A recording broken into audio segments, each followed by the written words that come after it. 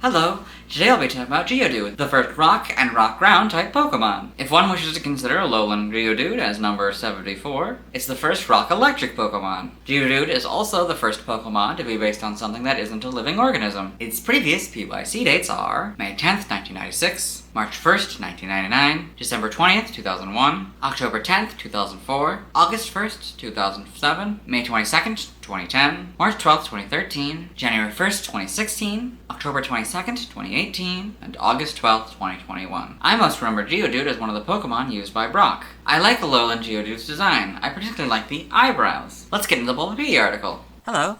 Today we'll be talking about Geodude, the rock Pokemon, whose number is 0074. This is Geodude, this is what it looks like. This is Alolan Geodude, that's what it looks like. Types, rock ground for non-Alolan Geodude, so you can see that here in the rock inside and ground outside. Alolan Geodude, it's rock electric. Abilities, for Geodude, rock head or sturdy.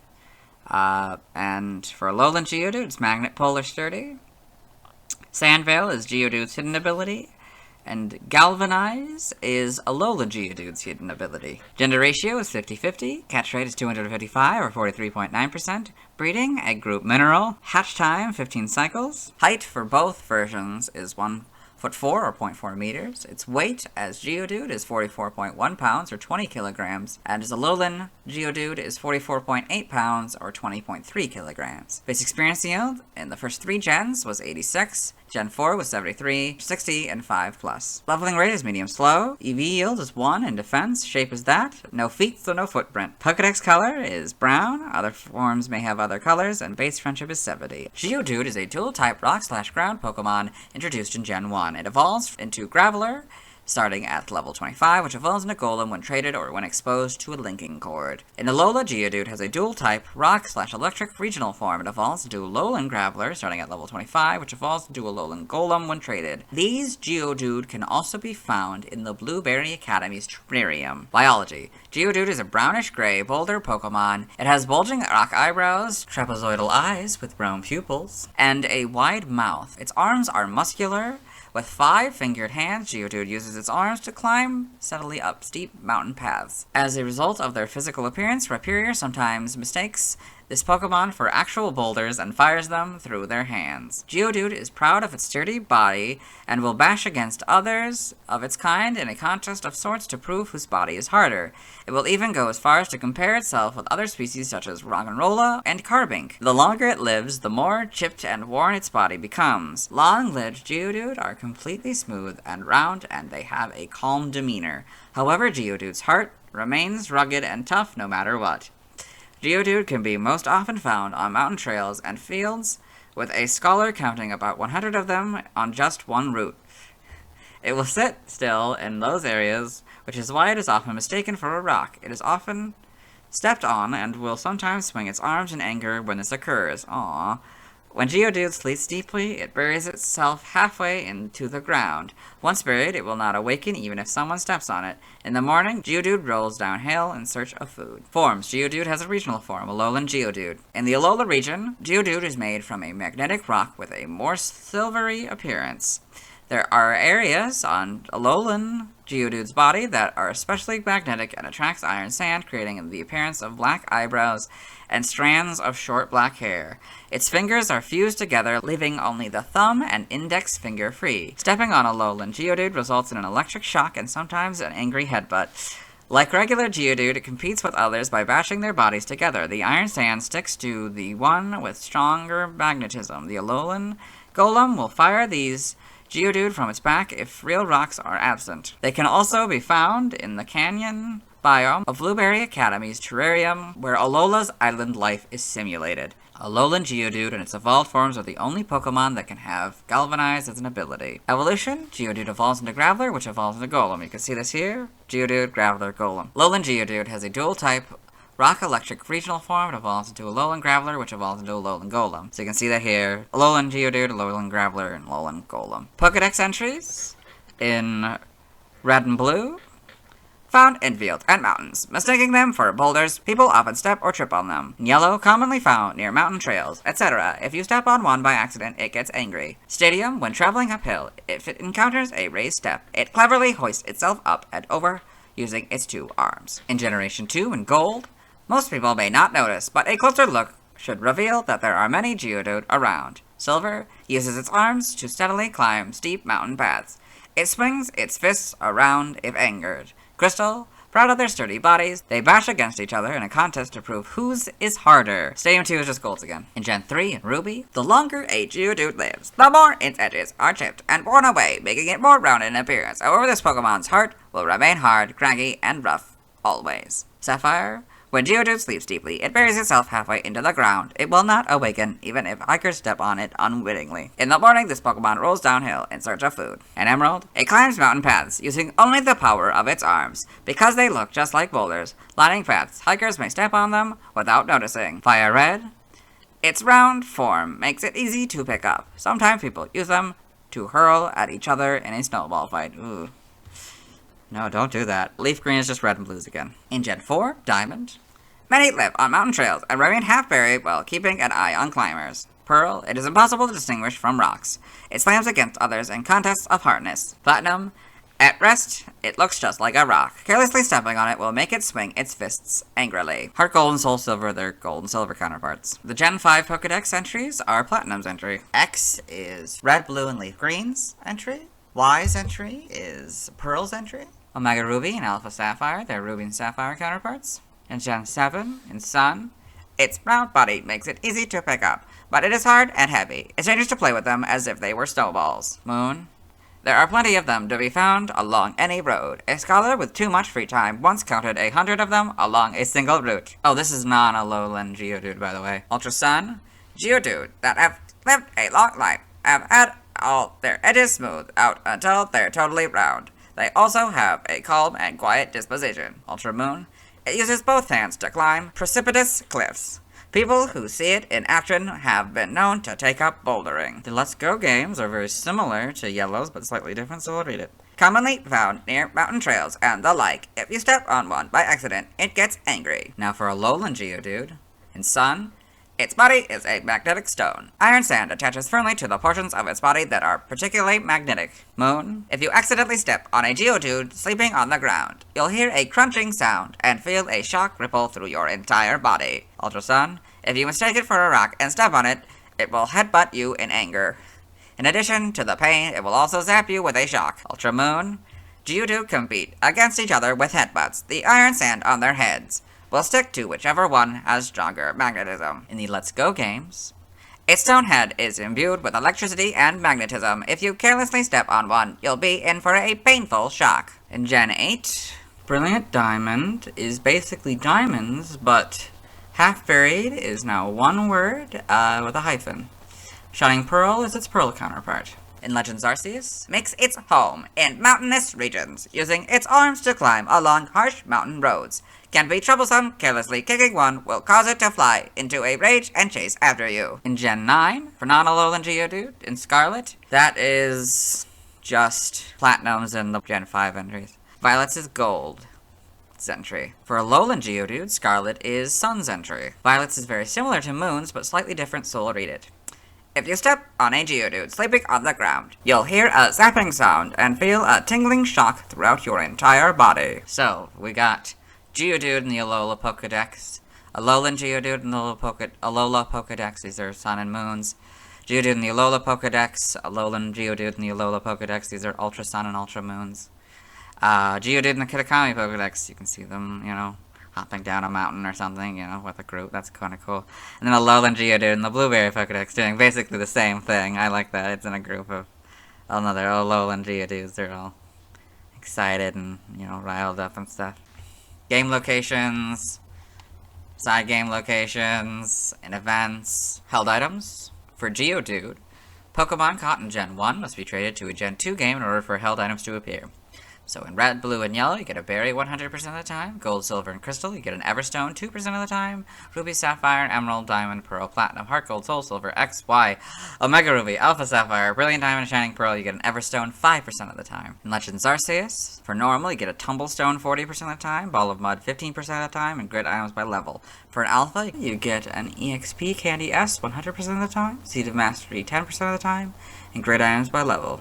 Still don't know how the math works. For Alolan Geodude in Sun and Moon, you get a cell battery 5% of the time. Stats, base stats, Geodude, HP 40, attack 80, defense 100, special attack 30, special defense 30, speed 20, for a total of 300. This Pokemon's special base stat in Gen 1 was 30, so Alolan Geodude has the same stats. Pokéthon stats, we got to see this a little earlier. I didn't really point it out though, but here's what the electric and rock box looks like together. That's pretty cool. Type effectiveness. We'll compare Geodude and Alolan Geodude. So, this one's damaged normally by Bug, Ghost, Psychic, Dragon, Dark, and Fairy. Those stay with for Alolan Geodude. It also has the addition of Rock, Steel, and Ice. Geodude is weak to Fighting, Ground, Steel, Water, Grass, and Ice for 2, except for Water and Grass, which are a 4. Alolan Geodude is weak to Fighting, Ground, Water, and Grass, all for double, except for Ground, which is 4. Geodude is immune to Electric for 0. This one's not immune to anything. Geodude is resistant to Normal, Flying, Poison, Rock, and Fire, all for half, except for Poison, which is a 4th. Alolan Geodude is resistant to Normal, Flying, Poison, Fire, and Electric, all for half, except for Flying, which is now a 4th. In the Geodude box here, we've got a note that says, if this Pokemon is given a ring target, the effectiveness of Electric-type moves is 1, so it would go from 0 to 1. Learn set by leveling up. For Geodude, 1, you get Tackle and Defense Curl, 6, Rock Polish, 10, Rollout, 12, Bulldoze, 16, Rock Throw, 18, Smackdown, 24, Self-Destruct, 28, Stealth Rock, 30, Rock Blast, 34, Earthquake, 36, Explosion, 40, Double Edge, and 42, Stone Edge. For Alolan Geodude, 1, you get Tackle and Defense Curl, 4, Charge, 6, Rock Polish, 10, Rollout, 12, Spark, 16, Rock Throw, 18, Smackdown, 22, Thunder Punch, 24, Self-Destruct, 28, Stealth Rock, 30, Rock Blast, 34, Discharge, 36, Explosion, 40, Double Edge, 42, Stone Edge. By TM, for Geodude, 1, Takedown, 5, Mudslap, 6, Scary Face, 7, Protect, 25, Facade, 28, Bulldoze, 35, Mudshot, 36, Rock Tomb, 43, Fling, 47, Endure, 49, Sunny Day, 51, Sandstorm, 55, Dig, 58, Brick Break, 66, Body Slam, 67, Fire Punch, 68, Thunder Punch, 70 Sleep Talk, 76 Rock Blast, 80 Metronome, 84 Stomping Tantrum, 85 Rest, 86 Rock Slide, 103 Substitute, 104 Iron Defense, 116 Stealth Rock, 125 Flamethrower, 133 Earth Power, 141 Fire Blast, 149 Earthquake, 150 Stone Edge, 171 Terra Blast, 179 Smackdown, 180 Gyro Ball, 186 High Horsepower, 192 Focus Punch, 204 Double Edge, 224 Curse. For Alolan Geodude, 1 Takedown, 5 Mudslap, 7 Protect, 23 Charge Beam, 25 Facade, 28 Bulldoze, 35 Mudshot, 36 Rock Tomb, 43 Fling, 47 Endure, 48 Volt Switch, 49 Sunny Day, 51 Sandstorm, 55 Dig, 58 Brick Break, 66 Body Slam, 67 Fire Punch, 68 Thunder Punch, 70 Sleep Talk, 76 Rock Blast, 82 Thunder Wave, 85 Rest, 86 Rock Slide, 103 Substitute, 104 Iron Defense, 116 Stealth Rock, 125 Flamethrower, 126 Thunderbolt, 133 Earth Power, 141 Fire Blast, 147 Wild Charge, 149 Earthquake, 150 Stone Edge, 166 Thunder, 171 Terra Blast, 173 Charge, 179 Smackdown, 180 Gyro Ball, 186 High Horsepower, 192 Focus Punch, 204 Double Edge, 210 Supercell Slam, 211 Electro Web, and 224 Curse. By breeding for Geodude, this group gives you Block, this group gives you Curse. Geodude gives you Dynamic Punch. This is a wild Terastallized Geodude and Oni's Maw. Sudowoodo gives you Flail. This group gives you Hammer Arm. The Beer Herb gives you Mega Punch. This group gives you Wide Guard. For Alolan Geodude, this group gives you Block. Sudowoodo gives you Counter. This group gives you Curse. TM Normal gives you Endure. I guess it's gotta be passed down from other Pokemon. Sudowoodo also gives you Flail. This group gives you Screech. This group gives you Wide Guard. And this group gives you Zap Cannon. Special moves for Geodude in the event Wild Terra Pokemon. You get the move Dynamic Punch. It's a physical fighting type move. Its power is 100. Accuracy is 50%, and PP is 5. Losing it, man. Side game data. This Pokemon Ranger in the browser entry. Geodude may be found lying on the ground. It has the power to crush small rocks. In Shadows of Olmia, It hurls stones to attack. In Guardian Signs, it triggers rockfalls to attack. Pokepark Wii, Pikachu's Adventure in the Pokepark Pad entry. Geodude can often be found playing in the Cavern Zone. They really enjoy Blaziken's Boulder Bash. In Pokepark 2, Wonders Beyond, they are Rhyperior's friends, but they are treated like his subordinates. It bothers them a bit. Aww. Got all this. New Pokemon Snap in the Photo Dex. When they're sleeping, Geodude looks so much like rocks that it's hard to even notice them. Apparently, they're proud of their hard bodies and compete with each other to see who's the toughest. Okay, we got a Alolan Geodude, all this information. Okay. Evolution data for Geodude. Geodude evolves into Graveler starting at level 25, which evolves into Golem when traded. In Pokemon Legends Arceus, Graveler can also evolve into Golem when exposed to a linking cord. So you got Geodude, 25, Graveler, all these things, both of the trading, linking cord, Golem. For Alolan Geodude, you got, Alolan Geodude, level 25, Graveler, trade, Golem. Sprites. Oh, right, these first sprites. They look interesting. Much different, than Yellow, these first couple, but kind of somewhat consistent. I kind of like that, the art style. But yeah, a little bit different, but this, arguably could be used for these two. Obviously, it doesn't work for this one at all, but it's interesting. Their first sort of attempts, and it's interesting they have like these rubber hose arms rather than the rock arms. 1, 2, 3, 4. Originally they had only 4 fingers. Or no, the thumb would be hidden. Never mind. Yeah, okay. They've always had 5 fingers. So then gold, they not quite the colors yet. But more rock-like, that's for sure. They did their best, I guess. So now the shiny is kind of this reddish brown. It's kind of cool. Yep. Yeah, it's more defined, I guess, on that one. Then this one, kind of back to the original green. For some reason, now that we got full color. This is now gold, that's interesting. That's, it's pretty much, it's not gonna change much. The details, of course, change as time goes on, but not much has really changed about this Pokemon. It's a very simple Pokemon, so. Oh, we get a Blackmouth in these first couple, Gen 2, we get to see the sort of Blackmouth inside, and, oh, Emerald, actually, you can see. So, like, Diamond actually introduces the sort of gray color, or Gen 4 does anyway. And so we can see here, the mouth, its tongue is the same color as its body, but now it's a red mouth. This is now even more kind of gold. Or yellow, almost, I don't know, it's yellow gold, I don't really know. Shiny gold, it's kind of like a shiny gold, I guess, color. What's the heart gold kind of color? I don't know. Anyway, so Gen 5, not much just different there. Gen 6, we get the models, pretty good. Like, it's not gonna probably be all that bad, because, like, what are they gonna, what are they gonna mess up, right? It's a pretty basic Pokemon. So then we got the first, Alolan sprites here, that's pretty cool, and we get to see it's kind of an orange. That's cool. Let's go Eevee. Let's go Pikachu. Not really much of a difference. Legends Arceus. See, this one's back to more of a paler gold, I guess. Then we got just pure gold again. Yep. That's pretty cool. Other sprites: Iggy in Pokemon Super Contests. Pebbles in Pokemon Super Contests, and Rocky in Pokemon Super Contests. I assume these are Pokemon you compete against in these contests. In the anime, we got Geodude and Alolan Geodude in the anime. That's kind of cool. You get to see them. That's cool. Brock's Geodude, that's the big one. Got all this. Yep. For Pokedex entries in Advanced Generations, Episode 16 in May's Pokedex. Geodude, the rock Pokemon. Geodude has incredibly high defensive power, making it virtually resistant to any physical attacks. In Diamond and Pearl, Episode 15, in Dawn's Pokedex, Geodude, the rock Pokemon. Geodude is often found on mountain roads, with half of its body buried in the ground, so it can observe mountain travelers. In Sun and Moon, Episode 32, in the Rotom Pokedex, Geodude, a Alolan form, the rock Pokemon, a rock and electric type. If you step on a sleeping Geodude, you'll hear a snap, and your body will go numb from its electrical discharge. In what I assume is Journeys, episode 51, and Go's Rotom Phone, Geodude, the rock Pokemon.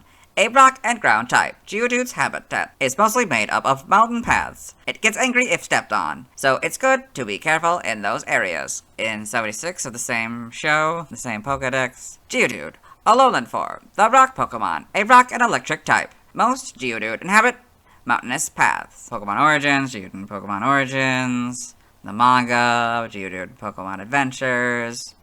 It's cool. Got all this. Yep. TCG and the TFG. Other appearances in Super Smash Bros. Melee. Geodude is the final Pokefloat to appear. As the unknown float around the top half of the screen, Geodude floats across the bottom with its arms outstretched, providing a solid base for fighting. After it leaves the screen, there will be no Pokefloats on the screen for a few seconds before Squirtle pops up and restarts the cycle. Super Smash Bros. Ultimate, Geodude appears as a spirit. Trivia: in the Japanese game Pokemon Blue, Geodude weighs 2 kilograms instead of 20 kilograms as it does in all other games. This has no mechanical significance as no game mechanics use weight in the handheld Gen 1 games. Geodude is similar to Roggenrola. Both are rock type, have Sturdy as one of their abilities, evolve at level 25, and reach their final forms when traded. Geodude's evolutionary line is the only 3-stage evolutionary line in which all members have a regional form. A lowland Geodude has the lowest base special attack stat of all electric-type Pokemon. Lowland Geodude and its evolutionary relatives were designed by Hideyoshi Ariga. Burmy, Wormadam, Mothim, Geodude, Graveler, and Golem are the only Pokemon in all 5 Hisui Pokedex sublistings. I don't know what that means, but okay. Origin: Geodude is based on a living rock or boulder, and thus it may be based on an earth elemental creature like Golem. Yeah, I would guess so. A lowland Geodude seems to have dark structures made of piezoelectric crystals or magnetite, a subset of iron ore known for its black crystalline appearance and magnetic properties. This iron ore takes shape of Geodude's eyebrows. Its electric type may also be a pun on thunder eggs. I don't know what that is, but it's probably a rock, I'm gonna guess. Name origin: Geodude is a combination of Geo, prefix for earth, and dude, slang word for a male person. It may also involve geode, hollow rock with crystals lined inside. Ishitsubute is a combination of Ishi stone and Subute throwing stones. Other languages, related articles, references, external links, lowland forms. Let's move on. Now let's watch Geodude's first scene in the anime. Hello, and welcome to the anime portion of the video. Today we are watching episode 5, Showdown in Pewter City. In this episode, Ash, the main character, and his Pokemon companion Pikachu have challenged Brock, the gym leader in Pewter City, to a battle, and Brock is about to release his Geodude. Yeah. I'll start with... That's Brock. Geodude, go! So that's Geodude's first scene in the anime. Let's move on. Now let's watch Geodude's scene in Detective Pikachu. Hello and welcome to the Detective Pikachu portion of the video, or as I'd like to call it, Detective Geodude, as is only the frames with Geodude. In this point in the film, Tim Goodman, the main character, is watching a film introducing him to Rhyme City, and it's currently talking about how Pokemon in the past were used for the common good. So you can see the Geodude here, and then there's also a few Geodude in here, those little symbols. For the common good. Yep. Okay, that was it. Let's move on. Now let's see why people love Geodude. Now let's look at fan art. Hello and welcome to the fan art section of the video. Nobody sent in fan art, so instead we're looking at TV art fan art. For those of you familiar with the series, might be wondering why we're looking at the single image, and that's because this is the only image we'll be doing today. So this is Geodude Family by AJ Kent 14Z. This is Alnian Igneous Geodude Family. So we've got it's rock fire. So we've got sort of lava rock here, and then with a little bit of magma / lava, and then you get it evolving into Graveler here. That's pretty cool, and then Golem. That's also pretty cool. Get to see. Well, now it has 4 arms. That's pretty cool. Which makes sense given that this one also has 4 arms. Yeah, and it's a really cool design. Let's move on. Thanks to everyone who submitted fan art. I won't be streaming tonight as I need to wait until I talk about Snorlax before I can catch the Geodude. As for a lowland Geodude, I'll have to wait until I've talked about the Gen 7 Pokemon to get back to that one. Tomorrow I'll be talking about Graveler. As always, this is my proper outfit and you'll see me tomorrow. Hello!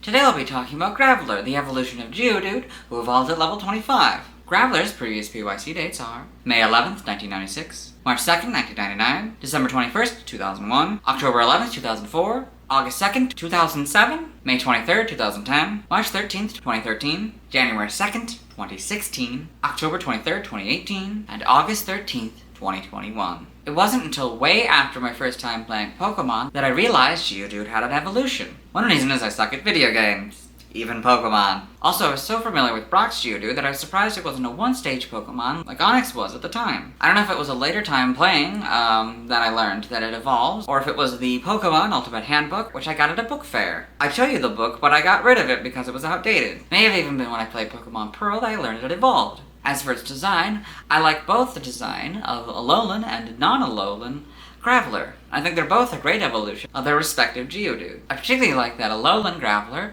has pieces of gold, making it not just a rock. Let's get in the Bulbapedia article. Hello and welcome to the Bulbapedia section of the video. Today we'll be talking about Graveler, the rock Pokemon, whose number is 0075. This is Graveler, this is what it looks like. This is Alolan Graveler, this is what it looks like. Its types are Rock Ground for non-Alolan Graveler, and Rock Electric for Alolan Graveler. Its abilities as non-Alolan Graveler is Rock Head or Sturdy, and as Alolan Graveler is Magnetic Pull or Sturdy. Sand Veil is non-Alolan Graveler's hidden ability, and Galvanize is Alolan Graveler's hidden ability. Gender ratio is 50-50, catch rate is 120 or 24.9%. Breeding is egg group mineral, hatch time 15 cycles. Their height, as both of them, is 3'3" or 1 meter. Its weight as non-Alolan Graveler is 231.5 pounds or 105 kilograms. As a Alolan Graveler, it's 242.5 pounds, or 110 kilograms. Base experience yield is 134 in the first 4 gens, and 137 5+. Leveling rate is medium slow, EV yield is 2 in defense. Shape is that, footprint is that. Pokedex color, brown, other forms may have other colors. I'm not sure I agree with it being brown. I mean, I know I didn't even mention this for Geodude either. Yesterday, but some interpretations I think have these two being brown, but I don't know, at least the current art is less brown, more gray, I'd say. This one maybe is a little bit more brown, but yeah, I don't know. Base friendship is 70. Graveler is a dual-type rock/ground Pokemon introduced in Gen 1. It evolves from Geodude starting at level 25 and evolves into Golem when traded or when exposed to a linking cord. In Alola, Graveler has a dual-type rock-electric regional form. It evolves from Alolan Geodude starting at level 25 and evolves into Alolan Golem. When traded, these Graveler can also be found in Blueberry Academy's terrarium. Biology: Graveler is a bipedal boulder Pokemon. Its round body is covered with small bumps and has a rocky crest above its small eyes and mouth. It has 4 arms, each with a 3-fingered hand. The second pair of its arms is typically kept tucked under its chest.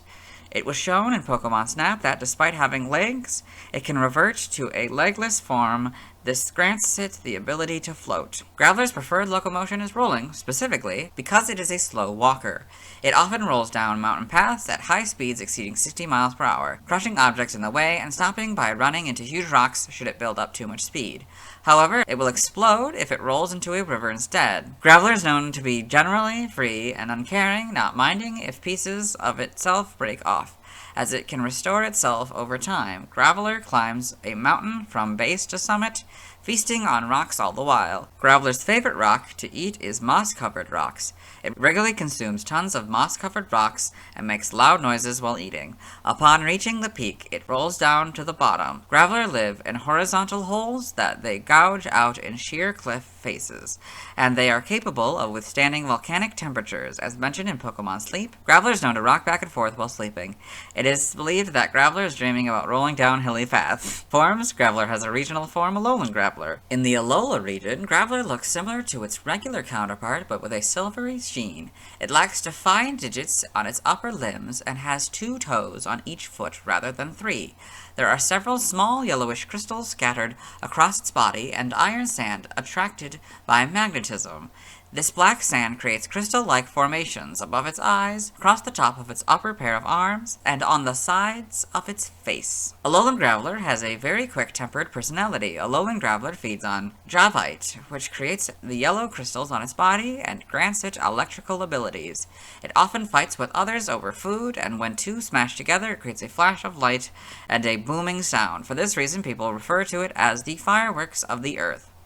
Similar to its Cantonian counterpart, Alolan Graveler rolls down mountain paths. However, instead of flattening obstacles as it rolls, it sends them flying by zapping them with electricity. They can also be found in the canyon biome of Blueberry Academy's Terraria, where Alola's island life is simulated. Alolan Graveler and its evolutionary relatives are the only known Pokemon that can have Galvanize as an ability. Evolution, Graveler evolves from Geodude and evolves into Golem, so you can see that here, Geodude, Graveler, Golem. Alolan Graveler has a dual type, rock/electrical regional form. It evolved from Alolan Geodude and evolves into Alolan Golem. You can see that here. Alolan Geodude, Alolan Graveler, and Alolan Golem. Game data, NPC appearances. Pokemon Mystery Dungeon, Red Rescue Team, and Blue Rescue Team. 2 Graveler are members of Team Rumble Rock. Pokemon Mystery Dungeon, Explorers of Sky. At the start of the special episode, here comes Team Charm. A Graveler is about to claim some treasure in an old set of ruins, but is beaten to it by Team Charm. Aww. Pokedex entries in Gen 1, Red and Blue.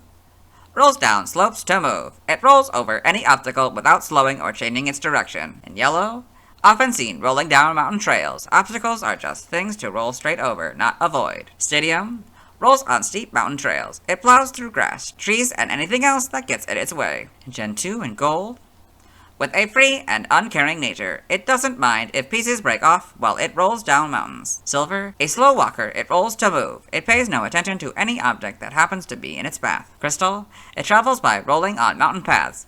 If it gains too much speed, it stops by running into huge rocks. Stadium 2 is just Golden entry. Gen 3, in Ruby, Graveler grows by feeding on rocks. Apparently, it prefers to eat rocks that are covered in moss. This Pokemon eats its way through a ton of rocks on a daily basis. Sapphire, rocks are Graveler's favorite food. This Pokemon will climb a mountain from the base to the summit, crunchily feasting on rocks all the while. Upon reaching the peak, it rolls back down to the bottom. Emerald, they descend from mountains by tumbling down steep slopes. They are so brutal, they smash aside obstructing trees and massive boulders with thunderous tackles. Fire Red, be careful while hiking on mountain trails. Graveler may come rolling down the path without slowing. Leaf Green is just Red and Blues again. In Gen 4 and Diamond, Graveler make their homes on sheer cliff faces by gouging out numerous horizontal holes. Pearl, it tumbles down slopes, heedless of any body parts chipping off. It eats a ton of rocks daily. Platinum, it rolls on mountain paths to move. Once it builds up momentum, no Pokemon can stop it without difficulty. Heart Gold and Soul Silver are their Gold and Silver counterparts. The Gen 5 Pokedex entries are Platinum's entry. In Gen 6, X is the Gold entries. Y is Red, Blue, and Leaf Greens. Omega Ruby and Alpha Sapphire, their Ruby and Sapphire counterparts. In Gen 7 for non-Alolan Graveler. In Sun, mossy rocks are its favorite food. It can devour a ton a day while crunching loudly. Moon, this slow-footed Pokemon moves by curling up and rolling instead of walking. With enough momentum, its speed can exceed 60 miles per hour. Ultra Sun, it climbs up cliffs as it heads towards the peak of a mountain. As soon as it reaches the summit, it rolls back down the way it came. Ultra Moon, it travels by rolling down cliffs. If it falls into a river, it will explode with its last gasp. That's not great. The Let's Go games are just Yellow's entry. For Alolan Graveler, Sun, its preferred food is Dravite.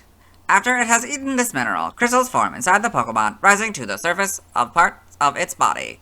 Moon, they eat rocks and often get into a scrap over them. The shock of Graveler smashing together causes a flash of light and a booming noise. Ultra Sun, when two Graveler fight each other, it fills the surroundings with flashes of light and sound. People call it the fireworks of the earth. Ultra Moon, Graveler's entire body is tinged with electricity due to the stones it likes to eat. It's very quick-tempered. Apparently it's not Gold. In the Let's Go games, when it comes rolling down a mountain path, anything in its way gets zapped by electricity and sent flying. In Gen 8, Brilliant Diamond and Shining Pearl are their Diamond and Pearl counterparts. In Legends Arceus, dwells in holes dug into sheer walls of stone. It enjoys rolling down slopes as though it were a boulder during a rockfall, so keep an eye upward while traversing mountain roads. In Gen 9, Scarlet is the silver entries. Violets, moss-covered rocks are Graveler's favorite food. It consumes over a ton of them a day, crunching loudly while it eats. For Alolan Graveler, Scarlet is very similar to Moon's entry, but slightly different, so we'll read it. They eat rocks and often get into a scrap over them. The impact of Graveler smashing together causes a flash of light and a booming noise. Violet is very similar to Ultra Moon's, but slightly different, so we'll read it. Graveler's entire body is electrically charged due to the stones it likes to eat. It is a very quick-tempered Pokemon. We've got Graveler in the Alola Pokedex, Alolan Graveler in the Alola Pokedex, Graveler in the... oh yeah, that's for Sun and Moon. Then Graveler in the Alola Pokedex, and Alolan Graveler in the Alola Pokedex, and Ultra Sun and Ultra Moon. Then we've got Graveler in the Kitakami Pokedex, so it's, you know, it's rolling down. You got a bunch of them rolling down the hill here. Then we got Alolan Graveler in the Blueberry Pokedex, just hanging out in a cave. I don't know if this one's kind of giving this one a side eye, is what it looks like. Yeah. Game locations. Side game locations. Held items. For Graveler, Pokemon caught in Gen 1 must be traded to a Gen 2 game in order for a held item to appear. In Red, Blue, and Yellow, you get a Berry 100% of the time. Gold, Silver, and Crystal, you get an Everstone 2% of the time. Ruby and Sapphire, you get an Everstone 5% of the time. Fire Red and Leaf Green, you get a Hearthstone 5% of the time.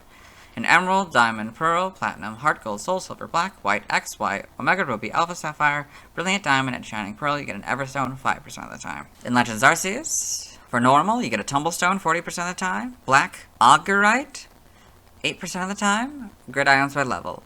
In Alpha, you get XP Candy M 100% of the time, Seed of Mastery 20% of the time, and grid items by level. Alolan Graveler in Sun and Moon, you get a Cell Battery 5% of the time, Rockium Z as an in-game trade 100% of the time. In Ultra Sun and Ultra Moon, you get a Cell Battery 5% of the time. Stats, base stats for Graveler: HP 55, Attack 95, Defense 115, Special Attack 45, Special Defense 45, Speed 35, for a total of 390. This Pokemon's special base stat in Gen 1 was 45. Alolan Graveler has the same stats. Pokéthon stats. For type effectiveness, we'll compare Graveler and Alolan Graveler.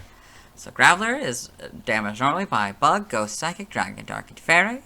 All of those are the same, but we also add Steel, Psychic, and Rock for Alolan Graveler. Graveler is weak to Fighting, Ground, Steel, Water, Grass, and Ice, all for double except for Water and Grass, which is 4. Alolan Graveler is weak to Fighting, Ground, Water, and Grass, all for double except for Ground, which is 4. Graveler is immune to Electric, while Alolan Graveler is immune to nothing.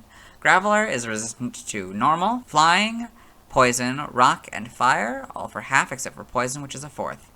And Alolan Graveler is resistant to Normal, Flying, Poison, Fire, and Electric, all for half, except for Flying, which is a 4th. In the Graveler box, notes: if this Pokemon is given a ring target, the effectiveness of Electric-type moves is 1, so it would go from 0 to 1. For Learn Set, by leveling up, for Graveler, we'll go down to 25. 30, Stealth Rock, 34 Rock Blast, 40 Earthquake, 44 Explosion, 50 Double Edge, and 54 Stone Edge. For Alolan Graveler, same thing. Stealth Rock, 30, 34 Rock Blast, 40 Discharge, 44 Explosion, 50 Double Edge, 54 Stone Edge.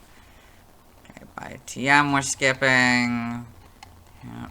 By Breeding we're skipping. For Prior Evolution for Graveler, you can get Gyro Ball from Geodude. Let's see, from prior to version 3, I guess. So I guess you can't get that anymore. It's a physical Steel-type move, by the way. Its accuracy is 100, and its PB, haha, is 5. Nothing for Alolan Graveler. Side game data for Graveler. Okay. In Pokemon Ranger, in the browser entry, Graveler sometimes hides as a boulder. It can break things by hurling rocks. Shadow's Volmia, it hurls rocks and stones to attack. Guardian Signs, it triggers rock falls to attack. Okay, got all this. New Pokemon Snap, in the Photodex entry, I'm sure you spotted Graveler curled up and rolling all over the place. It's such a resilient Pokemon, it can even withstand the heat of the volcano's lava. Alolan Graveler, I got this. Okay. Evolution data. Graveler. Graveler evolves from Geodude, starting at level 25, and evolves to Golem when traded. Pokemon Legends Arceus. Graveler can also evolve into Golem when exposed to a linking cord, so level 25, trade, linking cord, yeah. Alolan Graveler, same basic thing, just without the linking cord now. Sprites. Okay. Okay, yeah, that makes sense. These make sense. You know, I've never seen these before. I mentioned that in the main video, how I never got to see Graveler before, in the original, so. Yeah, so these are interesting. These make sense as logical continuations. You can actually kind of see the crest starting to form here. You can see, you know, rock hands. It's actually kind of cool. This is more, you know, obviously the one we're more familiar with. So these work for this, I think, pretty well. I mean, obviously it was designed for this one, but it might probably work well for that one. It's kind of unclear. So it has 3 fingers at this point. Or the 4 maybe? It looks like maybe 4 on this hand and 3 on this hand? I don't know. It seems just to be 3 on this one, so I don't know. But yeah, 3 fingers. That one obviously doesn't work for this one. Gold. Getting closer, not quite the right colors, but now we have the right, like, shape. 3 fingers. Looks like still like 4 fingers, which is interesting. Yeah, okay. 3 fingers, 3 fingers. Yeah, 3 fingers, I think. Sorry. So it probably keeps just, yeah, 3 fingers universally. So, yeah, we got all that. Yep. I got a standing. That's pretty cool. Probably more refined. No image here. That's closer to what I know, like that pose, I guess. So, yeah. And the mouth is red. So, oh, yeah, so it's not... So you can see here that the mouth, the tongue is the same color, kind of like Geodude. We saw that yesterday. Also, this shiny is the sort of rock. This is kind of orangish rock. And then now it's actually a brown. I believe it's different than Geodude's. I think it was still, I don't know, maybe it wasn't like gold yet. But yeah, so yeah, you got all that. You can see the hands all together. And you see the back. So yeah, the red mouth replaces that. So this is the one I'm more familiar with, the diamond and pearl one. So this is the sort of, this is now a dark, kind of, sort of, almost a dark gold, I guess, sort of, maybe combining, but, yeah, so, yeah, I'm much more familiar with this one. Yep, we got, yep, black and white, not really much of a difference. Then we got the models now. So these, I mean, they're kind of different, like, particularly the hands are different, because they had to, like, actually make them 3D, and I guess they didn't really quite work the same way, so, yeah, that's what they look like now. And, you know, this is a lot bigger, I think. But it's still pretty faithful, I'd say, adaptation, although it's interesting. I don't know. So now it's kind of a brown, it's kind of almost, I don't know, it's not the same dark gold, but it does seem like a dark gold. So then we got Sun and Moon. Look like they might be a little better quality in this gen. Yeah, still kind of a dark gold, but no, this is, yeah, the dark brown that we got in the Geodude one. I think it was the same color, which makes sense. Then we got the Let's Go games here. Now they're all 3D modeled and nice, and yep, we got this. Legend Arceus, that's kind of cool. So now it's sort of a lighter gold, sort of the back to that sort of dark gold color, I guess. Then we got just kind of gold now, and orange. Okay, in the anime, Graveler in the anime, Alolan Graveler in the anime with a couple Alolan Geodude, that's cool. Yep, we got all this. Pokedex entry in Sun and Moon, episode 95 in the Rotom Pokedex. Graveler, Alolan form, the rock Pokemon, a rock and electric type, the evolved form of Geodude. Graveler like to eat rocks and are known to get into fights. Pokemon Evolutions, the manga, Graveler in Pokemon Adventures, Alolan Graveler in Pokemon Adventures.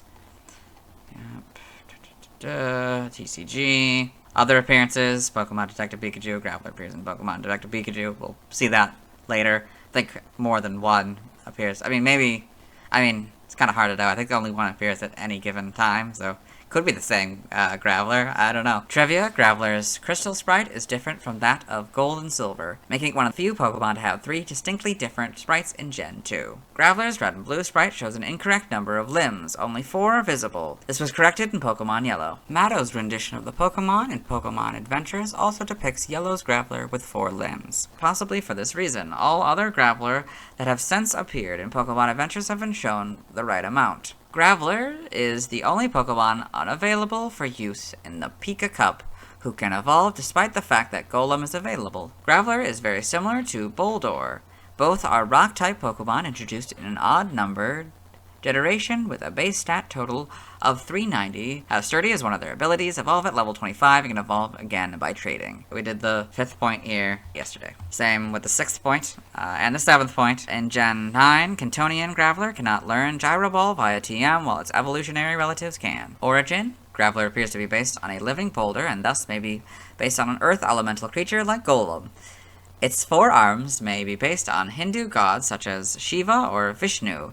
It could also have been inspired by Tsuchikorobi, a Japanese yokai known as the Tumbling Monster, for its habit of rolling over travelers and crushing them, as Graveler does. A lowland Graveler seems to have dark structures made of piezoelectric crystals or magnetite, a subset of iron ore known for its black crystalline appearance and magnetic properties. This iron ore takes shape of Graveler's eyebrows. The golden gems may also be inspired by piezoelectric materials or by amber and its electrostatic characteristics. This could also be an allusion to that, ancient Greek for amber. Name origin, Graveler may be a combination of gravel and traveler.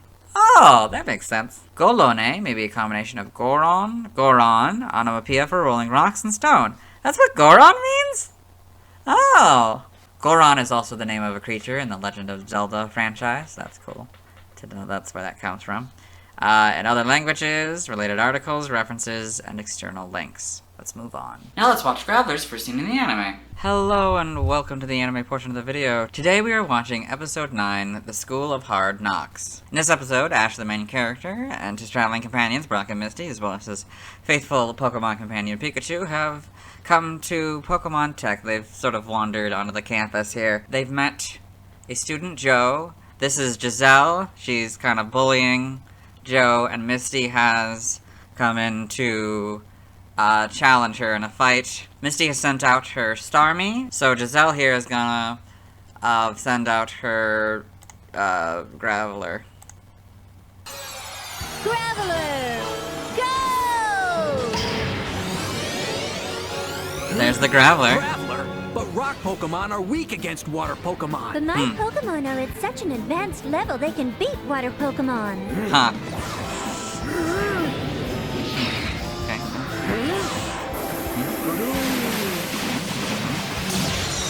Oof. That's okay. Huh. So yeah, that's Graveler's first scene in the anime. Let's move on. Now let's watch Graveler's scenes in Detective Pikachu. Hello and welcome to the Detective Pikachu portion of the video, or as I like to call it, Detective Graveler, as it's only the frames with Graveler to the best of my ability, and that's especially true today because for some reason my copy of Detective Pikachu isn't working. So I've compiled clips of the past. I apologize if like the audio gets a little off or anything. I did my best to try to get as many of the Graveler scenes as I could. So at this point in the film, Tim Goodman, the main character, has met Detective Pikachu, a talking Pikachu, and Lucy, and her Psyduck. She's an intern at this news station here. They've found a chemical called the R-gas. They're going to talk to her about it. And, well, we're not going to see that scene, right? There's the Graveler right in the background here. Okay. You found yourself? So, she was talking about how Tim found himself a Pokemon partner in Detective Pikachu because he didn't have one. Anyway, so we've cut to much later in the film. They've tracked the R-gas to this underground fight club. Gengar is battling a Blastoise. There is a Graveler in the background. I think around here. It's kind of hard to tell. Or maybe over here. I don't know. But it's kind of hard to tell because these are blocking this. But, yeah, so. Yes. Okay, so now, cut to a little later. Detective Pikachu is about to face a Charizard, the owner's Charizard, to find out more about the disappearance of Tim's father, Harry Goodman, whom they're looking into as well. That, like, the R-gas connects to his disappearance. Yeah. So there's one over here. It's kind of hard to tell with all the lights being like this, but it's Just doing some light stretching. over Never here. want to go into these things tight. Okay, so that's the they're having the battle. So Hit also, so you can kind of see the eyes here. It also has the R-gas, so R-gas makes the Pokemon go crazy. That'll be more important when we get the next few things here. So it's kind of down here more. Graveler, yeah, you can kind of see it now. Okay, so in that scene, Detective Pikachu couldn't use his powers, so Tim interfered but the owner stepped in to get Tim out of that because it's a dangerous situation. But he had a bunch of vials of our gas in his coat. He fell. Now all the Pokemon in this arena are going crazy. See them battling, and yeah, that's it. Hope you enjoy. Let's move on. Now let's see why people love Graveler. Now let's look at fan art. Hello and welcome to the fan art section of the video. Nobody sent in fan art, so instead we're looking at DeviantArt fan art. For those of you familiar with the series, you might be wondering why we're on this single image, and that's because this is the only image we'll be doing today. This is day 474, Kanto 074, 075, 076 by Cryptid Creations. Geodude here, Graveler and Golem, how they're kind of redesigned to be more like the ground rock, with a little bit of grass on top. That's pretty cool. It's very, stylized. It's very nice. Yeah. All angry and, yeah. That one's also angry. This one's not angry, which is interesting. Yeah, so that's it. Let's move on. Thanks to everyone who submitted fan art. I won't be streaming tonight as I need to wait until I talk about Snorlax before I can evolve Geodude into Graveler. As for Alolan Graveler, I'll have to wait until I've talked about the Gen 7 Pokemon to get back to that one. Tomorrow I'll be talking about Golem. As always, this isn't my proper outfit, and you'll see me tomorrow. Hello, today I'll be talking about Golem.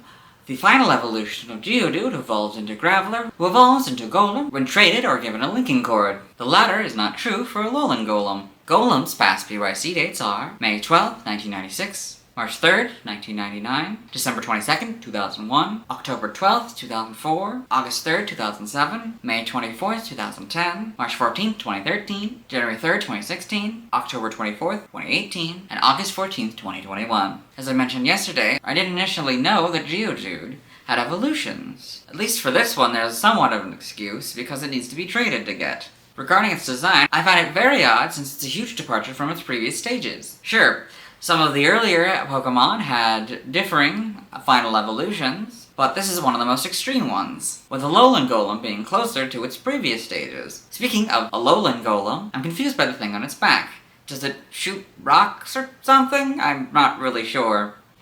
Anyway, let's get to the Bulbapedia article. Hello and welcome to the Bulbapedia section of the video. Today we'll be talking about Golem, the Magneton Pokemon, whose number is 0076. Golem here, and Alolan Golem here. Types for non-Alolan Golem, you got Rock and Ground. For Alolan Golem, you get Rock and Electric. Abilities: Rock Head or Sturdy for non-Alolan Golem. For Alolan Golem, you get a Magnet Pull or Sturdy. Sandveil is Golem's hidden ability, and Galvanize is Alolan Golem's hidden ability. Gender ratio is 50-50, catch rate is 45 or 11.9%, breeding a group mineral, hatch time 15 cycles. Golem is 4'7" or 1.4 meters, and 661.4 pounds or 300 kilograms. Alolan Golem is 5'7" or 1.7 meters, and 696.7 pounds or 316 kilograms. Base experience yield is 177 in the first 4 gens, and 223 in 5+. Leveling rate is medium slow, EV yield 3, all in defense. Shape is that, footprint is that, Pokedex color is brown, other forms may have other colors, and base friendship is 70. Golem is a dual-type rock-ground Pokemon introduced in Gen 1. It evolves from Graveler when traded or when exposed to a linking cord. It is the final form of Geodude. In Alola, Golem has a dual-type rock/electric regional form. It evolves from Alolan Graveler when traded. It is the final form of Alolan Geodude. These Golem can also be found in Blueberry Academy's terrarium. Biology: Golem is a bipedal tortoise-like boulder Pokemon with a spherical body covered by a shell of plated green rocks. Its body is so hard that even dynamite cannot scratch it. Its head protrudes from the center of the shell. Its head has a flat snout with 2 pointed teeth in the lower jaw and red eyes. It has short arms that have 3 claws and 2 legs with feet that have 4 claws in front and 1 in back. The head and limbs are light brown. Golem grows bigger by shedding its skin once a year. The discarded shell immediately hardens when exposed to air, crumbling away and returning to the soil. Farmers are known to collect Golem's shells. Golem soil is spread across fields to promote crop growth. However, it stops shedding with age and moss grows over its shell. As shown in the Pocket Monsters Cardist trading cards, Golem's shell is hollow. As shown in the Bridge Bike Gang, Golem can withdraw its head and limbs into its shell and roll at high speed. It is dangerous when doing this, as it is unable to see and may crash into or run over anything in its path. To prevent it from rolling into the homes of people, downhill grooves are dug into the side of the mountains to divert the rolling golem's course. It is seldom seen in the wild, however can be found in mountainous regions. Golem are known to detonate their own body. It uses this explosive force to jump from mountain to mountain. As mentioned in Pokemon Sleep, Golem is known to occasionally sleep upside down. It is believed that Golem rocks itself into a deep slumber similar to a cradle. However, there's a chance a sleeping Golem may roll into anyone nearby it. Hence, it's best to stay clear of Golem while it sleeps. Golem, with its head and limbs withdrawn into its shell, an empty Golem shell, and Golem moments before exploding. That's pretty cool. Forms: Golem has a regional form, Alolan Golem. In the Alola region, Golem has shorter forearms and 2 claws. The feet have only 2 claws as well. Its face attracts iron sand, creating the appearance of a mustache, eyebrows, and a large black beard. Jutting out of the top of its body are 2 large black rocks with a smaller rock in between, forming the shape of a cannon. On the inner edge of the larger rocks are 3 golden dots. The cannon prevents them from easily rolling into a ball like its Cantonian variant. Alolan Golem has a grumpy and stubborn personality. Should anyone make Alolan Golem upset, it will roar with a voice similar to a thunder, discharging electricity from its body at the same time. Alolan Golem is capable of firing the small rock by using magnetism. The rock will be electrically charged, creating shocks across the whole area of impact. Numbness and fainting can occur with even a glancing blow. If rocks are not available, it will fire nearby Geodude instead. They can also be found in the canyon biome of Blueberry Academy's terrarium, where Alola's island life is simulated. Alolan Golem and its pre-evolved forms are the only known Pokemon that can have Galvanize as an ability. You can see here an Alolan Golem preparing to fire an Alolan Geodude. It seems pretty, okay with it. The Geodude. An Alolan Golem without iron sand on its face. It just kinda basically looks like, yeah, the other one. That makes sense. So this is different. We get to see them side by side rather than, usually they're on top of each other. I don't know if this is something they're trying out, or this is just something new that's been that they just did. I don't know. But anyway, evolution. Golem evolves from Graveler and is the final form of Geodude. You can see that here, Geodude, Graveler, Golem. Alolan Golem has a dual type rock/electric regional form. It evolves from Alolan Graveler and is the final form of Alolan Geodude. So you can see Geodude, Graveler, Golem. How similar they are, how slightly different they are. Game data, NPC appearances, Pokemon Mystery Dungeon. Golem is the leader of Team Rumble Rock, a normal rank rescue team. It joins a new team designed to travel through Magma Cavern, but is defeated. Rumble Rock. We mentioned that yesterday. That's a couple Graveler won that. That's interesting. Pokemon Magikarp Jump. Golem may appear during training as part of the Golem Push training session. The player's Magikarp pushes it to earn JP. Don't know what that means, but okay. I guess jump points, probably. Pokedex entries in Gen 1, in red and blue. Its boulder-like body is extremely hard. It can easily withstand Dynamite Blast without damage. In yellow, once it sheds its skin, its body turns tender and whitish. Its hide hardens when it's exposed to air. Stadium, its body, which weighs over 660 pounds, or 300 kilograms, is as hard as stone. It grows bigger by shedding its skin once a year. Gen 2, in gold, it sheds its skin once a year. The discarded shell immediately hardens and crumbles away. Silver, it is capable of blowing itself up. It uses this explosive force to jump from mountain to mountain. Crystal, its rock-like body is so durable, even high-powered dynamite blasts fail to scratch its rugged hide. Stadium 2 is just golds again. In Gen 3 and Ruby, Golem live up on mountains. If there is a large earthquake, these Pokemon will come rolling down off the mountains on moss to the foothills below. In Sapphire, Golem is known for rolling down mountains to prevent them from rolling into the homes of people downhill. Grooves have been dug into the sides of mountains to serve as guideways for diverting this Pokemon's course. In Emerald, it is said to live in volcanic craters on mountain peaks.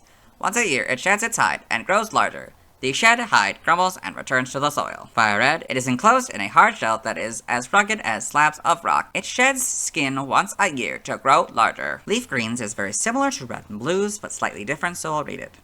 Its boulder-like body is extremely hard. It can easily withstand dynamite blasts without taking damage. In Gen 4 and Diamond, it shed its hide once a year. Its boulder-like body is so tough even dynamite can't harm it. Pearl, it tumbles down mountains, leaving grooves from peak to base. Stay clear of these grooves. Platinum, even dynamite can't harm its hard, boulder-like body. It sheds its hide just once a year. Heart Gold and Soul Silver are their gold and silver counterparts. In Gen 5, Black and White is Platinum's entry. Black 2 and White 2 are basically the same entry, but there's a hyphen between Boulder and Like. In Gen 6, X is Pearl's entry. Y's is Black 2 and White 2's entry. Omega Ruby and Alpha Sapphire, their Ruby and Sapphire counterparts. In Gen 7, for non-Alolan Golem, for Sun, its body can survive dynamite blasts without a single scratch, but it hates rain and humidity. Moon, once a year this Pokemon bolts, and its shell returns to the soil. This process creates enriched soil, so farmers collect the shells. Ultra Sun, when Golem grows old, they stop shedding their shells. Those that have lived a long, long time have shells green with moss. Ultra Moon, it detonates its own body. The power of that explosion can propel it up steep mountain paths with amazing speed. The Let's Go Games entry is Yellow's entry. Now for Alolan Golem, in Sun, it fires rocks charged with electricity. Even if the rock isn't fired that accurately, just grazing an opponent will cause numbness and fainting. In Moon, because it can't fire boulders at a rapid pace, it's been known to seize nearby Geodude and fire them from its back. Ultra Sun, it's grumpy and stubborn. If you upset it, it discharges electricity from the surface of its body and growls with a voice like thunder. Ultra Moon, it shoots large rocks that are charged with electricity. Tremendous electric shocks are flung out across the whole area of impact. In the Let's Go games, it uses magnetism to accelerate and fire off rocks, tinged with electricity. Even if it doesn't score a direct hit, the jolt of electricity will do the job. In Gen 8, Brilliant Diamond is basically diamonds, but Boulder-like is has a hyphen between Boulder and Like, and Shining Pearls is just pearls. Legends Arceus, the rock-like shell, is shed each year. The cast-off shell then crumbles, reverting to a mass of soil, which can be spread across fields to promote crop growth. In Gen 9, for non-Alolan Golem, Scarlet is Fire Red's entry. In Violet, it deliberately blows itself up, then uses the explosive force to jump from mountain to mountain. For Alolan Golem, Scarlet is Ultra Sun's, and Violet's is Sun's entry. Golem in the Alola Pokedex in Sun and Moon. Alolan Golem in the Alola Pokedex in Sun and Moon. Golem in the Alola Pokedex in Ultra Sun and Ultra Moon, and Alolan Golem in the Alola Pokedex in Ultra Sun and Ultra Moon. So then we got Golem in the Kitakami Pokedex. You can see it kind of rolling around, one in the background rolling around.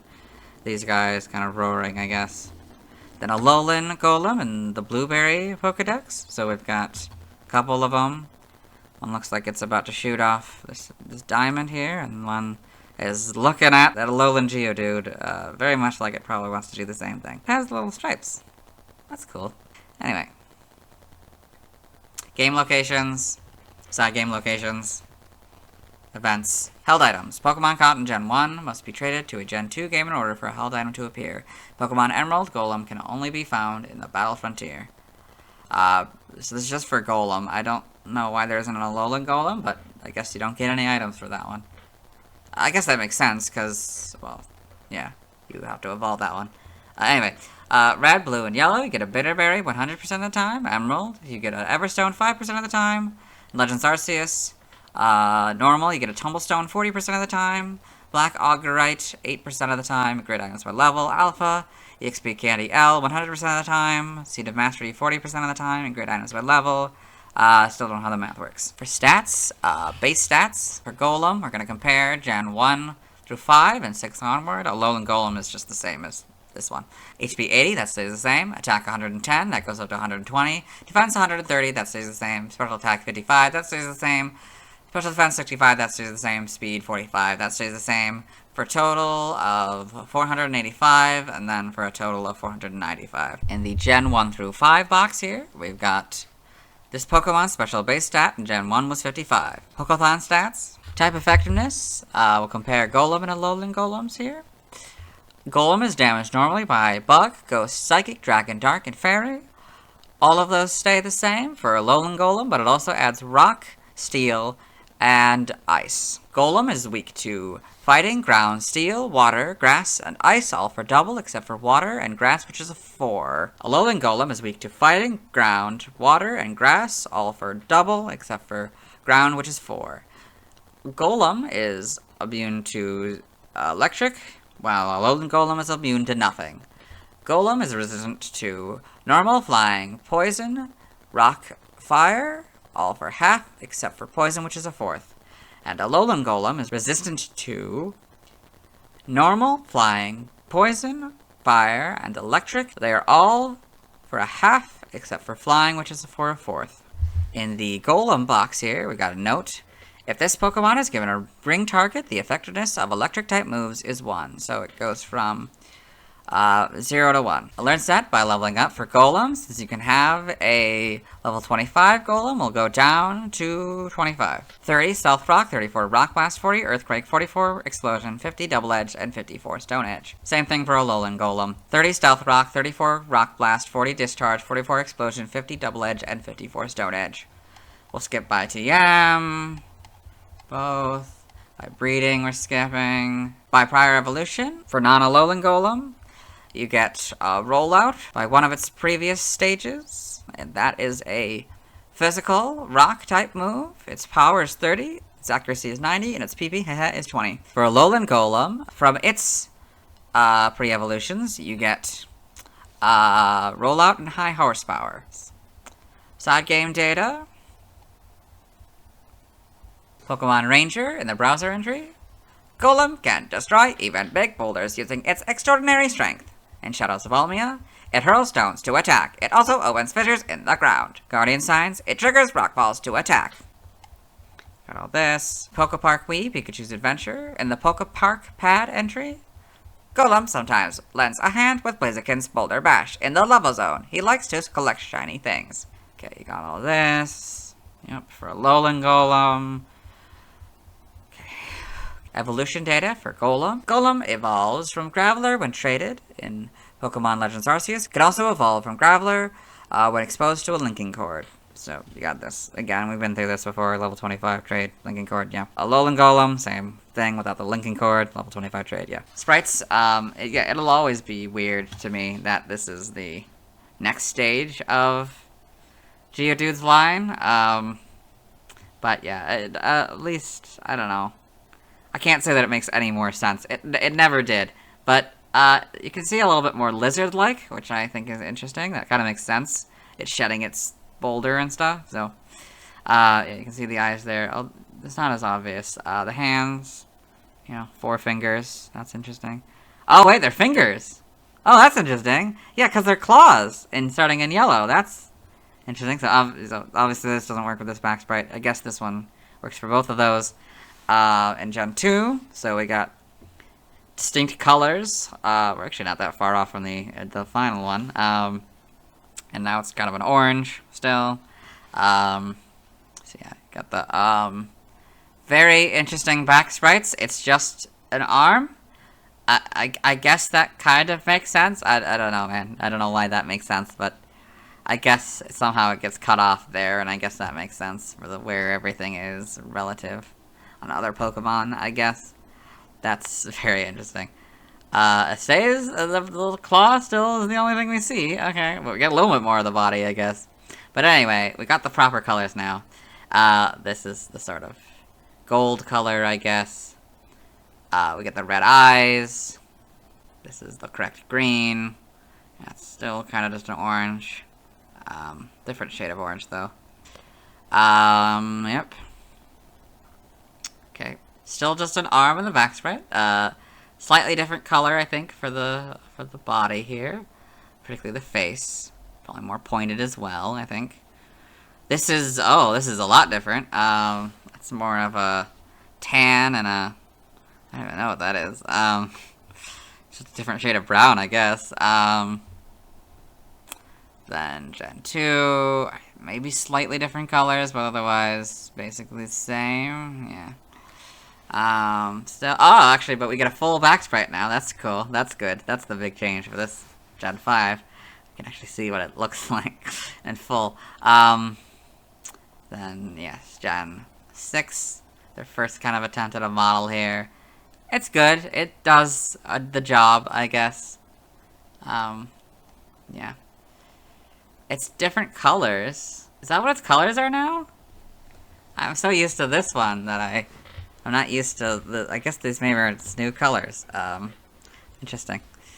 This, yeah, basically the same. I mean, this is much closer to this coloration than that one is. I don't know why its body is now like a grayish brown, and its rocks are like a, well, much lighter version of that, I guess. That's interesting. Got this, got the Alolan, so this is its shiny, that's good, because it's a slight coloration difference between the bodies. That makes sense to be a slight variation on that one. Yep. So we got this. Now it's all 3D modeled. I mean, it probably was 3D modeled, but it's not as obvious as it is here. Yes. That. A real difference. Color-wise, this might be a little darker, but that could also just be the photo, what, you know, what lighting it was in the photo, yeah. Then we got it in Legends Arceus. Very... returning us back to this color body. That's kind of, I think it might be slightly different. Maybe a between of the two. Then Homes, so we get back to this kind of color body part, I guess. That's cool. Yep. Okay. In the anime, Golem in the anime. Alolan Golem in the anime. I got all this. For the Pokedex entries, this first one I've already recorded for the anime section, so I'll let the professional do it. Golem, a megaton Pokémon. Once a year, it sheds its bedrock shell and grows larger. Welcome back. In Sun and Moon, episode 95. In the Rotom Pokedex, Golem, Alola form. The megaton Pokemon. A rock and electric type. It uses electricity to launch rocks and stones, and its eyebrows and mustache are gathered iron filings. So we got Bidoof Big Stand. Don't really know what that means, but here's a Golem and Bidoof Big Stand. In the manga, Golem and Pokemon Adventures, and Alolan Golem and Pokemon Adventures. Yeah. This. In the TFG and the TCG. Trivia. Between red, blue, and yellow versions in Gen 1, Golem is the only Pokemon that cannot ever be seen without trading. However, its existence is implied by a non-player character who had just received his friend's Graveler. Either Electabuzz or Magmar, depending on the version being played, Kabutops or Amistar, depending on which fossil the player chose, and Venusaur, if the player started with Charmander in red and blue, or locked themselves out of Bulbasaur in yellow, can be other Pokemon that cannot ever be seen, but only Golem is definitely missable. Golem's evolutionary family shares similarities with Gigalith's evolutionary family. Both of them are rock type, have Sturdy as one of their abilities, learn Stealth Rock, Smackdown, Explosion, Stone Edge, and Rock Blast by level up. First evolve at level 25, and then reach the final evolution stage by trading. I read this third point in the Geodude video. Alolan Golem has the highest base defense stat of all electric-type Pokemon. I have already read the 5th and 6th points. In Gen 9, Alolan Golem is unable to learn high horsepower via TM, while its pre-evolutions can. Origin, Golem, as the name suggests, is based on a golem, an Earth-type elemental creature, more specifically on representations in modern role-playing games, which usually are ogre-like creatures whose bodies are covered in or made of stones. It could also have been inspired by the Tsuchi Korobi, a Japanese yokai known as the Tumbling Monster, for its habit of rolling over travelers and crushing them as Golem does. It might also be based on tortoises, which are believed to hold the world on their backs in many myths, including the Hindu, Chinese, and Native American mythologies. Its shell may represent the tectonic plates of Earth. It also resembles septarian nodules, also known as turtle stones. Alolan Golem, like its predecessors, seems to have structures made of piezoelectric crystals, or magnetite, a subset of iron ore known for its black crystalline appearance and magnetic properties. The black structure on its back may be derived from an electroshock weapon or a railgun. This iron ore takes shape of a golem's beard and eyebrows. Name origin. Golem is literally golem. Golonaya may be a combination of Goron, onomatopoeia for rolling rocks, and Montagna, Italian for mountain. Where's the Y? In other languages, related articles, references, external links to the Alolan forms, and we'll move on. Now let's see Golem's first scene in the anime.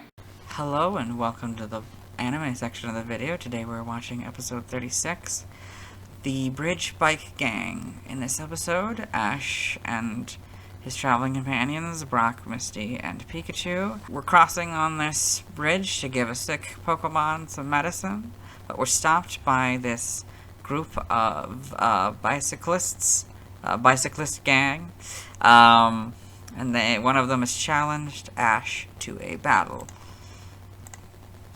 All right, let's get started. Then we'll see who's the master. Ash, Misty. You think you can play with the big boys? I'll send you home crying. Golem, go! This is after the spike, by the way. That's Golem. Golem. Yeah, so that's Golem's first scene in the anime. Let's move on. Now let's talk about the Cheesy G. I have one Golem card, and it's a non-Alolan Golem. It's the first design of the Golem card. It was illustrated by Kikamaru Himino. There are two notable features of this illustration: the oddly colored mountain, and that Golem has the wrong coloring. It is 80 HP. It's 4'7" and 662 pounds, which is 0.6 pounds heavier than its weight in the official Pokedex. Next to the weight, there's the fossil expansion symbol. It has two moves, Avalanche and Self-Destruct. This is another case of a move from the cards becoming a move in the video games. In the video games, Avalanche is an Ice-type move introduced in Gen 4. It will hit after the opponent goes and hits for double if the move has already been done. On this card, it costs 3 fighting energies and 1 of any energy. It hits for 60 damage. In the video game, Self-Destruct is a normal-type move where the Pokemon explodes, fainting but causing a large amount of damage to their opponent. On this card, it costs 4 fighting energies. It hits each Pokemon on the opponent's bench for 10 unmodified damage. It also hits Golem for 100 damage, causing it to faint, regardless of how much HP it has. Golem is weak to grass for double damage. It has no resistance, which is weird since it could have resistance to poison, fighting, as rock is included in fighting, fire, or lightning, which it's immune to in the video games. It costs 4 of any energy for Golem to retreat. Its description reads, its boulder-like body is extremely hard. It can easily withstand dynamite blasts without damage. This is the Pokedex entry in Pokemon Red, Blue. It's level 36. I have a Ponyta card, so we'll talk about that tomorrow. Now let's see why people love Golem. Now let's look at the fan art. Hello and welcome to the fan art section of the video. Nobody sent in fan art, so instead we're looking at DeviantArt fan art. For those of you familiar with the series, you might be wondering why we're on this single image, and that's because this is the only image we'll be doing today. This is Golem, used Rock Slide by Lindsay W. Art. So we've got this cool looking Golem here, very nice, very stylized. Looks like, yeah, it's throwing some rocks and stuff. It looks like it's almost a kaiju. That's pretty cool. And honestly, this makes it look like an actual, like, logical evolution of Grappler. Like, it's all rock instead of, I don't know, like, it make it seem like it's part lizard, I guess, and then the rock is just around it, but, I don't know, making it all rocky like this makes more sense. Yeah. That's it. Let's move on. Thanks to everyone who submitted fan art. I won't be streaming tonight. I'm going to need to wait until I've completed Pokemon Diamond to gain access to the Pal Park. As for Alolan Golem, I'll have to wait until I've talked about the Gen 7 Pokemon to get a Graveler who will immediately evolve into Golem. Tomorrow I'll be talking about Ponyta. As always, this isn't my proper outfit, and you'll see me tomorrow. Hello. Today I'll be talking about Ponyta, the first equine Pokemon. Its previous PYC dates are May 13th, 1996, March 4th, 1999, December 23rd, 2001, October 13th, 2004, August 4th, 2007, May 25th, 2010, March 15th, 2013, January 4th, 2016, October 25th, 2018, and August 15th, 2021. I most remember Ponyta from an early episode of the anime where Ash learns to ride a Ponyta and the fire doesn't hurt the rider because it trusts them. Design-wise, this is one of my favorites. It's so cute. This is even more so for the Galarian Ponyta, which I think it's clever that it's a unicorn, particularly since Scotland's national animal is a unicorn. Let's get into the Bulbapedia article. Hello, and welcome to the Bulbapedia section of the video. Today we'll be talking about Ponyta, who, as non-Galarian Ponyta, is the Fire Horse Pokemon, but as Galarian Ponyta is the unique horn Pokemon. Its number is 0077. This is Ponyta, this is what it looks like. This is Galarian Ponyta, this is what it looks like. Its types are Fire as non-Galarian Ponyta, and Psychic as Galarian Ponyta. Abilities, Runaway or Flash Fire as non-Galarian Ponyta, and Runaway or Pastel Veil as Galarian Ponyta. Flame Body is non-Galarian Ponyta's hidden ability, and Anticipation is Galarian Ponyta's hidden ability. Gender ratio is 50-50, catch rate is 190 or 35.2%. Breeding is egg group field, hatch time 20 cycles. Non-Galarian Ponyta is 3'3" or 1 meter, and 66.1 pounds or 30 kilograms. Galarian Ponyta is 2'7" or 0.8 meters, and 52.9 pounds or 24 kilograms. Base experience yield is 152 in Gen 1 through 4, and 82 in 5+. Leveling rate is medium fast, EV yield is 1, and speed. Shape is that, footprint is that. Pokedex color is yellow, other forms may have other colors. I guess I can see it. The main body is a shade of light yellow, I guess. Base friendship is 70. Ponyta is a fire-type Pokemon introduced in Gen 1. It evolves into Rapidash starting at level 40. In Galar, Ponyta has a psychic-type regional form. It evolves into Galarian Rapidash starting at level 40. Biology. Ponyta is an equine Pokemon with cream-colored fur. It has brown eyes and triangular ears with reddish interiors. Yellow and reddish-orange flames make up its mane and tail. The mane forms a short crest on top of its head and a short strip down its back to its tail. Additional flames are represented behind its elbows and knees. The fire appears about an hour after hatching. It has 4 long legs, each ending in a single gray hoof. These hooves are said to be 10 times harder than diamonds and act as shock absorbers. Ponyta are relatively lightweight for their size, as they have extraordinary jumping abilities and are capable of leaping tall buildings in a single bound. I like that. However, a newborn Ponyta is a weak runner and is actually barely able to stand. It gradually strengthens its legs and becomes faster by chasing after its parents and jumping over grass that grows taller by the day. In the anime, it is shown that Ponyta can control its flames so that its rider is not burned by them, and Ponyta only does this for those that it has accepted. Ponyta herds tend to live in grasslands, plains, mountains, or anywhere that they can run freely. Forms. Ponyta has a regional form, Galarian Ponyta. Ponyta is adapted in the forests of the Galar region after generations of being exposed to the life energy found within. Galarian Ponyta has chalk white fur covering most of its body. Instead of flames, its mane, tail, and fetlocks are covered in a long purple and blue fluffy fur. Its eyes are purple with light blue irises, and it has a small purple and white horn on top of its forehead. Galarian Ponyta can absorb the life energy located in the atmosphere and store it in its mane, which will then become more colorful and potentially release a shining glow if there is a lot of energy to use. Galarian Ponyta's horn has healing powers. It can heal any slight wound with a few rubs from its horn.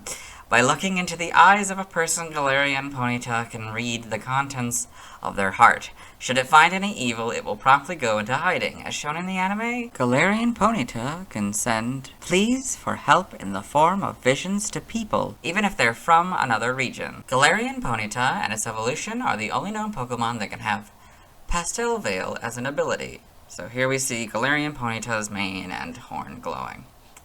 Okay. Yes. Evolution, Ponyta evolves into Rapidash. So Ponyta, Rapidash. Galarian Ponyta evolves into Galarian Rapidash. You see that here. Galarian Ponyta, Galarian Rapidash. Game data, NPC appearances, Pokemon Mystery Dungeon, Explorers of Time, Explorers of Darkness. Ponyta is a member of Team Flame. Pokedex entries in Gen 1 in red and blue. Its hooves are 10 times harder than diamonds. It can trample anything completely flat in a little time. In yellow, capable of jumping incredibly high, its hooves and sturdy legs absorb the impact of a hard landing. Sidium, capable of jumping over the Eiffel Tower in a single giant leap. Its hooves are 10 times harder than diamonds. Tokyo Tower in Japanese. In Gen 2 and Gold, it is a weak runner immediately after birth.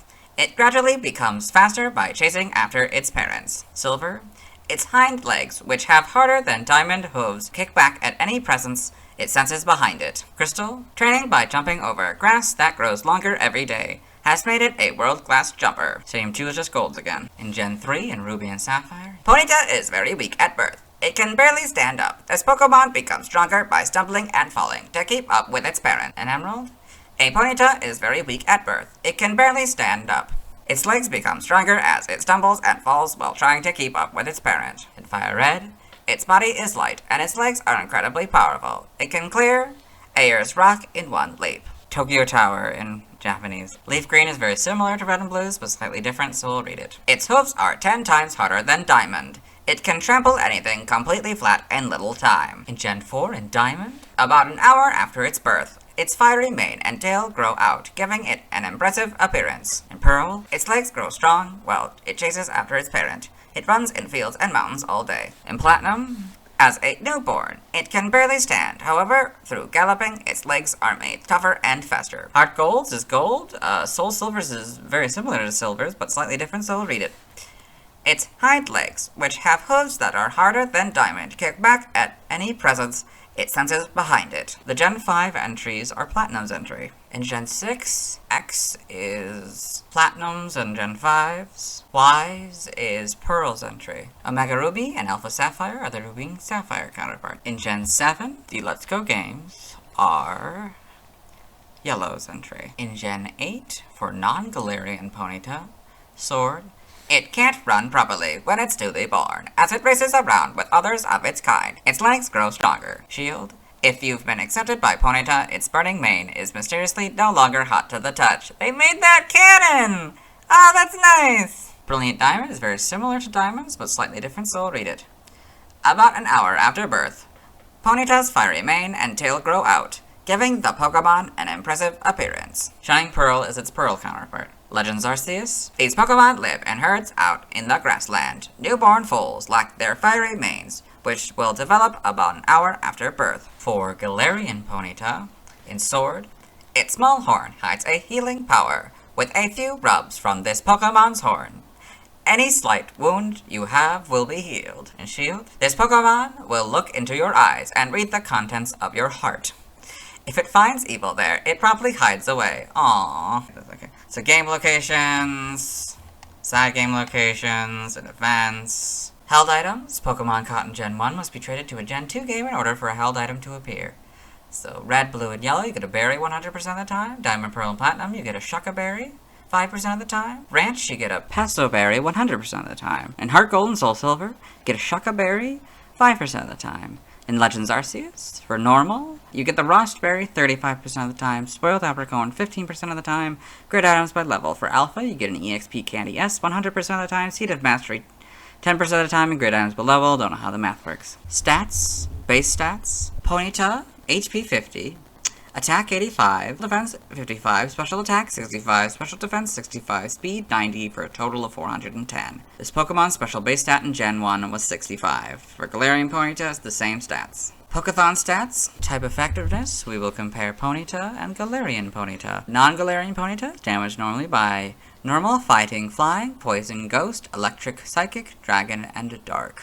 Galarian Ponyta keeps normal, flying, poison, electric, and dragon. So it's damaged normally by normal, flying, poison, ground, rock, steel, fire, water, grass, electric, ice, dragon, and fairy. Non-Galarian Ponyta is weak to ground, rock, and water for double, while Galarian Ponyta is weak to bug, ghost, and dark for double. Neither are immune to anything. Non-Galarian Ponyta is resistant to bug, steel, fire, grass, ice, and fairy all for half, while Galarian Ponyta is resistant to fighting and psychic for half. In the Ponyta box, it notes if this Pokemon has Flash Fire, the effectiveness of Fire-type moves is 0, so it would go from half to 0. In Generation 1, the effectiveness of Ice-type moves is 1, so it went from 1 to half. Learn set. Ponyta is available in Sword and Shield, Brilliant Diamond, Shining Pearl, and Pokemon Legends Arceus. Galarian Ponyta is available in Sword and Shield. By leveling up, Ponyta in Sword and Shield and Brilliant Diamond and Shining Pearl, 1 Tackle and Growl, 5 Tail Whip, 10 Ember, 15 Flame Charge, 20 Agility, 25 Flame Wheel, 30 Stop, 35 Fire Spin, 41 Takedown, 45 Inferno, 50 Fire Blast, and 55 Flare Blitz. In Legends Arceus, at 1 you get Tackle and it masters it at 9. At 5 it learns Ember and masters it at 14. Double Hit they learn at 9 and master it at 18. Flame Wheel they learn at 15 and master it at 25. Hypnosis they learn at 21. And mastered at 31. Fire Blast they learn at 29 and mastered at 40. Double Edge they learn at 37 and mastered at 48. Flare Blitz they learn at 47 and master it at 59. For Galarian Ponyta, at 1 you learn Tackle and Growl, at 5 Tail Whip, 10 Confusion, 15 Fairy Wind, 20 Agility, 25 Psybeam, 30 Stomp, 35 Heal Pulse, 41 Takedown, 45 Dazzling Gleam, 50 Psychic, 55 Healing Wish. Buy TM/TR for Ponyta and Sword and Shield. Get 11 Solar Beam, 12 Solar Blade, 13 Fire Spin, 21 Rest, 24 Snore, 25 Protect, 29 Charm, 31 Attract, 34 Sunny Day, 38 Will-O-Wisp, 39 Facade, 40 Swift, 52 Bounce, 76 Round, and 92 Mystical Fire. For the TRs, 1 Body Slam, 2 Flamethrower, 7 Low Kick, 12 Agility, 15 Fire Blast, 20 Substitute, 26 Endure, 27 Sleep Talk, 31 Iron Tail, 36 Heat Wave, 43 Overheat,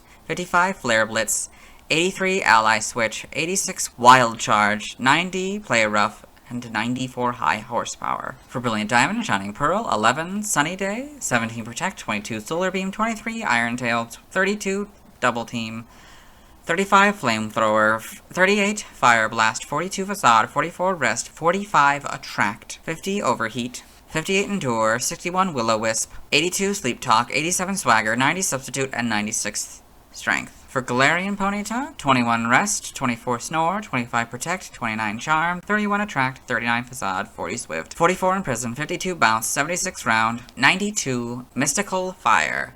For the TRs, TR1, Body Slam, 7 Low Kick, 11 Psychic, 12 Agility, 20 Substitute, 26 Endure, 27 Sleep Talk, 31 Iron Tail, 34 Future Sight, 49 Calm Mind, 69 Zen Headbutt, 82 Stored Power, 83 Ally Swish, 86 Wild Charge, 90 Play Rough, 92 Dazzling Gleam, and 94 High Horsepower. By breeding, for Ponyta and Sword and Shield, this group gives you Double Kick, this group gives you Double Edge, this group gives you Horn Drill, this group gives you Hypnosis, Espeon gives you Morning Sun, and this group gives you Thrash. In Brilliant Diamond and Shining Pearl, Smeargle gives you Ally Switch, this group gives you Charm, this group gives you Double Kick, this group gives you Double Edge, this group gives you Flame Wheel, Smeargle gives you High Horsepower, this group gives you Horn Drill, this group gives you Hypnosis, this group gives you Low Kick, Espeon gives you Morning Sun, and this group gives you Thrash. For Galarian Ponyta, this group gives you Double Kick, this group gives you Double Edge, this group gives you Horn Drill, this group gives you Hypnosis, Espeon gives you Morning Sun, and this group gives you Thrash. By tutoring Ponyta in Sword and Shield, Brilliant Diamond, Shining Pearl, there's nothing. In Legends Arceus, you get Flamethrower, High Horsepower, Iron Tail, the Mystical Fire, Rest, Swift, and Wild Charge. For Galarian Ponyta, in the Sword and Shield Expansion Pass, you can get Expanding Force,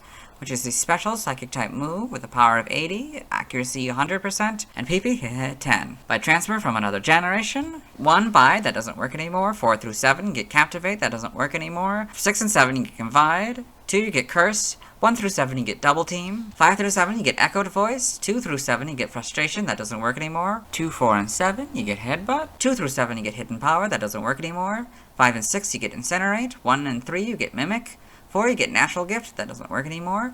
2, 3, and 7, you get Quick Attack. 1, you get Rage, that doesn't work anymore. 1 and 7, you get Reflect. 2 through 7, you get Return, that doesn't work anymore. 3, 4, and 6, you get Secret Power, that doesn't work anymore. 1, you get Skull Bash. 5 and 6, you get Strength. 2 through 7, you get Swagger, and 1 through 7, you get Toxic. Side game data for Ponyta. In Pokemon Ranger, Shadows of Olmia, in their browser entry, it attacks by launching, fire, and charging. In Pokepark Wii, Pikachu's Adventure, in the Pokepad entry, Ponyta plays in the Lava Zone. She's very skilled at Absol's Hurdle Bounce, and also enjoys playing Bulbasaur's Daring Dash. Got this, yep. Costumes in Pokemon Go, Candela-themed accessory? Candela-themed accessory, I guess? It's just this. It's cool. Guess that the thing in Pokemon is the Candela. I don't know. Galarian Ponyta, you got that in Pokemon Go. Meloetta hat as a costume in Pokemon Go. It's kind of funny.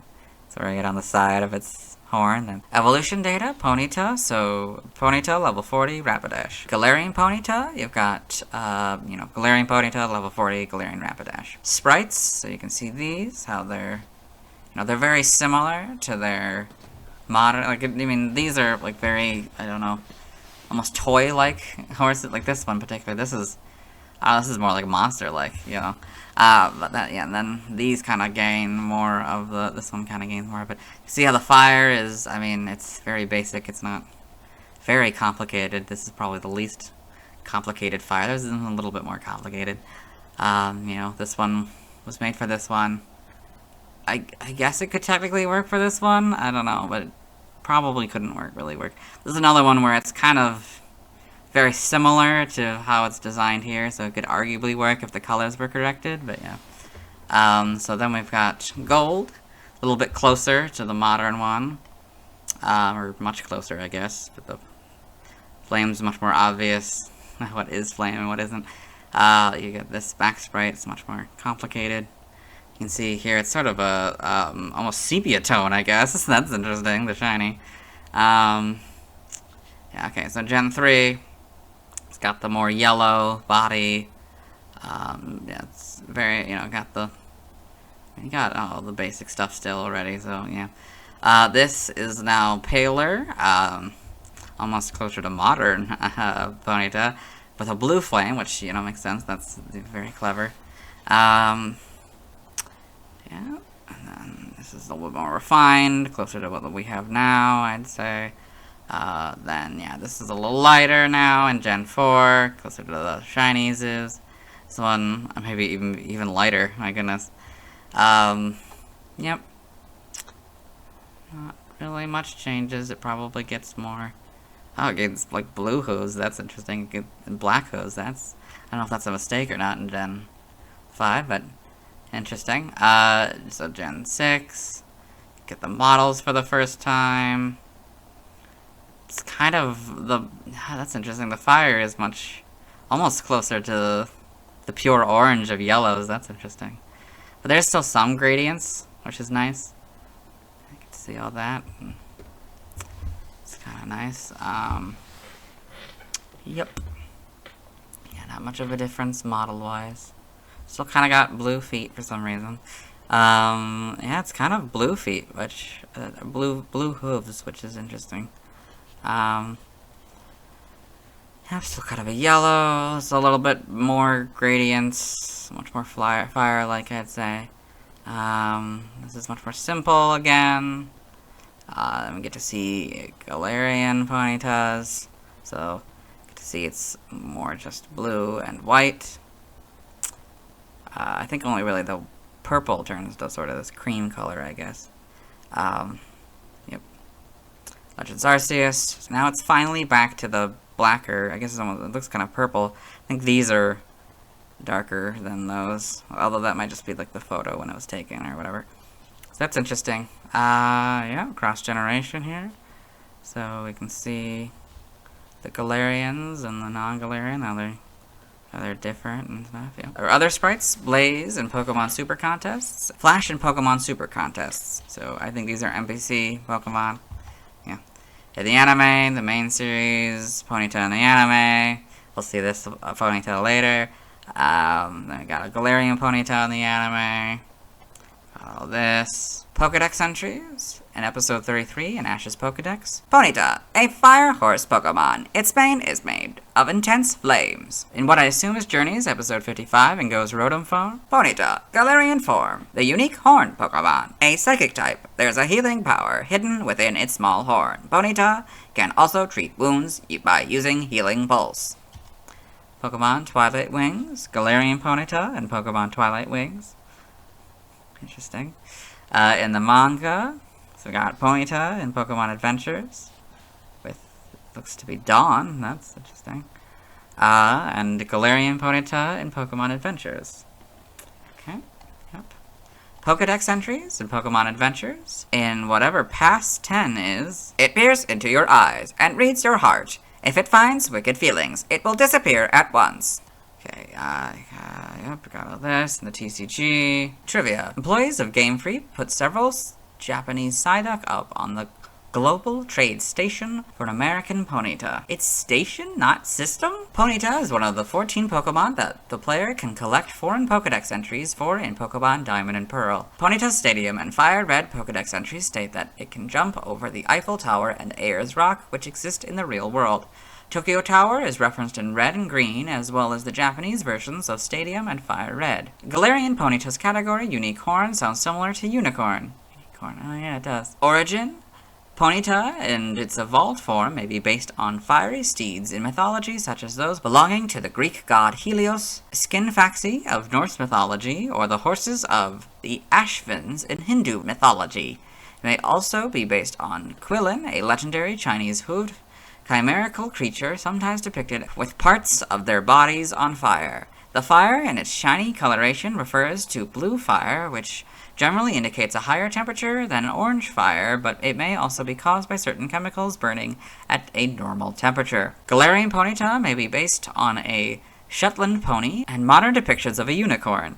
The unicorn is the national animal of Scotland, which is the inspiration for the Crown Tundra, as well as being part of the United Kingdom, the country that Galar is based on. Its signature ability, Pastel Veil, may be inspired by the belief that unicorn horns can be used to cure diseases and neutralize poisons. Name origin, Ponyta, may be a combination of pony and bonita, pretty, in various Iberian languages. In other languages, see also references, external links to the Galarian forms, and we'll move on. Now let's watch Ponyta's first scene in the anime. Hello and welcome to the anime portion of the video. Today we are watching episode 33, The Flame Pokemonathon. In this episode, Ash Ketchum, the main character, and his traveling companions, Brock and Misty and Pikachu, have arrived in the Safari Zone. So they just encountered a herd of Tauros, and he tried to use Charmander to attack them, but he was stopped by Growlithe.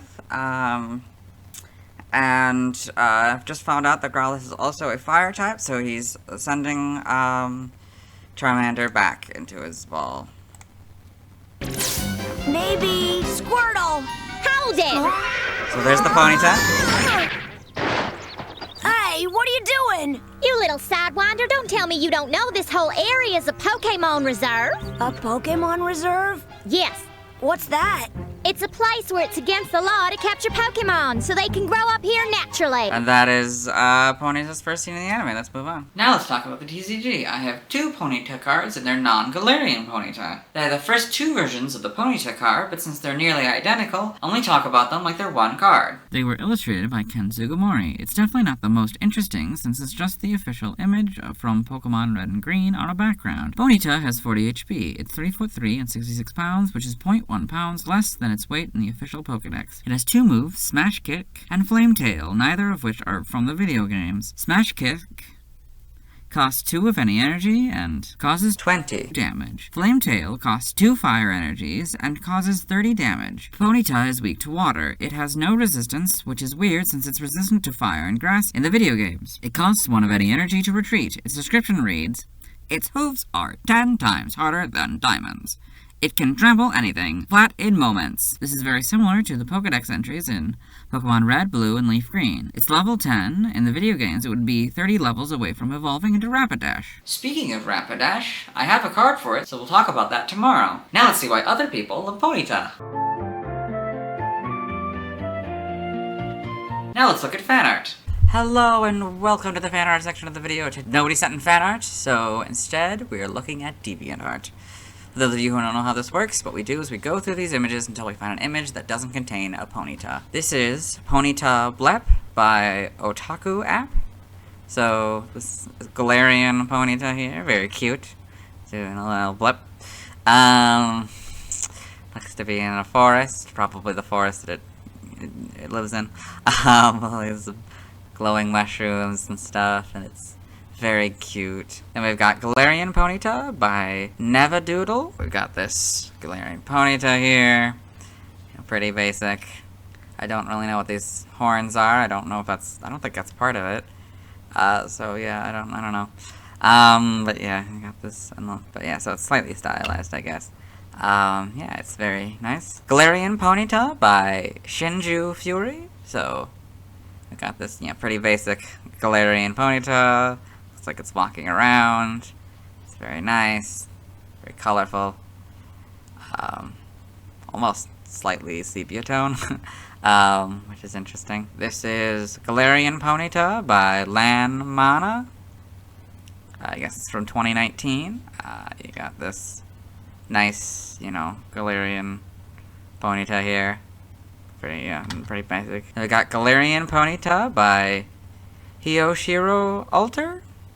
So it's this nice a semi-stylized Ponyta here.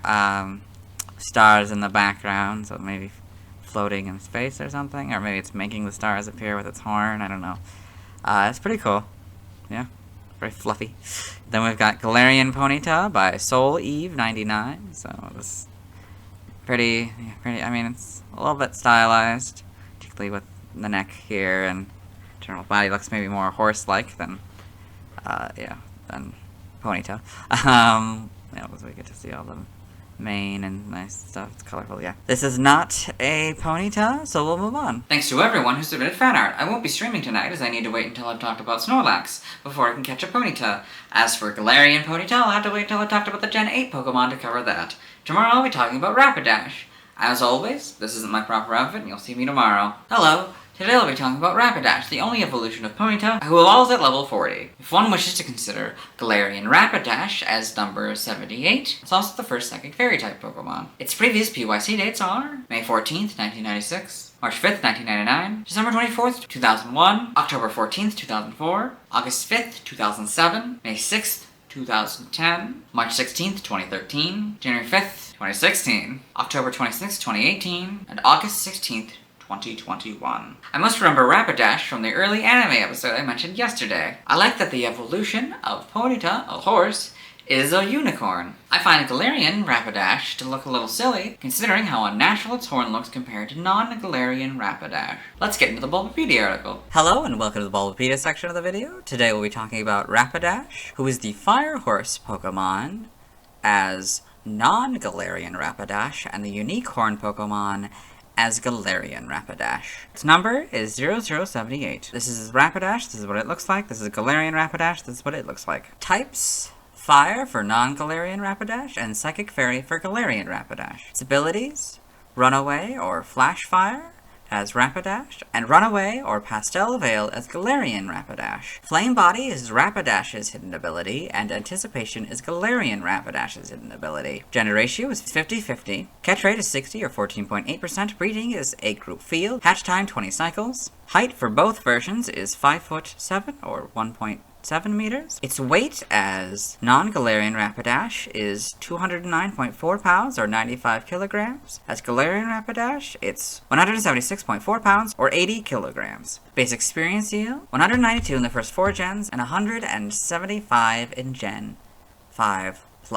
Leveling rate is medium fast, EV yield is 2, both in speed, shape is that, footprint is that, Pokedex color is yellow, other forms may have other colors, and base friendship is 70. Rapidash is a fire-type Pokemon introduced in Gen 1. It evolves from Ponyta, starting at level 40. In Galar, Rapidash is a dual-type psychic/fairy regional form. It evolves from Galarian Ponyta, starting at level 40. Biology: Rapidash is an equine Pokemon with cream-colored fur and a pointed horn on its forehead. It has small red eyes and triangular ears with reddish interiors. Yellow and reddish-orange flames stream from the back of its head and form a long, flowing mane. A short version of the mane trails down its back to its equally fiery tail. Flames are also present on its fetlocks. It has slender legs, each with a single black hoof. Rapidash is a very agile Pokemon. It runs at about 150 miles per hour, or 240 kilometers per hour, chasing everything that moves in hopes of racing it. With incredible acceleration, it reaches its top speed in only 10 steps. At full gallop, its hooves barely touch the ground. The faster Rapidash goes, the longer the swaying flames of its mane will become. At an all-out gallop, its blazing mane sparkles, a feature that is said to enhance its beautiful appearance. Rapidash is capable of traveling an entire region like Hisui within a day and a half. Rapidash lives in grasslands, but it can also be seen on mountains in Pokemon Snap. Forms: Rapidash has a regional form, Galarian Rapidash. In Galar, Rapidash takes on a new form with a white coat, pale blue eyes, and a long curly mane, and a tail colored in streaks of pastel cyan and pink. Its horn is much longer than that of Cantonian Rapidash and is deep violet in color with a spiraling white line running its length. Its fetlocks are adorned with long pink fur that stores psychic energy, which gives it a swift, airy gait, and it has deep violet hooves. When using psychic energy, its horn glows with a yellow aura, and its colored fur glows with seemingly flowing color. Galarian Rapidash lives in forests and is known for being brave and prideful. It can channel its psychic power into a powerful Psycho Cut from its horn that can pierce through sheet metal. Galarian Rapidash and its pre-evolution are the only known Pokemon that can have Pastel Veil as an ability. Evolution, Rapidash evolves from Ponyta, you can see that here. Galarian Rapidash evolves from a Galarian Ponyta. You can see that here. Galarian Ponyta, Galarian Rapidash, so you can also see we get the box, the Psychic Interior, the Fairy Exterior, that's cool. Game data, Pokedex entries in Gen 1, Red and Blue. Very competitive. This Pokemon will chase anything that moves fast in the hopes of racing it. Yellow just loves to run. If it sees something faster than itself, it will give chase at top speed. Stadium, unable to restrain itself from running after fast trains or cars, capable of reaching 150 miles per hour at full speed. In Gen 2, in Gold, at full gallop, its forehooves barely touch the ground because it moves so incredibly fast. Silver, with incredible acceleration, it reaches its top speed of 150 miles per hour after running in just 10 steps. Crystal, it just loves to gallop. The faster it goes, the longer the swaying flames of its mane will become. Gen 2 is just golds again. Gen 3, Ruby and Sapphire. Rapidash usually can be seen casually cantering in the fields and plains. However, when this Pokemon turns serious, its fiery manes flare and blaze as it gallops its way up to 150 miles per hour. In Emerald, it usually canters casually in the fields and plains, but once Rapidash turns serious, its fiery manes flare and blaze and it gallops its way up to 150 miles per hour. Fire Red, it can gallop at a top speed of 150 miles per hour. It can race as fast as a bullet train while ablaze. Leaf Green is Red and Blues again. In Gen 4, in Diamond, it gallops at nearly 150 miles per hour, with its mane blazing. Ferociously, it races as if it were an arrow. Pearl, it has astounding acceleration. From a standstill, it can reach top speed within 10 steps. Wow. Platinum, when at an all-out gallop, its blazing mane sparkles, enhancing its beautiful appearance. Heart Gold is its gold counterpart. Soul Silver is basically Silver's entry, but the difference is they turned the word 10 into the number 10, so I'm not going to read it again. The Gen 5 entries are Platinum's entry. X is Red, Blue, and Leaf Green's entry. Y is Diamond's entry. Omega Ruby and Alpha Sapphire, the Ruby and Sapphire counterpart. The Gen 7 Pokedex entry is Yellow's entry. In Gen 8 and Sword, for non-Galarian Rapidash, this Pokemon can be seen galloping through fields at speeds of up to 150 miles per hour, its fiery mane fluttering in the wind. Shield, the fastest runner becomes the leader, and it decides the herd's pace and direction of travel. Brilliant Diamond and Shining Pearl are their Diamond and Pearl counterparts. Legends Arceus, fiery mane aglow. Rapidash darts like an arrow across the land. This prodigiously swift creature can traverse the vast region of Hisui in a day and a half. For Galarian Rapidash and Sword, little can stand up to its Psycho Cut. Unleashed from this Pokemon's horn, the move will punch a hole right through a thick metal sheet. Shield, brave and prideful, this Pokemon dashes airily through the forest. Its steps aided by the psychic power stored in the fur on its fetlocks. Okay, game locations. Side game locations and events. Held items. Pokemon caught in Gen 1 must be traded to a Gen 2 game in order for a held item to appear. In Red, Blue, and Yellow, you get a Silver Leaf 100% of the time. In Gold and Silver, you get a Burnt Berry as an in-game trade 100% of the time. In Heart Gold, Soul Silver, Black, and White, you get a Shucca Berry 5% of the time. In Legends Arceus, for normal, you get a Rost Berry 35% of the time, a Spoiled Apricorn 15% of the time, and grid items by level. Alpha, you get an EXP Candy M 100% of the time, Seed of Mastery 20% of the time, and grid items by level. I still don't know how that works. Base stats for Rapidash, HP 65, Attack 100, Defense 70, Special Attack 80, Special Defense 80, Speed 105, for a total of 500. This Pokemon's special base stat in Gen 1 was 80. Galarian Rapidash has the same stats. Pokeathon stats, type effectiveness. We will compare Rapidash and Galarian Rapidash. Rapidash is damaged normally by Normal, Fighting, Flying, Poison, Ghost, Electric, Psychic, Dragon, and Dark. Galarian Rapidash is damaged normally by Normal, Flying, Ground, Rock, Bug, Fire, Water, Grass, Electric, Ice, Dark, and Fairy. Rapidash is weak to Ground, Rock, and Water for double. Galarian Rapidash is weak to Poison, Ghost, and Steel for double. Rapidash is immune to nothing. Galarian Rapidash is immune to Dragon. Rapidash is resistant to Bug, Steel, Fire, Grass, Ice, and Fairy for half, while Galarian Rapidash is resistant to Fighting and Psychic. Fighting is a fourth, Psychic is half. In the Rapidash box for the notes, if this Pokemon has Flash Fire, the effectiveness of Fire-type moves is 0, so it would go from half to 0.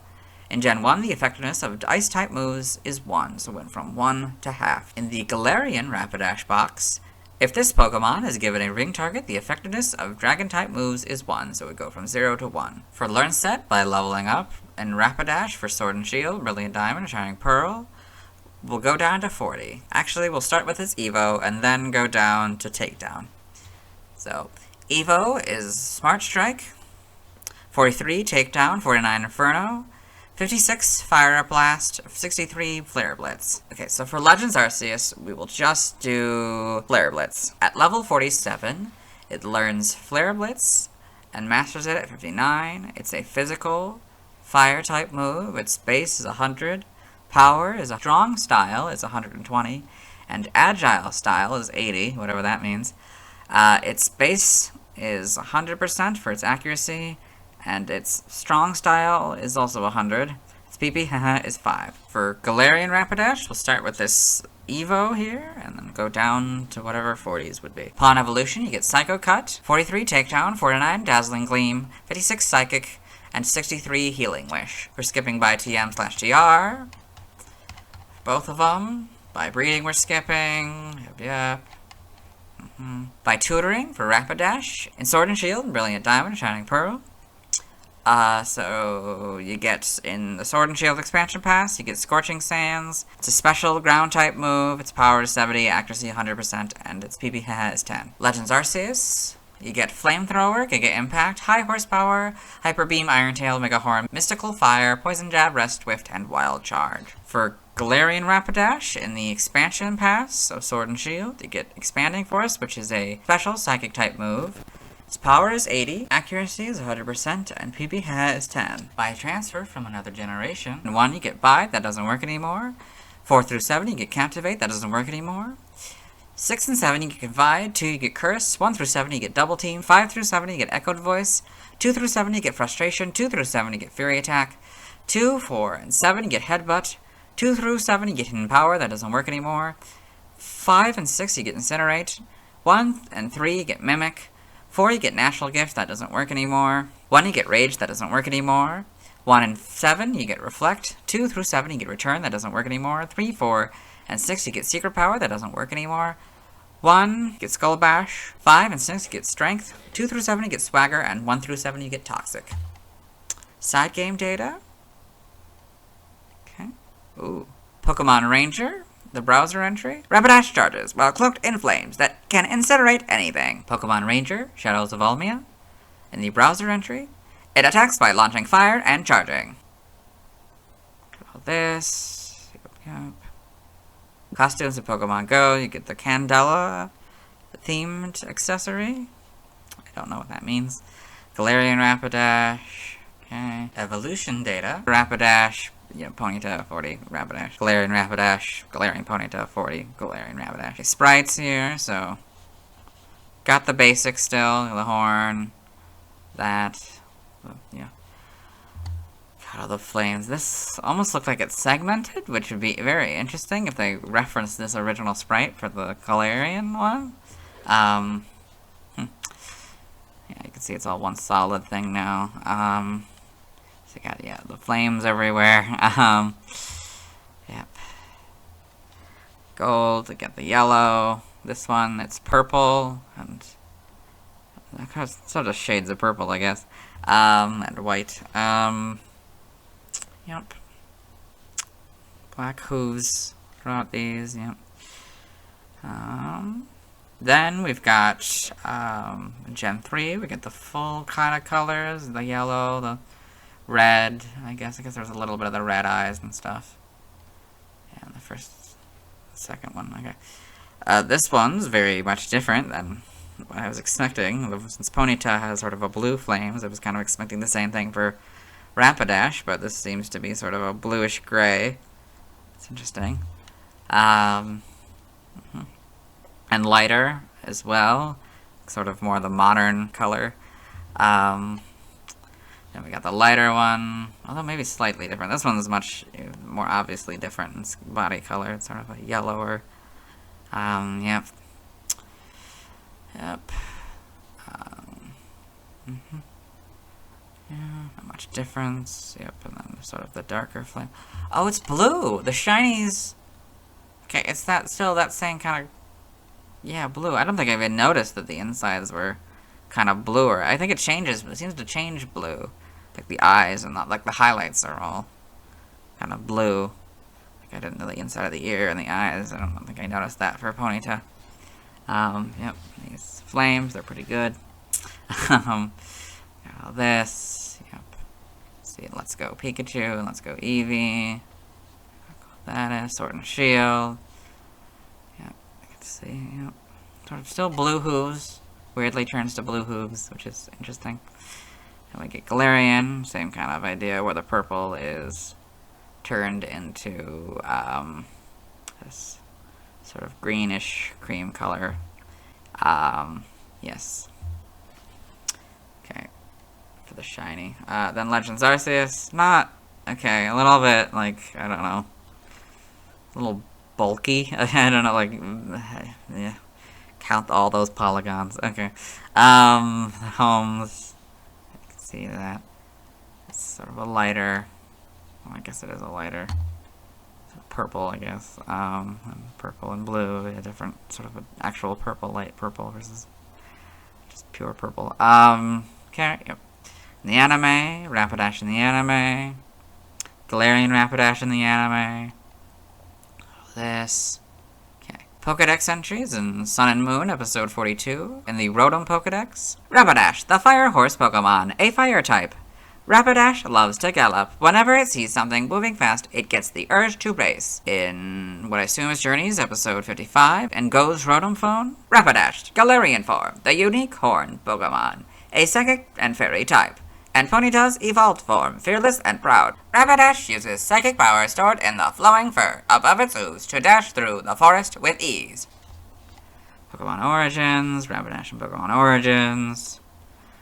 Twilight Wings, Pokemon Evolutions, Rapidash and Pokemon Evolutions, in the manga, Rapidash and Pokemon Adventures, looking more horse-like than sort of the cartoony horse we get later. Then Galarian Rapidash and Pokemon Adventures, yeah, that's more the cartoon horse, I guess, although it looks very, I don't know, this definitely looks more, like that face looks very My Little Pony-esque, I guess, like a lot, you know. Okay, TCG. Other appearances. Super Smash Bros. Ultimate, Rapidash appears as a spirit. Trivia. In the early English language promotional material for Pokemon Red and Blue, it was revealed that Rapidash was to keep its romanized Japanese name, Gallop. Rapidash is the favorite Pokemon of the Kanto Pokemon Fan Club chairman. When the player first speaks to him, he goes on about why Rapidash is his favorite Pokemon at length. This last one we basically read yesterday. Origin. Rapidash's horn shows it may have been inspired by unicorns, but it also displays a lot of resemblance to a regular horse. Both it and its pre-evolved form may also be based on fiery steeds in mythology, such as those of the Greek god Helios, Skinfaxi of Norse mythology, and the horses of Ashvins in Hindu mythology. It may also be based on Quillen, a legendary Chinese hooved chimerical creature, sometimes depicted with parts of their bodies on fire. Galarian Rapidash appears to be based on more modern depictions of unicorns. Its inclusion in Galar and the Crowned Tundra may be inspired by the fact that the unicorn is the national animal of Scotland, which the Crowned Tundra is based on. Its signature ability, Pastel Veil, may be inspired by the belief that unicorn horns can be used to cure diseases and neutralize poisons. Name origin, Rapidash may be a combination of rapid and dash, shocking, referring to the high speed at which it runs, or ash referring to its fire type. Oh, that would actually make sense. Gallop is literally gallop, a form of running for hooved animals. In other languages, see also external links to the Galarian forms. Yeah, let's move on. Now let's watch Rapidash's first scene in the anime. Hello and welcome to the anime portion of the video. Today, we are watching episode 33, The Flame Pokemonathon. In this episode, Ash Ketchum, the main character, and his traveling companions, Brock Misty, and his Pokemon companion Pikachu have accidentally wandered onto the Big P Pokemon Ranch and met Lara Laramie, one of the owners of the ranch. So they're doing this big race on the ranch, And Laura was supposed to ride, but she broke her wrist, and so Ash is riding this Ponyta here, who is evolving into a Rapidash.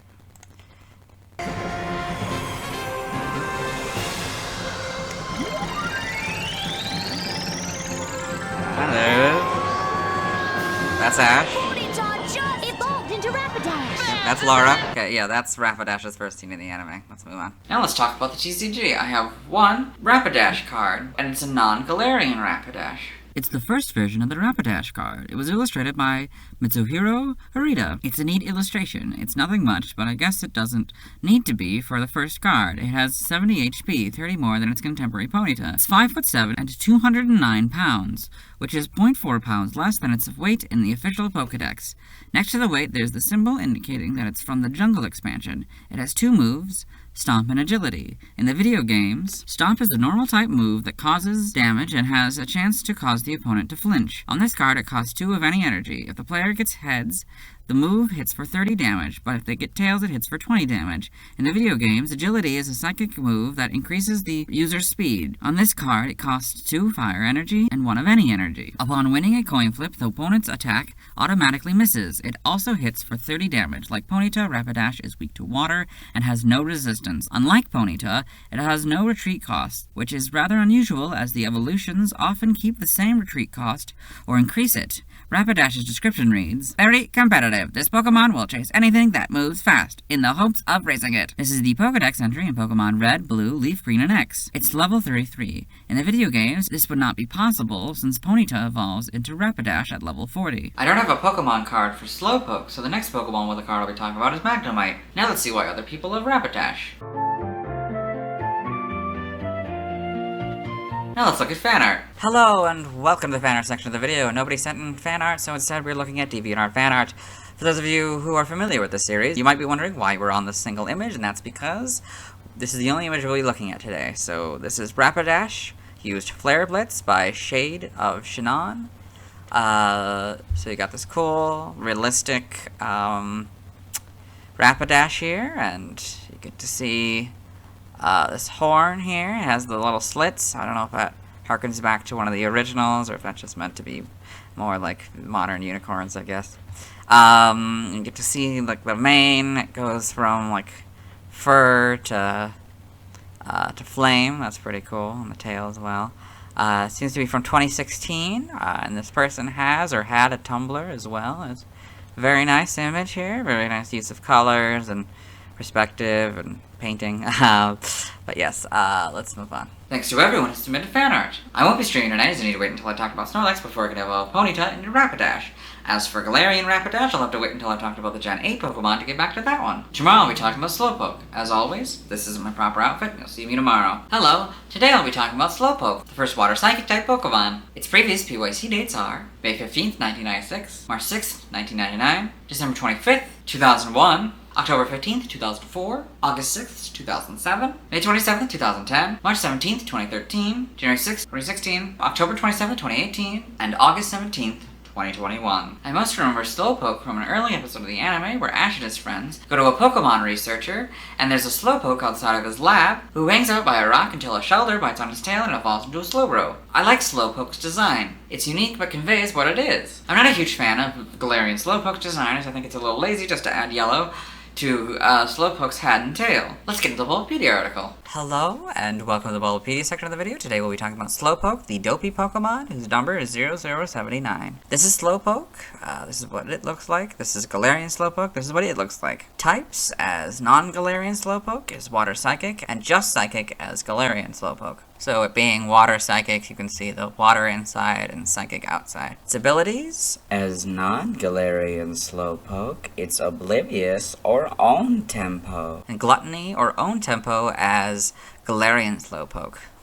And its hidden ability, regardless, is Regenerator. Gender ratio is 50-50, catch rate is 190 or 35.2%. Breeding, a group's monster and water 1, hatch time 20 cycles. Height is 3'11" and 1.2 meters, and weight is 79.4 pounds or 36 kilograms. Base experience yield is 99 the first 4 gens, and 63 in 5+. Leveling rate is medium fast, EV yield is 1 in HP. Shape is that, footprint is that, Pokedex color is pink, base friendship is 70. Slowpoke is a dual-type water-psychic Pokemon introduced in Gen 1. It evolves into Slowbro, starting at level 37, or Slowking when traded while holding a King's Rock. In Galar, Slowpoke has a pure psychic-type regional form introduced in Pokemon Sword and Shield's 1.1 patch. It evolves into either Galarian Slowbro when exposed to a Galarica Cuff or Galarian Slowking when exposed to a Galarica Wreath. The Slowpoke can also be found in Blueberry Academy's Terrarium. Biology, Slowpoke is a pink Pokemon that resembles a cross between a salamander and a hippopotamus. It has vacant eyes that never seem focused, curled ears, and a rounded tan muzzle. It has 4 legs, each of which ends in a single white claw. Its long, tapering tail has a white tip. Its tail drips a sweet, sappy substance that is attractive to many species of fish. Slowpoke uses the tail as a fishing lure. The tail often breaks off, but it will grow back. Slowpoke tails are considered a delicacy and commonly used as a cooking ingredient. In Alola, they are often dried and used in home-cooked stews, while in Galar, they are smoked and packed as a curry ingredient. Slowpoke is also known to dive underwater to hunt, but is often itself caught instead. Slowpoke has a notoriously dim intellect and often forgets what it was doing. It takes a long time to respond to outside stimuli. For example, it can take up to 5 seconds to process pain and can take an entire day to notice when its tail has been bitten. Slowpoke is commonly found at the water's edge. In some places, it is believed that Slowpoke's yawn causes rain. This Pokemon is worshipped in those areas. Its vacant expression is said to help some people relax, whilst causing irritation to others. It is posited that those who lead hectic lives are most likely to become relaxed. As mentioned in Pokemon Sleep, researchers have debated if Slowpoke is either awake or asleep while it stands around doing nothing. Form Slowpoke has a regional form, Galarian Slowpoke. Galarian Slowpoke's body is a slightly different shade of pink and has gained yellow coloration on its forehead and tail. This tail is always down and is said to have a spicy taste. Galarian Slowpoke's diet consists of eating spices. Much like its Cantonian counterpart, Galarian Slowpoke is known to relax on seashores and riverbanks without a care in the world. However, sometimes it will get a very sharp look in its eyes, as if it's about to think of something tremendous, although it will quickly forget and return to its normal expression afterward. It is believed that this behavior, along with the spicy taste of its tail, is a result of Galarica particles built up from its diet of native Galarica seeds, affecting its brain and body. This diet also affects Slowpoke's 2 different evolutions, including the Shellder that attaches to it, which is introduced by either Galarica Cuff or the Galarica Wreath. To the scent of the spice emanating from its tail. The Galarian Slowpoke often has difficulties while fishing. They can also be found in the coastal biome of Blueberry Academy's Terrarium, where Galar's regional life is simulated. What? They've got both of them? That's fascinating. Evolution Slowpoke evolves into either Slowbro or Slowking. So you can see that here. Slowpoke, Slowbro, Slowking. Galarian Slowpoke evolves into either Galarian Slowbro or Galarian Slowking. So you can see that here. Galarian Slowpoke, Galarian Slowbro, Galarian Slowking. Kind of see the poison psychic, inside, outside. And that's pretty interesting. Game data, NPC appearances, Pokemon channel. A Slowpoke is the very slow weatherman. Pokemon Pinball, a Slowpoke appears on the blue table. Once hit with the pinball, it allows for the evolution of one of the captured Pokemon. Pokemon Ranger, Slowpoke is Burf's partner Pokemon. Pokemon Mystery Dungeon, Explorers of Time and Explorers of Darkness. Slowpoke and Slackoth are members of Team Slacker, the Zero Motivation Exploration Team. Pokedex entries in Gen 1, in Red and Blue, incredibly slow and dopey. It takes 5 seconds for it to feel pain when under attack. In Yellow, incredibly slow and sluggish. It is quite content to loll about without worrying about the time. Stadium, a dopey Pokemon that remains in 8 days except when fishing with its tail. Awake or asleep, there is little difference. In Gen 2 and Gold, it lazes vacantly near water. If something bites its tail, it won't even notice for a whole day. Silver, a sweet sap leaks from its tail's tip. Although not nutritious, the tail is pleasant to chew on. Crystal, It is always so absent-minded that it won't react, even if its flavorful tail is bitten. Stadium 2 is just golds again. Gen 3 in Ruby and Sapphire. Slowpoke uses its tail to catch prey by dipping it in water at the side of a river. However, this Pokemon often forgets what it's doing, and often spends entire days just loafing at water's edge. Emerald. It catches prey by dipping its tail in water at the side of a river, but often forgets what it is doing, and spends entire days just loafing at water's edge. Fire Red.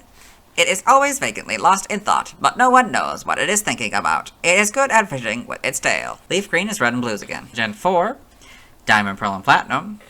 Although slow, it is skilled at fishing with its tail. It does not feel pain if its tail is bitten. Heart Gold and Soul Silver are their gold and silver counterparts. And the Gen 5 Pokedex entries are Diamond, Pearl, and Platinums. In Gen 6, X is Fire Red's entry. Y's is the gold entries. Omega Ruby and Alpha Sapphire are their Ruby and Sapphire counterpart. In Gen 7 in Sun, its long tail often breaks off. It doesn't really feel any pain, though, and the tail grows back, so Slowpoke isn't particularly bothered. Moon. Alolan home cooking involves drying Slowpoke tails and then simmering them into a salty stew. Ultra Sun. There is some places where Slowpoke is worshipped because of a long-standing belief that whenever Slowpoke yawns, it rains. Ultra Moon. Although their tails, which fall off naturally, can easily be found lying around, they're a precious ingredient for cooking. In the Let's Go games, that's Yellow's entry. In Gen 8, for non-Galarian Slowpoke.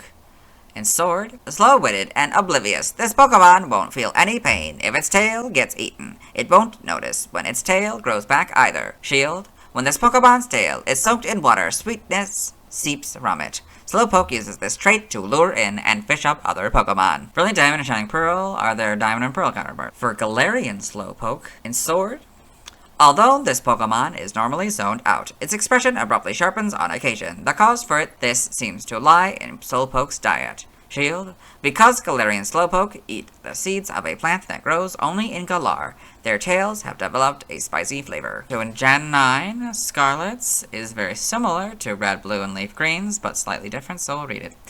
It is incredibly slow and dopey. It takes 5 seconds for it to feel pain when under attack. Violet is Fire Red and X's entry. For Galarian Slowpoke, Scarlet, it gives off a stimulating scent because of chemicals that have seeped into its body from the spice that it eats as its staple food. Violet, it uses its tail to fish, but the scent of the spice emanating from its tail ensures that catches are always lacking. We've got Slowpoke in the Alola Pokedex, Slowpoke in the Paldea Pokedex, with a Shellder in the background, that's clever. And then Galarian Slowpoke in the Blueberry Pokedex. So they're, lying around. Same with this one there.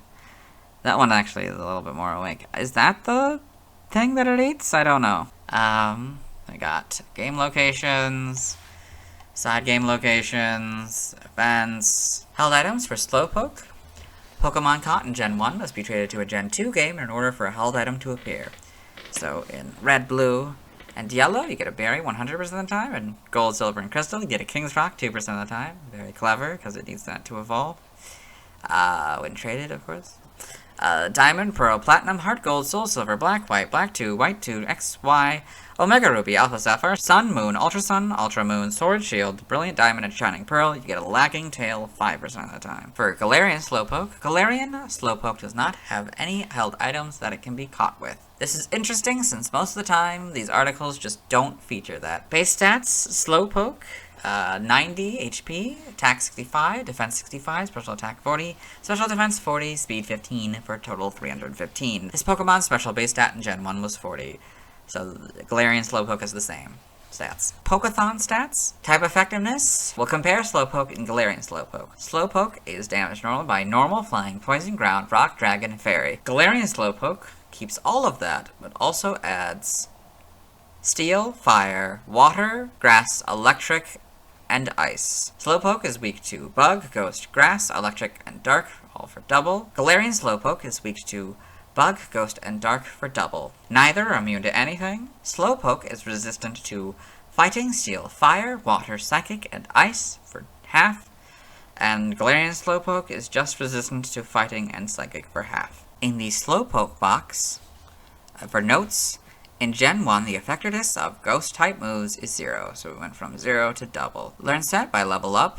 Slowpoke 1, you get Tackle and Curse, 3 Growl, 6 Water Gun, 9 Yawn, 12 Confusion, 15 Disable, 18 Water Pulse, 21 Headbutt, 24 Zen Headbutt, 27 Amnesia, 30 Surf, 33 Slack Off, 36 Psychic, 39 Psych Up, 42 Rain Dance, and 45 Heal Pulse. For Galarian Slowpoke, at level 1, you get Tackle and Curse, 3 Growl, 6 Acid, 19 Yawn, 12 Confusion, 15 Disable, 18 Water Pulse, 21 Headbutt, 24 Zen Headbutt, 27 Amnesia, 30 Surf, 33 Slack Off, 36 Psychic, 39 Psych Up, 42 Rain Dance, and 45 Heal Pulse. By TM, for Slowpoke, TM1, Takedown, 7 Protect, 11 Water Pulse, 16 Psybeams, 22 Chilling Water, 25 Facade, 28 Bulldoze, 32 Swift, 34 Icy Wind, 35 Mudshot, 41 Stored Power, 46 Avalanche, 47 Endure, 49 Sunny Day, 50 Rain Dance, 52 Snowscape, 54 Psyshock, 55 Dig, 59 Zen Headbutt,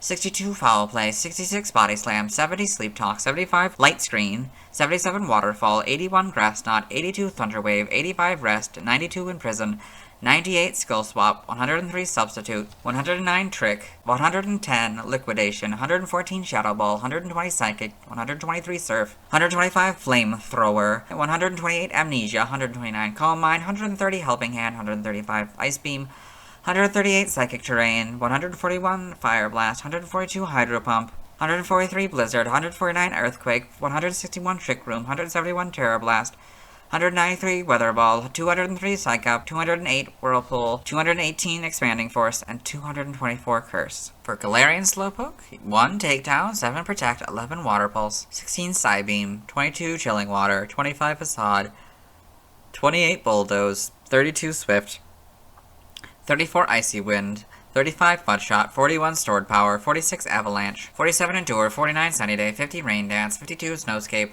54 Psyshock, 55 Dig, 59 Zen Headbutt, 62 Foul Play, 66 Body Slam, 70 Sleep Talk, 75 Light Screen, 77 Waterfall, 81 Grass Knot, 82 Thunder Wave, 85 Rest, 92 Imprison, 98 Skull Swap, 103 Substitute, 109 Trick, 110 Liquidation, 114 Shadow Ball, 120 Psychic, 123 Surf, 125 Flamethrower, 128 Amnesia, 129 Calm Mind, 130 Helping Hand, 135 Ice Beam, 138 Psychic Train, 141 Fire Blast, 142 Hydro Pump, 143 Blizzard, 149 Earthquake, 161 Trick Room, 171 Terra Blast, 193 Weather Ball, 203 Psych Up, 208 Whirlpool, 218 Expanding Force, and 224 Curse. By breeding for Slowpoke, this group gives you Belch, this group gives you Belly Drum, this group gives you Block, and this group gives you Stomp. For Galarian Slowpoke, it's exactly the same moves. TCG only moves, you get Bite in these cards and Pound in this card. Side game data for Slowpoke, Pokemon Ranger, in the browser entry. Slowpoke is incredibly lazy. It dozes vacantly, only yawning occasionally. Okay. Pokepark Wii Pikachu's Adventure in the Pokepad entry. You met Slowpoke at the entrance to the Beach Zone. He's a dedicated player of Gyarados' Aqua Dash. In Pokepark 2 Wonders Beyond, he had no idea how fast or slow he was, but when everyone was surprised by his speed, he started to realize his speed is incredible. He is an honest and good kid. Aww. Got all this. Yep. Costumes in Pokemon Go, you get 2020 glasses. That's kind of funny. He's not even wearing them, they're just on his head. And you get a hat. That's also kind of funny. Galarian Slowpoke. Okay. Evolution data, Slowpoke. Slowpoke evolves into Slowbro starting at level 37, or Slowking when traded while holding a King's Rock. Slowpoke cannot evolve into Slowking and Fire Red and Leaf Green before the player obtains the National Pokedex, as its evolution will be interrupted. Slowpoke also cannot evolve into Slowking and Let's Go Pikachu and Let's Go Eevee, as Slowking is not present in those games. So you see here, Slowpoke, level 37, Slowbro, trade, King's Rock. Get Slowking, yeah. For Galarian Slowpoke, so you get Galarian Slowpoke, the Galarica Cuff, you get that, Galarica Reef, you get that. Okay, sprites. Okay. Yeah, for the... What? Okay, we'll talk about that in just a second. So, yeah, sprites, red and green, yeah, you got all these. So they're basically all the same. This one's eyes, I guess, are bigger. It, you know, removes the outline, although I guess the outline comes back. Everything, yeah, it's just maybe a little bit bigger. The tail has a weird tip, sort of almost a whitish tip, which... it kind of still has. It's very faint now. Like, it's basically just that. For most of, I mean, it's really just kind of the lighting, probably, for the most part. So that one doesn't really work for that one. Yeah. It could basically work for this one. Although, I mean, it could maybe. I mean, the tail is the biggest problem for this one, because it's a bit chunkier now. Okay. So now, for Gen 2, apparently we have different, things. So, oh yeah, the belly. Right, the belly. So, you can see the belly has lines here. That's the big difference. I don't really know the difference between these, but I guess maybe they just wanted to put them together. But yeah. Which I don't remember if it keeps that or not. I guess we'll have to see moving forward. I don't think it does, though, because I don't think it was mentioned in the main article, so... But anyway, so you got all this. It's the oh, this has the right color. It goes to like a darker pink for some reason, but then it returns back to the kind of reddish pink, I guess. And the shiny is purple. You get to see all that. It's kind of nice. So then it's a different pink, but yeah. And the white tip is just a white tip. Like, yeah, and the mouth is now sort of that yellow. Got that. The feet are now all, yeah. Okay. Yep. Then it's kind of the more closer to the right pink, I'd say. Shiny is a lighter pink, which may actually be more closer to the actual pink, but yeah. It's interesting that it kept the tail for so long. I think it loses it. Yeah, now it becomes kind of like a faded thing. And yeah, this is sort of, I guess it's almost that. It's sort of a between of these two, I'd say. This, of course, is much more faint pink now. Yeah. This, yeah, you can see how it just sort of becomes a gradient now, in these games. Yep, and then, okay, it's all yellow, that's funny. Or maybe that's supposed to be tan there? I can't tell if that's supposed to be a shadow or that actually is part of the design. Guess I'll have to see going forward here. Okay. No, its belly is all pink, looks like. Yeah. Okay, oh no, that is actually part of the design. Then it's yellow with sort of, I don't know, with a gold, I guess.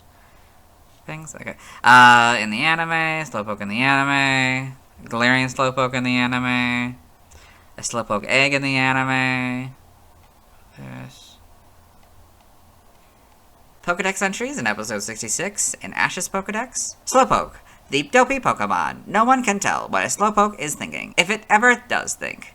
Its specialty is fishing with its tail. In episode 244, in the same Pokedex. Slowpoke, the dopey Pokemon. Slowpoke is always lost in thought, though no one knows what it's pondering. In what I assume is Journeys, episode 26, in Go's Rotom Phone. Slowpoke, the dopey Pokemon. A water and psychic type. Slowpoke's tail often falls off, but it doesn't hurt, and a new one grows quickly, so the Slowpoke doesn't seem to mind. It takes a little time for them to feel pain. In 97 of the same series, in the same Pokedex, Slowpoke, Galarian form, the dopey Pokemon, a psychic type. This form of Slowpoke lives in the Galar region. Their facial expressions are normally spacey, but sometimes they appear focused, because they eat Galarica seeds from the Galar region. Their tails have a spicy flavor.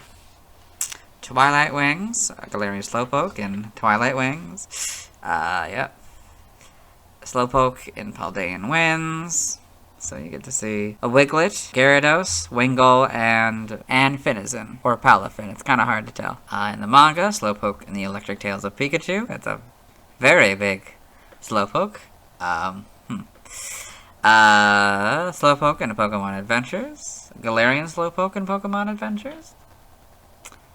This, yep, in the TCG. Other appearances, Super Smash Bros. Melee. Slowpoke appears as a Pokefloat. It initially has its tail curled towards its body, but the tail lazily becomes straight, and fighting moves there until Wooper appears. Super Smash Bros. Ultimate, Slowpoke appears as a Master Spirit. Unlike the other Master Spirits who own dojos, his dojo specifically allows spirits to forget styles that they have learned from other dojos. Celestial Slowpoke appeared in the music video for Celestial. So you can see that here, Slowpoke in the music video for Celestial. Trivia: in the Pokemon Red and Blue Beta, Slowpoke was originally known as Slowmo. The Japanese and international versions of Pokemon Silver have different sprites for Slowpoke, with the Japanese versions having a fatter and striped belly similar to that which Slowbro and Slowking sport. It is unknown why this was changed, however, its stripe underside is still partially visible in all of its gold and crystal sprites. The striped belly does not appear to be a true error, as it has been seen in artwork by Ken Sugimori, though it is from Gen 1. So you can see that here. Ken Sugimori artwork showing Slowpoke's striped underside. Like Mantike, Slowpoke evolves when another Pokemon is attached to it. However, this was only seen in the anime. Proximity-based evolutions such as requiring Mantike and Remoraid to be in the same party were not introduced until Gen 4. Slowpoke is the only Pokemon whose multiple evolutions have different total EV yields. Slowbro has an EV yield of 2, while Slowking has an EV yield of 3. Despite numerous Pokedex entries stating its lack of response to a biting on its tail in Pokemon Snap, it is shown to quickly react to a Shellder bite. This may be due to Shellder's venom stimulating a quicker response, or something in error or game mechanic to speed the process along. The Pokemon Company posted a Slowpoke-themed reggae music video onto their Japanese channel, titled, "What's Going On, Yadon?" The song was later dubbed and posted to the English language channel under the title of Slowpoke Song. Although the species has appeared repeatedly, no Slowpoke has ever been seen using an attack in the anime. That's amazing. Slowpoke has the lowest base speed stat of all Psychic-type Pokemon. Slowpoke has the fewest move differences between regional forms, having almost identical learn sets with only 2 differences. The Galarian form learns Acid instead of Water Gun at level 6, and can learn TR-81 Foul Play. However, in Gen 9, both forms are able to learn 062 Foul Play, resulting in there only being 1 difference between their learn sets. Slowpoke is the only Pokemon with a regional form with a branched evolution. It is also the only Pokemon to not only not gain a new type in its regional form, but also lose one type without changing the other. When Galarian Slowpoke was first released, it could use Eviolite despite being unable to evolve at the time, possibly because its evolutions were still programmed in or planned. Galarian Slowpoke is the only Pokemon with a branched evolution where both evolved forms share identical type combinations with each other, but not their pre-evolved form. Unlike most regional forms, Galarian Slowpoke has a different cry from its regular form. However, this difference does not exist in Pokemon Go or Pokemon Home. Slowpoke is Galarian form, and their evolved forms are the only Psychic-type Pokemon in the Monster Egg group. Galarian Slowpoke is the first regional form Pokemon to be added in an update. Galarian Slowpoke is the first Galarian form that can be caught outside of Galar. Origin: its appearance may be based on hippopotamuses and giant salamanders due to its marine nature and association with shellfish. Slowpoke may be based on a sea otter. Its ability to grow a new tail, if cut off, may be inspired by the biological process of anatomy and regeneration seen in some species of lizards and salamanders. Nothing about the sloth, huh? Okay. Name origin: Slowpoke is literally Slowpoke, a term for someone who is slow. Yadon may be a combination of Yadokari, hermit crab, Yadanushi, parasitic host, and Don, dull. It may also be a shortening of Yadoran, Slowbro's Japanese name. Okay, other languages. See also, again, didn't talk about Unite. References and external links to the Galarian forms. So let's move on. Now let's watch Slowpoke's first scene in the anime. Hello and welcome to the anime portion of the video. Today we are watching episode 17, Island of the Giant Pokemon. In this episode, the main characters have become shipwrecked on this island here. This is Pikachu, the sort of main Pikachu of the series. He has been separated from Ash Ketchum, the main character, and he is with Bulbasaur, Charmander, and Squirtle. He has just spotted a Slowpoke. Yes. Pete? He was saying he didn't know if they were lost or not. Okay. Pete, that's Charmander. Charmander. Charmander. They are, yep. And Slowpoke Slowpoke is being Slowpoke. Can you hear us? So that's Slowpoke's first scene in the anime. Let's move on. Now let's watch Slowpoke scene in Detective Pikachu. Welcome to the Detective Pikachu portion of the video, as I'd like to call it, Detective Slowpoke, as it's only the frames with Slowpoke. Their hair and the silhouettes in the hieroglyphs here. In the scene, Tim Goodman, the main character, is watching a video explaining Rhyme City and how Pokemon and humans coexisted for the common good, or whatever. For the common good. Yeah. That's it. Hope you enjoyed. Let's move on. Now let's see why other people love Slowpoke. Now let's look at fan art. Hello and welcome to the fan art section of the video. Nobody sent in fan art, so instead we're looking at TV and art. Fan art, for those of you who don't know how this works, what we do is we go through these images until we find an image that doesn't contain a Slowpoke. This is Slowpoke by Dav19. So, this sort of cute anime girl version of Slowpoke. That's pretty cool. Kind of human. You got the girls and the tail there, yeah. Okay, then we've got Slowpoke and Mudkip by Genzoman. So this Slowpoke, it's got a shiny Mudkip standing on it. There's a Seel in the background. There's Wingull in the background. Not entirely sure what's going on with the background here, making me maybe think that this might be AI art. Not entirely sure. Maybe it's just the background that's AI, I don't know, but that's some suspiciousness.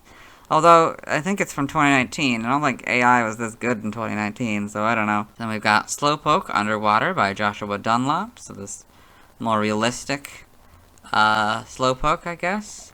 Not really sure I can say that it would have been in Detective Pikachu, since we kind of got a version of Slowbro in Detective Pikachu and like a art. So I don't know if that would have been more what it looked like. I mean, I don't know. It's nice though. You get to see one down here as well. Yep, we've got Slowpoke Falls by MCG Mark. So it's a bunch of Slowpoke, Slowbro, and a Slowking. Oh, it's kind of nice. They're all hanging out here. That's pretty cool. Then we've got The Slowpoke Family by Zero-chan. 923,600. So we've got the Slowpoke down here, and then Slowbro's riding it, and then the Slowking is dragging them along, because it's the intelligent one out of the three. Yeah. I love how... Oh, the Shellder, that's pretty cool. They've got personalities as well. I like that. Then we've got 079 through 199 Slowking line by In Progress Pokemon. For those of you who don't know how In Progress Pokemon works, what they do is they make it seem like it's aging up, or maybe in this case, changing. Instead of metamorphizing like they do in the games. So here we've got a Slowpoke and a Shellder. So it puts the Shellder on its head. It starts to get that crystal there, and then this starts to form. The tail comes back down there, and then the belly starts to form. And the other finger starts to appear, and then we've got Slowking. Then we've got Day 476, Kanto 079 through 0080 by Cryptid Creations. So this stylized Slowpoke and Slowbro here. You can see the Shellder biting down, and it's annoyed, but it's yeah, it's kind of cool. This, I don't know if that's also supposed to be a Shellder, if it's just, you know, if it's just a seashell on its head. Yeah, I like it. This is Slowpoke by Foxeef. So, it's this Slowpoke on a computer, I guess. I don't really know what it's doing, but it's interesting. Looks like it's been caught doing something. It's very interesting. I've got Slowpoke, Slowbro, Slowking with their Galar form by Black Nero. So we've got Slowpoke, Galarian Slowpoke, Slowbro, Galarian Slowbro, Slowking, and Galarian Slowking. So you get to see all this. It's very, very good. They're talking to each other, I guess. Yeah. You get to see all the Shelders, how they're looking at each other and stuff. It's very interesting. Then we got Slowpoke by Danny My Brother. So it's this very simple Slowpoke here. Looks like it could maybe be like a logo or something. We've got Slowpoke by Davani Ox. or I guess maybe Chi-near-tist. I don't know if that's the same person or not. But yeah, it's this cute, semi-stylized Slowpoke here. You know, yeah, everything is very cute. I don't know what the background is. I don't know. I don't know what the context of this is, so I couldn't possibly tell you what the background is. Yeah. And we got Slowpoke by Gone Nanners. So it's this very simple Slowpoke here. Very, you know, it's got the white tail. That's pretty cool. Yeah. It's, yeah, very nice. Then we got Slowpoke Fishing by Joshua Dunlop. So just another thing with this Slowpoke. Now it's just fishing, you know. Very simple. Then we've got Slowpoke is Late to the Game by Funky Frog. So we got a Galarian Slowpoke here. So it seems to be resting on the rocks here. Yeah. I don't really know what the title means, but I'm sure there's some context in other images maybe. And then we got Slowpoke by Shiny Noibat. Or Shorty Antics 27. I don't know if this is the same person or not. But yes, so they're just hanging out on the side of the sea here on a rock and sleeping probably. It's very cute. Then we got Slowpoke and Bro by Artie Radkey. So this is more hippopotamus-like with the Shellder there. Slowpoke, Slowbro. Yes. So yeah, it's very interesting. Then we've got a Slowpoke in the Slowpoke Well by Advanced Shipper 2021. This seems to just be a frame from the anime. Yep. Okay. Then we got 079 through 080 Slowbro line by In Progress Pokemon. So I already mentioned how this works, so I'm not going to do that again. We'll just look at this. So Slowpoke and the Shellder, then the Shellder bites down on the tail, and it starts to get a little bit taller, you know, start to be on the hind legs. The belly starts to form. These start to become more fingers. Yeah. Then we've got Slowbro. Then we got Slowpoke by Ben Segas or BrenDrawsLife.tumblr.com. And this kind of a little bit creepy looking Slowpoke here. Yeah, like an old man. Almost like a creepy old man. Yeah. Then we got Slowpoke by Art Crimes Club. So this nice, looks like it's stitched on or something. Some sort of like, or maybe painted on some kind of fabric. It's very interesting. And we got Slowpoke, Slowbro, Slowking by Nortiker. You got Slowpoke, Slowbro, Slowking. Just very nice, very stylized. Yep. And we got Slowpoke or Bramoloss by Madstalker. So we've got this Slowpoke here and a Dunsparce in the background. I don't know, that might be part of just the user's like thing. I don't know. But yeah. And we got Slowpoke, Slowbro by Mr. Red Butcher. So this very kind of ugly one, to be honest. They seem to be on a bus for some reason. This one's looking at a phone and has a backpack. It's got Shellder. Yeah. I don't know. I got this is not a Slowpoke, so we'll move on. Thanks to everyone who submitted fan art. I won't be streaming tonight as I need to wait until I've talked about Snorlax to catch a Slowpoke. As for Galarian Slowpoke, I'll have to wait until I talk about the Gen 8 Pokemon to get back to that one. Tomorrow I'll be talking about Slowbro. As always, this is my proper outfit. You'll see me tomorrow. Hello! Today I'll be talking about Slowbro, one of the evolutions of Slowpoke who evolves at level 37. If one wishes to consider Galarian Slowpoke as number 80, that Pokemon is the first Poison Psychic type Pokemon. Its previous PYC dates are May 16th, 1996, March 7th, 1999, December 26th, 2001, October 16th, 2004, August 7th, 2007, May 28th, 2010, March 18th, 2013, January 7th, 2016, October 28th, 2018, and August 18th, 2021. I most remember Slowbro appearing in the episode I mentioned yesterday. I like all the designs of all the versions of Slowbro. I like the idea of a Pokemon changing just because another Pokemon latched onto it. I find it funny that Shellder bit Galarian Slowbro's hand instead of its tail. I also find Mega Slowbro to be ridiculous looking. Let's get into the Bulbapedia article. Hello and welcome to the Bulbapedia section of the video. Today we'll be talking about Slowbro, the hermit crab Pokemon. Was one word before Gen 3, whose number is 0080. This is Slowbro, this is Galarian Slowbro, and this is Mega Slowbro. Types are Water Psychic for Slowbro and Mega Slowbro, and Poison Psychic for Galarian Slowbro. Abilities? As non-Galarian Slowbro, it's Oblivious or Own Tempo. As Galarian Slowbro, it's Quick Draw or Own Tempo. Regardless, it's Regenerator as its hidden ability. As Mega Slowbro, its ability is Shell Armor. Gender ratio is 50-50, catch rate is 17.5%. Breeding, Egg Groups, Monster, and Water 1. Hatch time 20 cycles. Its height as Slowbro and Galarian Slowbro is 5'3" or 1.6 meters. Its weight as Slowbro is 173.1 pounds or 78.5 kilograms. Its weight as Galarian Slowbro is 155.4 pounds or 70.5 kilograms. As Mega Slowbro, it's 6'7" or 2 meters and 264.6 pounds or 120 kilograms. Megastone is Slowbronite. So I'm thinking for this one, it might be they didn't want to do Oite, so they added the N there. Slowbronite.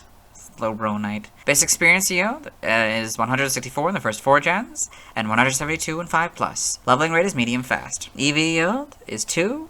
For Slowbro, it's in defense. For Galarian Slowbro, it's an attack. Shape is that. Other forms may have other shapes. And its footprint is that. Pokedex color is pink. Base friendship is 70. Slowbro is a dual-type Water/Psychic Pokemon introduced in Gen 1. It evolves from Slowpoke starting at level 37.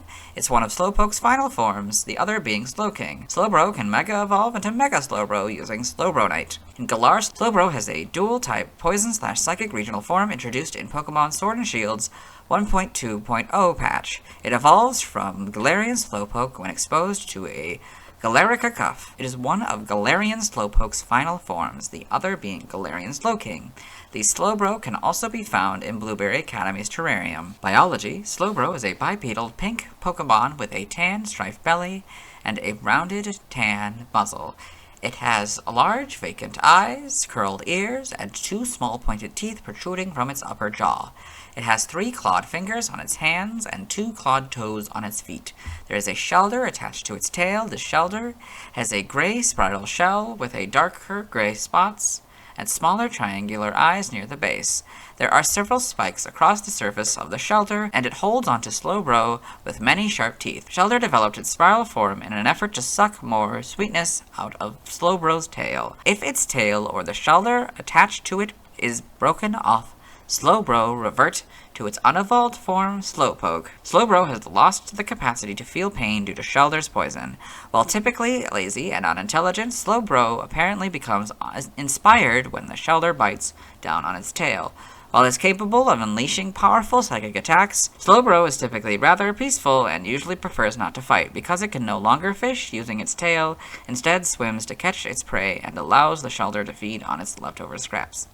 Slowbro tends to live near ponds, lakes, and seashores. As mentioned in Pokemon Sleep, Slowbro usually sleeps at the same time Shellder bites its tail. On occasion, Slowbro sleeps even when Shellder is awake. Form: Slowbro has a regional form, Galarian Slowbro, and can Mega Evolve into Mega Slowbro. Galarian Slowbro. In Galar, Slowbro's appearance differs due to Shellder biting its arm instead of its tail, causing a chemical reaction between the Shellder's poison and the consumed Galarica spices within the Slowpoke's body. The Shellder attached to its arm resembles the Shellder tail of its Cantonian counterpart but is smaller with a purple tip shaped like a stinger and lacking visible pupils.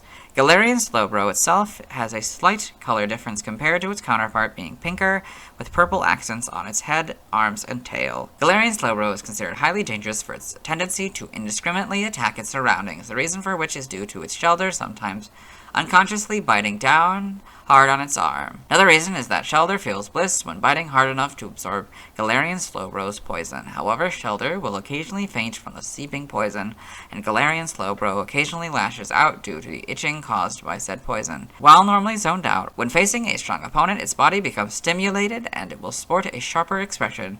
Galarian Slowbro attacks by grabbing at its Shellder's tongue, causing the Shellder to fire poisonous liquids from its tip. It attacks at speeds rivaling the quickest of known reflexes. They can also be found in the coastal biome of Blueberry Academy's terrarium, where Galar's regional life is simulated. Galarian Slowbro is the only known Pokemon capable of learning the move Shell Sidearm.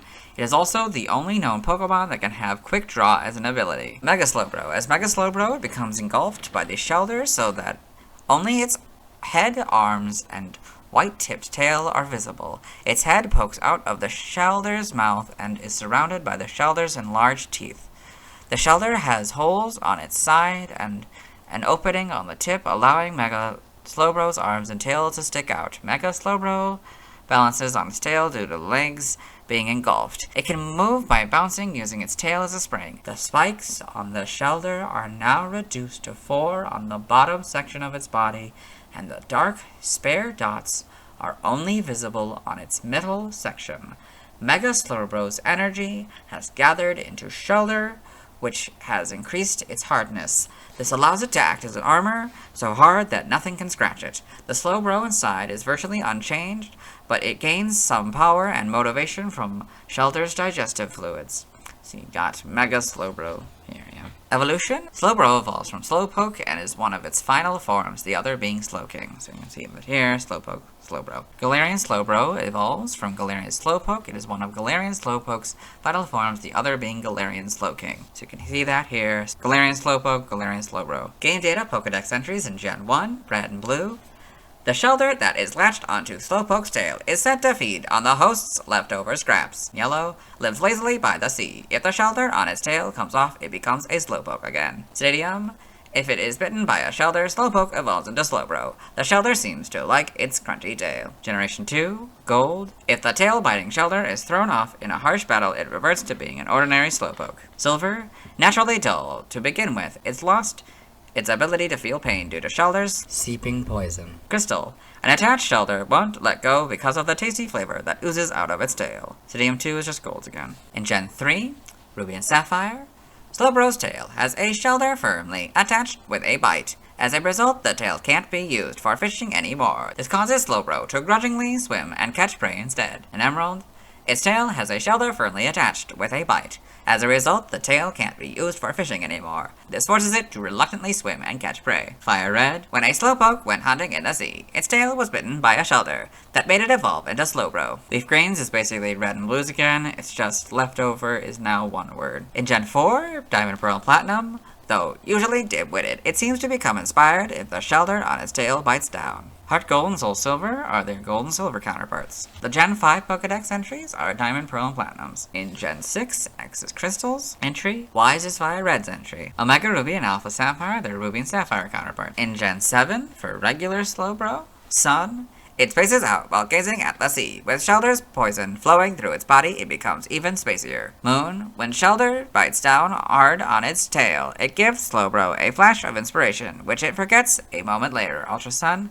Spacing out is basically all it does. It turns back into Slowpoke if its tail, along with Shellder, breaks off. Ultra Moon. Shellder, in its greed to suck out more and more sweetness from Slowbro's tail, has metamorphized into a spiral-shaped shell. The Let's Go Games is Yellow's entry. For Mega Slowbro, in Sun, all the energy from Mega Evolution poured into the Shellder on its tail, leaving Slowpoke to be swallowed whole. Moon. When bathed in energy of Mega Evolution, Shellder converts into impregnable armor. There is virtually no change in Slowpoke. Ultra Sun. Tremendous energy strengthens the power of the Shellder on its tail, but it doesn't really affect Slowpoke. Ultra Moon. Having been swallowed whole by Shellder, Slowbro now has an iron defense. It's pretty comfortable in there, too. In the Let's Go games, under the influence of Shellder's digestive fluids, Slowpoke has awakened, gaining a great deal of power and a little motivation to boot. In Gen 8, for non-Galarian Slowbro, in Sword, Slowpoke became Slowbro when a Shellder bit onto its tail. Sweet flavors seeping from the tail make the Shellder feel as if its life is a dream. Shield. Being bitten by a Shellder shocked this Pokemon into standing on 2 legs. If the Shellder lets go, it seems Slowbro will turn back into a Slowpoke. In Brilliant Diamond and Shining Pearl, that is basically their Diamond and Pearl counterparts, but now dim-witted is one word with a hyphen. I'm not gonna read it again. Galarian Slowbro. Sword. A Shellder bite set off a chemical reaction. with the spices inside Slowbro's body, causing Slowbro to become a poison-type Pokemon. Shield. If this Pokemon squeezes the tongue of the Shellder, biting it, the Shellder will launch a toxic liquid from the tip of its shell. In Gen 9, for non-Galarian Slowbro, Scarlet is Fire Red's and Y's entry, Violet's is the Gold entries. For Galarian Slowbro and Scarlet, Shellder seems blissful over the taste of Slowbro, even though the toxins seeping from the bite have caused Shellder to faint. Violet. Shellder bites down hard on Slowbro's arm to suck out more poison. This seems to cause itching, so Slowbro occasionally lashes out. So we got Slowbro in the Alola Pokedex, Mega Slowbro in the Alola Pokedex, Slowbro in the Paldea Pokedex with some Shellder in the background. That's fun. There's ones in Slowpokes as well. Galarian Slowbro in the Blueberry Pokedex. So you can see it in the terrarium here, and kind of grass. Yeah.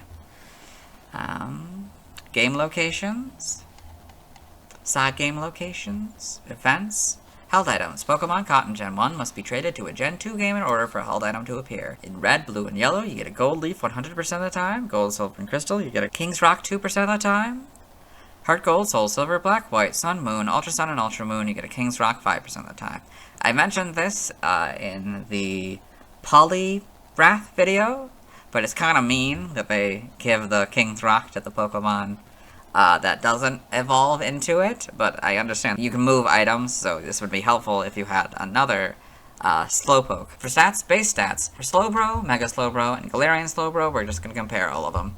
HP 95 across the board, attack 75, that stays the same for Mega Slowbro, but goes up to 100 for Galarian Slowbro. Slowbro has a defense of 110, that goes up to 180 for Mega Slowbro, but goes down to 95 for Galarian Slowbro. Special attack 100, that goes up to 130, but stays the same for Galarian Slowbro, back down to 100. Special defense is 80, that stays the same, but goes down to 70 for Galarian Slowbro. Speed 30, that stays the same across the board. So Slowbro has a total of 490, Mega Slowbro has a total of 590, and Galarian Slowbro has a total of 490. In the Slowbro box, we got a note. This Pokemon's special base stat in Gen 1 was 80. Pokeathon stats. Type effectiveness, we will compare Slowbro and Galarian Slowbro. Slowbro is damaged normally by normal, flying, poison, ground, rock, dragon, and fairy. Galarian Slowbro is damaged normally by normal, flying, rock, bug, steel, fire, water, electric, psychic, ice, and dragon.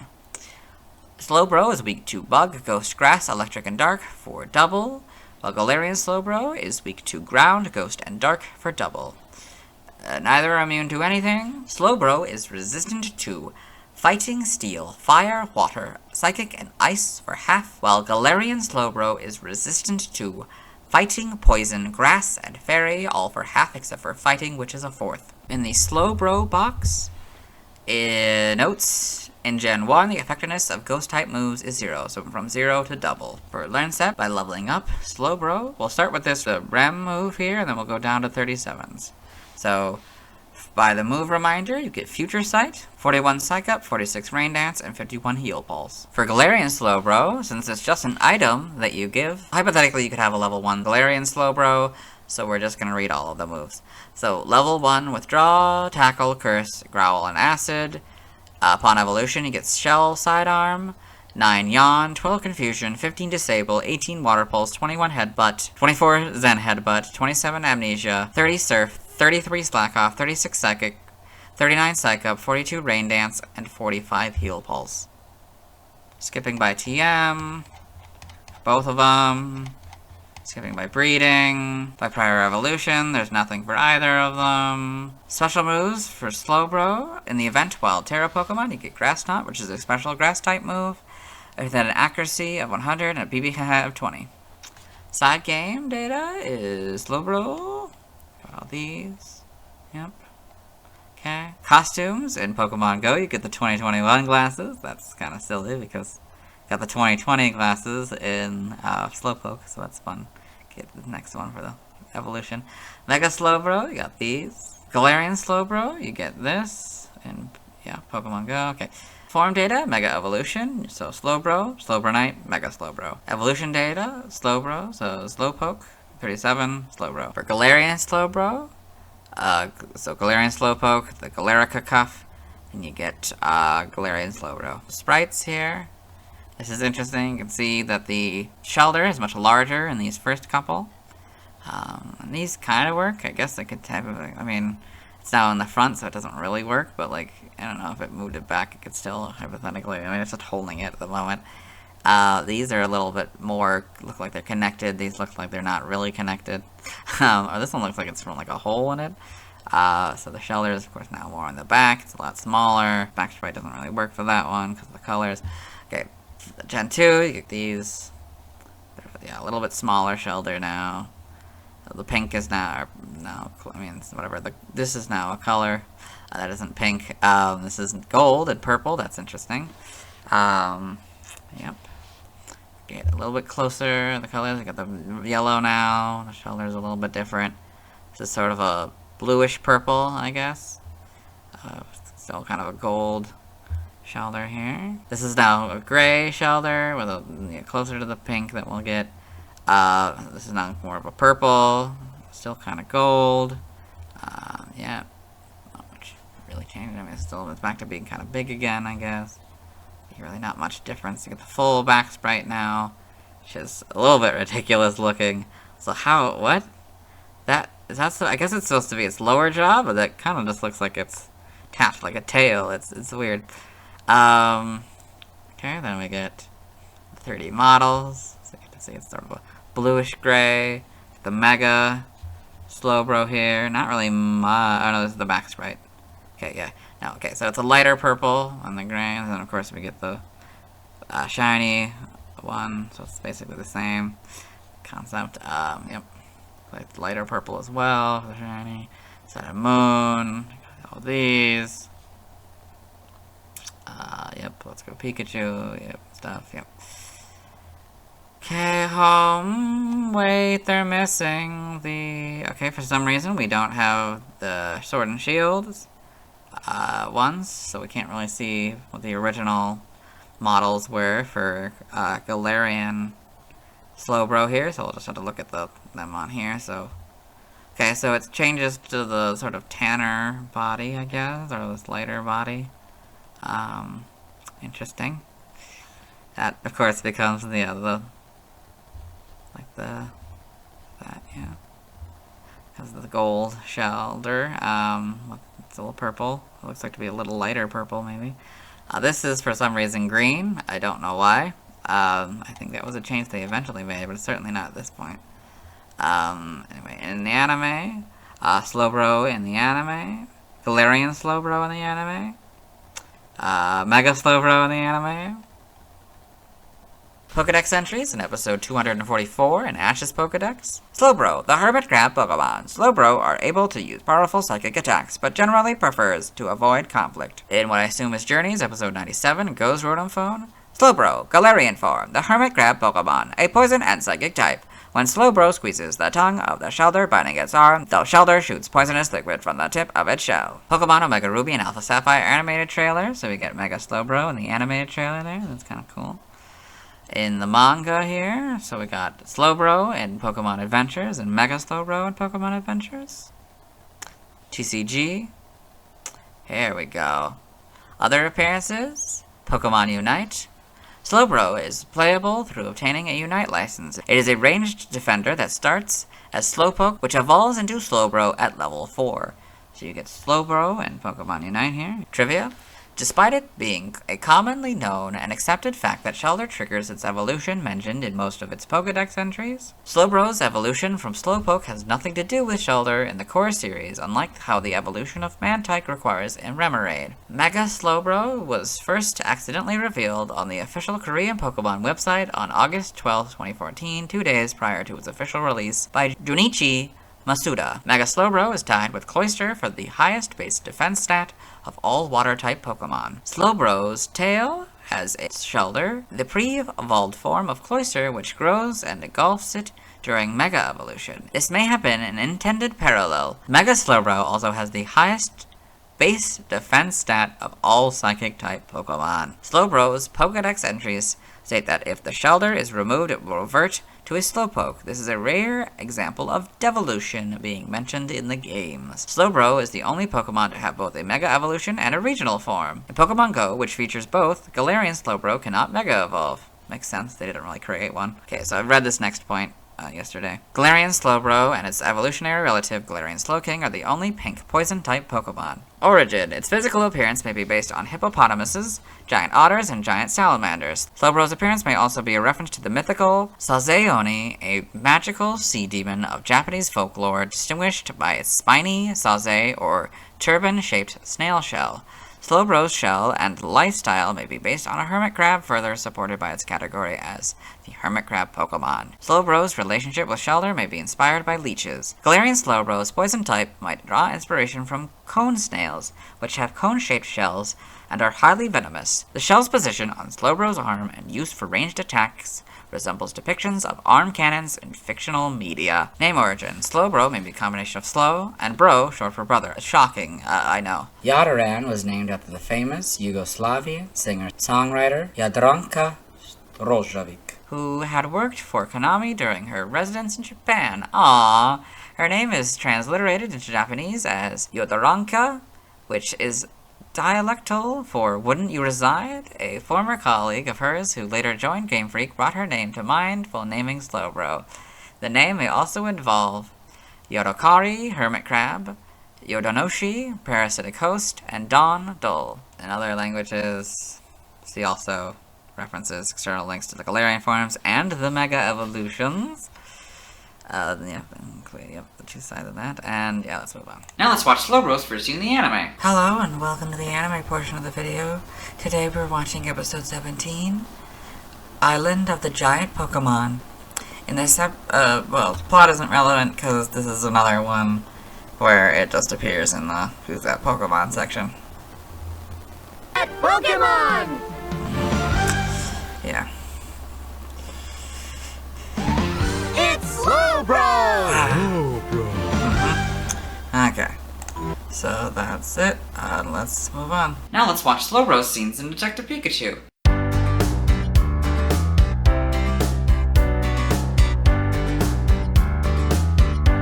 Now let's see why other people love Slowbro. Hello, and welcome to the community post part of the video.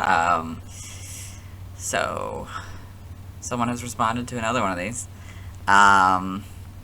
So the question is, what do you love about Slowbro? For this post, you can answer with Galarian Slowbro, non-Galarian Slowbro, and Mega Slowbro. And so we've got number 1 Drowzee fan, who responds with everything: shiny stats and abilities, arm cannon, the generatio despite having a masculine name, the Shellder lore that they introduce. The only problem is how often they outshine poor Slowking. That's kind of true. Anyway, let's move on. Now let's look at fan art. Hello, and welcome to the fan art section of the video. Nobody sent in fan art, so instead we're looking at DeviantArt fan art. For those of you who don't know how this works, what we do is we go through these images until we find an image that doesn't contain a Slowbro. This is the Slowpoke family by Zero-chan, 923,600. So we've got the Slowpoke, Slowbro, Slowking, and these have expressions on their eyes, the shoulders. That's pretty fun. I didn't even really mention this. We talked about this yesterday, and I didn't really mention how, like, it almost resembles, at least, especially this one, almost resembles, like, Flintstones, like the Dino is his name, from that, so that's pretty cool, that's pretty fun. Then we've got Slowbro by Danny My Brother, so it's this sort of simplified, Slowbro, kind of almost looks like it could be like a logo for a company or something. Then we've got Slowbro by Splatter Parrot, so we've got this, it kind of looks like it's, I don't know if it's swimming or if it's jumping or something, but it doesn't seem very happy, the shoulder. Yeah. Very nice colors. Then we've got Slowpoke Falls by MCG Mark. I did this one yesterday as well. It's a very nice image here. We got some Slowpoke, a Slowbro, and a Slowking here. I guess there's a couple Slowbro. But yeah, it's this nice area. It's very, very nice. Then we got 079 Slowpoke, 080 Slowbro by Stephen Andrew. So we got a Slowpoke and a Slowbro. It seems to be looking at the Slowpoke. I don't know if that was intentional or not, or if this was like two different images that they put together. I don't know. The Shellder here does not seem very happy. Then we've got Slowbro by Joshua Dunlop. So this sort of more realistic one. We saw a couple Slowpoke yesterday, so I get to see this, and I get to see the Shellder, very mean, very scary looking. I don't know if this is what we would have seen in something like Detective Pikachu, because there was like an artwork of a Slowbro in that, and so that's probably closer to what it would have actually looked like. Yeah. Slowbro uses Amnesia by the Pandemus. So, yeah, it's this very cartoon-looking, comic strip-looking Slowbro here. The Slowbro's confused, the Shellder's angry, or annoyed. Very, very nice. This is not a Slowbro, so we'll move on. Thanks to everyone who submitted fan art. I won't be streaming tonight, as I need to wait until I've talked about Snorlax before I can evolve Slowpoke into Slowbro. As for Mega Slowbro and Galarian Slowbro, I'll need to wait until I've talked about the Gen 3 and 8 Pokemon, respectively. Tomorrow I'll be talking about Magnemite. As always, this is my proper outfit. You'll see me tomorrow.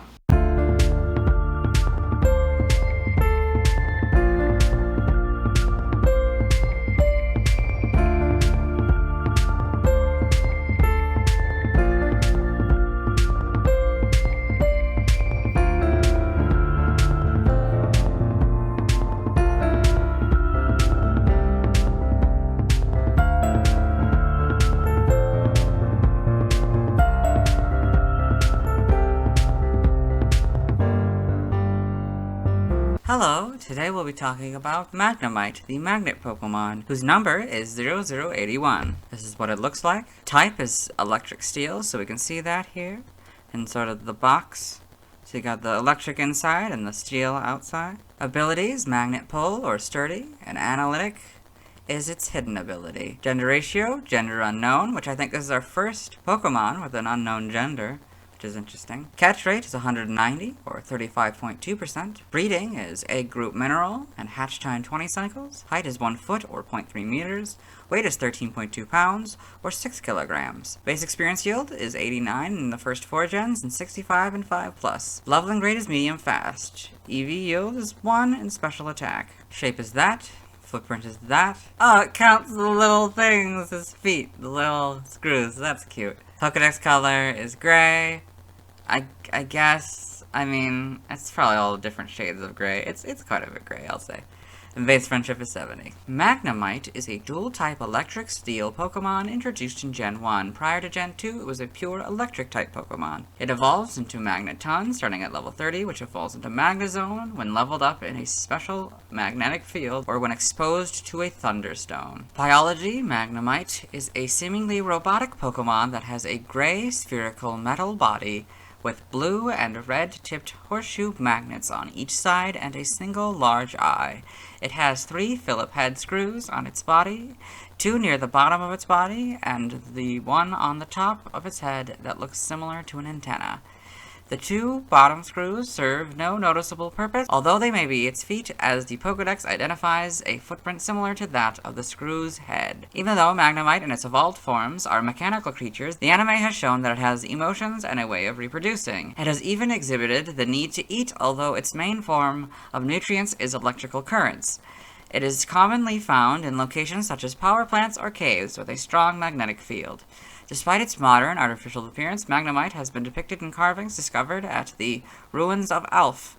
It also has been present in AZ's retelling of the Kalos War, indicating that it has existed for at least 3,000 years. The magnetic units on Magnemite's body generate an electromagnetic field that allows it to defy gravity and can potentially disrupt electrical equipment. The units generate stronger magnetic fields the faster they rotate. Magnemite is not known to be unnecessarily aggressive, but they may approach trainers with little notice. If a wild Magnemite is approached, it may simply flee on rare occasions, as Magnemite does not care for interaction. However, if attacked, it will retaliate with non-damaging moves. In the care of a trainer, it can be a devoted fighter. However, it has been demonstrated that it may be deterred unless a strong bond is formed with its trainer. Should it run out of electricity, Magnemite will fall to the ground. Usually batteries can help recharge it in order for Magnemite to start moving again. Magnemite can be attracted to anything emitting electricity or a magnetic field, including gadgets such as a Pokémon. It has even been shown to be attracted to electric Pokemon producing such fields. With modern electrical lines buried underground, Magnemite attacks on power plants have increased. To prevent power outages, these power plants deliberately send out signals Magnemite cannot stand to ward them off. As mentioned in Pokemon Sleep, Magnemite is known to sleep airborne by generating electromagnetic waves from its side magnets. There are rare occasions where, while Magnemite sleeps and muddles to the direction of its waves, it will loop in the air while sleeping. Evolution, Magnemite evolves into Magneton, which evolves into Magnezone. So you can see that here, Magnemite, Magneton, Magnezone. Game data, NPC appearances. In Pokemon Mystery Dungeon, Red Rescue Team and Blue Rescue Team, a group of Magnemite are the clients of the game's second mission, sending the player to save their friend who is trapped in Thunderwave Cave. One of the Magnemite decides to join the rescue team a couple days later. Pokemon Mystery Dungeon, Explorers of Time and Explorers of Darkness. 2 Magnemites serve as Magnezone's police units. Pokedex entries in Gen 1 in Red and Blue uses anti-gravity to stay suspended, appears without warning, and uses Thunderwave and similar moves. Yellow, it is born with the ability to defy gravity. It floats in the air on powerful electromagnetic waves. Stadium appears as if out of nowhere. It floats using anti-gravity and discharges electricity from 2 side-mounted units. Generation 2 in Gold. It is attracted by electromagnetic waves. It may approach trainers if they are using their Pokegear. Silver, the units at the sides of its body generate anti-gravity energy to keep it aloft in the air. Crystal, the electricity emitted by the units on each side of its body causes it to become a strong magnet. Stadium 2 is just golds again. In Gen 3 and Ruby, Magnemite attaches itself to power lines to feed on electricity. If your house has a power outage, check your circuit breakers. You may find a large number of this Pokemon clinging to the breaker box. Sapphire, Magnemite floats in the air by emitting electromagnetic waves from the units at its sides. These waves block gravity. This Pokemon becomes incapable of flight if its internal electrical supply is depleted. Emerald. The units on its sides are extremely powerful magnets. They generate enough magnetism to draw in iron objects from over 300 feet away. 300 feet being 100 meters. Fire Red. It moves while constantly hovering. It discharges Thunder Wave, and so on from the units at its sides. So Leaf Green is Red and Blue's essentially, except anti-gravity doesn't have a dash, and Thunder Wave is just spelled normally. In Gen 4 and Diamond and Pearl, the units at its sides generate electromagnetic waves that keep it airborne. It feeds on electricity. Platinum, the faster the units on its sides rotate, the greater the magnetic force they generate. Heart Gold is its gold counterpart. Soul Silver is basically Silver's, but anti-gravity again doesn't have a hyphen. In Gen 5, the black and white entries are Platinums. In Black 2 and White 2, the electromagnetic waves emitted by the units at the sides of its head expel anti-gravity, which allows it to float. In Gen 6, X is Soul Silvers, Y's is Fire Reds, Omega Ruby and Alpha Sapphire, their Ruby and Sapphire counterparts. In Gen 7 and Sun, they gather in places where electricity is available. They can be found clinging to the steel towers used to support power lines. In Moon, it sends out electromagnetic waves, which let it float through the air. Touching it while it's eating electricity will give you a full body shock. Ultra Sun, it's frequently the cause of power outages, which is why some power plants send out electrical signals that it can't stand. Ultra Moon, perhaps because electrical lines are often buried these days, the number of Magnemite attacks on power plants has increased. Let's Go Pikachu and Let's Go Eevee are very similar to Yellow's, but slightly different, so I'll read it. It is hatched with the ability to defy gravity. It floats while emitting powerful electromagnetic waves. Gen 8, in Sword. At times, Magnemite runs out of electricity and ends up on the ground. If you give batteries to a grounded Magnemite, it'll start moving again. Shield. It subsists on electricity. As Magnemite flies, it emits electromagnetic waves from the units on each side of its body. Brilliant Diamond and Shining Pearl are their Diamond and Pearl counterpart. In Legends Arceus, a bizarre Pokemon with but a single eye embedded in an iron sphere. I suspect this creature levitates due to the magnetism it emits from its arms, which resemble horseshoe-shaped magnets. In Gen 9, Scarlet is Black 2 and White 2's entry. Violet's is very similar to one we've done before, but slightly different, so I'll read it. It moves while constantly hovering. It discharges electromagnetic waves and so on from the units at its side. Magnemite in the Alola Pokedex. Magnemite in the Paldea Pokedex. It's, floating in the night, I guess. It's around these towers. Oh, they look to be windmills. Oh, that's cute. That's nice. That's clever. Then Magnemite in the Blueberry Pokedex. So it's hanging around. A couple of them are sleeping, it looks like. Yep. Pretty cool. Sort of the daytime now, I guess. Looks like it could almost be the same area. I mean, and obviously it isn't because it's a different area, but so I think that may have been intentional to make it look kind of similar to this one.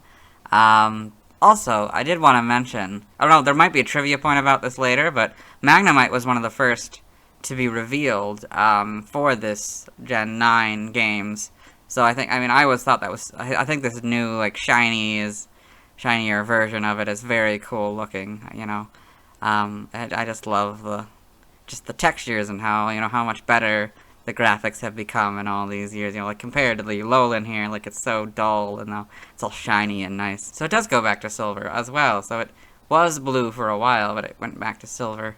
Okay, anyway, game locations, side game locations, events. Held items, Pokemon caught in Gen 1 must be traded to a Gen 2 game in order for a held item to appear. In red, blue, and yellow, you get a berry 100% of the time. In gold, silver, and crystal, you get a metal coat 2% of the time. In ruby, sapphire, emerald, diamond, pearl, platinum, heart gold, soul silver, black, white 2, white 2, omega ruby, alpha sapphire, sun, moon, ultra sun, and ultra moon, you get a metal coat 5% of the time. Sword and Shield, you get a metal coat 5% of the time, but expansion pass is required. Brilliant Diamond and Shining Pearl, you get a metal coat 5% of the time. In Legends Arceus, for normal, you get an iron chunk 30% of the time, metal coat 7% of the time, and great items by level. For Alpha, you get an EXP Candy S 100% of the time, Seed of Mastery 10% of the time, and great items by level. Still don't know how the math works. Stats, base stats. HP 25, attack 35, defense 70, special attack 95, special defense 55, speed 45 for a total of 325. This Pokemon special base stat in Gen 1 was 95. Pokeathon stats. Type effectiveness. Damaged normally by Ghost, Water, and Dark. Weak to Fighting, Ground, and Fire. Fighting and Fire are double, and Ground is 4. Immune to Poison. Resistant to Normal, Flying, Rock, Bug, Steel, Grass, Electric, Psychic, Ice, Dragon, and Fairy. All for half except for Flying and Steel, which is a 4th. Notes. If this Pokemon is given a ring target, the effectiveness of Poison-type moves is 1, so it would go from 0 to 1. In Gen 1, due to being a pure electric type, the effectiveness of Ground-type moves is double, so it went from double to 4. The effectiveness of Flying and Electric-type moves is half, so that went from, well, a 4th. Electric didn't change. And the effectiveness of all other moves is 1. So, Fighting went from 1 to 2, Fire from 1 to 2, Normal went from 1 to half, Rock from 1 to half, Bug from 1 to half, Grass to 1 to half, Psychic to 1 to half, Ice went from 1 to half, Dragon 1 to half. Prior to Gen 6, the effectiveness of Dark-type moves was half, so it went from half to 1. Prior to Gen 6, the effectiveness of Ghost-type moves was half. Maybe it went from 1 to half to 1 again? I don't know. Learn set by level up. At 1, you get Thunder Shock and Tackle, 4 Supersonic, 8 Thunder Wave, 12 Electro Ball, 16 Gyro Ball, 20 Spark, 24 Screech, 28 Magnet Rise, 32 Flash Cannon, 36 Discharge, 40 Metal Sound, 44 Light Screen, 48 Lock On, 52 Zap Cannon. By TM, you get 1 Takedown, 7 Protect, 17 Confuse Ray, 23 Charge Beam, 25 Facade, 32 Swift, 47 Endure, 48 Volt Switch, 49 Sunny Day, 50 Rain Dance, 51 Sandstorm, 70 Sleep Talk, 72 Electro Ball, 74 Reflect, 75 Light Screen, 82 Thunder Wave, 85 Rest, 93 Flash Cannon, 96 Eerie Pulse, 99 Iron Head, 103 Substitute, 104 Iron Defense, 121 Heavy Slam, 126 Thunderbolt, 130 Helping Hand, 136 Electric Terrain, 147 Wild Charge, 166 Thunder, 170 Steel Beam, 171 Terra Blast, 173 Charge, 178 Gravity, 180 Gyro Ball, 211 Electro Web, and 223 Metal Sound. By breeding from a Magnemite caught in a 2-star Terra Raid battle, you get Electro Web, and from the Mirror Herb you get Explosion. TCG only moves, you get Quick Attack and Self-Destruct in these cards. Side game data. Pokemon Ranger in the browser entry. Magnemite loses electricity to attack. It can also recharge your Styler. In Shadows of Olmia, it attacks by sending out bolts of electricity. In Guardian Signs, it restores the Styler energy. This. Pokepark Wii, Pikachu's Adventure. In the Pokepark pad entry, Magnemite came out of crates in the Cavern Zone. What do they like best? Rhyperior's Bumper Burn and Rotom Spooky Shoot 'em Up. Got all this.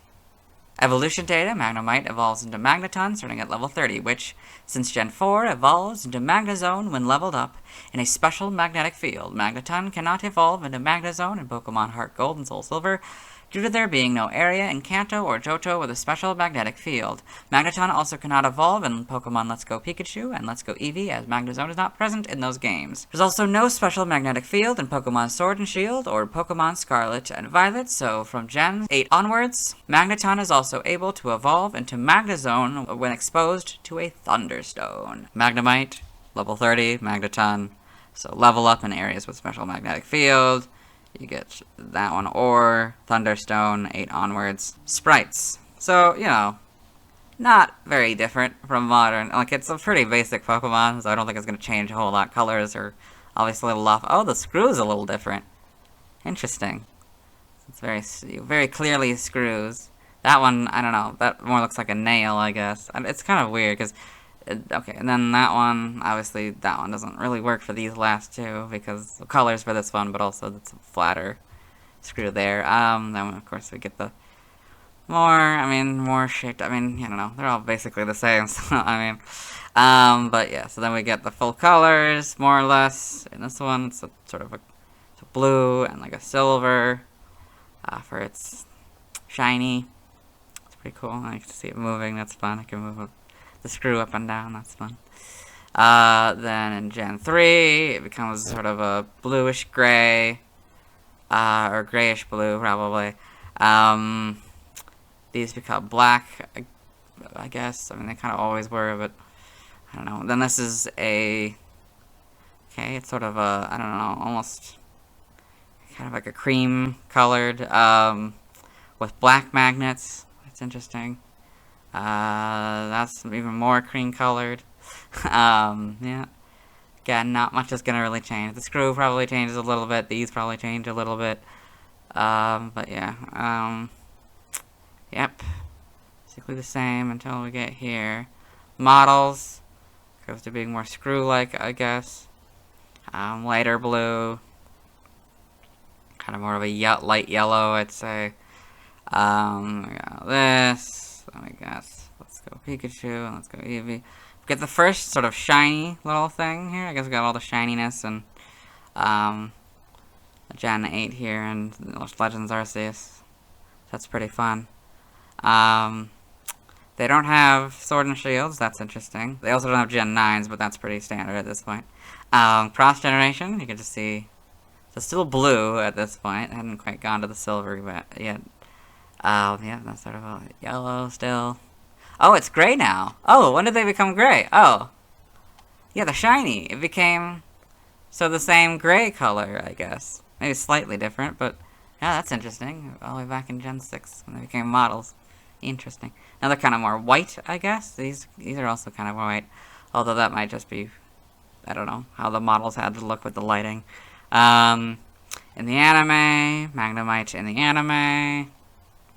Okay, got all this. Yep. Okay. For Pokedex entries in episode 30, in Ash's Pokedex, Magnemite, a magnet Pokemon. Its means of floating through the air are not understood. This very mysterious Pokemon is of the electric type. Episode 101, in the same Pokedex, Magnemite, the magnet Pokemon. It's able to float through the air and emits Thunder Wave through its magnet-shaped units, located on its sides. In what I assume is Journeys, episode 93, and Go's Rotom Phone, Magnemite, the magnet Pokemon, an electric and steel type. Magnemite eat electricity. As they fly, they emit electromagnetic waves from the two units on their sides. Then we got a Magnemite here in the animated trailer for Black 2 and White 2. And we got in Origins, a couple of them. One in Generations. Okay. In the manga, We got Magnemite in Pokemon Adventures here. You can see there's a bunch of them. Yep. Okay, we got all this. Yep. In the TCG, other appearances, Super Smash Bros. For Nintendo 3DS/Wii U. Magnemite appears in the background of the Prism Tower stage in the 3DS version of the game. It also appears as a trophy exclusive to the 3DS version. Trophy information: instantly recognizable by the horseshoe magnets on either side of its body. This magnet Pokemon uses electromagnetic waves to nullify gravity and float in midair. The sense of nostalgia it inspires has only been strengthened by the many years that has passed since its debut in the very first Pokemon games.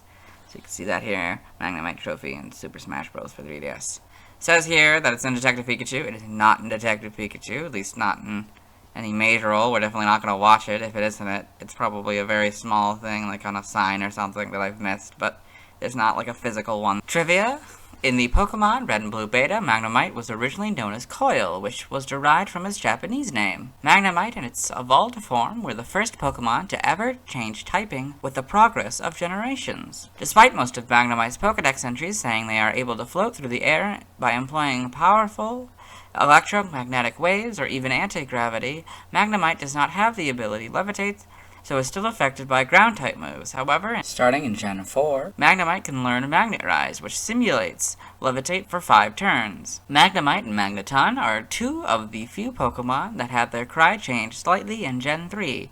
This was due to Generation 3 utilizing a better sound effects game engine and newer game system. Pokemon Snap is one of the few times that two Magnemite have been shown bonding similar to a Magneton. However, when a picture is taken, they are still called Magnemite. Pokemon Mystery Dungeon, Red Rescue Team, and Blue Rescue Team also showed this, but it was stated to be a failed evolution due to the lack of a third Magnemite. Aww. In 2008, Japanese internet users spanned votes for Magnemite on a Yahoo Kids poll featuring 9 Pokemon appearing in Giratina and the Sky Warrior. Since then, several Japanese Pokemon polls have received an unusual amount of votes for Magnemite, including the 2021 Pokemon of the Year poll when it came to the first place for Kanto Pokemon. That's awesome. In Gen 5, Magnemite was the most traded Pokemon on the GTS. This is probably due to what is known as the Magnemite Chain/Coil, a scheme by which players could increase the number of visitors to their Join Avenue in Black 2 and White 2 by trading Magnemite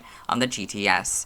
The scheme originated with Japanese players and became popular worldwide. Magnemite was designed by Ken Sugimori based on an idea by Satoshi Tajiri. Cool. One of the originals, that means. Probably. On May 31st, 2017, the Pokemon Company posted a Magnemite-themed music video on their YouTube channel called Where is Coil? Here is Coil. Magnemite is based on magnets and screws, and in broader terms, possibly an objectification of electromagnetism, one of the 4 fundamental interactions of nature.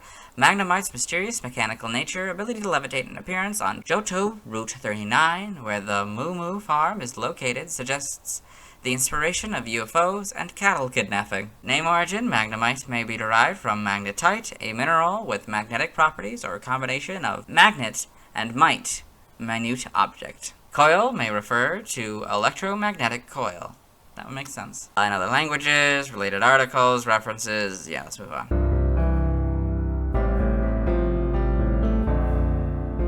Hello and welcome to the anime portion of the video. Today we're watching episode 30, Sparks Fly for Magnemite. In this episode, Ash, and his traveling companions, Rock and Misty, have come to Gringy City here, and they've just found out that Pikachu, who's shocking Ash at the moment, has gotten sick. And there's the Magnemite in the corner here.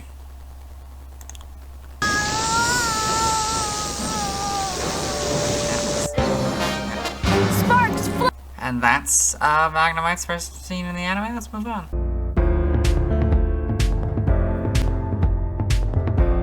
It's the 20th Magnemite card design and the 3rd Magnemite card design to be metal type.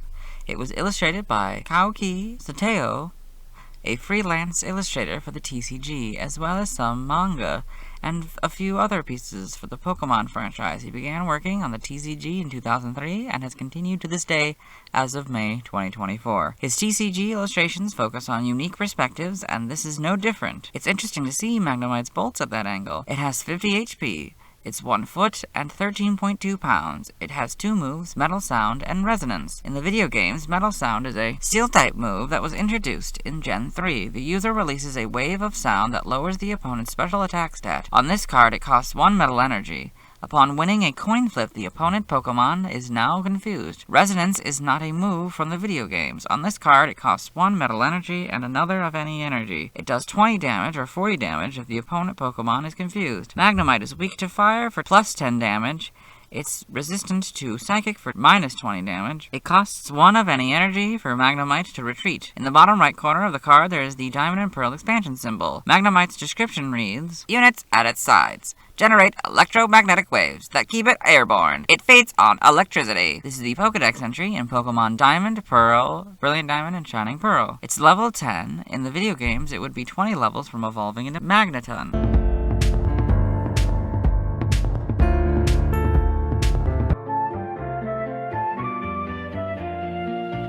Now let's look at fan art.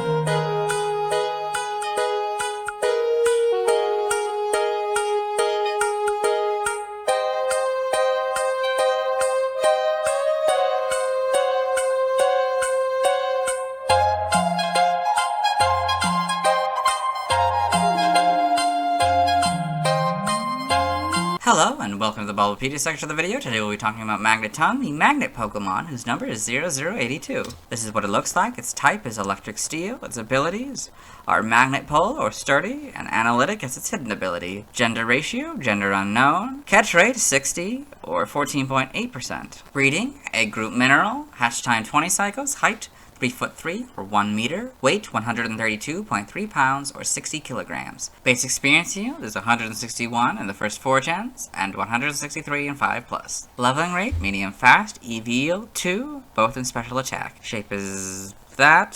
Footprint is that. I'll set the screws again. Pokedex color is gray, and base friendship is 70. Magneton is a dual-type electric steel Pokemon introduced in Gen 1. Prior to Gen 2, it was a pure electric-type Pokemon. It evolves from Magnemite starting at level 30 and evolves into Magnezone when leveled up in a special magnetic field or when exposed to a Thunderstone. It is said to be a relative of the paradox Pokemon Sandy Shocks, or a version of it from a different timeline. Magneton is a robot-like Pokemon, the result of 3 Magnemite becoming linked together by a strong magnetic force, although a single Magnemite can evolve by itself when there are no other Magnemite in the vicinity. Each individual Magnemite has a gray spherical body with a single eye, and a gray and red and blue tipped horseshoe magnet on each side. The topmost Magnemite has 3 Phillips head screws on its body, while the others appear to only have 2. The 3 Magnemite that Magneton consists of can be linked in several ways. Magneton is most commonly seen as 1 Magnemite on top and 2 Magnemite linked by the screws on the bottom, forming a triangle. In some cases, commonly seen in 3D games such as Pokemon Snap, the Magnemite will not be connected at all, remaining in a triangle formation at rest, and are able to freely move within each other's vicinity to form other patterns. In this case, all 3 Magnemite have 3 screws. The magnetic force that hold the 3 Magnemite together are powerful enough to dry up all moisture and raise the temperature by 3.6 degrees Fahrenheit or 2 Celsius, within a radius of 3,300 feet or 100 meters. It can also be disruptive to electronic devices and induce earaches. It uses powerful radio waves to help it study the surrounding area. So we got this image here, Magneton splitting into 3 Magnemite. Magneton's anti-gravitational powers enable it to fly through the air. Being composed of 3 Magnemite, it is about 3 times as powerful electrically, though not 3 times as intelligent. Even though Magneton is a mechanical creature, it still has the need to eat. As seen in the anime, food for Magneton consists of electrical currents. It is usually found in rough terrain, often near power plants. When sunspots flare up, Magneton tends to appear more often, presumably due to the changes in the sun's magnetic field. When rain clouds form, it also gathers in high areas prone to lightning strikes. As seen in Pokemon Adventures, it possesses the ability to form its electricity into both platforms and barriers.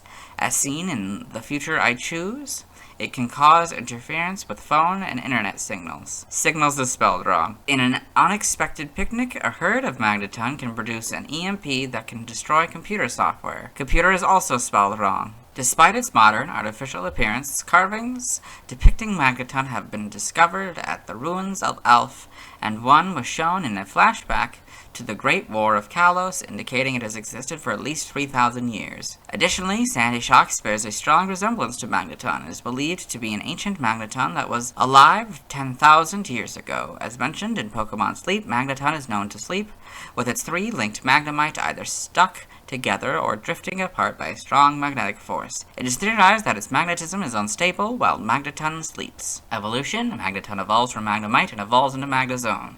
So you got Magnemite, Magneton, Magnezone. Hello and welcome to the anime portion of the video. Today we are watching episode 30, Sparks Fly from Magnemite. In this episode, Ash, the main character, and his traveling companions Brock and Misty, as well as his faithful Pokemon companion Pikachu, have come to Grinzy City, a city that is polluted. The power has stopped, and these three have been assigned to figure out what's going on. They just learned that's the reason this is happening is because these Grimers are blocking the generator. These two power plant employees, they're about to be attacked by these Grimers. And a muck. There's Magnum, yep. What are they? Magnemite and their evolved form Magneton. They're friends of our stalker. Oh yeah. Yeah, they met a Magnemite earlier, and it was like surrounding Pikachu. It was like obsessed with it like a stalker.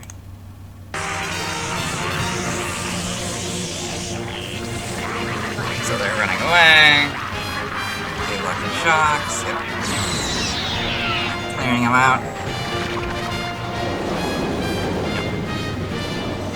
Okay, yeah. Yeah, I guess that's Magnemite's first scene in the anime. Let's move on. Now let's look at fan art.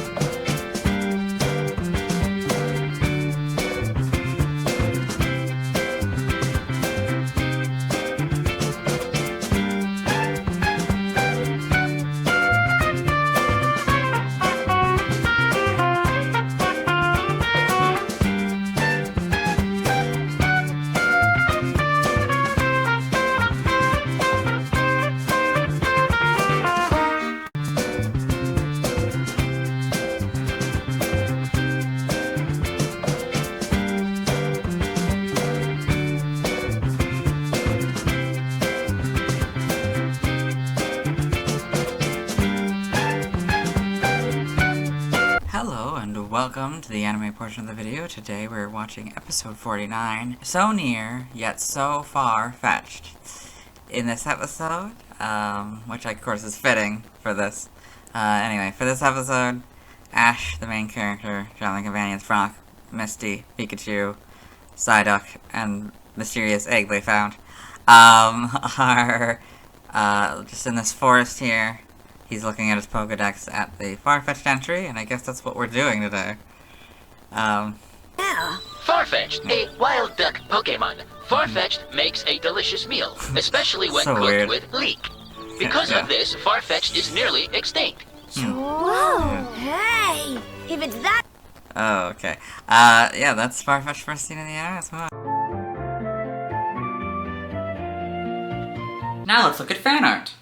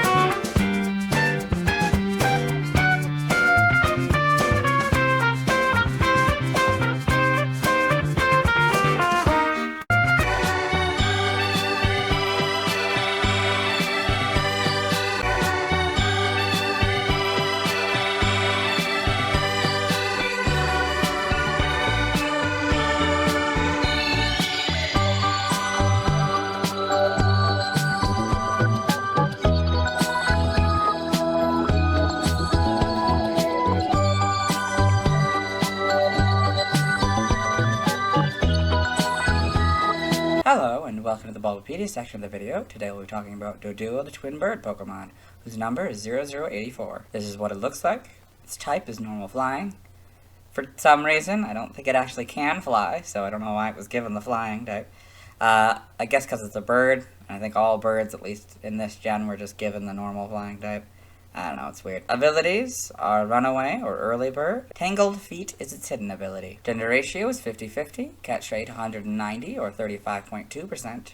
Breeding is a group fly. Hatch time 20 cycles. Height is 4'7" or 1.4 meters. Weight is 86.4 pounds or 39.2 kilograms. Base experience yield is 96 on the first 4 gens and 62 in 5+. Leveling rate is medium fast.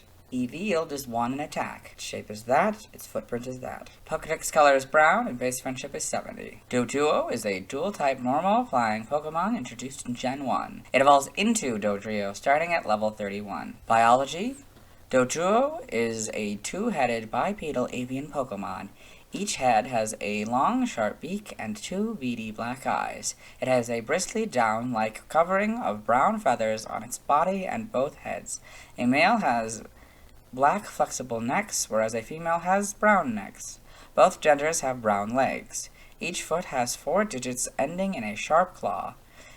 Both heads have an identical brain, however, it is believed that on occasion they may possess different brains. It is also theorized that the two heads communicate with some form of telepathy for coordination. When even sleeping or nourishing itself with food or water, one head is usually awake and alert and keeps a keen eye out for enemies. Two heads switch turns every hour or so, with both only sleeping at the same time when they feel completely safe. Both heads have the same genes and battle together in perfect sync. So you can see a Doduo with both heads sleeping. Yes. And I guess it's a female Doduo, since you can see the brown neck. Due to its almost non-existent wings, it cannot fly very well. However, it has developed legs that make it a powerful runner. Reaching speeds of 60 miles per hour or 100 kilometers per hour, it energetically strides across the plains, leaving large 4-inch, 10-centimeter deep footprints behind it. It can better maintain balance while running by raising and lowering its heads. Doduo lives in wide open plains, grasslands, and savannas. Evolution: Doduo evolves into Dodrio, so you can see that here. Doduo, Dodrio. Game data: Pokedex entries. Gen 1, red and blue. A bird that makes up for its poor flying with its fast foot speed leaves giant footprints. Yellow, its short wings make flying difficult. Instead, this Pokemon runs at high speed on developed legs. Stadium, a Pokemon with 2 heads, more skilled at running than flying. It is capable of racing at speeds over 60 miles per hour. Gen 2 in gold, by alternately raising and lowering its 2 heads, it balances itself to be more stable while running. Silver, it races through grassy plains with powerful strides, leaving footprints up to 4 inches deep. Crystal, it lives on a grassy plain where it can see a long way.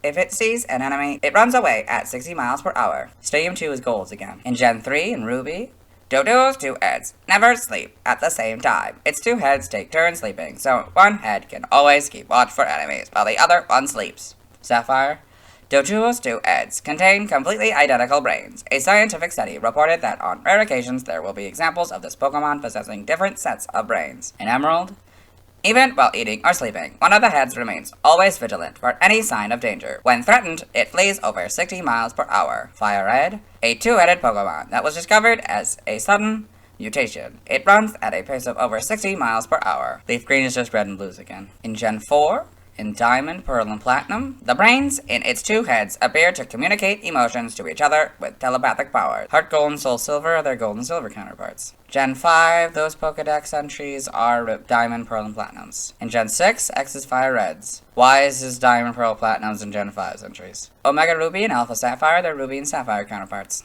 The Gen 7 Pokedex entry is Yellow's Pokedex entry. The Gen 8 Pokedex entry is Diamond, Pearl, and Platinums, and all the others. In Gen 9, Scarlet, its twin heads have exactly the same genes, and battle in perfect sync with each other. Violet, its heads never sleep at the same time. Each one takes a turn keeping watch while the other sleeps, switching every hour or so. So here we have Doduo and the Blueberry Pokedex. You get a nice mix of male and female Doduo. That's pretty nice. Yeah. Yeah, and you get, like, looks like a nest. I don't know if it's their nest or not, but it's very nice. You can see it in the dome and the terrarium here. Yeah. Game locations, side game locations, events, held items. Pokemon caught in Gen 1 must be traded to a Gen 2 game in order for a held item to appear. In red, blue, and yellow, you get a berry 100% of the time. In ruby, sapphire, emerald, diamond, pearl, platinum, heart gold, soul silver, black, white 2, white 2, XY, omega ruby, alpha sapphire, brilliant diamond, and shining pearl, you get a sharp beak 5% of the time. Stats, base stats, HP 35, attack 85, defense 45, special attack 35, special defense 35, speed 75 for a total of 310. This Pokemon's special base stat in Gen 1 was 35. Type effectiveness, damage only by normal, fighting, flying, poison, steel, fire, water, psychic dragon, dark fairy, weak to rock, electric, and ice for double, immune to ground and ghost, resistant to bug and grass for half. Notes, if this Pokemon is given a ring target, the effectiveness of ghost-type moves is 1, so it would go from 0 to 1. If gravity is in effect, this Pokemon is given an iron ball or a ring target, or it is affected by smackdown or ingrain, the effectiveness of ground-type moves is 1, so it would go from 0 to 1. Learn set by level up. 1, you get Peck and Growl, 5 Quick Attack, 9 Fury Attack, 14 Pluck, 19 Double Hit, 23 Agility, 27 Uproar, 30 Acupressure, 33 Swords Dance, 36 Drill Peck, 39 Endeavor, 43 Thrash. By TM, you get 1 Takedown, 4 Agility, 5 Mudslap, 7 Protect, 12 Low Kick, 14 Acrobatics, 18 Thief, 25 Facade, 27 Aerial Ace, 32 Swift, 47 Endure, 49 Sunny Day, 50 Rain Dance, 66 Body Slam, 70 Sleep Talk, 85 Rest, 88 Swords Dance, 103 Substitute, 113 Tailwind, 130 Helping Hand, 132 Baton Pass, 164 Brave Bird, 171 Terra Blast, 181 Knockoff, 185 Lunge, 191 Uproar, 204 Double Edge, 205 Endeavor, 216 Feather Dance, and 221 Throat Chop. By breeding, Murkrow gives you Assurance, this group gives you Flail, this group gives you Spring Attack, and this group gives you Whirlwind. Side game data. Okay, we got this. Okay. Pokemon Ranger in the browser entry. Doduo can run at an incredible speed on its sturdy and stable legs. Shadow's Walmia. It attacks by pecking with its sharp beaks and charging. Okay. That. Evolution data. Doduo, level 31 Dodrio. Sprites here, so you can see how it's all black at this point. They didn't really have a gender difference. Pretty basic. You know, it maybe changed a little bit. These look a little bit more creepy than ones we'd get later on, but otherwise pretty much the same concept. You know, the fur is probably a little different. All the legs are black in these first ones, but then they become this lighter color later. In gold, the shiny is sort of a gold color. It's sort of a brown, dark brown. And it becomes just like a pure brown. Ruby and Sapphire get the beak colored and the legs properly colored and stuff. It's now like a green, maybe a light yellow for the beak and the legs. Yep. Then a Diamond and Pearl here. We get to see the female with the tan neck. We get all the back sprites and stuff. Then we get, this is now a green with, I don't know, like a, I don't know what kind of yellow that is, but anyway, then we got all this. Yep. And we get the models, pretty good. I mean, it's a pretty simple Pokemon. And, you know, it's a little bit weird because it's not as fluffy yet, but it gets the basics down. It's probably a little bit lighter colors as well. Yeah, probably gained more lighter as time went on. Okay, then we got these games here, so now it's more of a fluffy puff. Yep. Yeah. And not that, and I guess they don't have in the anime. We got Doduo in the anime. Okay, got all this. So for Pokedex entries, this first one we've already done for the anime portion of the video, so we'll cut to Dexter doing it. Doduo, the twin bird Pokemon. It runs faster than it can fly. For the second one, episode 73 in Ash's Pokedex. Doduo, a twin bird Pokemon. Once its heads begin to fight each other, Doduo becomes incapacitated. In the manga, we got Doduo in Pokemon Adventures, and a Doduo hatching from its egg in Pokemon Adventures. Cute. Yep. This. TCG, TFG, other appearances. Oh, yes, a Doduo appears in Pokemon Detective Pikachu, several of them. I don't think it's just one every once in a while. I think there's like 3 or 4 in once seen. Trivia. In the Pokemon Red and Blue Beta, Doduo was originally known as Dodo, its Japanese name. Before Gen 4, the necks of normal Doduo were black, which became the male neck color, while its evolutions necks were beige, which became the female neck color.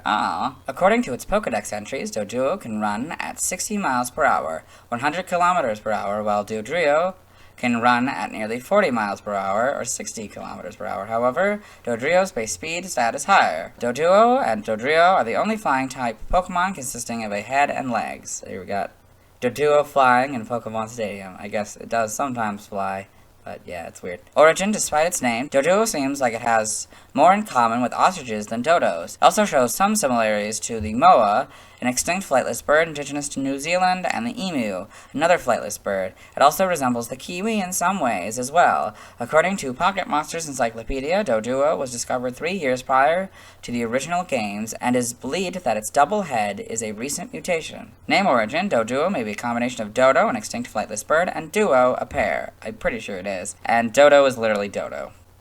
Okay, and other languages, related articles, yeah, let's move on.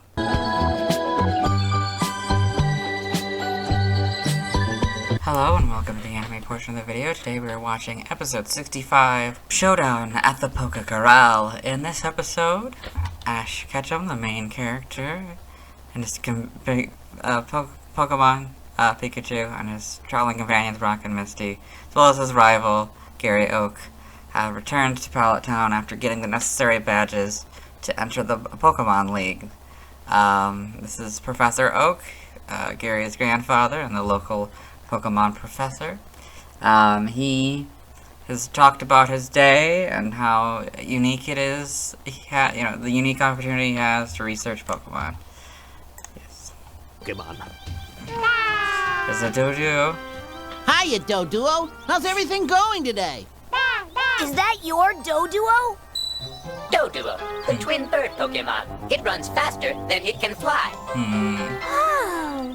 Professor, this is such a great place. The Pokemon must love it. Okay. I hope so. So that's Doduo's first scene in the anime. Let's move on.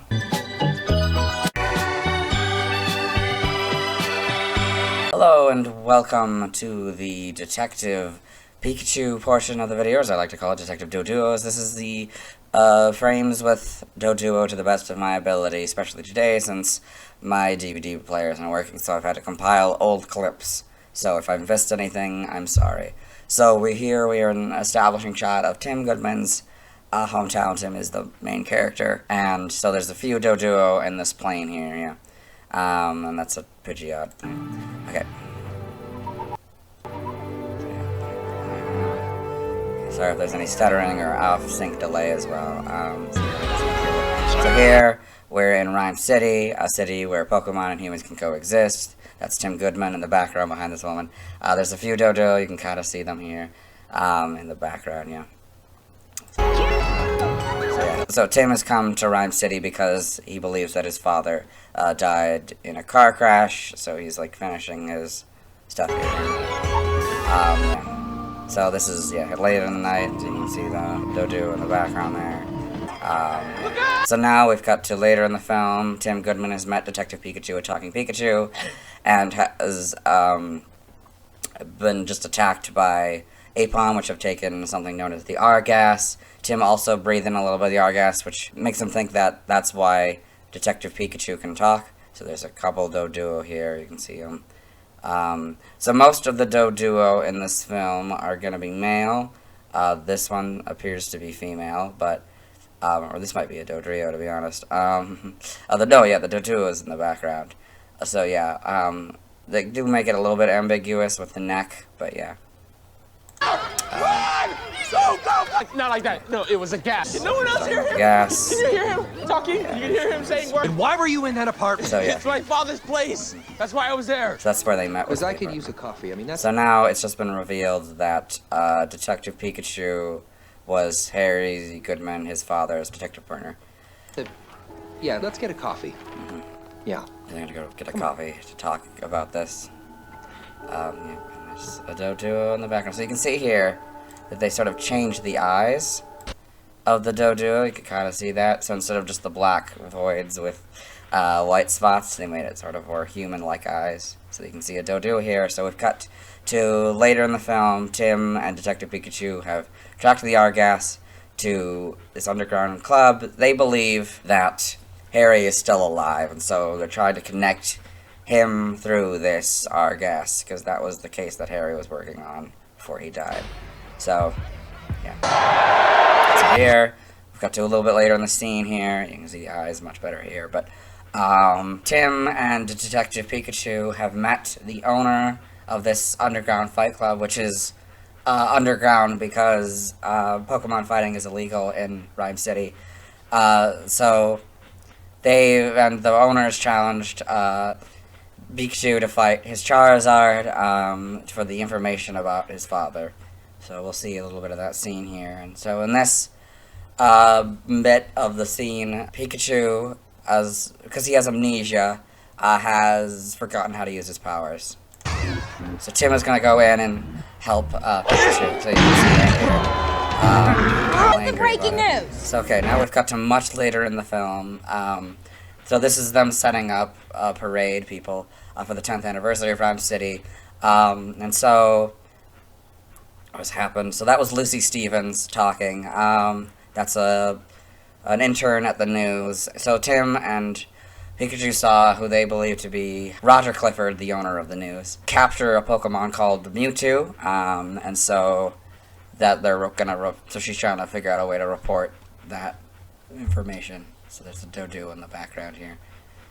Mrs. McMaster, So, yeah. hi, it's Lucy. So yeah, she's gonna get Cynthia McMaster's help here. That's why she's an actual reporter.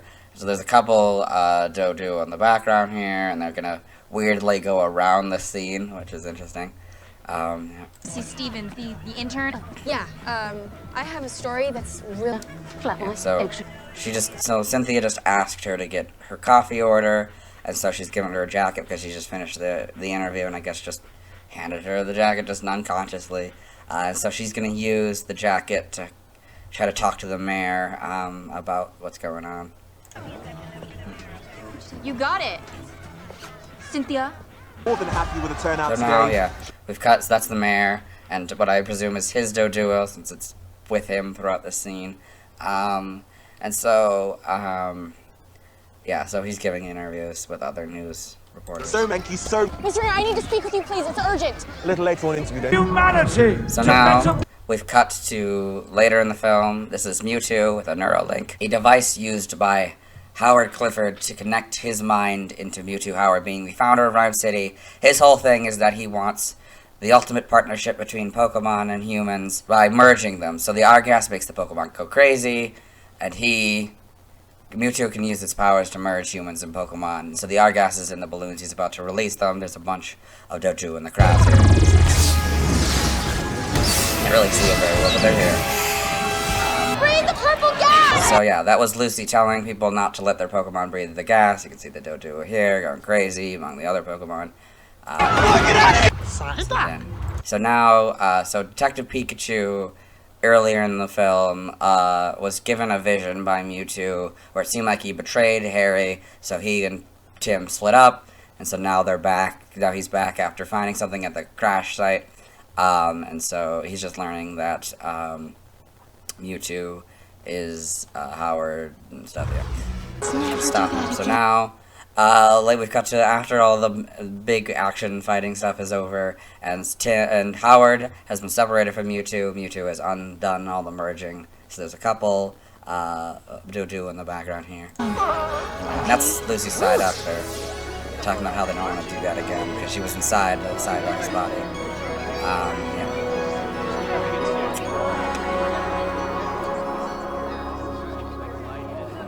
So now we've cut to a little bit later. They're just, celebrating how they've won, and she's basically asking him out. So now we've cut to later in the film, the end, the last scene. So they found out that the reason why Pikachu could talk is because Harry Goodman here, his soul was inside of Pikachu, and there's a Doduo in the background. So Tim is going home to his hometown, and they're, doing a tearful goodbye, Hey, Dad? So now it's Tim realizing he wants to stay. And that's it. I hope you enjoy. Let's move on.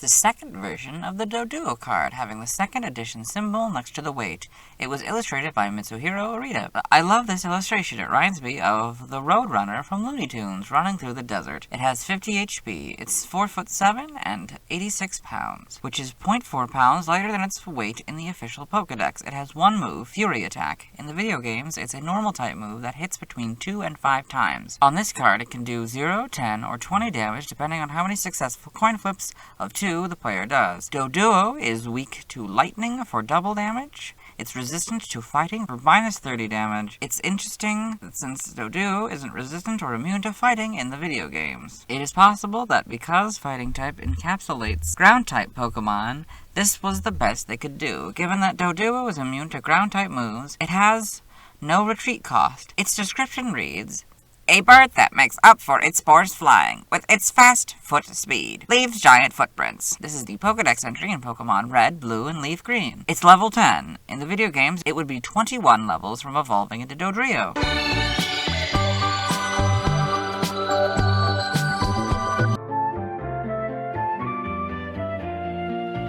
Now let's look at fan art. Hello and welcome to the fan art section of the video. Nobody sent in fan art, so instead we are looking at DeviantArt. For those of you familiar with the series, you might be wondering why we're looking at this single image, and that's because it's the only image we'll be doing today. So this is Doduo and Dodrio by Mirage Theory. In the image itself, it says Dodrio, number 085, triple bird Pokemon, ability early bird, height 5'11", and weight 187.8 pounds. Here we've got, a Doduo and a Dodrio. Very kind of realistic, I guess. Much different than the version we got in Detective Pikachu. Got a human for scale, I guess, and yeah. So that's good.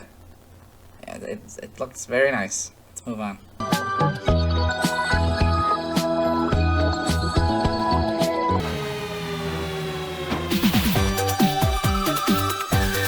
Hello. Today I'll be talking about Dodrio, the evolution of Doduo who evolved at level 31. Its previous BYC dates are May 21st, 1996, March 12th, 1999, December 31st, 2001, October 21st, 2004, August 12th, 2007, June 2nd, 2010, March 23rd, 2013, January 12th, 2016, November 2nd, 2018, and August 23rd, 2021. I like Dodrio's design. It's a nice way to evolve Doduo. Let's get into the Bulbapedia article. Hello and welcome to the Bulbapedia section of the video. Today we are talking about Dodrio, the triple bird Pokemon. Before Gen 3 it was all one word, triple bird. Its number is 0085. This is what it looks like. Its type is normal flying for some reason. Its abilities are runaway or early bird, and tangled feet is its hidden ability. Gender ratio, 50-50. Catch rate is 45 or 11.9%. Breeding is egg group flying, hatch time 20 cycles. Height is 5'11" or 1.8 meters. Weight is 187.8 pounds or 85.2 kilograms. Base experience yield, 158 in the first 4 gens and 165 in 5+. Its leveling rate is medium fast, EV yield is 2, both in attack. Shape is that, its footprint is that. Pokedex color is brown, base friendship is 70. Dodrio is a dual-type normal flying Pokemon introduced in Gen 1. It evolves from Doduo starting at level 31. Biology, Dodrio is a large wingless 3-headed avian Pokemon. Each head has a long, sharp beak and a black V-shaped feather crest. It has bristly brown feathers covering its head and upper body, while its lower half has a smooth layer of black feathers. Its tail consists of 3 pale red feathers with lighter tips. Its wingless body rests on 2 long and slender but powerful legs with feet that have 3 clawed toes in front and 1 in back. A male has black necks, whereas a female has brown necks. Both genders have brown legs. Each head has its own working brain and distinct personality. Each head represents and expresses either sorrow, anger, or joy. Despite being separate, it has the innate ability to use all 3 of its brains to collect data, formulate, and then execute complex plans and strategies. However, on occasion, it may overthink, which causes it to become immobilized and unable to carry out an action whatsoever.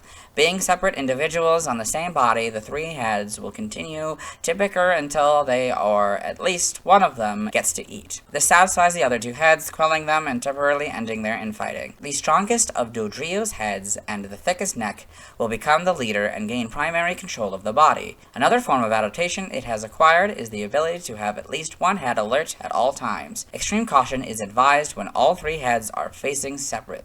directions. It is in this state that it is the most dangerous, and going near it may result in severe pecking. Along with its 3 heads, it has 3 sets of hearts and lungs as well. This allows it to efficiently oxygenate and pump blood throughout its body, thus giving it increased endurance and run fast distances without rest.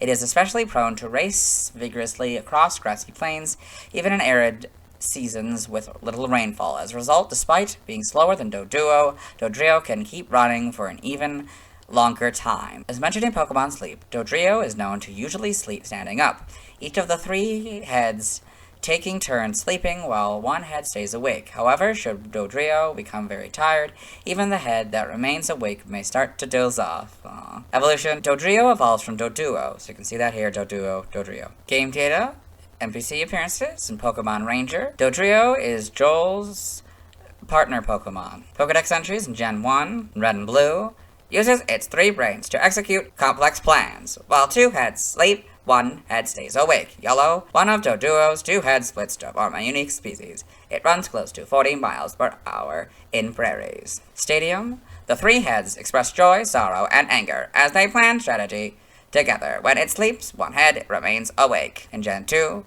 Gold, it collects data and plans 3 times as wisely, but it may think too much and become immobilized. Silver, if one of the heads gets to eat, the others will be satisfied too, and they will stop squabbling. Crystal, an enemy that takes its eye off any of the 3 heads, even for a second, will get pecked severely. Stadium 2 is Golds again. In Gen 3, Ruby, watch out if Dodrio's 3 heads are looking in separate directions. It's a sure sign that it is on its guard. Don't go near this Pokemon if it's very wary. It may decide to peck you. Sapphire, apparently the heads aren't the only parts of the body that Dodrio has 3 of. It has 3 sets of hearts and lungs as well, so it is capable of running long distances without rest. Emerald, a peculiar Pokemon species with 3 heads, it vigorously races across grassy plains, even in arid seasons with little rainfall. Fire Red, an odd species that is rarely found. The 3 heads, respectively, represent joy, sadness, and anger. Leaf Greens is very similar to Red and Blues, but slightly different, so I'll read it. Uses its 3 brains to execute complex plans. While 2 heads sleep, 1 head is said to stay awake. For Gen 4, Diamond, Pearl, and Platinum, when Doduo evolves into this odd breed, one of its heads splits into 2. It runs at nearly 40 miles per hour. Heart Gold is very similar to Gold's, but slightly different, so I'll read it. It collects data and plans 3 times as wisely, but it may think too much and fall into a state of immobility. So Silver is just Silver's entry. The Gen 5 Pokedex are Diamond, Pearl, and Platinums. For Gen 6, X is Crystal's entry, Y is Fire Red's entry. Omega Ruby and Alpha Sapphire are their Ruby and Sapphire counterparts. The Gen 7 Pokedex entry is basically Yellow's, but 2 is a word instead of a number, and miles per hour is lowercase. I'm not going to read it again. The Gen 8 is very similar to Diamond, Pearl, and Platinum, so it's slightly different, so we'll read it. When Doduo evolves into this odd breed, one of its heads splits into 2. This Pokemon runs at nearly 40 miles per hour. In Gen 9 and Scarlet, it now has 3 hearts and 3 sets of lungs. Though it can't run as fast as Doduo, Dodrio can keep running for longer stretches of time. Violet, the strongest head with the thickest neck, becomes the leader and gains primary control of the body. We've got Dodrio in the Blueberry Pokedex, so you can see here it's a female Dodrio. I don't know what these structures are, but you can see they're in the terrarium. I don't know if that's Pokemon in the background. I can't really tell. Might be some over here too, or other structures like this. I'm not really sure. I guess I'll have to find out when I play the games. Game locations. Side game locations. Held items. Pokemon caught in Gen 1 must be traded to a Gen 2 game in order for a held item to appear. In Red, Blue, and Yellow, you get a Bitter Berry 100% of the time. Gold and Silver, you get a Sharp Beak 2% of the time. Crystal, you get a Sharp Beak 2% of the time, or a Smoke Ball as an in-game trade 100% of the time. Ruby, Sapphire, and Emerald, you get a Sharp Beak 5% of the time. Heart, Gold, and Soul Silver, you get a Sharp Beak 5% of the time, or a Smoke Ball is an in-game trade 100% of the time. Stats, base stats, will compare Gen 1 through 6 to Gen 7 onwards. So HP 60, that stays the same. Attack 110, that stays the same. Defense 70, that stays the same. Special attack 60, that stays the same. Special defense 60, that stays the same. Speed 100, that goes up to 110, so it's for a total of 460, then 470. In the Gen 1 through 6 box here, we've got a note. This Pokemon's special base stat in Gen 1 was 60. Pokeathon stats. Type effectiveness, damage normally by normal, fighting, flying, poison, steel, fire, water, psychic, dragon, dark, and fairy.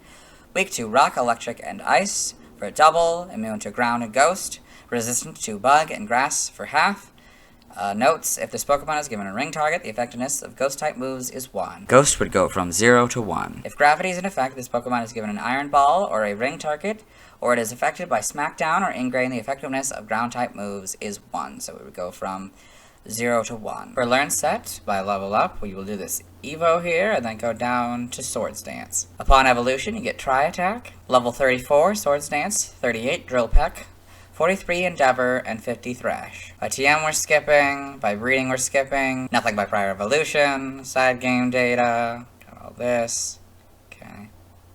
Pokemon Ranger, the browser entry. Dodrio is difficult to capture because it runs and leaps at very high speeds. Shadow Svalmia. It attacks by pecking with its sharp beaks. Guardian Signs. It lets loose shock waves to attack. It's actually one of the few uses. Okay. Yeah, we got all this. A new Pokemon Snap in the Photo Dex. Dodrio can speed through the entire nature park before you know it.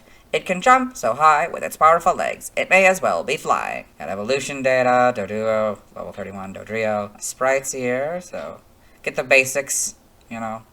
A bit bigger, a bit more menacing. But generally, you get the basic idea. 3 heads, 3 feathers, yeah. Yep. This one obviously doesn't work for that one. The colors are different than those. This is snow brown. It's got the lighter neck. Yep. And then this is sort of a gold, yellow, green color. Yep. Gen 3 got more full colors here. There's the pink tail. That's interesting. With sort of lighter pink tips. So it's now more of a green, yellow. Pink's basically the same. Got a red inside of the mouth. You got the gender differences. You can see the lighter neck and the darker neck. Yeah, for males and females. Then these are a little bit different as well. Yep, and these are green now. Black and white, probably not much difference. Got this. And more of a reddish pink, I guess. These models, but, you know, very simple Pokemon. Not much difficult to mess up. A slightly different green and brown. Yep. His legs are more yellow. Yep. That's like completely red with a pink tip. Yep. To see the different heads. Oh, I didn't even look at that to see if there's a difference in the heads. They're all kind of have the same expression. These have 3 different expressions. They all have 3 different expressions. These all have different expressions. Kind of, yeah. These all seem to have different expressions. Yep, different expressions. Different expressions. All kind of maybe the same, except for this one. Yep. Or maybe it differs. I don't know. This, yep. Now, 2 of them are angry. Well, it's a different kind of anger, I guess. Yeah, maybe focused. I don't know. Yep. It's a different there. Yeah, little, you know, higher quality for the home ones, of course. Yep.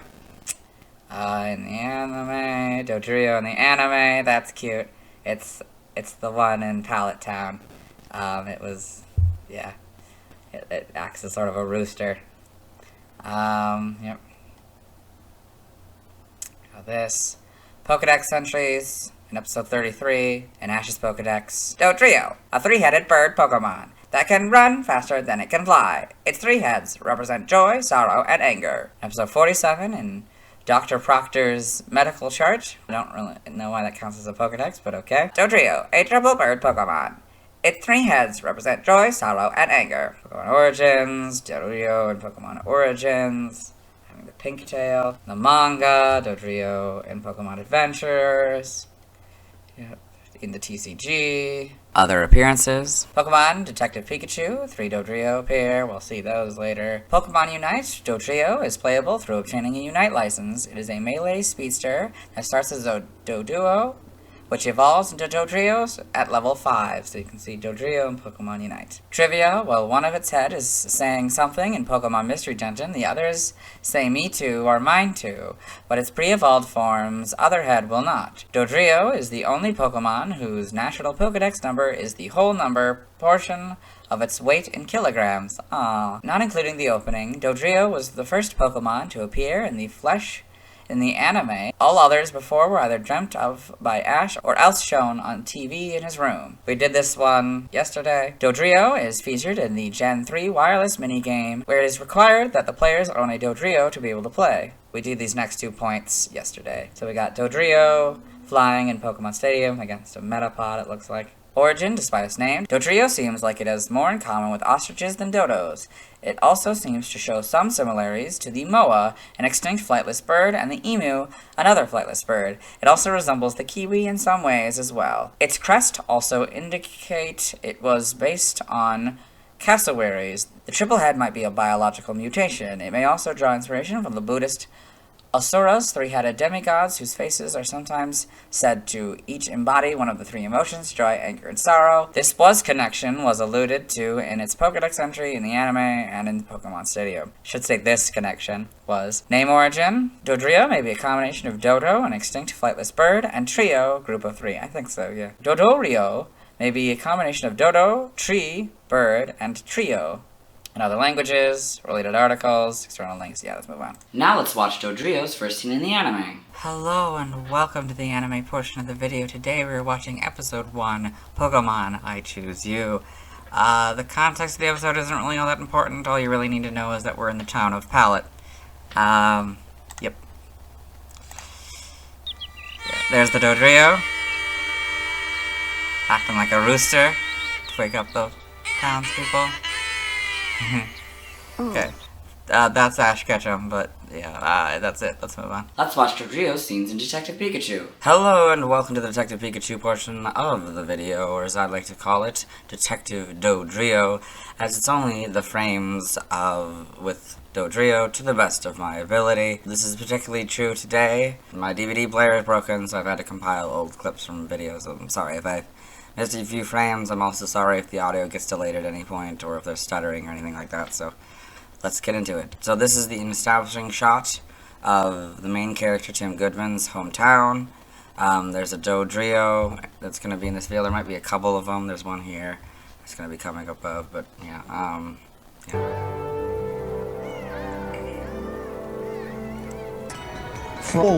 So then, okay, we've cut to a little bit later in the film. This is Tim Goodman.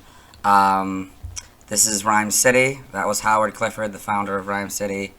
Yep, and so this is a city where humans and Pokemon can coexist. And so there's a Dodrio here. You can kind of see a little bit. It was walking in as we started this scene, and it'll appear going to the other side of the screen. But yeah. Citizens, welcome to Rhyme City. Dodrio there. More establishing shots of the city. There was one like over here, I think, and then there's one over here. And I should mention, all of the Dodrio are female. I'm pretty sure there might be a couple males, but I think since they probably use the same model, they're all pretty much going to be female. Yep. So another shot of the city. There's, I think, one down there was, and there's one here.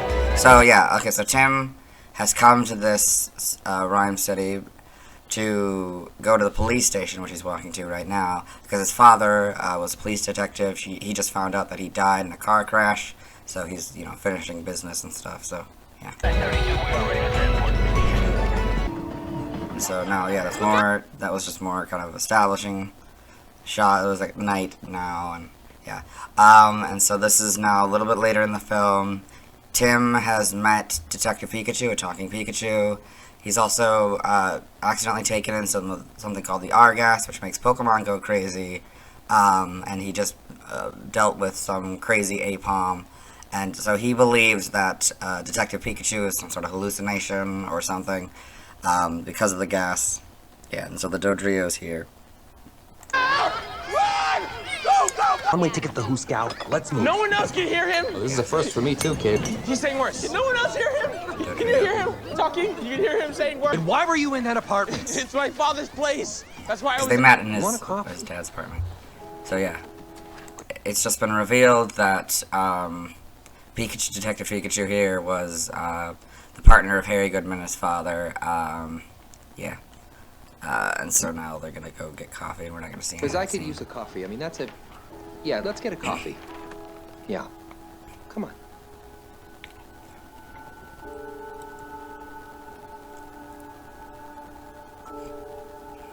Going! We need to tell the public. Okay, so we've cut to much later in the film. So this is Lucy Stevens, intern at the news who has allied with Tim. And there's a parade that's being set up for the 10th anniversary of Rhyme City. They have just encountered who they believe to be Roger Clifford, who's they think captured Mewtwo, and so they've come back to Rhyme City, and she wants to report on how to do this. He's going to tell Howard on Roger, but Roger is also his son and also the owner of the news. So yeah. I'm gonna go talk. How am I supposed to break the news when the guy who runs the news? Yeah. Okay. So yeah, he's walking. So. Yeah, So she's allied with Cynthia McMaster's here, an actual reporter, or she's trying to get her to help report it, but she's gonna blow her off. I have a story that's... Yes, and so now we've cut to a little bit later in the thing. The parade's about to start, and the mayor's gonna give a little bit of speech. I don't know how much of that you'll see. Yeah. So as you can see, That's we the mayor. are more than happy with the turnout today. Excuse me, please. So yeah, she's... Mr. Mayor? So she's taken Cynthia's jacket to get an interview with the mayor so that she can tell him about what's going on, but he's blown her off. Please. So, yeah, so, okay. So now it's been revealed that it was actually Howard that captured Mewtwo, and he's used a device called the Neuralink to put his mind inside of Mewtwo, and, yeah, and so now what he's gonna do is, so his whole thing is that he wants to create the ultimate partnership between people and Pokemon by merging people with their Pokemon. So how he's gonna do this is the R-gas is in the floats. He's gonna release it onto the Pokemon. They're gonna go crazy, and Mewtwo's powers can merge humans and Pokemon in that sort of crazed state. Yeah. There's Mewtwo, the Neuralink. Merged into one. There's some Dodrio down there, and you can see the gas is being released. And now he's merging people. There's a few Dodrio on the side there. This is Happy Stevens reporting a citywide emergency. Yeah. Do not let your Pokemon breathe. Breathe the purple gas, yeah. Yeah, and so he's going up there, and so now, cut to a little bit later, so Detective Pikachu and Tim sort of split up after Mewtwo proper showed a Detective Pikachu a vision where it seemed like he betrayed Harry, but now he's found something at the crash site. He's come back to tell Tim, but now he's found the Rhyme City in this state, and he's about to fight Howard. We're not really going to see much of that, or any of it, I think. So now we've got to after, like, the Neuralink has been disconnected from Howard. Mewtwo proper has unmerged people. That's what's happening right now. Never do that again. That's Lucy's Psyduck.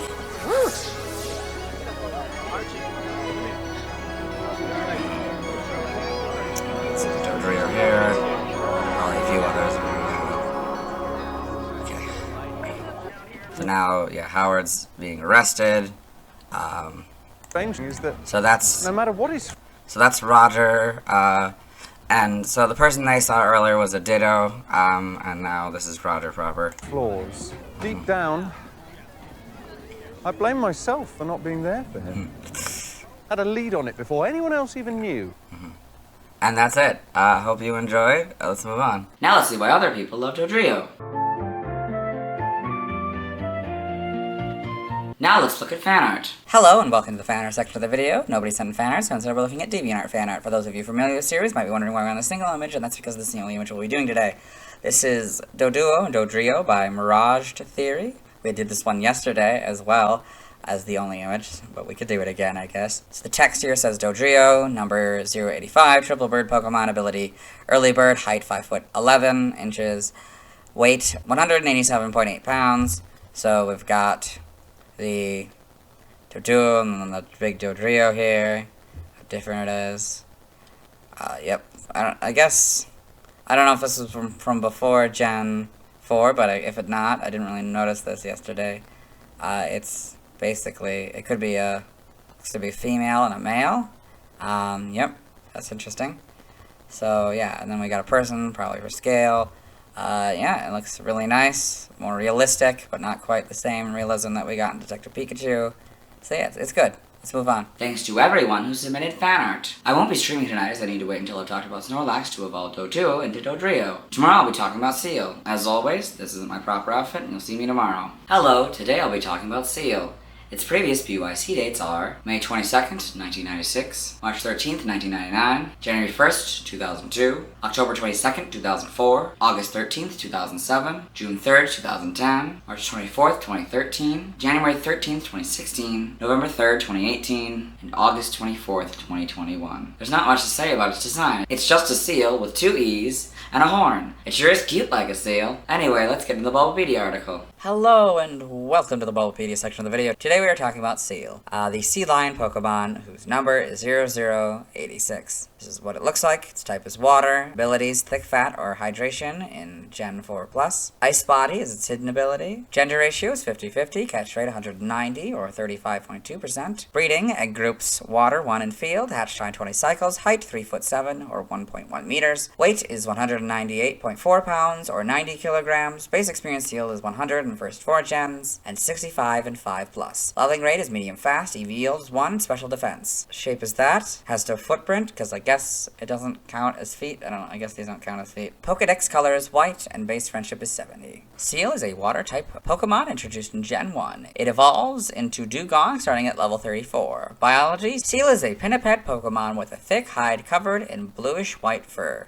It has a pale tan maw with a large red tongue and a pair of tusks on its lower jaw. It has circular eyes and a black nose that is capable of closing when it swims. There is a small horn on its forehead which it uses in combination with its tusks to bore through ice floes. It has 2 flippers on its chest and 2 more on the end of its tail. When the tail is raised, it resembles a water spout. Seel lives on icebergs and frigid ocean waters. Its warm fur and thick hide allow it to swim in waters as cold as -40 degrees Fahrenheit or -40 degrees Celsius. It thrives in these cold environments, becoming more active as the temperature drops and tires easily in warm waters. Preferring to sleep during the day, it hunts for prey under sheets of ice in the late day and evening hours. While it is a graceful swimmer, it is awkward and struggles to move on dry land. Evolution, Seel evolves into Dewgong, so you can see that here, Seel, Dewgong. See the ice outline here. Game data, NPC appearances, Pokemon Pinball. A Seel appears in a bonus stage accessible from the blue table. The goal is to hit the Seel that will poke its head out of the water. Aww. Pokedex entries. In Gen 1, in red and blue, the protruding horn on its head is very hard. It is used for bashing through thick ice. Yellow, loves freezing cold conditions. Relishes swimming in frigid climate of around 14 degrees Fahrenheit. Stadium, it boasts a thick hide covered with light blue fur. It plows through ice floes, even in water 40 degrees below zero. In Gen 2, Gold, although it can't walk well on land, it is a graceful swimmer. It especially loves being in frigid seas. Silver, in daytime, it is often found asleep on the seabed in shallow waters. Its nostrils close while it swims. Crystal, the light blue fur that covers it keeps it protected against the cold. It loves iceberg-filled oceans. Stadium 2 is just golds again. In Gen 3, in Ruby and Sapphire, Seel hunts for prey in the frigid sea underneath sheets of ice. When it needs to breathe, it punches a hole through the ice with a sharp protruding section of its head. Emerald, Seel hunts for prey in frigid ice-covered seas. When it needs to breathe, it punches a hole through the ice with a sharply protruding section of its head. Fire Red, covered with light blue fur. Its hide is thick and tough. It is active in bitter cold of -40 degrees Fahrenheit. Leaf Greens is very similar to Red and Blues, but slightly different, so we'll read it. The protruding horn on its head is very hard. It is used for bashing through thick icebergs. In Gen 4, in Diamond, Pearl, and Platinum, a Pokemon that lives on icebergs. It swims in the sea, using the point on its head to break up ice. Heart Gold and Soul Silver are their Gold and Silver counterparts. In Gen 5, the Black and White entries are their Diamond and Pearl and Platinum entry. Black 2 and White 2, the colder it gets, the better it feels. It joyfully swims around oceans so cold that they are filled with floating ice. In Gen 6, X is Diamond, Pearl, Platinums, and Black and White's entry. For Y, that's Fire Reds, but they made -40 degrees into -40 degrees. So I'm not going to read it. Omega Ruby and Alpha Sapphire are the Ruby and Sapphire counterpart. In Gen 7, this might be our first instance of a Pokemon that only appears in Ultra Sun and Ultra Moon without appearing in Sun and Moon. For Ultra Sun, It has always been supposed that Seel live only in cold seas. Their having shown up in Alola is a mystery. Ultra Boon, thanks to its thick, fat, cold seas, don't bother it at all, but it gets tired pretty easily in warm waters. Aww. So, yeah, for the Let's Go games, that's basically just yellows, but it changed the 14 degrees or whatever, fixed that error or whatever that was going on with that. And also freezing cold is now one word with a hyphen. The Gen 8 entry is basically their counterparts, but slightly different, so we'll read it. This Pokemon lives on icebergs. It uses the sharp point on its head to break up ice as it swims in the sea. In Gen 9, in Scarlet, the protrusion on its head is very hard. It is used for bashing through thick ice. Violet, the colder it gets, the better it feels. It joyfully swims around oceans so cold that they are filled with floating ice. So we've got Seel in the Alola Pokedex, and Ultra Sun and Ultra Moon. And Seel in the Blueberry Pokedex. So you can see here, it's swimming around. It's cute. Very nice. You can see like a fur texture. That's very nice. Yeah. Okay. Game locations, side game locations, events, held items. Pokemon caught in Gen 1 must be traded to a Gen 2 game in order for a held item to appear. So in red, blue, and yellow, you get a berry 100% of the time. In fire red and leaf green, you get an Aspire berry 50% of the time. Pokemon XD Gales of Darkness, you get a Mystic Water 100% of the time. Stats, base stats, HP 65, attack 45, defense 55, special attack 45, special defense 70, speed 45, for a total of 325. This Pokemon's special base stat in Gen 1 was 70. Pokéthon stats, type effectiveness, damage normally by normal, fighting, flying, poison, ground, rock, bug, ghost, psychic, dragon, dark, and fairy. Weak to grass and electric for double, immune to nothing, resistant to steel, fire, water, and ice, all for half. Notes, if this Pokemon has thick fat, the effectiveness of fire type moves is a fourth, so it would go from half to a fourth, and the effectiveness of ice type moves is also a fourth, so it would go from also half to a fourth. For Learn Set, by leveling up, you get 1 Headbutt, 3 Growl, 7 Charm, 11 Icy Wind, 13 Encore, 17 Ice Shard, 21 Rest, 23 Aqua Ring, 27 Aurora Beam, 31 Aqua Jet, 33 Brine, 37 Takedown, 41 Dive, 43 Aqua Tail, 47 Ice Beam, 51 Safeguard, and 53 Snow Escape. By TM, you get 1 Takedown, 2 Charm, 7 Protect, 11 Water Pulse, 18 Thief, 22 Chilling Water, 25 Facade, 34 Icy Wind, 43 Fling, 46 Avalanche, 47 Endure, 50 Rain Dance, 52 Snowscape,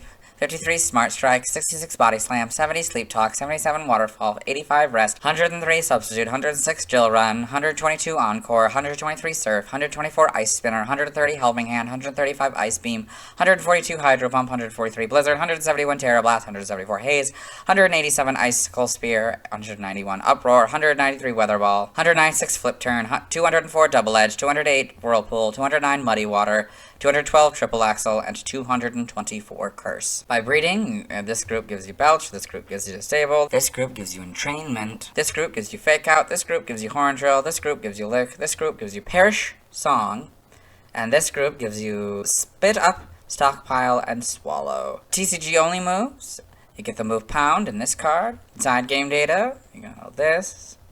Yep. Okay. Evolution data, Seel, level 34, Dewgong. Sprites here, so we got a very basic. So the maw is all white, is all this sort of bluish white. Tongue is blue, it seems, in this one. This one was obviously created for this one, very simple. This one's a longer horn, now it's sort of integrated into the actual body. Yep, the maw in Gen 2 is now a different color, and the tongue is sort of this pinkish red. And then we got a red tongue with a gray body here. Yep. And Gen 3, now it's fully colored. Yep. So, sort of, yeah. Yep, and the tongue is slightly different. So now, you know, this is more cream colored, I guess. Yep, tongue's slightly different, pink. Yep. Yeah, basically not much different in this one. The horn is probably different a little bit through these. Generally stays pretty much the same. Maybe the tail is slightly different as well. Full back sprite. Now the 3D. Again, a fairly pretty easy one to do. I don't think it's terribly difficult to translate this one. We got a lot of basic shapes going on. Tusks are going down for some reason instead of up, or maybe it's, yeah, they're going up. It's kind of hard to tell, to be honest. And this is now like more of an actual cream color, I guess, and the maw is different. Yep. You got this. So yeah, you got all this. Okay. Home, yep. Okay. In the anime, Seel in the anime. Yep. Got all this. Okay. Seel in Pokemon Adventures in the manga. You got all that in the TCG. Other appearances, Super Smash Bros. Melee.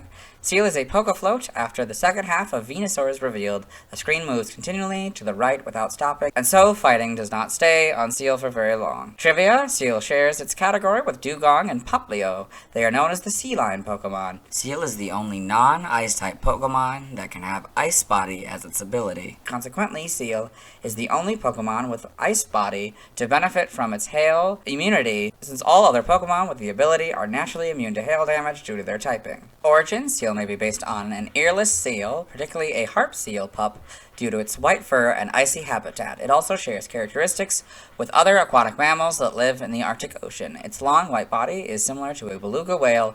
Its horn may be inspired by a narwhal, and its tusks may be inspired by a walrus. The shape of its tail resembles a stylized waterspout or geyser. Name origin, Seel is derived from seal. Ho may be derived from an onomatopoeia of a seal's bark. They got other languages, related articles, external links. Yeah, let's move on. Now let's watch Seel's first scene in the anime. Hello, and welcome to the anime portion of the video. Today we're watching episode 7, The Water Flowers of Cerulean City. In this episode, Ash Ketchum, the main character, and his faithful companion Pikachu have arrived in the Cerulean City gym and have met the Sensational Sisters, the gym leaders, and one of them, is about to give Ash a badge, even though he didn't earn it. There's Seel. There's the badge. A Cascade badge. This is what you want, right? You can have it. Thanks. I'd rather earn my badges. Take it. A badge is a badge. Aww. Poor Ash. Here. Hold it right there! Misty! Okay. Yeah, so that's Seel's first scene in the anime. Let's move on. Now let's talk about the TCG. I have one Seel card. The first is the second version of the Seel card, with it having the second base set symbol next to the weight. It was illustrated by Ken Sugimori. The most interesting thing about this image is that there is depth to it, by having the foreground and background be the same environment. Seel also has the wrong color maw, with it being gray instead of tan. It has 60 HP. It's 3'7" and 198 pounds, which is 0.4 pounds lighter than its weight in the official Pokedex. It has one move, Headbutt. In the video games, Headbutt is a normal type move introduced in Gen 1. It hits normally and has a 30% chance to cause the opponent to flinch. Between Gen 2 and 4, it could also be used on trees to sometimes get Pokemon to fall out. On this card, it takes 1 water energy and hits for 10 damage. It's weak to lightning for double damage. It has no resistance, which is odd since both fire type and water type could have been listed as resistance, as Seel is resistant to both in the video games. It needs 1 of any energy to retreat. Seel's description reads, "The protruding horn on its head is very hard. This horn is used for bashing through thick ice." This is essentially the Pokedex entry in Pokemon Red and Blue. It's level 12. In the video games, it would be 22 levels from evolving into Dewgong. The second card is the 9th design. It was once again illustrated by Ken Sugimori. You may notice something very familiar about this image. Outside of the shading and coloring, the Seel is the same. At least the background is nice. Seel has 60 HP, the same as the other Seel. This Seel is 3'7" and 198.4 pounds. It has one move, Freezing Headbutt. This is not a move from the video games. On this card, it costs 1 water energy and 1 of any other energy. If the player wins a coin flip, the opposing Pokemon is now paralyzed. It also hits for 10 damage. Seel has a weakness for metal for plus 10 damage. This is odd since in the video game, Seel is not weak to steel. Actually, it's the opposite. It's resistant to steel. Like the other Seel, it has no resistance. Unlike the other Seel, it costs 2 of any energy for Seel to retreat. In the bottom right corner of the card, there's the symbol that means it's from the Mysterious Treasures expansion. Its description reads, "A Pokemon that lives on icebergs. It swims in the sea, using the point on its head to break up ice." This is the Pokedex entry in Pokemon Diamond, Pearl, Black, White, and X. It's level 18. In the video games, it would be 16 levels from evolving into Dewgong. Speaking of Dewgong, I don't have a card for it, so the next Pokemon with a card I'll be talking about is Cloyster. Now let's see why other people love Seel. Now let's look at fan art. Hello and welcome to the fan art section of the video. Nobody sent in fan art, so instead we're looking at DeviantArt. For those of you familiar with the series, wondering why we're on this single image, that's because this is the only image we'll be doing today. This is Seel by Weaponix. So it says Seel, Sea Lion Pokemon, number 86. Type is water, height 1.1 meters, weight is 90 kilograms. So there's a nice little infographic here, I guess. It's very nice. Yes. Okay. Let's move on. Thanks to everyone who submitted fan art. I won't be streaming tonight as I need to wait until I talk about Snorlax to catch a Seel. Tomorrow I'll be talking about Dewgong. As always, this isn't my proper outfit, you'll see me tomorrow. Hello, today I'll be talking about Dewgong, the only evolution of Seel who evolves at level 34. It's also the first water ice Pokemon. If one wishes to not consider Alolan Sandshrew as Pokemon number 27, this is the first Pokemon to have an ice typing. Its previous PYC dates are May 23rd, 1996, March 14th, 1999, January 2nd, 2002, October 23rd, 2004, August 14th, 2007, June 4th, 2010, March 25th, 2013, January 14th, 2016, November 4th, 2018, and August 25th, 2021. I like the design. It's like a mermaid seal with a horn. Let's get into the Bulbapedia article. Hello, and welcome to the Bulbapedia section of the video. Today we'll be talking about Dewgong, the sea lion Pokemon, whose number is 0087. This is what it looks like. Its types are water ice, and so you can see that here with the water inside and the ice, this different kind of blue outside. Abilities, Thick Fat or Hydration in Gen 4+. Ice Bodies, its hidden ability. Gender ratio is 50-50, catch rate is 75 or 17.5%. Breeding is egg groups water and field. Hatch time 20 cycles. Height is 5'7" or 1.7 meters. Weight is 264.6 pounds or 120 kilograms. Base experience yield is 176 in the first 4 gens, and 166 in 5+. Leveling rate is medium fast, EV yield is 2, and special defense. Shape is that, it has no footprint, Pokedex color is white, and base friendship is 70. Dewgong is a dual-type water-ice Pokemon introduced in Gen 1. It evolves from Seel, starting at level 34. Biology, Dewgong is a pinniped Pokemon with a snowy white furry body. Its fur renders it virtually invisible in snowy conditions. Its face has 2 black eyes, a black nose, and 2 tusks extending from its upper jaw. It has a streamlined body with 2 front flippers and a long flowing tail. Even in extremely cold and ice-packed waters, its tail allows it to be a swift and agile swimmer at speeds of 80 knots. On top of its head is a sharp horn which allows it to cut through the thickest ice floes. It lives on icebergs, adrift in frigid ocean waters. It thrives in lower temperatures, becoming increasingly more active the colder the weather. By storing thermal energy within its body, it is completely unharmed by even the most intense freezing weather. During daylight hours, it sleeps on bitterly cold ice or under shallow water. However, at night, when the temperature drops, it becomes a hunter and searches for prey such as wishy-washy. Following a meal, it sunbathes on the beach. This raises its body temperature and aids in digestion. Evolution, Dewgong evolves from Seel.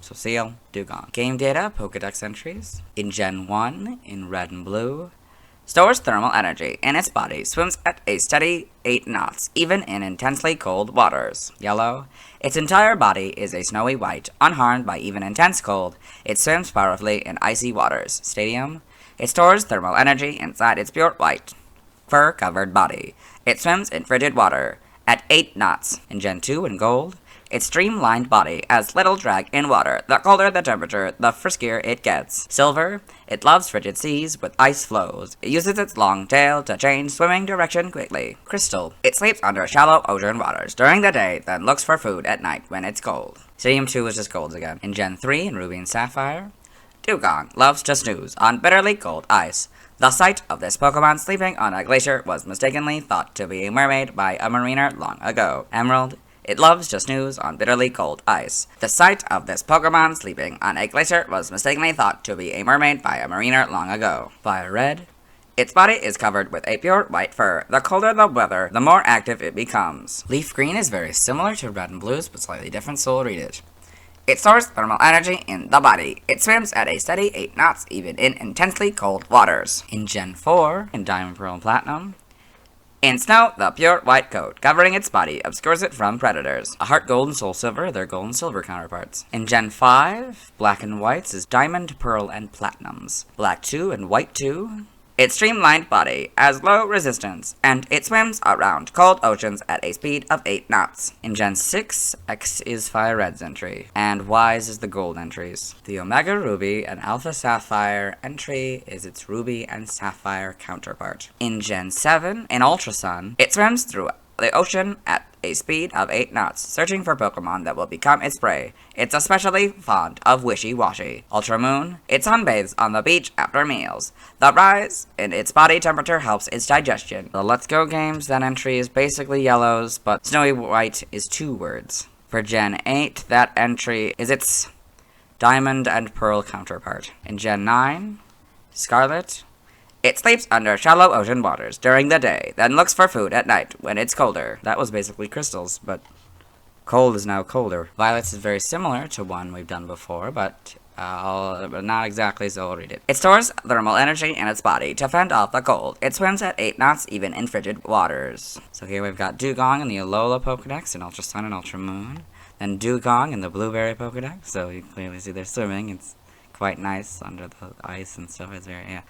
Okay, game locations. Side game locations. Held items. Pokemon caught in Gen 1 must be traded to a Gen 2 game in order for a held item to appear. So red, blue, and yellow, you get a gold leaf 100% of the time. Fire red and leaf green, you get an Aspire Berry 50% of the time, and the Never Melt Ice 5% of the time. Stats, base stats, HP 90, attack 70, defense 80, special attack 70, special defense 95, speed 70, for a total of 475. This Pokemon's special base stat in Gen 1 was 95. Pokethon stats, type effectiveness, damage normally by normal, flying, poison, ground, bug, ghost, steel, fire, psychic, dragon, dark, and fairy. Weak to fighting, rock, grass, and electric for double, immune to nothing, resistant to water and ice. Water for half, and ice for fourth. Notes, if this Pokemon has thick fat, the effectiveness of fire-type moves is half, and the effectiveness of ice-type moves is eighth. Okay, so fire, it would go from 1 to half, and a fourth to an eighth. I didn't know eighth was possible. For Learn Set by Level Up, we'll do this Evo and then go down to 34. Upon evolution, you get Sheer Cold, 39 Takedown, 45 Dive, 49 Aqua Tail, 55 Ice Beam, 61 Safeguard, and 65 Snowscape. We're skipping by TM, and by breeding, nothing by prior evolution, side game data, got all this. New Pokemon Snap in the Photo Dex entry. Dewgong can swim incredibly fast thanks to its streamlined body, which has little drag in the water. On the snowfields, we saw one playing with Seel like it was playing with a ball. Oh. Evolution, Seel, level 34 Dewgong. Sprites. So you can see already it's all white with sort of blue highlights to make, to help shade it, it's pretty, a little bit different here, I don't know, this is more like a fishtail rather than this sort of cartoon fishtail, I guess, going forward. Yeah. And you can see this body. I don't know. It might work, I guess. I don't know. I guess it was all one piece. Or it was 2 pieces, the horn, and then it kind of becomes one. That's not as obvious as it is in Gen 2 here. So gray, shadow, and sort of pink, red, highlights here. You get the tongue, it's sort of blue tongue and a red tongue. That's cool. So, yep. And these become weirdly not cartoony anymore. They kind of become cartoony in these. Even this one, but these main flippers do not for some reason. Then it kind of becomes even less cartoony, or like, I don't know, more, like a dress almost. I don't know. Yeah, like, so that's, yeah, and then it becomes sort of a cream colored for its shiny. Its tongue is now red. It's a diamond. Comes kind of a little bit between this one and the cartooniness. The eyes probably get a bit bigger. The nose gets bigger for sure. Tusks, I think, change a little bit. Yeah. Get a full back sprite here in Gen 5, that's pretty cool. These, yeah, they don't really change much between 4 and 5. So now we get the models here. Pretty good, you know. A little bit more cartoony again, I'd say. These are a darker cream colored, which is actually one of the rare times in which the models become darker than their sprite counterpart. Yeah, this one I think it's lighter though. Yep. Got all this. Yep. The Let's Go games. More of a yellowish cream. Yeah. It's all good, you know, nice models here and very simple models here, yep. Okay. In the anime, Dewgong in the anime. Yep. All this. In episode 61, in Ash's Pokedex, Dewgong, the sea lion Pokemon, the evolved form of Seel. This water/ice Pokemon can easily resist extreme cold. And then we got Dewgong in Pokemon Origins, doing some cool move here. Okay, in the manga, Dewgong in Pokemon Adventures. Oh, that's cool. It's going off of the frame of the panel. That's nice. In the TCG trivia, in the Pokemon Red and Blue Beta, Dewgong was originally known as Manatee. This next point we read yesterday. Origin, Dewgong may be based on earless seals, particularly harp seal pups, due to its white fur and icy habitat. Its body is similar to mermaids. It also shares characteristics with various aquatic mammals that live in the Arctic Ocean.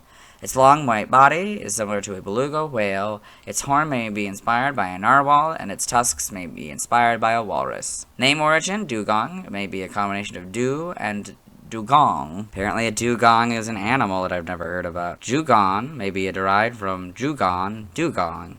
So that must be the Japanese name for it. That's pretty cool. Okay, and other languages, related articles, external links. Yeah, let's move on. Now let's watch Dewgong's first scene in the anime. Hello, welcome to the anime section of the video. Today we're watching episode 7, The Water Flowers of Cerulean City. In this episode, Ash Ketchum, the main character, has come to the Cerulean City gym to get a water badge. He's come with his Pokemon companion, Pikachu. Yes. So, that's the gym and the Dewgong. Yep. That's it.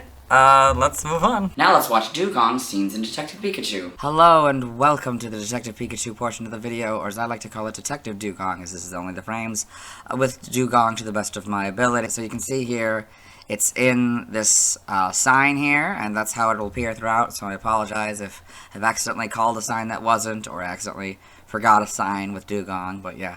Right now, Tim Goodman is watching a video explaining Rhyme City, a city where humans and Pokemon coexist. Right now the video is explaining how the early relationship with Pokemon led to Pokemon battles, which is a stadium for. Yeah. This relationship... Yeah. So now we've cut to Rhyme City here. This is Tim Goodman, the main character. That's Howard Clifford, the founder of Rhyme City. He'll be important later.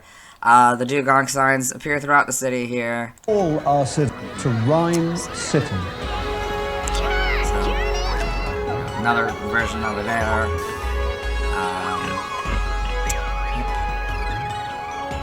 This Pokemon. And another sort of establishing shot. So, oh yeah. So Tim has come to Rhyme City because his father died in a car crash. So he's kind of finishing up business here. He's going to go to the police station. After that, he's going to go to his dad's apartment. I don't think you've seen much of those scenes. There's the Dewgong sign. So now, after night, after he met with the cop, yes, and so the Dewgong sign is here. Watch the day's festivities. So now we've cut to much later in the film. A lot has happened. Tim Goodman has met Detective Pikachu, a talking Pikachu.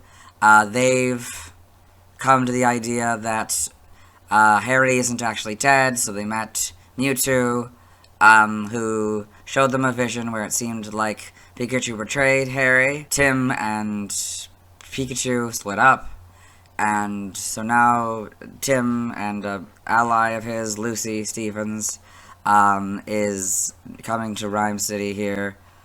Coming back after that whole interaction with Mewtwo. Oh, Mewtwo was also captured by who they believe to be Roger Clifford, Howard's son, and the owner of the news. You can see the sign here. Yes. Oh, and there's a parade going on for the 10th anniversary of Rhyme City. This is sort of them setting it up, and we'll cut to it sort of starting. Yeah. So now here's the start of the parade. You can kind of see it in the background. That's the mayor talking, giving an interview. So now we've cut to a little bit later in the scene here. So it was revealed that Howard was the one that actually captured Mewtwo, and he's using something called the R-Gas to make the Pokemon go crazy because he believes in the ultimate partnership between humans and Pokemon. He's also using a device called the Neuralink that lets him control Mewtwo, and he'll use Mewtwo's powers to merge humans and Pokemon. So, we've cut to a little bit later. Oh, okay, I'll go back a little bit. So, Detective Pikachu has come back to Rhyme City after finding something at the car crash. He's found Rhyme City in this crazy state. He's battling Howard / Mewtwo. He's riding a Pidgeot right now. Okay, so now we've cut to after everything's done, sort of the plot's been unraveled, the Neuralink has been disconnected, and so this is Mewtwo proper. The sign's in the background. He's reunited with Detective Pikachu. There is one last thing. The father you have been looking for has been with you all along. So all this, what's happening, is that he sort of revealed that he merged Harry and Detective Pikachu. That's why Detective Pikachu could chalk. Okay, so then, there's the sign again. We've cut to the end, the last scene here. I'm not really going to see it much, but Tim, they're at this train station at the beginning of the film. Tim was intending to leave, but decides to stay, and we'll get that little bit at the end there where they kind of talk, I guess. Yeah, and so that's... Yeah. I think he likes that idea. So Tim wants to become a detective, like his dad. And the sign's here. And here. So that's it. I hope you enjoyed. Let's move on. Now let's see why other people love Dewgong. Now let's look at fan art. Hello and welcome to the fan art section of the video. Nobody sent in fan art, so today we're looking at DeviantArt fan art. For those of you familiar with the series, might be wondering why we're on the single image. That's because it's the only image we'll be doing today. So this is Dewgong by Joshua Dunlop. So there's this kind of realistic Dewgong here. So you got to see like the, you know, the seal and the horn. Yes. That's about it. Like, it's, yeah, and I don't think we would have seen this in Detective Pikachu. I imagine it would have been a lot more stylized version of this. But yeah, that's it. Let's move on. Thanks to everyone who submitted fan art.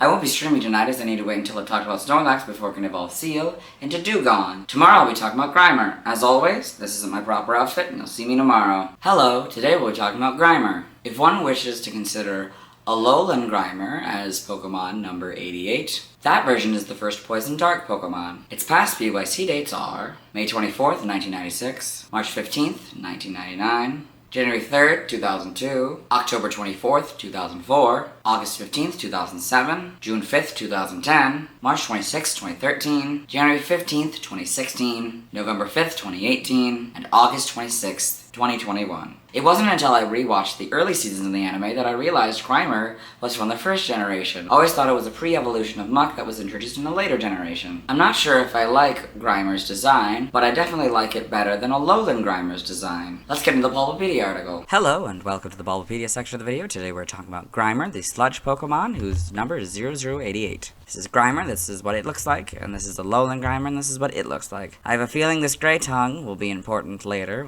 particularly when we talk about the sprites, and maybe the anime portion, we'll see. Types, as non-Alolan Grimer, it's Poison.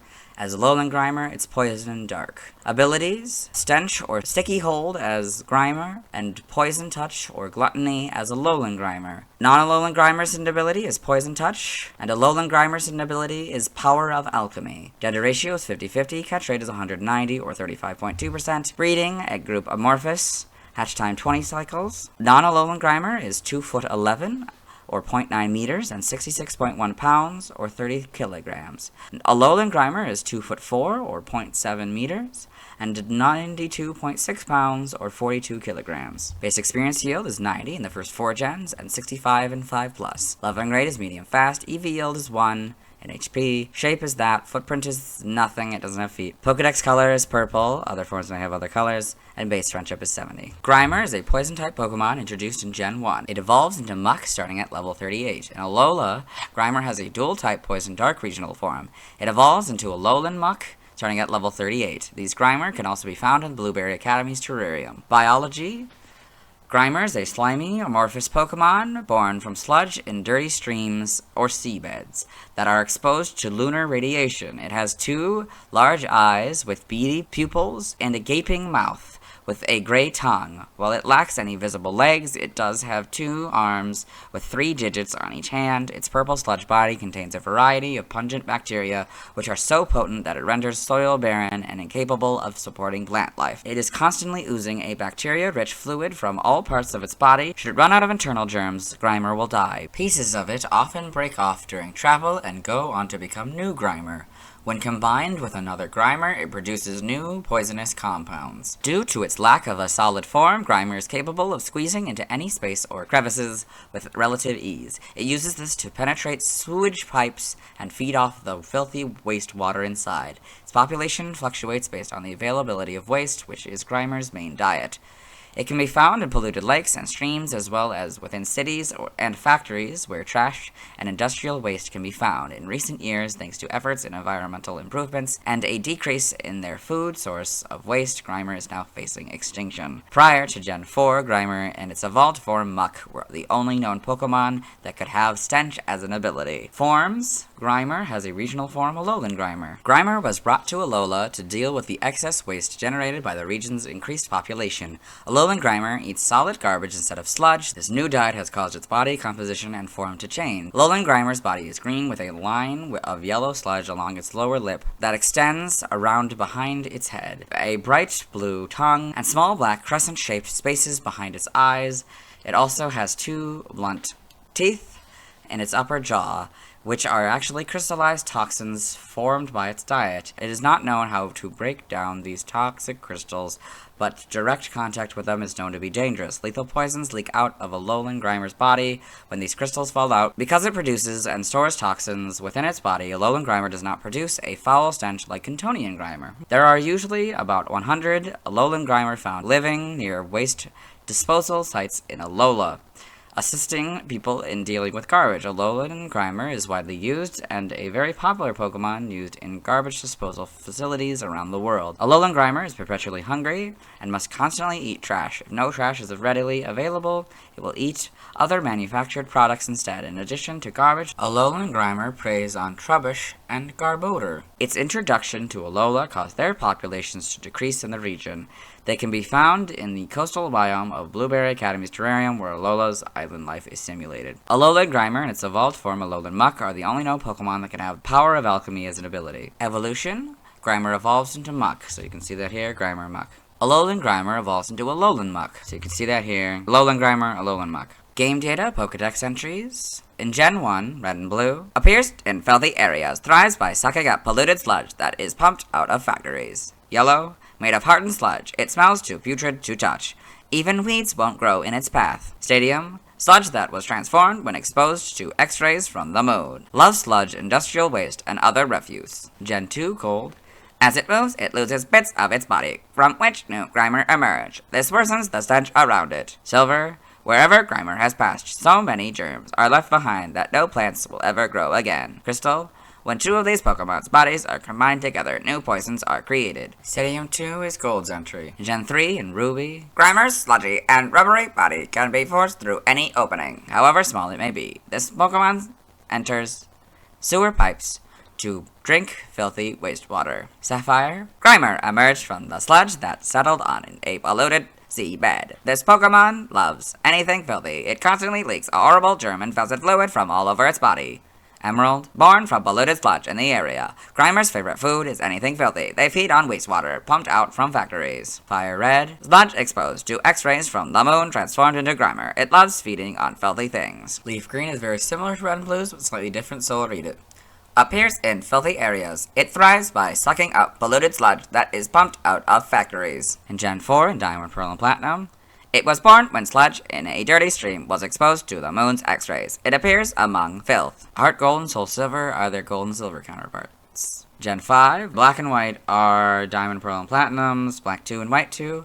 Born from sludge, these Pokemon now gather in polluted places and increase the bacteria in their bodies. In Gen 6, X is basically Fire Reds, but X-rays is now one word, with the hyphen, as it's supposed to be. So Y's is Leaf Greens. Omega Ruby and Alpha Sapphire, they're Ruby and Sapphire counterparts. I have no idea why German-fested is still 2 words when it clearly is supposed to be 1 word, as that indicated by the hyphen there. In Gen 7, for non-Alolan Grimer, Sun, its main source of food is the slimy industrial waste of factories. This Pokemon's numbers have been decreasing in recent years. Moon, it was born from sludge, transformed by exposure to X-rays from the moon. When its internal load of germs decreases, it dies. Ultra Sun, it was born from sludge on the ocean floor. In a sterile environment, the germs within its body can't multiply, and it dies. Ultra Moon, the wastewater coming from factories is clean these days, so Grimer have nothing to eat. They're said to be on the verge of extinction. The Let's Go games are very similar to Yellow's, but slightly different, so I'll read it. Made of congealed sludge, it smells too putrid to touch. Even weeds won't grow in its path. For Alolan Grimer and Sun, a Grimer which had been brought in to solve a problem with garbage developed over time into this form. Moon, the crystals on Grimer's body are lumps of toxins. If one falls off, lethal poisons leak out. Ultra Sun, there are 100 or so of them living in Alola's waste disposal site.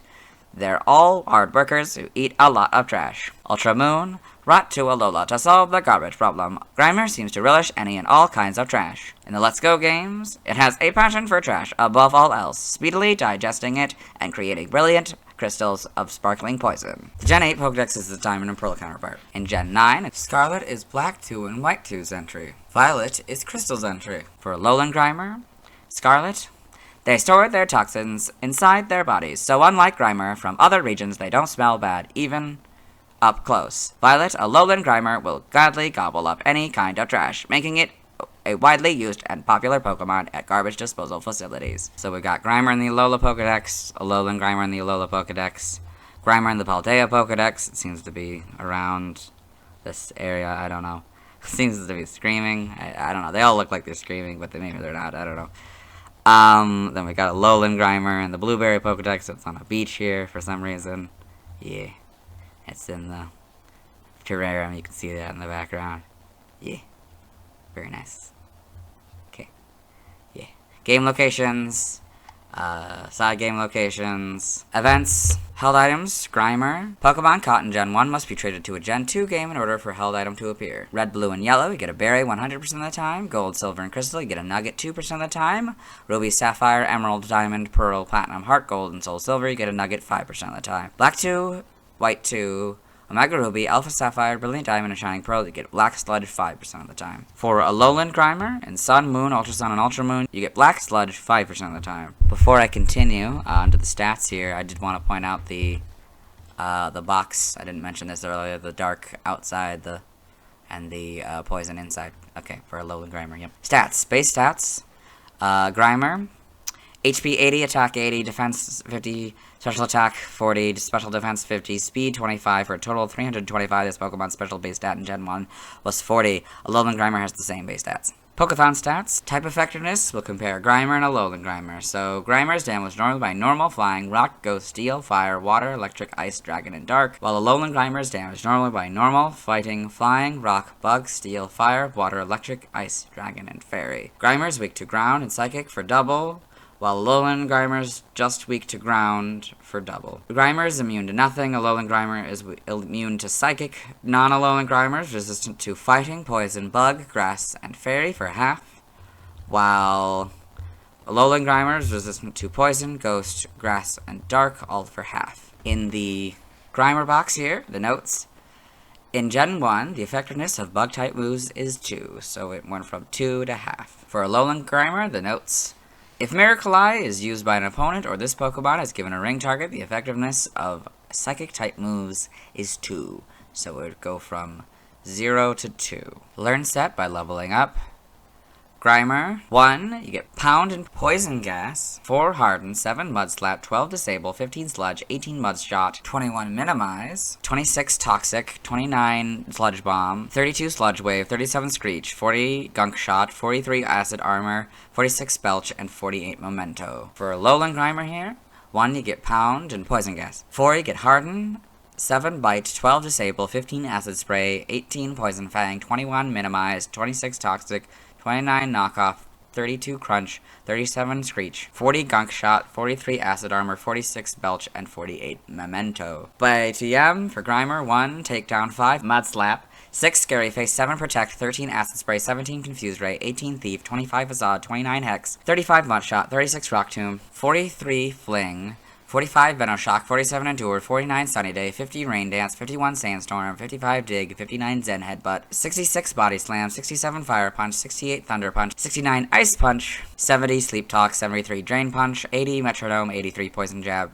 85 Rest, 86 Rock Slide, 87 Taunt, 92 Imprison, 102 Gunk Shot, 103 Substitute, 111 Giga Drain, 114 Shadow Ball, 125 Flamethrower, 126 Thunderbolt, 130 Helping Hand, 141 Fire Blast, 148 Sludge Bomb, 166 Thunder, 171 Terra Blast, 174 Haze, 175 Toxic, 202 Pain Split, 214 Sludge Wave, and 224 Curse. For Alolan Grimer, 1 Takedown, 5 Foot Slap, 6 Scary Face, 7 Protect, 13 Acid Spray, 18 Thief, 25 Azad, 29 Hex, 30 Snarl, 32 Swift, 35 Mud Shot, 36 Rock Tomb, 43 Fling, 45 Venoshock, 47 Endure, 49 Sunny Day, 15 Rain Dance, 51 Sandstorm, 55 Dig, 58 Brick Break, 59 Zen Headbutt, 66 Body Slam, 67 Fire Punch, 68 Thunder Punch, 69 Ice Punch, 70 Sleep Talk, 73 Drain Punch, 80 Metronome, 83 Poison Jab, 85 Rest, 86 Rock Slide,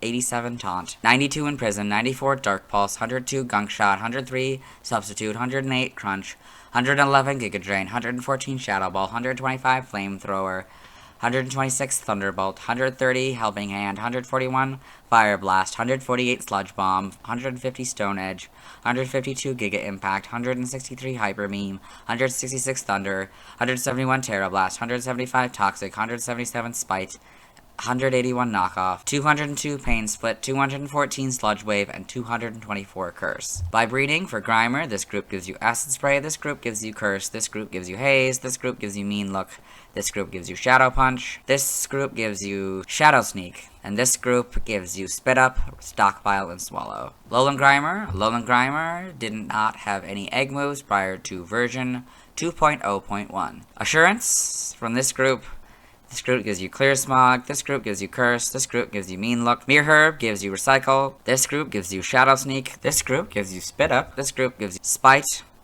this group gives you Stockpile, and this group gives you Swallow. Side game data for Grimer here, this. In Pokemon Ranger, in the browser entry, Grimer hurls blobs of sludge. Also beware of the sludge trail it leaves behind. This, yep. Okay, for Alolan Grimer, you got this. Yep. Evolution data, Grimer, so Grimer, level 38 Muck. Alolan Grimer, level 38 Alolan Muck. Sprites here. So here, yeah, I thought so. So yeah, this is very interesting. You know, it's like they're all very sludgy, which is good, but you can see the purple tongue here, as I mentioned earlier. The tongue would change. Now, so that's, yeah, and this works more or less for this one. I mean, it obviously was made for this one. I don't know that it necessarily, like, I don't know, it kind of looks like Muppet. I guess this more looks like a Muppet than this one. Then we got, like, the weird, those kind of eyes, the raindrop eyes, I guess.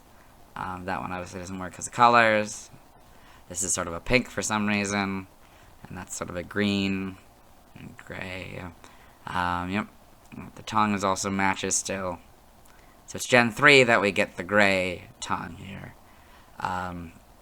So it gets back to being this purple, almost the exact purple that it was originally.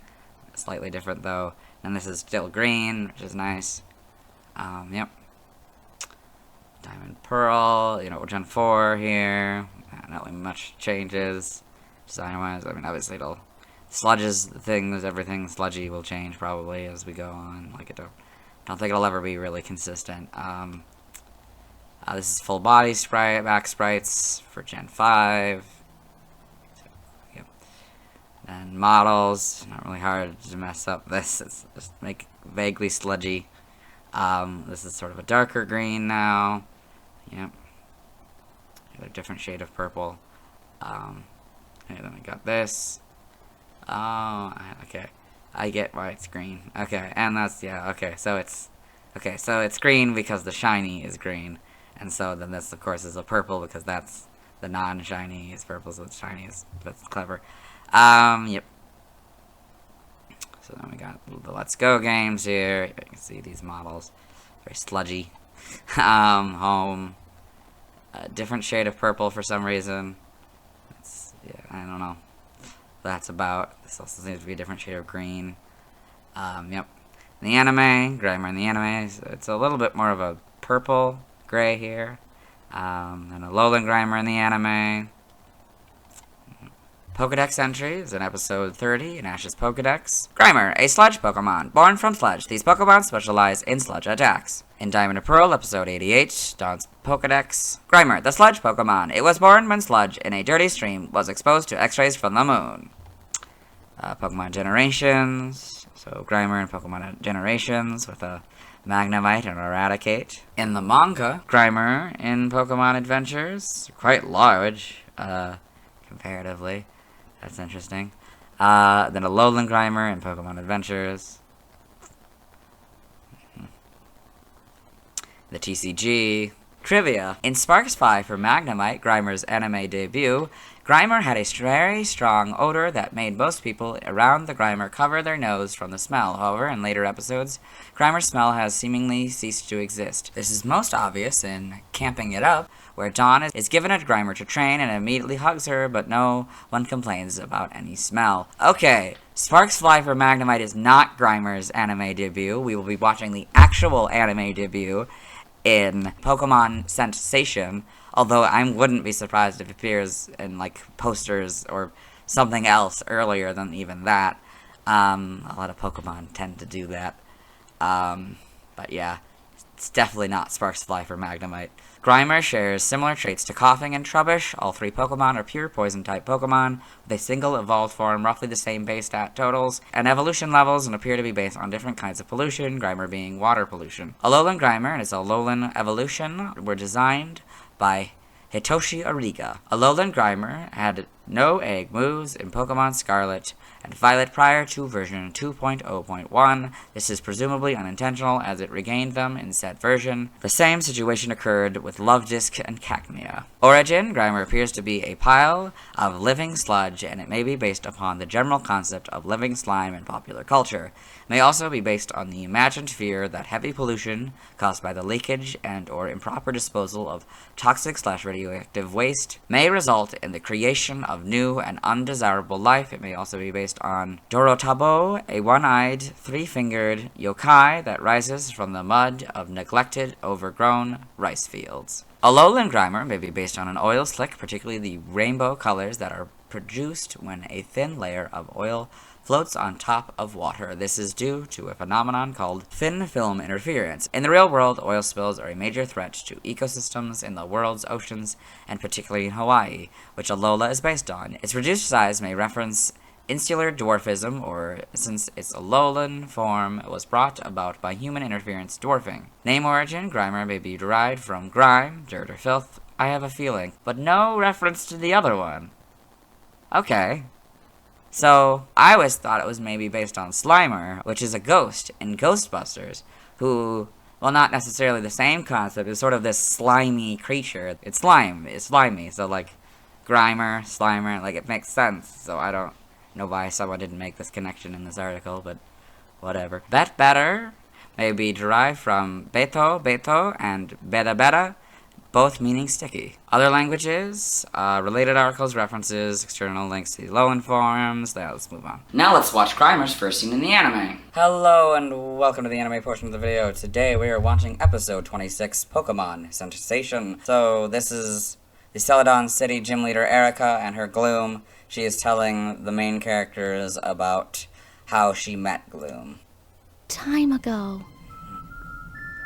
So there she is as a little girl. Grimer! There's the Grimer. When I was a little girl, I got lost one day and ran into a Grimer. I'd never been so scared. I couldn't even move. Yeah, so that's Grimer's first scene in the anime. Let's move on. Now let's see why people love Grimer. Now let's look at some fan art. Hello and welcome to the Bulbapedia section of the video. Nobody sent fan art, so let's start looking at DeviantArt fan art. For those of you familiar with the series might be wondering why we're on this single image. That's because this is the only image we'll be doing today. So this is Grimer by Kaik.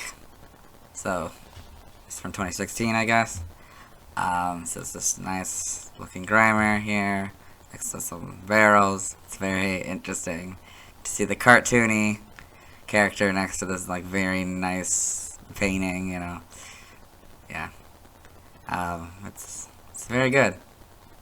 Yeah, that's it. Let's move on. Thanks to everyone who submitted fan art. I won't be streaming tonight as I need to wait until I've talked about Snorlax before I can catch a Grimer. As for Alolan Grimer, I'll have to wait until I've talked about the Gen 7 Pokemon to get back to that one. Tomorrow I'll be talking about Muck. As always, this isn't my proper outfit, and you'll see me tomorrow. Hello. Today we'll be talking about Muck, the only evolution of Grimer who evolves at level 38. Its previous PYC dates are May 25th, 1996, March 16th, 1999, January 4th, 2002, October 25th, 2004, August 16th, 2007, June 6th, 2010, March 27th, 2013, January 16th, 2016, November 6th, 2018, and August 27th, 2021. I like Muck's design. It feels like a good evolution for Grimer. As for Alolan Muck, I think it looks better than Alolan Grimer. Let's get into the Bulbapedia article. Hello and welcome to the Bulbapedia section of the video.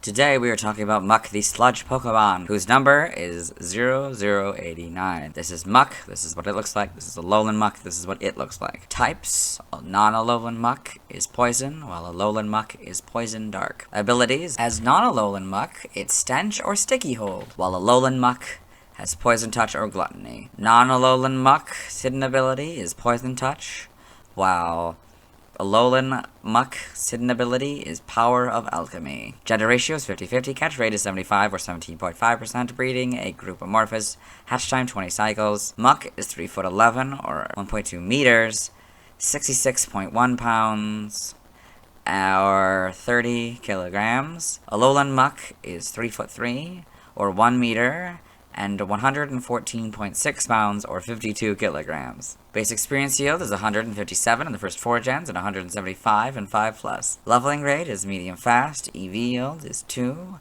1 in HP and 1 in attack. I think this is the first Pokemon we've had where there's actually a distribution. It's not just 2 in 1 category, it's in 2 categories. Shape is that, it has no feet, so there's no footprint. Pokedex color is purple, other forms may have other colors, and base friendship is 70. Muck is a poison-type Pokemon introduced in Gen 1. It evolves from Grimer starting at level 38, and Alola Muck has a dual-type Poisoned Dark regional form. It evolves from Alolan Grimer starting at level 38. These Muck can also be found in Blueberry Academy's terrarium. Biology, Muck is a large, sticky, amorphous Pokemon made of living purple sludge. It has 2 small eyes with beady black pupils. It also has an enormous mouth with a gray tongue, and I have a feeling that gray tongue will be important when we get to the sprites, and strands of ooze connecting its top and bottom jaw. While it has no visible legs, it does have 2 arms with 3 fingers on each hand. However, it typically keeps one hand tucked in while it extends the other hand. Muck is a living biohazard, leaking toxins that instantly kill all plant life it touches. Even it being in close proximity to plants will cause them to wilt and die. Extreme caution is advised in avoiding any contact with this Pokemon, as an accidental brush-up can lead to severe sickness. The effects of this Pokemon can leave the landscape barren for 3 years. It will readily consume nearly any waste or refuse generated by people and Pokemon alike. Muck's body produces a powerful odor that can cause fainting. However, despite the risk Muck's stench contains, some fans of Muck believe its stench is a good thing. Muck can be found in heavily polluted bodies of water, factories, and cities, where groups can gather to consume trash that people throw away into the streets. However, Muck's population has declined due to recent environmental improvements and extermination efforts. This has led some to believe it will go extinct at some point. Sludge ponds are being built to prevent its extinction. Aww. Prior to Gen 4, Muck and its pre-evolved form Grimer were the only known Pokemon that could have stench as an ability. Forms: Muck has a regional form, Alolan Muck. Alolan Muck has a more vibrant coloration consisting of green, pink, and yellow stripes, with thin blue bands in between. The green, yellow, and pink stripes are capable of shifting downwards while the blue stays in place. It has various white crystallized poison shards protruding from parts of its body, especially from its mouth and fingers, giving the impression of claws and fangs. It has blue eyes with a black space behind them and a bright blue tongue. Its vivid coloration is a result of the garbage it eats, which causes chemical changes in its body. Its body contains over 100 different kinds of poisons. Chemical reactions of different poisons occurring within its body is the source of Alolan Muck's vitality. Alolan Muck is unexpectedly quiet and friendly. However, if it is not fed trash for a while, its hunger will compel it to destroy its trainers' furnishings for food. It is thought that it cannot maintain its energy without a constant source of toxins, which causes its voracious appetite. The crystals covering its body have a tendency to break off, which makes it extremely difficult to deal with due to the concentrated toxins contained within them. Unlike Cantonian Muck, Alolan Muck does not produce a foul stench due to its toxins being contained within its body. Alolan Muck preys on Trubbish and Garbodor. They can also be found in the coastal biome of Blueberry Academy's terrarium, where Alola's island life is simulated. Alolan Muck and its pre-evolved form, Alolan Grimer, are the only known Pokemon that can have power of alchemy as an ability. Evolution: Muck evolves from Grimer, so you can see that here, Grimer Muck. Alolan Muck evolves from Alolan Grimer, you can see that here, Alolan Grimer, Alolan Muck. Game data, Pokedex entries in Gen 1, Red and Blue. Thickly covered with a filthy, vile sludge. It is so toxic even its footprints contain poison. Yellow. Smells so awful it can cause fainting. Through degeneration, it lost its sense of smell. Stadium. Becomes indistinguishable if it hides in dirt. Touching its sludge-covered body causes horrible poisonings. Gen 2 in Gold. They love to gather in smelly areas where sludge accumulates, making the stench around them worse. Silver. Its body is made of a powerful poison. Touching it accidentally will cause a fever that requires bed rest. Crystal. As it moves, a very strong poison leaks from it, making the ground there barren for 3 years. Stadium 2 is just gold again. Gen 3 in Ruby. From Muck's body seeps a foul fluid that gives up a nose-bendingly horrible stench. Just one drop of this Pokemon's body fluid can turn a pool stagnant and rancid. Sapphire. This Pokemon's favorite food is anything that is repugnantly filthy. In dirty towns where people think nothing of throwing away litter on the streets, Muck are certain to gather. Emerald.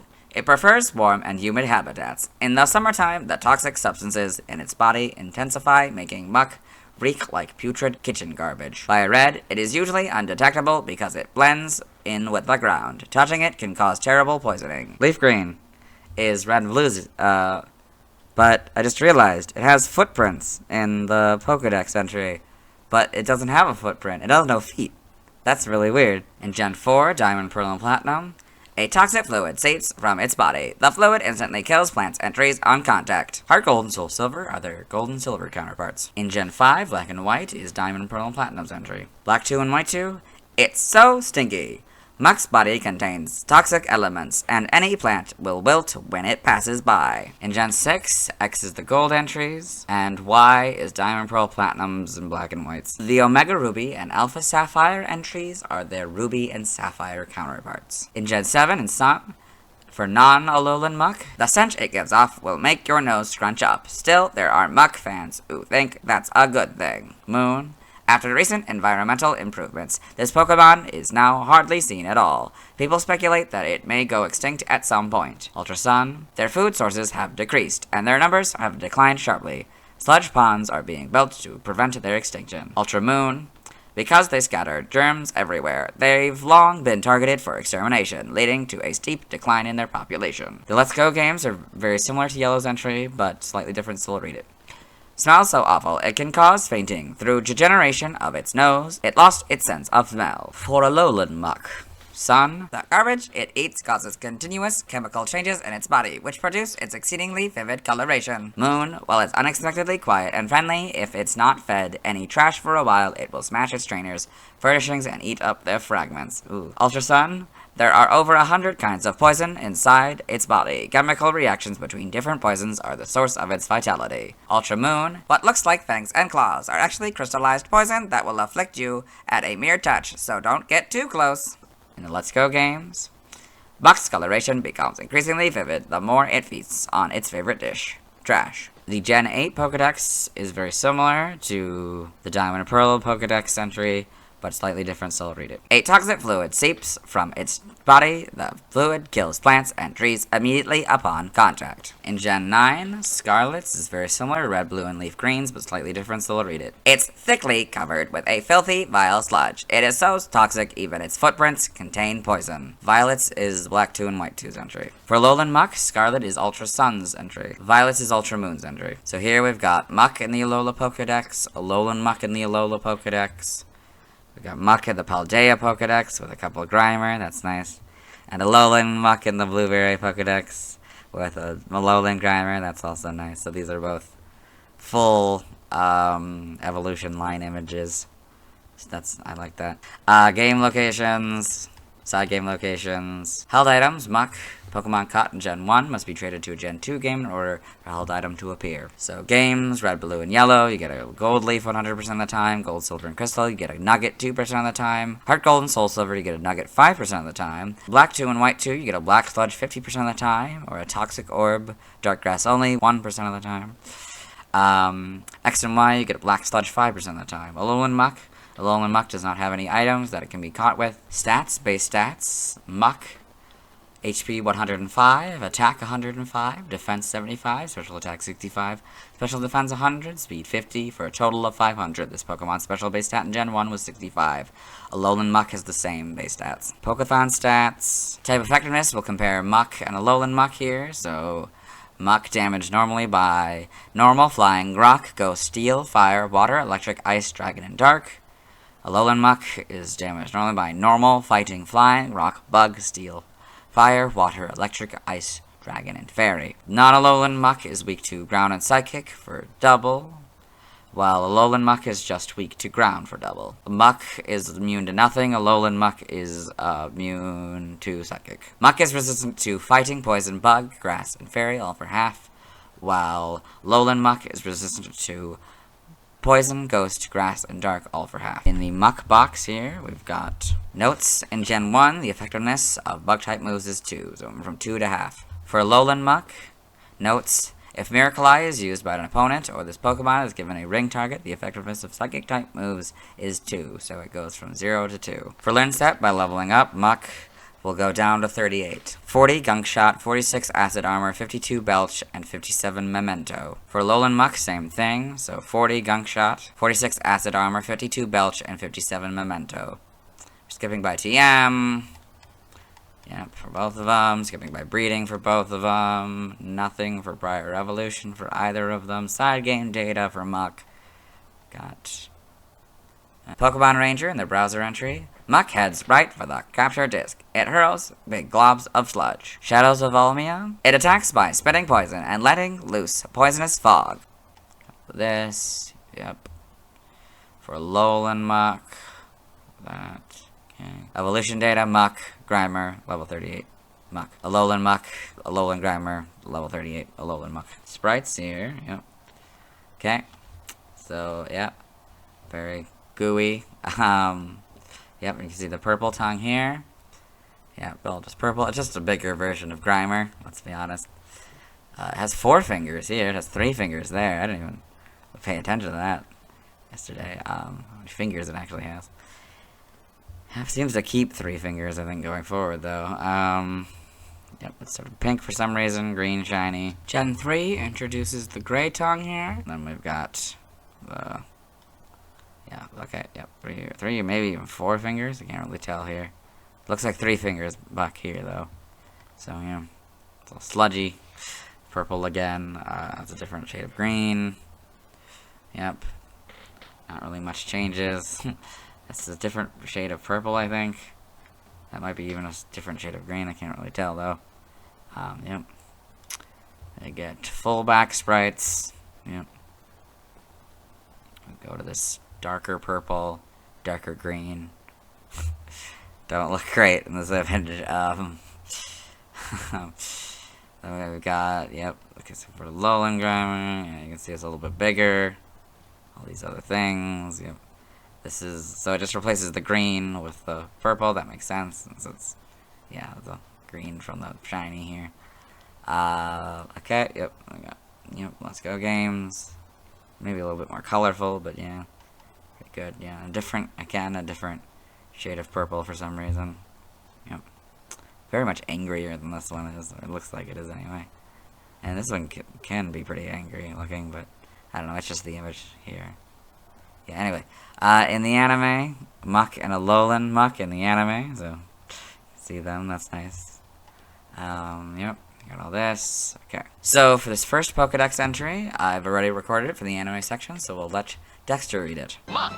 Grimer's evolved form. Use extreme caution as its slimy form contains poison. For Diamond and Pearl, episode 87, in Dawn's Pokedex, Muck, the sludge Pokemon. A horribly toxic liquid seeps out of its body. So the Black 2 and White 2 animated trailer here. We got the back of a Muck here. Then it's a Viper, Arcanine, and maybe a Scrafty and a Stoutland here. Yep. Maybe another Pokemon, I can't really tell what it is. But yeah, so then in the manga, Muck in Pokemon Adventures, Alolan Muck in Pokemon Adventures. You can see how different the look here. It might be a different artist. The TCG, trivia. Muck shares similar traits to Weezing and Garbodor. All three Pokemon are pure Poison-type Pokemon with a single pre-evolved form, roughly the same base stat totals and evolution levels, and appear to be based on a different kind of pollution, Muck being water pollution. We did the second point yesterday. Muck is tied with Mew for the shortest English name of all Pokemon. Origin, Muck appears to be a pile of living sludge. It may be based on the imagined fear that heavy pollution caused by the leakage and or improper disposal of toxic/radioactive waste may result in the creation of new and undesirable life. It may also be based on Dorotabo, a one-eyed, three-fingered yokai that rises from the mud of neglected, overgrown rice fields. Alolan Muck may be based on an oil slick, particularly the rainbow colors that are produced when a thin layer of oil floats on top of water. This is due to a phenomenon called thin film interference. In the real world, oil spills are a major threat to ecosystems in the world's oceans, and particularly in Hawaii, which Alola is based on. Name origin, Muck is a corruption of muck, generally something filthy. Beton may be derived from beto, sticky, and ton. Other languages, related articles, references, external links to Alolan forms. Yeah, let's move on. Now let's watch Muck's first scene in the anime. Hello and welcome to the anime portion of the video. Today we are watching episode 30, Sparks Fly for Magnemite. In this episode, Ash Ketchum, the main character, is traveling companion with Misty and Brock and his faithful Pikachu, have come to Grinchy City, and they are in a power plant because the power is shut off, and they have encountered some Grimer here, and the Muck's about to appear. Shut up, Misty! Yeah, that's Brock. There's Muck. It's you! So that's Muck's first appearance in the anime. Let's move on. Now let's see why people love Muck. Now let's look at fan art. Hello and welcome to the fan art section of the video. No recent fan art, so today we're looking at DeviantArt fan art. For those of you not familiar with the series, what we do is we go through these images until we find an image that doesn't contain a Muck. So this first image is Muck by Joshua Dunlop. So we got this cool sludgy Muck here with the tongue, a very weirdly realistic tongue, and it's very nice. Kind of reminds me of the ooze or whatever it's called from Epic Mickey. Yeah, it's very nice, very well done. I think this is, yeah, very nice and realistic. So then we got The Grimer Family by Zero-chan, 923,600. So this Muck raising this Grimer up, I guess. Probably its child. Yeah, it's very nice. So, goofy, and yeah. Then we've got Muck Forms by Joshua Dunlop.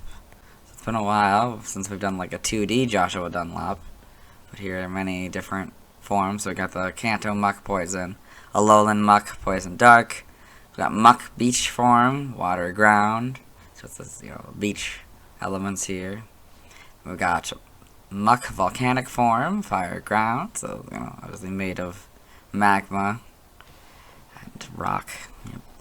Muck Avalanche form, Ice/Ground. So this, just like an icicle and like it looks like a cave. Muck Swamp form, Grass/Water. So it's like this nice, swampy look to it, I guess. We got Muck by Zeus54. So it's just this nice basic looking muck.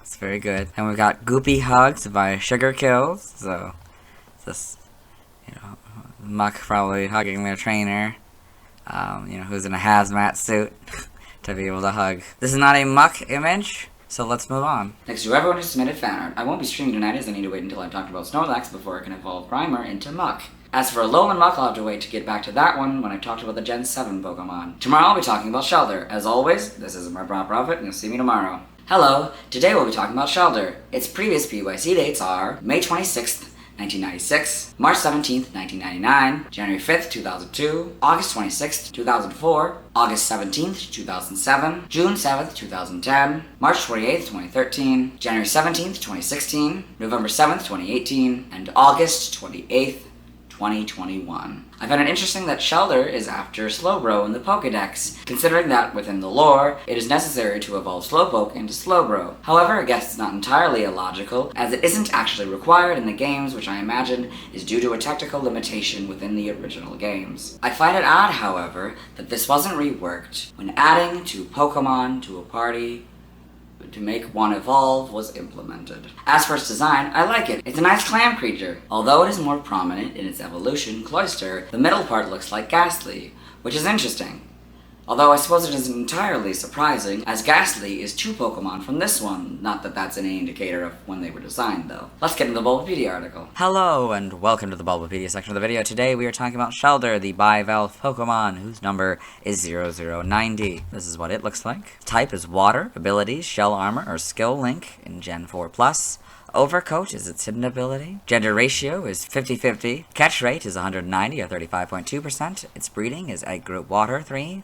And hatch time, 20 cycles. Height is 1 foot or 0.3 meters. Weight is 8.8 pounds or 4 kilograms. Base experience yield is 97 the first 4 gens, and 61 in 5+. Leveling rate is slow, EV yield is 1 in defense. Shape is that, no feet, so no footprint. Pokedex color is purple, and base friendship is 70. Shellder is a water-type Pokemon introduced in Gen 1. It evolves into Cloyster when exposed to a water stone. Biology, Shellder is a bivalve mollusk Pokemon encased with a spiky blue-violet bivalve shell. It has 2 round white eyes with tiny black pupils. Its enormously long red tongue is used to burrow itself into the sand to sleep overnight, and also to lure and capture prey. The tongue protrudes even when its shell is closed, and tugging it will cause the shell to pop open. Its soft and tender body is well protected by its extremely durable shell, which is purported to be harder than diamonds, and has historically been used by people to make shields. It can make pearls from accumulated sand, though it discards them as they are typically in its way. Shellder has an unusually strong appetite for the tail of a Slowpoke, and can develop a symbiotic relationship with the dopey Pokemon.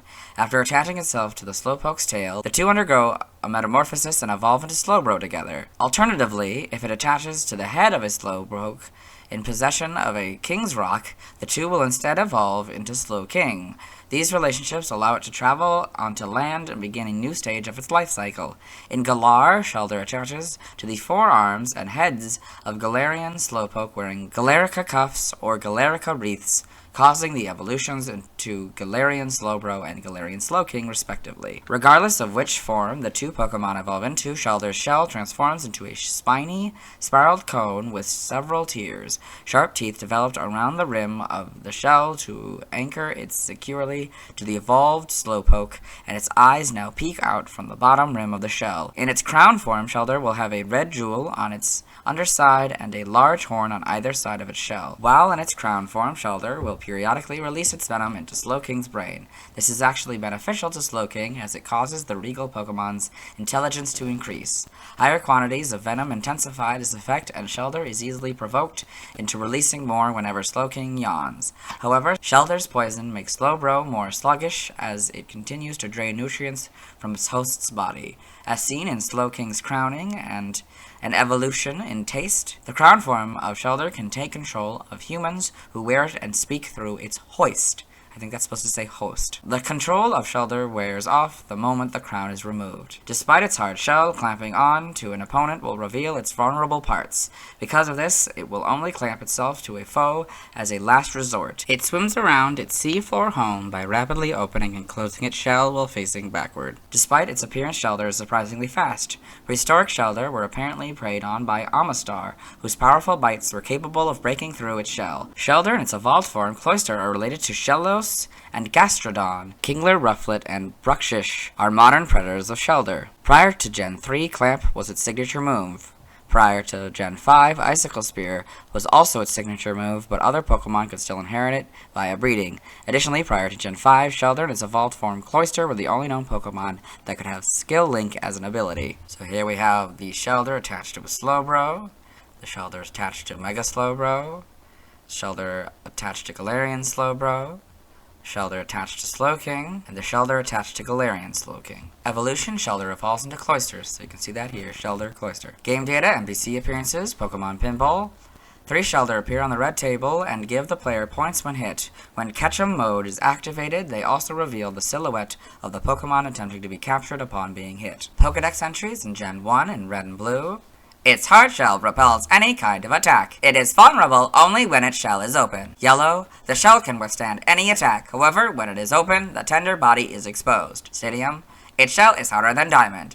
It hides in sand on the seafloor and catches prey with its soft tongue. In Gen 2 in gold, it swims facing backward by opening and closing its 2-piece shell. It is surprisingly fast. Silver, grains of sand trapped in its shell mix with its body fluids to form beautiful pearls. Crystal, clamping onto an opponent reveals its vulnerable parts, so it uses this move only as a last resort. Stadium 2 is gold again. In Gen 3 in Ruby and Sapphire, at night this Pokemon uses its broad tongue to burrow a hole in the seafloor sand, and then sleep in it. While it is sleeping, Shellder closes its shell but leaves its tongue hanging out. In Emerald, at night it burrows a hole in the seafloor with its broad tongue to make a place to sleep. While asleep, it closes its shell but leaves its tongue hanging out. Fire Red, it is encased in a shell that is harder than diamond. Inside, however, it is surprisingly tender. Leaf Green is red and blues. In Gen 4, in Diamond, Pearl, and Platinum, it swims backward by opening and closing its 2 shells. Its large tongue is always kept hanging out. Heart, Gold, and Soul Silver are their Gold and Silver counterparts. The Gen 5 Pokedex entries are Diamond, Pearl, and Platinums. In Gen 6, X is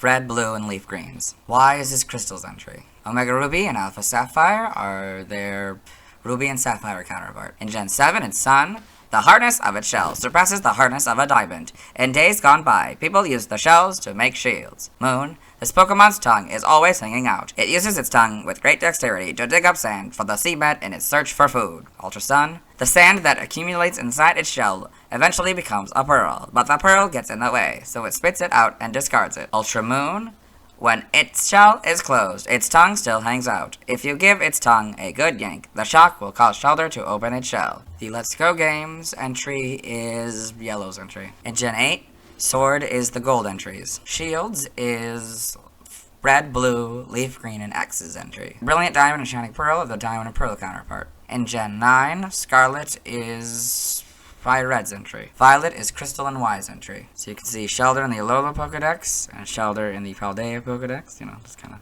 hanging out. You know, nice details here. Yeah. Game locations. Side game locations, events. Held items Pokemon caught in Gen 1 must be traded to a Gen 2 game in order for a held item to appear. So we've got red, blue, and yellow. You get a berry 100% of the time. Gold, silver, and crystal. You get a pearl 23% of the time, or a big pearl 2% of the time. In Fire Red, Leaf Green, Diamond, Pearl, Platinum, Heart Gold, Soul Silver, Black, White, Black 2, White 2, X, Y, Sun, Moon, Ultra Moon, Sword, Shield, Brilliant Diamond, and Shining Pearl. You get a pearl 50% of the time, and a big pearl 5% of the time. Stats, base stats. HP 30, attack 65, defense 100, special attack 45, special defense 25, speed 40, for a total of 305. This Pokemon's special base stat in Gen 1 was 45. Pokemon stats, type effectiveness, damage normally by normal, fighting, flying, poison, ground, rock, bug, ghost, psychic, dragon, dark, and fairy, weak to grass and electric for double, immune to nothing, resistant to steel, fire, water, and ice for half. Learn set by level up, 1 you get tackle and water gun, 4 withdraw, 8 ice shard, 12 Leer, 16 Whirlpool, 20 Supersonic, 24 Aurora Beam, 28 Protect, 32 Razor Shell, 36 Iron Defense, 40 Ice Beam, 44 Shell Smash, and 48 Hydro Pump. By TM, you get 1 Takedown, 7 Protect, 11 Water Pulse, 22 Chilling Water, 25 Facade, 32 Swift, 34 Icy Wind, 35 Mud Shot, 46 Avalanche, 47 Endure, 50 Rain Dance, 52 Snowscape, 70 Sleep Talk, 76 Rock Blast, 77 Waterfall, 85 Rest, 90 Spikes, 91 Toxic Spikes, 103 Substitute, 104 Iron Defense, 110 Liquidation, 123 Surf, 124 Ice Spinner, 130 Helping Hand, 135 Ice Beam, 142 Hydro Pump, 143 Blizzard, 171 Terra Blast, 187 Icicle Spear, and 208 Whirlpool. By breeding, the Mirror Herb gives you Aqua Ring and Life Dew. This group gives you Bubble Beam, this group gives you Water Pulse. TCG only moves, you get Lick, Minimize, Vice Grip, and Water Spout in these cards. Side game data, all this, okay. Evolution data, Shellder, Waterstone, Cloyster. Sprites, so Gen 1, okay, these look different. I guess I never saw these. These are another ones that I never really saw in my playthrough, so I'm not too familiar with this. These, like, this actually kind of makes more sense. This sort of, it's hidden inside the shell, like, this sort of, like, it actually, yeah, it looks less like Gastly than I was expecting it to. I didn't realize that was more of a more recent thing that they did. So yeah, the shells are very, I don't know, they're very interesting. I mean, they're not too different, but, like, I don't know, different enough. It's a different enough style, I guess. These two are different, and then of course this one's much closer to the modern one, I guess. The tongue's a lot longer, it's green for some reason. The shell obviously doesn't work, the back sprite doesn't work for that one. It's much more shell, I don't know, like it's a lot less curved, I guess, like we'd get later on. So Gen 2, it's sort of this weird purple-blue with a like pink tongue, I guess. The shiny is a gold with a red tongue. Now we got the purple and crystal. Yep. I get a different purple in Gen 3. That's an orange. That's interesting. The tongues are slightly different. That's more of a red tongue, while that one's more of a pink tongue. Yep. Gen 4, slightly different purple. I think even a slightly different orange. The tongues are more the same. I don't know. They might be still a little different. The bodies, I mean, there's a little bit of a change. They add the ridge here in Gen 3. The shape is probably a little bit different. The spikes are a little bit more prominent. Yeah, the back sprite, not really much of a difference there. We get even less of the back in this one, in Gen 4. So, but yeah, so yeah, not really much changes hugely design-wise. It becomes more up to the front in these couple. The face. Gen 5, a little bit different. You get a full body sprite. That's interesting. It's kind of, you know, hiding in its little animation there. That's clever. Yep. I get the models. Very interesting. Less of a void, I guess, and more just like a little flat creature. Yep. The tongue is now pink. These are brighter, of course. Yeah, it's kind of more like the red or the orange gold, I guess. Yep. You know that. Yep. And Let's Go games. Not really much changes, better models, I guess. Yeah, as you can imagine, as time goes on, they get better. Yep.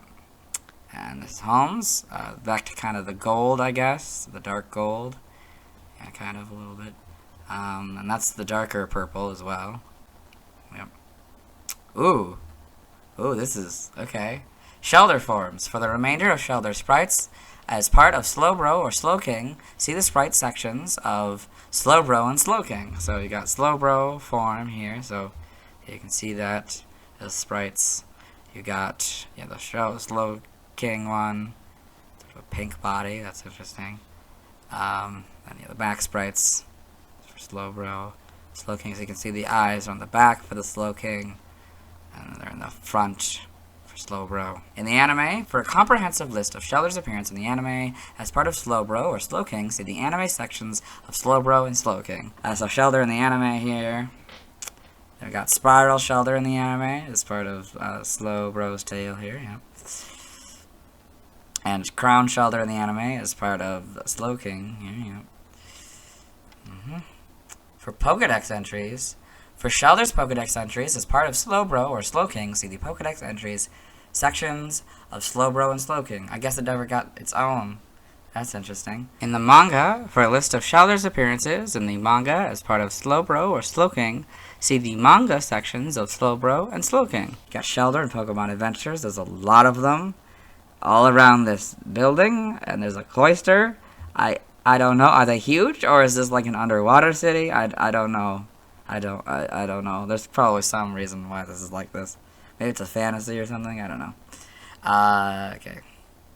In the TCG, for Shellder's appearances in the TCG as part of Slowbro or Slowking, see Slowbro TCG and Slowking TCG. So yeah, that'll be the main article there. Yep. Trivia. In the anime, Shellder is required to evolve Slowpoke into Slowbro or Slowking. Shellder clamps onto a Slowpoke's tail to evolve into Slowbro or onto the head, while wearing the King's Rock to evolve into a Slowking. Even though Shellder changes form drastically when it bonds with Slowpoke to evolve, see above, it is not considered an evolution in and of itself. Despite this requirement for Slowpoke to evolve, no game has ever reflected this beyond Slowpoke's Pokédex entries. Slowpoke instead evolves into Slowbro at level 37, and into Slowking while traded with a King's Rock, and does not require the presence of Shellder, as opposed to Mantike evolving with Remoraid in the party. Shellder is said to produce poison and inject into its host Slowbro or Slowking, but is not actually capable of learning any poison moves as of Gen 8. In the evolution solution, it is revealed that Shellder is capable of speech as the shell of a Slowbro. So here you can see Shellder and Slowpoke evolving into Slowking in a crowning achievement. Shellder were revealed to be capable of floating through the air in Pokemon Snap, a trait that has been seen in no other media. Shellder and Cloyster share their category name with Clamperl. They are all known as the bivalve Pokemon. Shellder can be seen as a counterpart to Staryu. Both are water types in the Water 3 egg group, both evolve with a Water Stone, and both gain a second type upon evolution. Cloyster is seen as a slow defensive Pokemon, while Starmie is seen as a fast attacking Pokemon, and Shellder is exclusive to Fire Red and Y, while Staryu is exclusive to Leaf Green and X. Origin, Shellder is similar to a clam, with its tongue representing a clam's foot. Its ability to move by flapping its shell is likely inspired by scallops. Scallops are also related to the thorny oysters that resemble its evolved form. The fact that it latches onto Slowpoke and produces a beneficial toxin may be inspired by leeches. Name origin, Shellder may be derived from shell and possibly shelter. In other languages, related articles, external links, yeah, let's move on. Now let's watch Shellder's first scene in the anime. Hello and welcome to the anime portion of the video. Today we're watching episode 36, The Bridge by Gang. In this episode, Ash and his friends have been assigned by this Nurse Joy to cross a bridge to this Nurse Joy to get a sick Pokemon some medicine, and so these two are having a conversation. Get through the storm.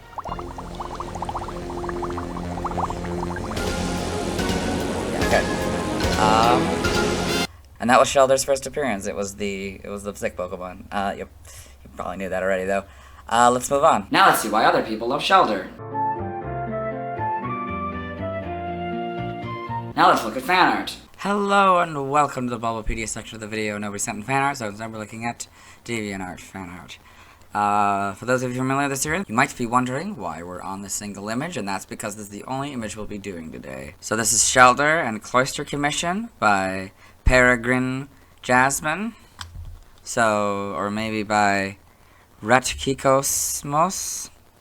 I don't know if that's the same person or if like they're the one who commissioned this artist to make this, but either way, it's a very good piece of art. It has Shellder and Cloyster on here, and we get to see the water and the elements of ice as well. It's very well done. You know, kind of keeps their body in the shadows, and it's very clever. Yep. That's it. So let's move on. Thanks to everyone who submitted fan art. I won't be streaming tonight as I need to wait until I talk about Snorlax to catch a Shellder. Tomorrow I'll be talking about Cloyster. As always, this isn't my proper outfit, and you'll see me tomorrow. Hello.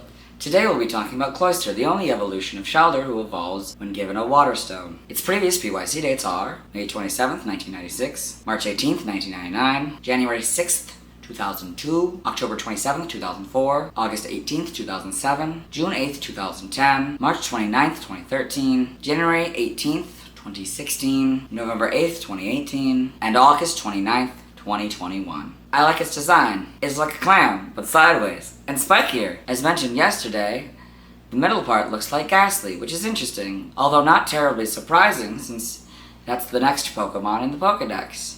Not that that's any indicator of when they were created. Let's get into the Bulbapedia article. Hello, and welcome to the Bulbapedia section of the video. Today, we are talking about Cloyster, the bivalve Pokemon whose number is 0091. This is what it looks like. Its type is Water Ice. Its abilities are Shell Armor or Skill Link in Gen 4+.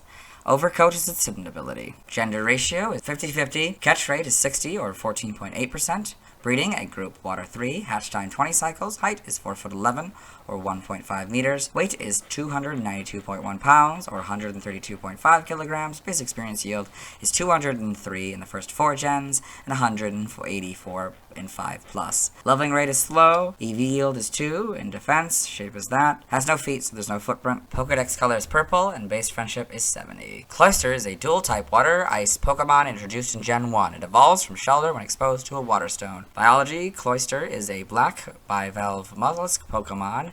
It is encased inside a light gray shell, which is surrounded by a second jagged blue-violet outer shell casing. It has one barb-like spike protruding from above its head and multiple conical horns on its outer shell. Its shell is harder than a diamond, with spikes that are even harder.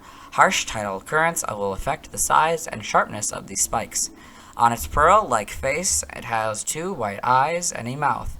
Aside from its face and head, its internal anatomy has never been seen.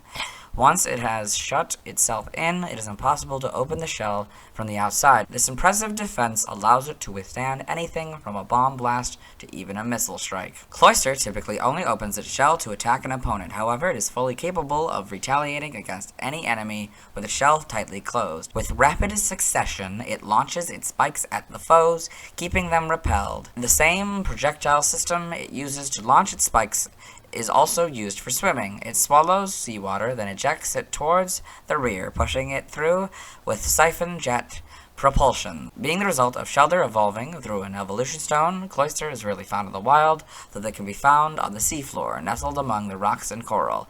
However, it will actively hunt on land for Slowpoke tails.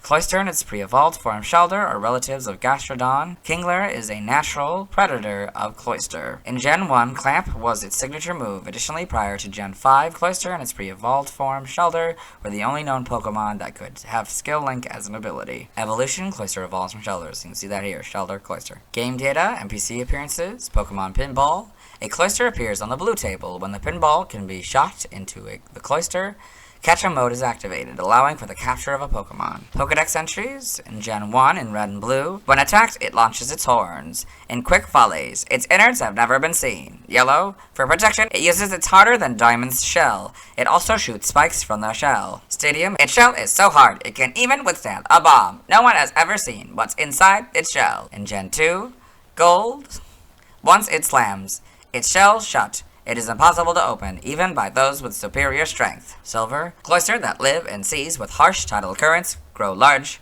sharp spikes on their shells. Crystal, even a missile can't break the spikes it uses to stab opponents. They're even harder than its shell. Stadium 2 is Golds again. In Gen 3, in Ruby and Sapphire, Cloyster is capable of swimming in the sea. It does so by swallowing water, then jetting it out toward the rear. This Pokemon shoots spikes from its shell using the same system. In Emerald, it swims in the sea by swallowing water, then jetting it out toward the rear.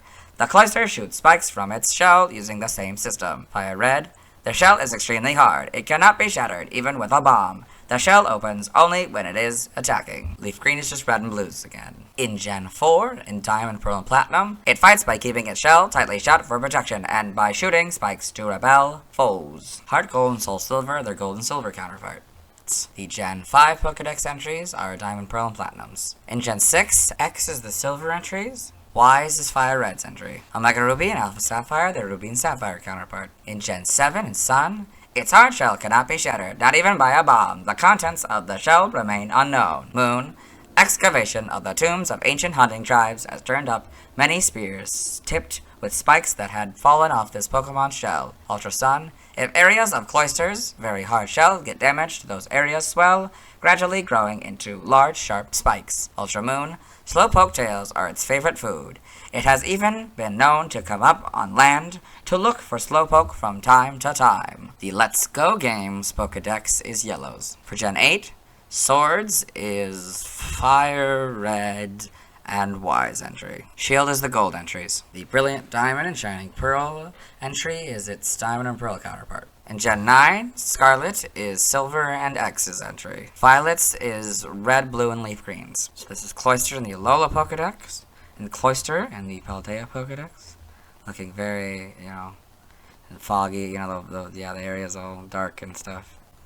Okay, game locations, side game locations, events. Held items. Pokemon caught in Gen 1 must be traded to a Gen 2 game in order for a held item to appear. In Pokemon Emerald, Cloyster can only be found in the Battle Frontier. In Red, Blue, and Yellow, you get a Silver Leaf 100% of the time. In Emerald, Black, White, Black 2, White 2, X, Y, Sword, and Shield, you get a Pearl 50% of the time and a Big Pearl 5% of the time. Stats, base stats, HP 50, attack 95, defense 180, special attack 85, special defense 45, speed 70, for a total of 525. This Pokemon's special base stat in Gen 1 was 85. Pokethon stats. Type effectiveness, damage normal by normal, flying, poison, ground, bug, ghost, steel, fire, psychic, dragon, dark, and fairy. Weak to fighting, rock, grass, and electric for double. Immune to nothing, resistant to water and ice, water for half, ice for a fourth. Because you can hypothetically have a level 1 Cloyster, I'll read all of the moves here. And learn set by leveling up. 1, Icicle Crash, Toxic Spikes, Spikes, Leer, Whirlpool, Supersonic,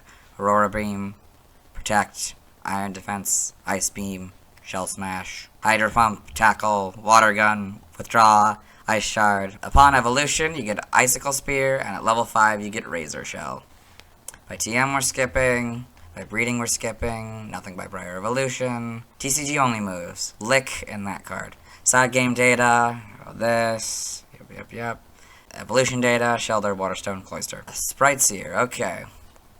Okay, that's interesting. Okay, so it's a little different.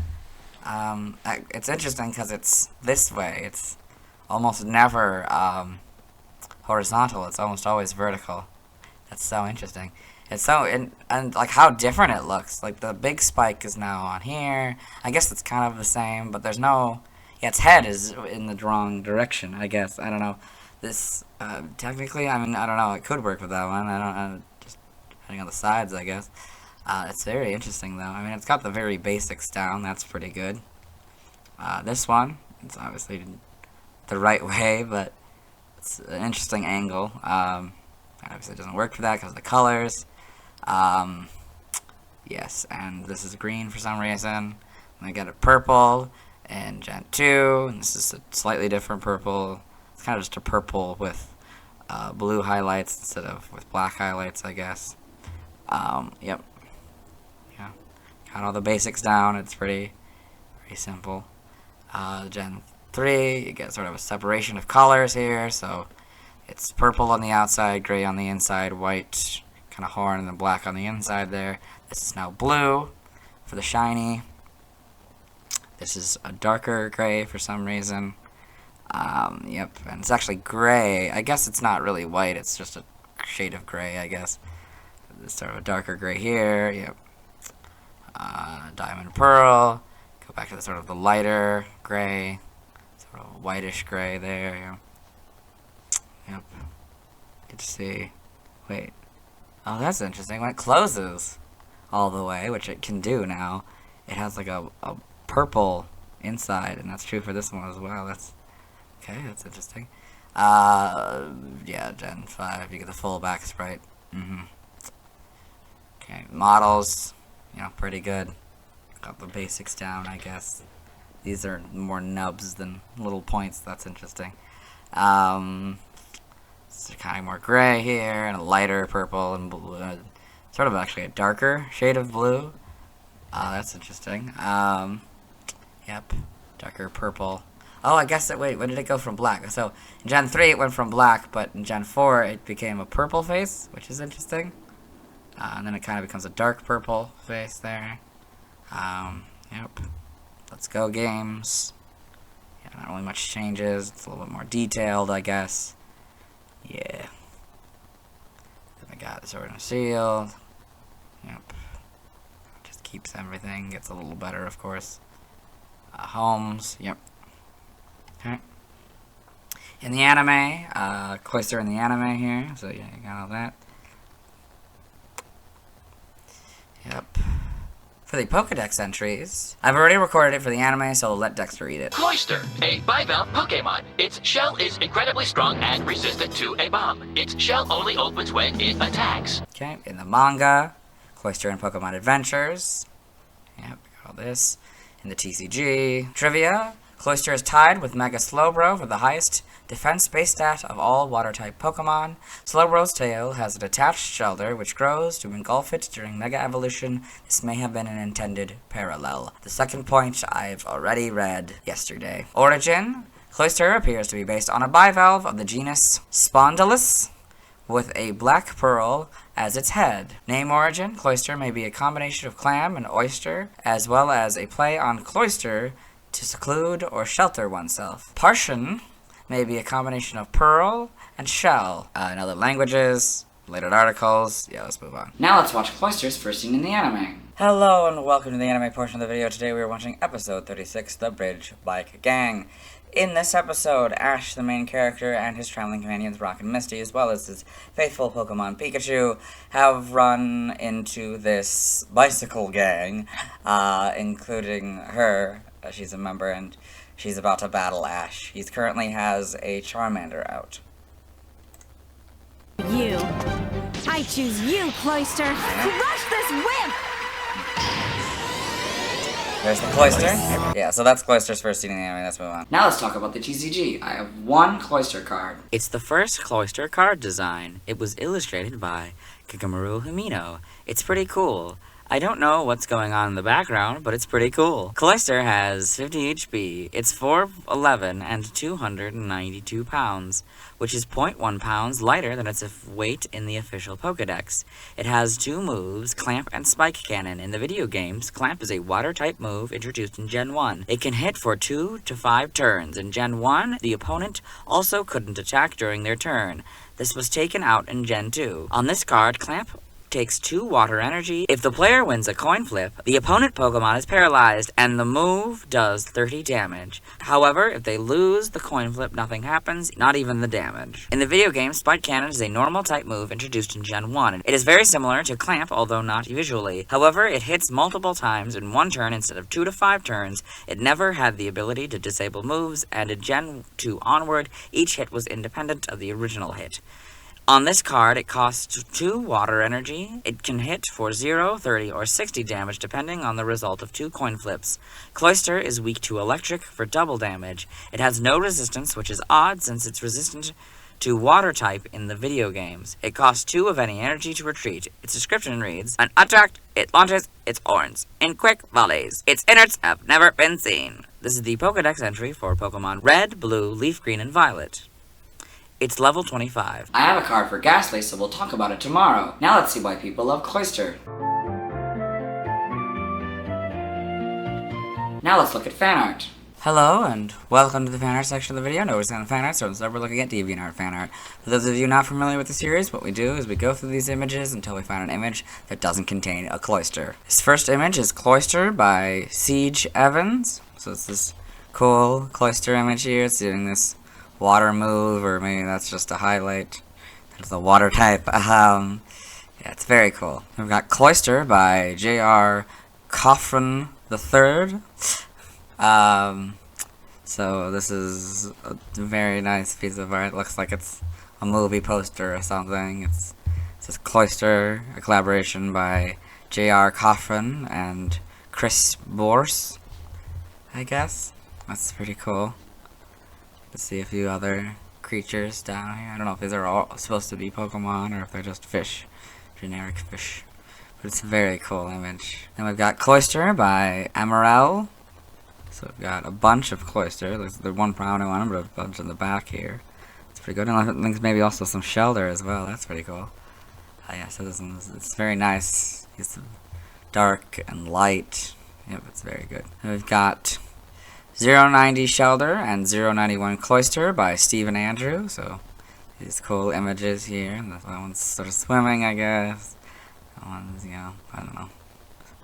It's very cool. And this is not a Cloyster image, so we'll move on. Thanks to everyone who submitted fan art. I won't be streaming tonight as I need to wait until I've talked about Snorlax before it can evolve Shellder into Cloyster. Tomorrow I'll be talking about Gastly. As always, this isn't my proper outfit, and you'll see me tomorrow. Hello! Today we'll be talking about Gastly, the first ghost poison type Pokemon, and the first Pokemon to have the ghost typing. It's also tied as the lightest Pokemon with Haunter, Flabebe, Cosmog, Kartana, and Gimmighoul, with it being tied with Haunter as the lightest Pokemon in Gen 1. Its previous PYC dates are May 28th, 1996, March 19th, 1999, January 7th, 2002, October 28th, 2004, August 19th, 2007, June 9th, 2010, March 30th, 2013, January 19th, 2016, November 9th, 2018, and August 30th, 2021. I most remember Gastly from an early anime episode where it, Haunter, and Gengar lived in a tower and they scared people who visited. As for its design, I love its simple, yet ghastly,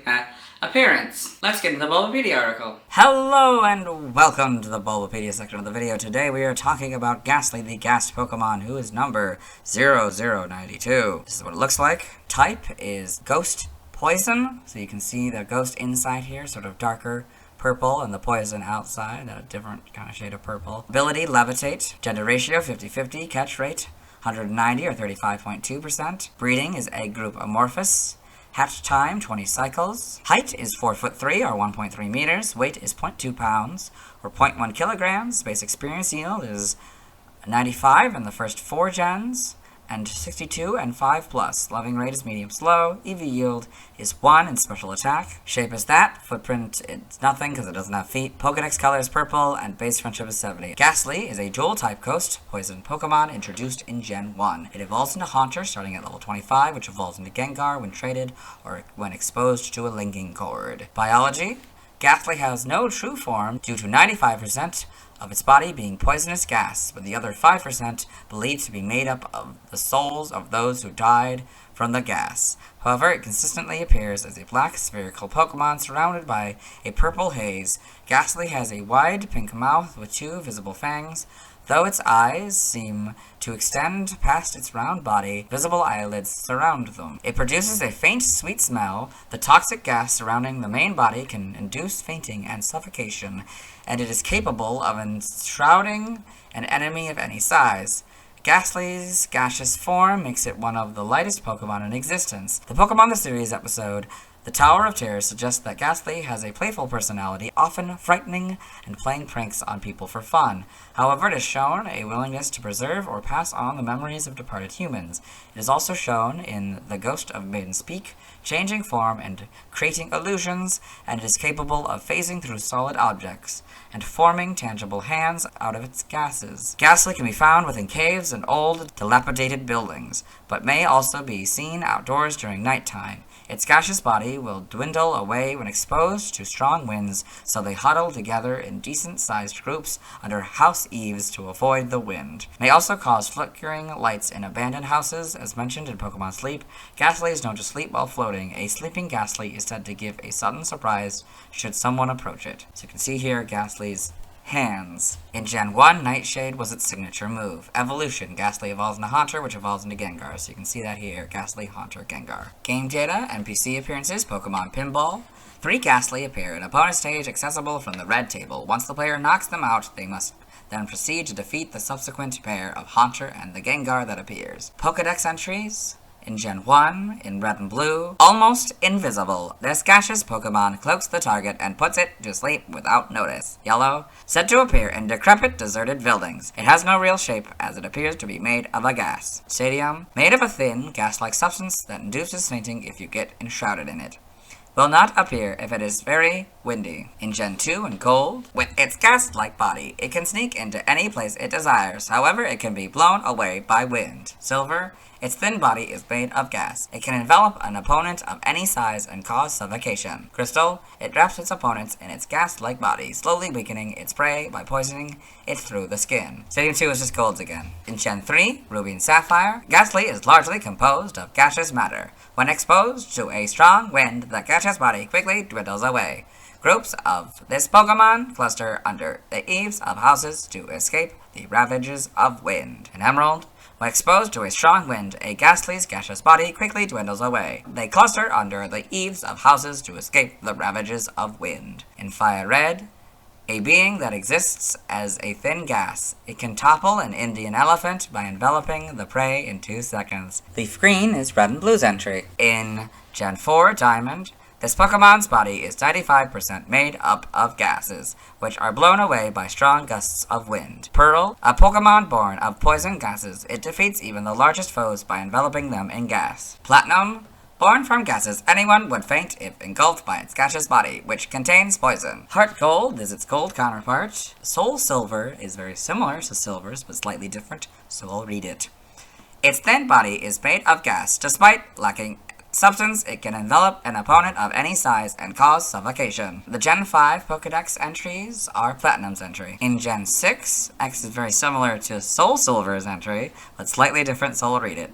Its body is made of gas. Despite lacking substance, it can envelop an opponent of any size and cause suffocation. Wise is Platinum and the Gen 5 entries. Omega Ruby and Alpha Sapphire's entries are their Ruby and Sapphire counterpart. In Gen 7 Sun, should a strange light be seen flickering in an abandoned building, Gastly is lurking there. Moon, although Gastly is barely visible, when it's near, a faint, sweet smell lingers. Ultra Sun, it's said that gas emanating from a graveyard was possessed by the grievances of the deceased and thus became a Pokemon. Ultra Moon, poisonous gas comprises 95% of its body. It's said that the remaining 5% is made up of the souls of those who died from the gas. The Let's Go games are essentially yellows, but they added a comma here. In Gen 8, Swords is the Platinum entry, and all the other ones that was the same. Shields is the gold entries. Brilliant Diamond is essentially a diamond, but for some reason they made percent a word instead of the percent sign. Shining Pearls is its Pearl counterpart. Legends Arceus, gaseous and completely impalpable, also highly dangerous. Inhaling part of its poisonous body will cause one to faint instantly. In Gen 9, Scarlet is Crystal's entry, Violet is X's entry. So here we've got Gastly in the Alola Pokedex, Gastly in the Paldea Pokedex, so it seems to be with a few others here, and you can actually see, it's actually kind of cool to see it as a amorphous blob and the shininess, and yeah. Okay, yep. Then we've got Gastly in the Kitakami Pokedex. It seems to be looking at a statue. I don't know if it's remembering or if its soul is tied to the statue. I don't really know. I don't really know the significance of the statue, so maybe that'll be important. I'll learn, I'm sure, when I play the games. Game locations. Got all that. Side game locations. Events. Held items. Pokemon caught in Gen 1 must be traded to a Gen 2 game in order for a held item to appear. In Red, Blue, and Yellow, you get a Bitterberry 100% of the time, Legends Arceus. For Normal, you get a Chesto Berry 35% of the time, Spoiled Apricorn 15% of the time, and Grid items by level. For Alpha, EXP Candy S, you get 100% of the time, Seed of Mastery 10% of the time, Grid items by level. Still don't know how the math works. Stats, base stats, HP 30, Attack 35, Defense 30, Special Attack 100, Special Defense 35, Speed 80 for a total of 310. This Pokemon's special base stat in Gen 1 was 100. Pokéthon stats, you got that. Type effectiveness, damaged normally by Flying, Rock, Steel, Fire, Water, Electric, Ice, and Dragon. Weak to Ghost, Psychic, and Dark for double. Immune to Normal, Fighting, and Ground. Resistant to Poison, Bug, Grass, and Fairy. Poison and Bug are a fourth, and Grass and Fairy are half. Notes, if Foresight or Odor Sleuth is used by an opponent, the opponent has Scrappy, or this Pokemon is given a ring target, the effectiveness of normal type moves is 1, so it would go from 0 to 1, and the effectiveness of fighting type moves is half, so it would go from 0 to half. In Generations 1 and 2, or if Gravity is in effect, this Pokemon is given an Iron Ball or is affected by Smackdown or Ingrain. The opponent has the ability Mold Breaker, Turbo Blaze, or Terravolt, or this Pokemon is affected by Gastro Acid, or this Pokemon's ability is replaced, the effectiveness of Ground-type moves is double. So we go from 0 to double. In Gen 1, the effectiveness of Bug-type moves is 1, so we went from 1 to a 4th. Learn set by level up. 1, you get Lick and Confuse Ray, 4 Hypnosis, 8 Mean Look, 12 Payback, 16 Spite, 20 Curse, 24 Hex, 28 Nightshade, 32 Sucker Punch, 36 Dark Pulse, 40 Shadow Ball, 44 Destiny Bond, and 48 Dream Eater. By TM, you get 6 Scary Face, 7 Protect, 13 Acid Spray, 17 Confuse Ray, 18 Thief, 25 Facade, 29 Hex, 34 Icy Wind, 42 Nightshade, 45 Venoshock, 47 Endure, 49 Sunny Day, 50 Rain Dance, 62 Foul Play, 67 Fire Punch, 68 Thunder Punch, 69 Ice Punch, 70 Sleep Talk, 79 Dazzling Gleam, 83 Poison Jab, 85 Rest, 87 Taunt, 92 Imprison, 94 Dark Pulse, 98 Skill Swap, 102 Gunk Shot, 103 Substitute, 107 Will-O-Wisp, 109 Trick, 111 Giga Drain, 114 Shadow Ball, 119 Energy Ball, 120 Psychic, 126 Thunderbolt, 140 Nasty Plot, 148 Sludge Bomb, 161 Trick Room, 166 Thunder, 171 Terra Blast, 174 Haze, 175 Toxic, 177 Spite, 198 Poltergeist, 202 Pain Split, 203 Psych Up, 214 Sludge Wave, 219 Skitter Smack, and 224 Curse. By breeding, this group gives you Astonish, this group gives you Clear Smog, this group gives you Disable, this group gives you Haze, this group gives you Perish, Song, Gengar gives you Reflect type, this group gives you Smog, and this group gives you Toxic. Side game data. Okay. Pokemon Ranger in the browser entry. Gastly fades in and out of view while it tries to spirit your Pokemon away. In Shadows of Almia, it attacks by spitting out eerie orbs. Guardian Signs. It shoots out orbs imbued with loathsome emotions that make Pokemon paused.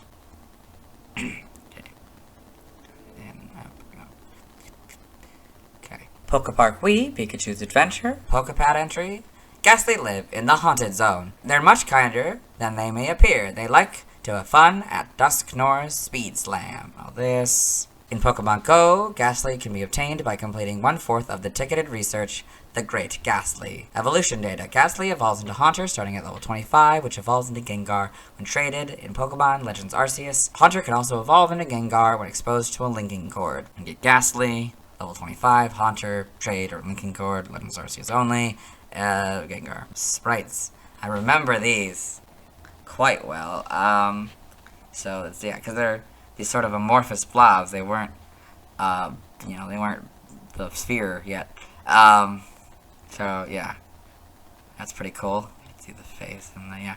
Then we got yellow, so you got the amorphous blob now. For some reason, it looks like it's fires coming out of it. This doesn't really work for this one, obviously. That one works fine. Generation 2, gold. So now we got the kind of gassy look to the outline there. Shiny is blue, or the blue outline anyway. Yep, not really much different. Yep. Generation 3, now the body is a purple, and sort of more of a gaseous purple, I guess, instead of a pink. Then there's a different shade of blue here. Actually, I think the body is even a different shade of purple. Yeah. Yeah, you got this. Yep. Oh, the mouth.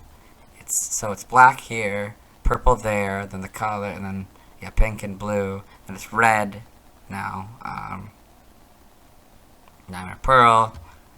It turns sort of a darker purple, I guess, kind of a combination of maybe black and purple. Then it becomes just a standard purple. Yep. For the shiny there. And yeah, this doesn't really change much. We get the full back sprite.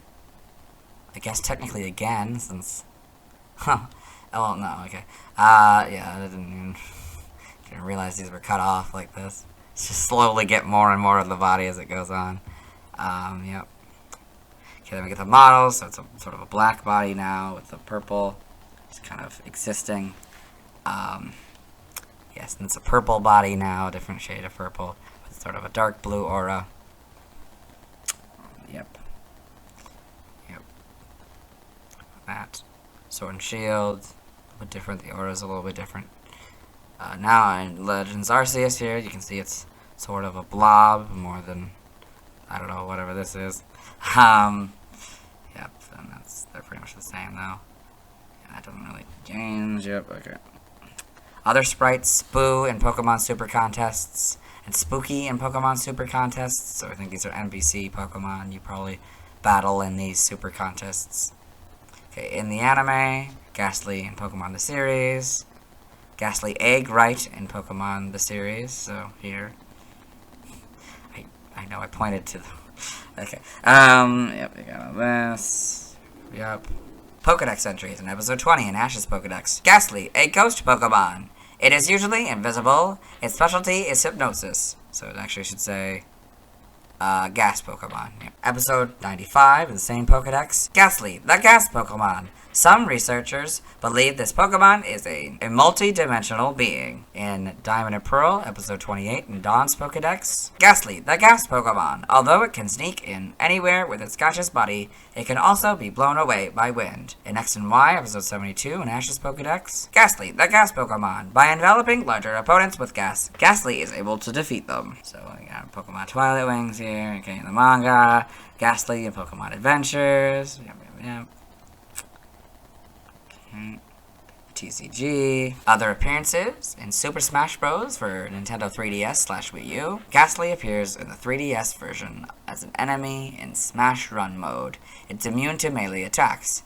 Gastly also appears as a trophy in the 3DS version of the game. You can see this trophy here. Trophy information in North America. This ghost/poison type Pokemon is made up of several toxic gases. Touching it would be really unpleasant. Instead, try to take it out with projectiles. It's not the fastest enemy in Smash Run, but occasionally it may try to chase down a fighter, so be careful around this gaseous foe. In the PAL region, in Smash Run, these ghost and poison type Pokemon tend to move slowly and then, without warning, chase after you at high speed. You'll get hurt if they so much as come into contact with you, so be on your guard. As ghosts, they're immune to direct attacks. The only way to defeat them is to hit them with projectiles or items. Trivia: in the Pokemon Red and Blue Beta, Gastly's prototype name was Spirit. Despite all of them being poison-type Pokemon, Gastly and its evolutionary family cannot learn any poison-type moves by leveling up outside of Pokemon Let's Go Pikachu and Let's Go Eevee and Pokemon Legends Arceus. Gastly is tied with Venipede for the lowest base HP stat of all poison-type Pokemon, Weedle for the lowest defense stat of all poison-type Pokemon, Haunter for the lightest poison-type Pokemon, Haunter and roaming form Gimbaghoul for the lightest ghost-type Pokemon. Gastly is the only Pokemon that weighs exactly the same as its evolution. Origin: Gastly may be based on a Hitodama or an Onibi, Japanese spirits similar to a will-o'-the-wisp and poisonous gases. Some of Gastly's traits, such as its poison type and extremely lightweight, seem to be based on Fuyurei, floating spirits said to be able to spread diseases. Name origin: Gastly may be a combination of gas,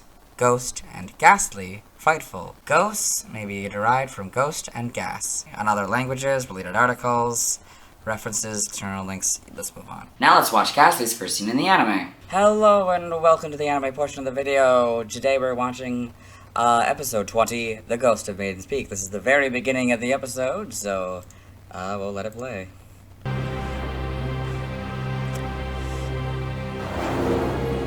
This. Yep. I'm waiting for you. Come back to me.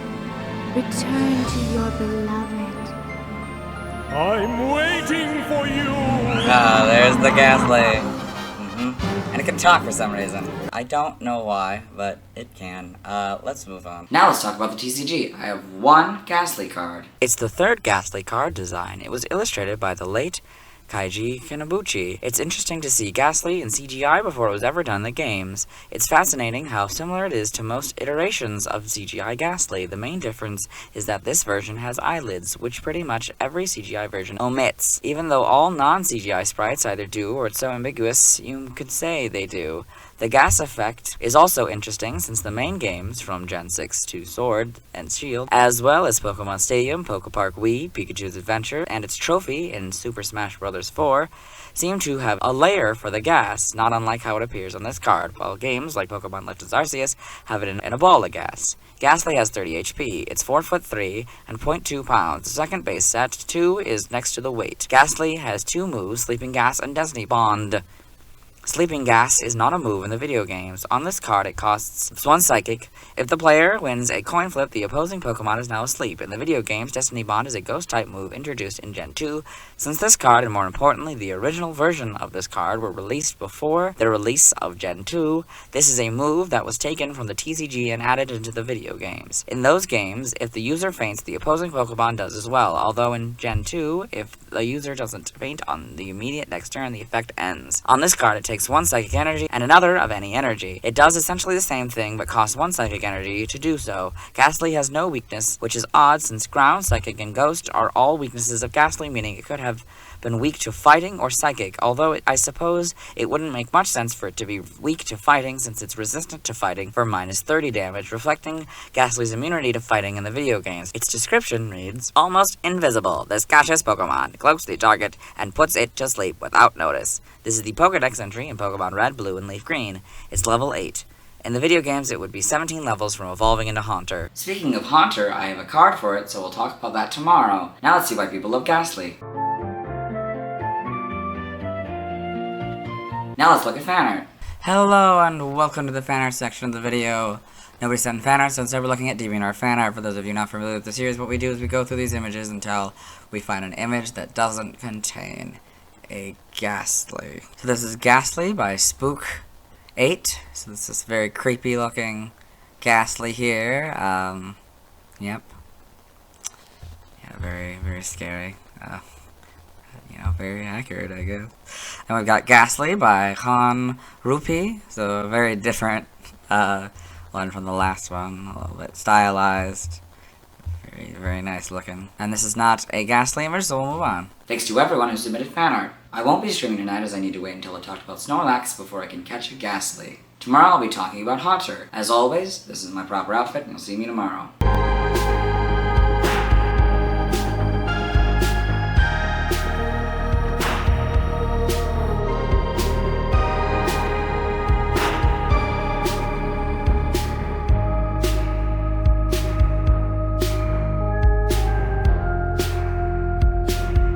Hello, today I'll be talking about Haunter, the evolution of Gastly, who evolved at level 25. It's also tied as the lightest Pokemon with Gastly, Flabebe, Cosmog, Kartana, and Gimmighoul, with it being tied with Gastly as the lightest Pokemon in Gen 1. Its previous PYC dates are May 29th, 1996, March 20th, 1999, January 8th, 2002, October 29th, 2004, August 20th, 2007, June 10th, 2010, March 31st, 2013, January 20th, 2016, November 10th, 2018, and August 31st, 2021. I most remember Haunter from an early episode where it, Gastly, and Gengar lived in a tower and scared people who visited. Coincidentally, this is the episode we'll be watching today. I also remember it from the original English dub title sequence, which used a clip from this episode. I also remember hearing Ash's Charmander would be dead if they used the Pokedex entry, particularly the one from Yellow, and later Silver, Ruby, Sapphire, Emerald, Pearl, Soul Silver, Y, Omega Ruby, Alpha Sapphire, Sun, Let's Go Pikachu, and Eevee, and Legends Arceus. Kind of. I think Haunter is one of the most ghost-looking ghost Pokemon. Certainly not in the white sheet ghost kind of way, but it definitely feels like a threatening creature. Let's get into the Bulbapedia article. Hello and welcome to the Bulbapedia section of the video. Today we're talking about Haunter, the gas Pokemon whose number is 0093. This is what it looks like. Its type is Ghost Poison, and ability Levitate. Gender ratio 50-50, catch rate 90 or 20.1%. Breeding, a group amorphous. Hatch time 20 cycles. Height is 5'3", or 1.6 meters. Weight is 0.2 pounds, or 0.1 kilograms. Base experience yield is 126 in the first 4 gens, and 142 in 5+. Leveling rate is medium slow. EV yield is 2, and special attack. Shape is that, has no feet, so it has no footprint. Pokedex color is purple, base friendship is 70. Haunter is a dual-type ghost poison Pokemon introduced in Gen 1. It evolves from Gastly, starting at level 25, and evolves into Gengar when traded or when exposed to a linking cord. Biology, Haunter is a purple Pokemon with a gaseous body. It has a round head flanked by 3 large spiked protrusions on either side. It has triangular eyes with small pupils and a mouth with a long pink tongue. The gases composing its head curve into its mouth to form several pointed teeth. Disembodied hands with 3 clawed fingers each float in front of its body. Its body tapers to a jagged tail. Haunter's gaseous form makes it one of the lightest Pokemon in existence. Haunter hides in very dark places, such as caves, and is afraid of light. If a human or a Pokemon comes near Haunter, it will stalk the victim while floating and beckon it to come closer. Once approached, it will then lick the victim with its gaseous tongue, inflicting convulsions in the victim that last until death. It can also float through walls. It has been shown in Pokemon the series that it can control its hands from far away, and can control any Pokemon that it touches with its hands. Haunter have also been depicted as being able to create illusions, pull out spirits from an individual's body, and even remove its own eyes from its face. Despite its predatory nature, it is known to entertain and prank people, such as in the episode The Tower of Terror. Additionally, in A Shipful of Shivers, it is even shown to feel intense loyalty to a deceased trainer. As mentioned in Pokemon Sleep, Haunter is known to sleep while floating. A sleeping Haunter will steal the life force of anyone who comes near using its gaseous tongue. In Gen 1, Nightshade was its signature move. Evolution, Haunter evolves from Gastly and evolves into Gengar. So you can see that here, Gastly, Haunter, Gengar. Game data, NPC appearances. Pokemon Pinball, 2 Haunter appear in a bonus stage accessible from the red table. Once the player knocks out the 3 Gastly, the pair of Haunter appear, and upon knocking them out, the player must proceed to defeat the Gengar that appears. Pokemon Mystery Dungeon, Explorers of Sky, Haunter is the main antagonist in the special episode Today's Oh My Gosh, where it is later revealed there are 3 Haunter working together. Pokedex entries in Gen 1 in red and blue. Because of its ability to slip through block walls, it is said to be from another dimension. Yellow, by licking, it saps the victim's life. It causes shaking that won't stop until the victim's demise. Stadium, if you trip and fall for no apparent reason, or hear a sound when no one is around, it may be a Haunter. In Gen 2, in Gold, in total darkness, where nothing is visible, Haunter lurks, silently stalking its next victim. Silver, its tongue is made of gas. If licked, its victim starts shaking constantly until death eventually comes. Crystal, it hides in the dark, planning to take the life of the next living thing that wanders close by. Stadium 2 is just Gold again. In Gen 3, Ruby and Sapphire,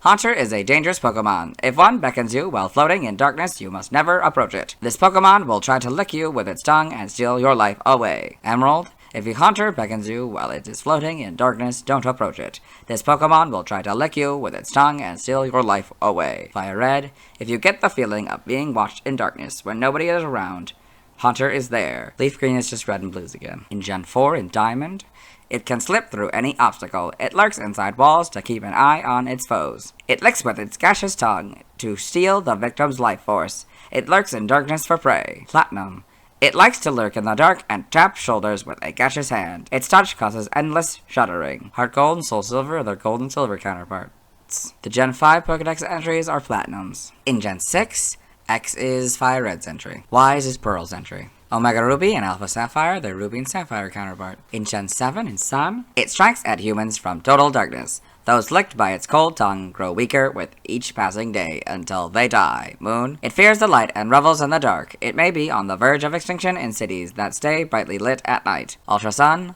on moonless nights, Haunter searches for someone to curse, so it's best not to go out walking around. Ultra Moon, it's dangerous to go outside alone on nights. When you're feeling sad, Haunter will catch you and you won't be able to go back home. Oh. In the Let's Go games, that Pokedex entry is Yellow's. In Gen 8, Sword is the Silver entries. Shield is Fire Red and X's entry. Brilliant Diamonds is its Diamond counterpart. Shining Pearl is very similar to its Pearl counterpart. However, it's slightly different, so I'll read it. It licks with its gaseous tongue to steal its victim's life force. It lurks in darkness, waiting for prey. Legends Arceus. This frightful, malevolent spirit can glide through walls, appearing wherever it likes. According to rumor, victims of a Haunter's lick will wither to death day by day. In Gen 9, Scarlet is Platinum and Gen 5's Pokedex. Violet is the Gold entries. Haunter in the Alola Pokedex. Haunter in the Paldea Pokedex, so you can see here, we get the tongue, and it seems to be scaring the camera person. Yep. So then Haunter in the Kitakami Pokedex, so you can see here, it's just, I guess, floating around menacingly. Game locations, side game locations, And events. Held items. Pokemon caught in Gen 1 must be traded to a Gen 2 game in order for a held item to appear. Red, blue, and yellow, you get a berry 100% of the time. Fire red and leaf green, you get a spell tag 5% of the time. Diamond, pearl, platinum, brilliant diamond, and shining pearl, you get an Everstone, has an in-game trade 100% of the time. In Legends Arceus, normal, you get a Chesto berry 35% of the time, spoiled apricorn 15% of the time, and grid items by level. Alpha, you get an EXP Candy M 100% of the time, Seed of Mastery 20% of the time, and grid items by level. Still don't know how the math works. Stats, base stats, HP 45, attack 50, defense 45, special attack 115, special defense 55, speed 95 for a total of 405. This Pokemon's special base stat in Gen 1 was 115. Pokéthon stats, type effectiveness, damage normally by flying, rock, steel, fire, water, electric, ice, and dragon. Weak to Ghost, Psychic, and Dark for double. Immune to Normal, Fighting, and Ground. Resistant to Poison, Bug, Grass, and Fairy. Poison and Bug for a fourth, and Grass and Fairy for half. Notes. If Foresight or Odor Sleuth is used by an opponent, the opponent has Scrappy. Or this Pokemon is given a ring target, the effectiveness of normal type moves is 1, so it would go from 0 to 1. And the effectiveness of fighting type moves is half, so it would go from 0 to half. In Generations 1 and 2, or if Gravity is in effect, this Pokemon is given an Iron Ball or is affected by Smackdown or Ingrain. The opponent has the ability Mold Breaker, Turbo Blaze, or Terra Volt, or this Pokemon is affected by Gastro Acid, or this Pokemon's ability is replaced. The effectiveness of Ground-type moves is 2, so it comes from 0 to 2. In Gen 1, the effectiveness of Bug-type moves is 1, so from 1 to a fourth. For Learn Set by Level Up, we'll do this Evo, and then go down to Nightshade here. Pawn Evolution, you get Shadow Punch, 30 Nightshade, 36 Sucker Punch, 42 Dark Pulse, 48 Shadow Ball, 54 Destiny Bond, and 60 Dream Eater. By TM we're skipping, by breeding we're skipping, nothing by prior revolution, side game data. Okay. Pokemon Ranger in the browser entry. If Hunter disappears, it will reappear behind your Pokemon and spirit it away. In Shadows of Olmia, it attacks by spitting out orbs imbued with loathsome emotions. In Guardian Signs, it shoots out orbs imbued with loathsome emotions that make Pokemon paused. Got all this, okay.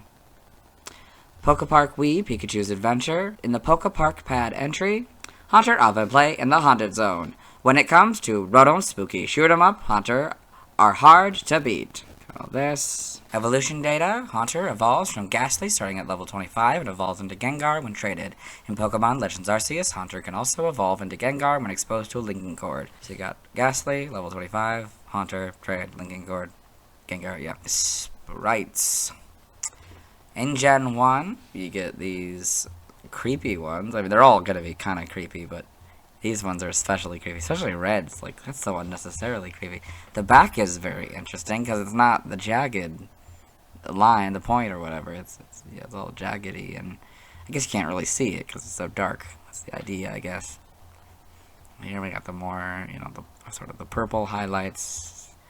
The more, established things. The pointed triangular eyes and stuff. These are just sort of generic ghost creatures. And then so again, then we got in the hands 1, 2, 3, 4.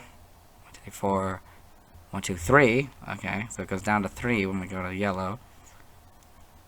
Interesting. And I think it stays at 3. I don't think it ever goes above that. So then we get gold or Gen 2s, then it's sort of the purple color, and then a sort of a bluish purple color. Of course, blue mouth, red mouth. Okay. Gen 3 becomes purple for both, however the highlights are now red and blue. Those kind of stay. It's different shades, of course. But yeah, that's interesting. Keep the same concept in Diamond and Pearl. It's a different purple, though. Yep. Mouth is pink in Heart Gold and Soul Silver. Interesting. Back to red in Gen 5. Get a full back sprite here. Oh, the back. Interesting. So, obviously this becomes more like that. That basically is just the same as that one's, but better quality. This one's interesting because it has, like, just spikes. I don't know, I guess they're trying to smooth the design, probably unify it. This is back to the outer spikes. Yep, and 3D models. Kind of a between of the inner spikes and the outer spikes here for the backs, but sort of a lighter here. We got a pink mouth Got a light blue mouth. Or tongue, I guess. Because like it gets like a weird, like the kind of human mouth color on the inside. Yep. And then now the points are out more on the back sprites for Gen 7 here. Yep. It's a little bit darker for the tongue in these games. Back to sort of lighter colors, sort of darker in general on the body. Yep. Drowzee, you get to see all the cool details. These are also dark to the darker tongues. Yeah, cross generation. Oh, they're different shades. Oh yeah, Legend Arceus introduces the idea of these two being different purples, and so then that keeps true for home. Okay. In the anime, Haunter in Pokemon the series. Okay. This.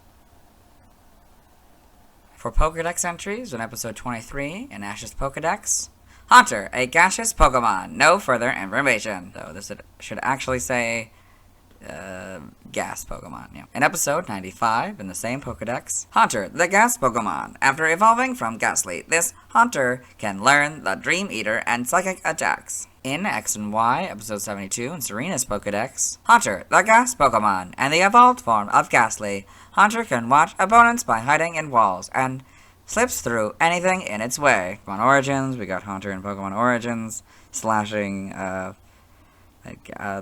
Kadabra. Yep. Okay. In the manga, Haunter in the Electric Tales of Pikachu, looking very terrifying. Yep. Got Haunter in Pokemon Adventures. Okay, got all this. In the TCG, other appearances. So it says here that a Haunter appears in Pokemon Detective Pikachu. That's not true. Yeah.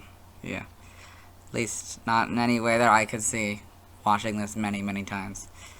If anything, maybe it's on like one of the Pokemon cards, but it's like it doesn't appear physically. Trivia: in the Pokemon Red and Blue Beta, Haunter's prototype name was Spectre. Page 19 of the Pokemon Trainer's Survival Guide erroneously references Haunter by this name. The second point we read yesterday. Haunter is the Pokemon with the most cry changes throughout the core series games, having been changed in generations 2, 3, and 6. So did this point yesterday? Haunter is the only ghost-type Pokemon featured in Pokemon Snap. Haunter's Japanese name, Ghost, is exactly the same as the Japanese name for the ghost type. Design variations. Haunter's Gen 1 artworks, Gen 1 sprites, except yellow, and Gen 3 sprites depict Haunter with 3 fingers and 1 thumb. However, most of Haunter's depictions in other media, such as throughout Pokemon the series, including the original series, it has always been depicted with 2 fingers and a thumb. So you get the red and green sprite, the ruby and sapphire sprite,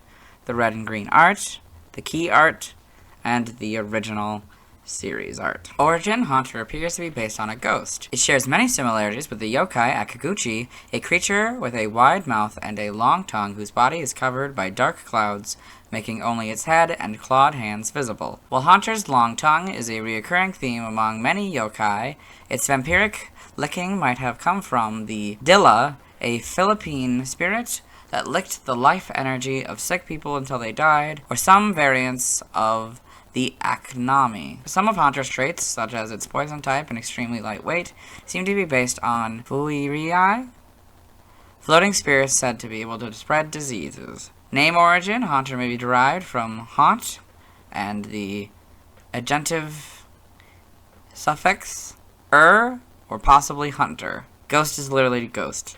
In other languages, related articles, references, yeah, let's move on. Now let's watch Haunter's first scene in the anime. Hello and welcome to the anime portion of the video. Today we are watching episode 23, The Tower of Terror. In this episode, Ash Ketchum, the main character, and his traveling companions Brock and Misty and his Pikachu, as well as his Charmander here, I guess, have come to the tower in the Lavender Town to capture a ghost Pokemon. They're currently hearing the laugh of Haunter and Gengar, although they don't know that yet. Where are those voices coming from? Comedy. I did see we're watching is Haunter Gengar. So that's Haunter's first scene in the anime. Let's move on. Now let's talk about the TCG. I have one Haunter card, which is the 10th design of the Haunter card. It was illustrated by Naoyo Kimura, an illustrator for the cards, as well as a few other pieces of media in the franchise. He is best known for his colored sketchbook drawing style. He began in 2000 and has continued to illustrate the cards to this day as of May 2024. I like the implication that Haunter is attacking the opposing Pokemon from the tree. Haunter has 70 HP. It is 5'3" and 0.2 pounds, which is interesting since it gained a foot from Gastly but didn't gain weight. It has two moves, Hypnosis and Dream Eater. In the video games, Hypnosis is a psychic type move introduced in Gen 1. It puts the opponent to sleep. On this card, it costs 1 psychic energy and does the same thing. In the video games, Dream Eater is a psychic type move introduced in Gen 2 that drains a sleeping Pokemon's HP and adds half of it back to the user's HP, up to max HP. The idea is that the user is stealing and eating the dreams, which gives them energy and therefore health. On this card, it takes 2 psychic energies and takes 60 damage, but only works if the opposing Pokemon is already asleep. Haunter is weak to dark for plus 20 damage. It's resistant to colorless, which I didn't even know was possible, for minus 20 damage. It mimics Haunter's immunity to normal type. It doesn't have a retreat cost. In the bottom right corner, there's the Diamond and Pearl expansion symbol. Its description reads, "It can slip through any obstacle. It lurks inside walls to keep an eye on its foes." This is the Pokedex entry in Pokemon Diamond and Brilliant Diamond. It's level 32. I don't have a card for Gengar, so the next Pokemon with a card I'll be talking about is Onix. Now let's see why people love Haunter. Hello and welcome to the community post section of the video. Someone has responded to one of these, so we'll read it. So it's number 1 Drizzile fan again. They responded to one we did before. Thank you for responding. They say, its big floaty hands, mouth shape, and shiny always made it more interesting than Gengar to me. Okay, it's fair. Okay, thank you again for responding. Let's move on. Now let's look at fan art. Hello and welcome to the fan art section of the video. Nobody sent in fan art, so instead we're looking at DeviantArt fan art. For those of you not familiar with the series, what we do is we go through these images until we find an image that doesn't contain a Haunter. So this is Lavender Team Haunter by Dragolisco. That's this cool looking art. We stopped at the Gengar version yesterday, so it's kind of cool to see what it looked like before. Yeah, it's very good, a little bit creepy, very dragon horn like. I think that's pretty cool. Yeah, very scaly like a dragon. It's interesting. Then we got Ghost Type by Ein Lee. So another very creepy image here. So I got the Haunter here, Gastly, Gengar, Pumpkaboo, Gorgeist, Litwick, Driftblim, Drifloon, Sableye, Bayonet, Shuppet, Mismagius, Misdreavus, Honedge, Chandelure, Lampent, Duskull, Yamask, and Pikachu. This is not a Haunter image, so we'll move on. Thanks to everyone who submitted fan art. I won't be streaming tonight as I need to wait until I've talked about Snorlax before I can evolve Gastly into Haunter. Tomorrow I'll be talking about Gengar. As always, this isn't my proper outfit, and you'll see me tomorrow. Hello! Today I'll be talking about Gengar, the final evolution of Gastly, who evolves into Haunter, who evolves into Gengar when traded or given a linking cord. Its previous PYC dates are May 30th, 1996, March 21st, 1999, January 9th, 2002, October 30th, 2004, August 21st, 2007, June 11th, 2010, April 1st, 2013, January 21st, 2016, November 11th, 2018, and September 1st, 2021. I most remember Gengar from an early episode of the anime where it, Gastly, and Haunter lived in a tower and terrorized people who visited. I also remember it from Pokepark Wii, Pikachu's Adventure, where it is just the most terrifying Pokemon, which I think is true in general. While there are certainly Pokemon that are conceptually scarier, like living sand, living trees, or balloons that steal children, Gengar's ability to shapeshift and be unnoticeable in shadows makes it the scariest. Its appearance isn't doing it any favors, particularly with Mega and Gigantamax Gengar, which are somehow even scarier than normal Gengar, with Gigantamax being the scariest of the three. Let's get into the Bulbapedia article. Hello and welcome to the Bulbapedia section of the video. Today we are talking about Gengar, the Shadow Pokemon, whose number is 0094. This is Gengar, this is what it looks like. This is Mega Gengar, this is what it looks like. And this is Gigantamax Gengar, this is what it looks like. Type, Ghost Poison. Abilities, Cursed Body in Gen 7+. For Gengar, Shadow Tag is Mega Gengar's ability, and Levitate was Gengar's ability from Gen 3 to 6. Gender ratio 50-50, catch rate 45 or 11.9%. Breeding, egg group amorphous, and hatch time 20 cycles. As Gengar, its height is 4'11" and 1.5 meters. As Mega Gengar, it's 4'7" or 1.4 meters. As Gengar and Mega Gengar, its weight is 89.3 pounds or 40.5 kilograms. As Gigantamax Gengar, its height is 65 feet and 7 inches or 20 meters, and its weight is unknown. Megastone is Gengarite. Base experience yields 190 in the first 4 gens and 225 in 5+.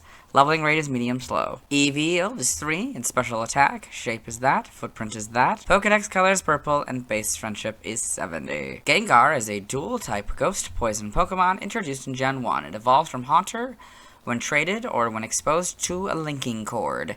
It is the final form of Gastly. Additionally, Gengar has 2 forms, Mega Gengar and Gigantamax Gengar. It can Mega Evolve into Mega Gengar using Gengarite, and can Gigantamax into Gigantamax Gengar if it has the Gigantamax factor. Biology: Gengar is a dark purple bipedal Pokemon with a roundish body. It has red eyes, a wide mouth that is usually curled into a sinister grin, and pointed ears.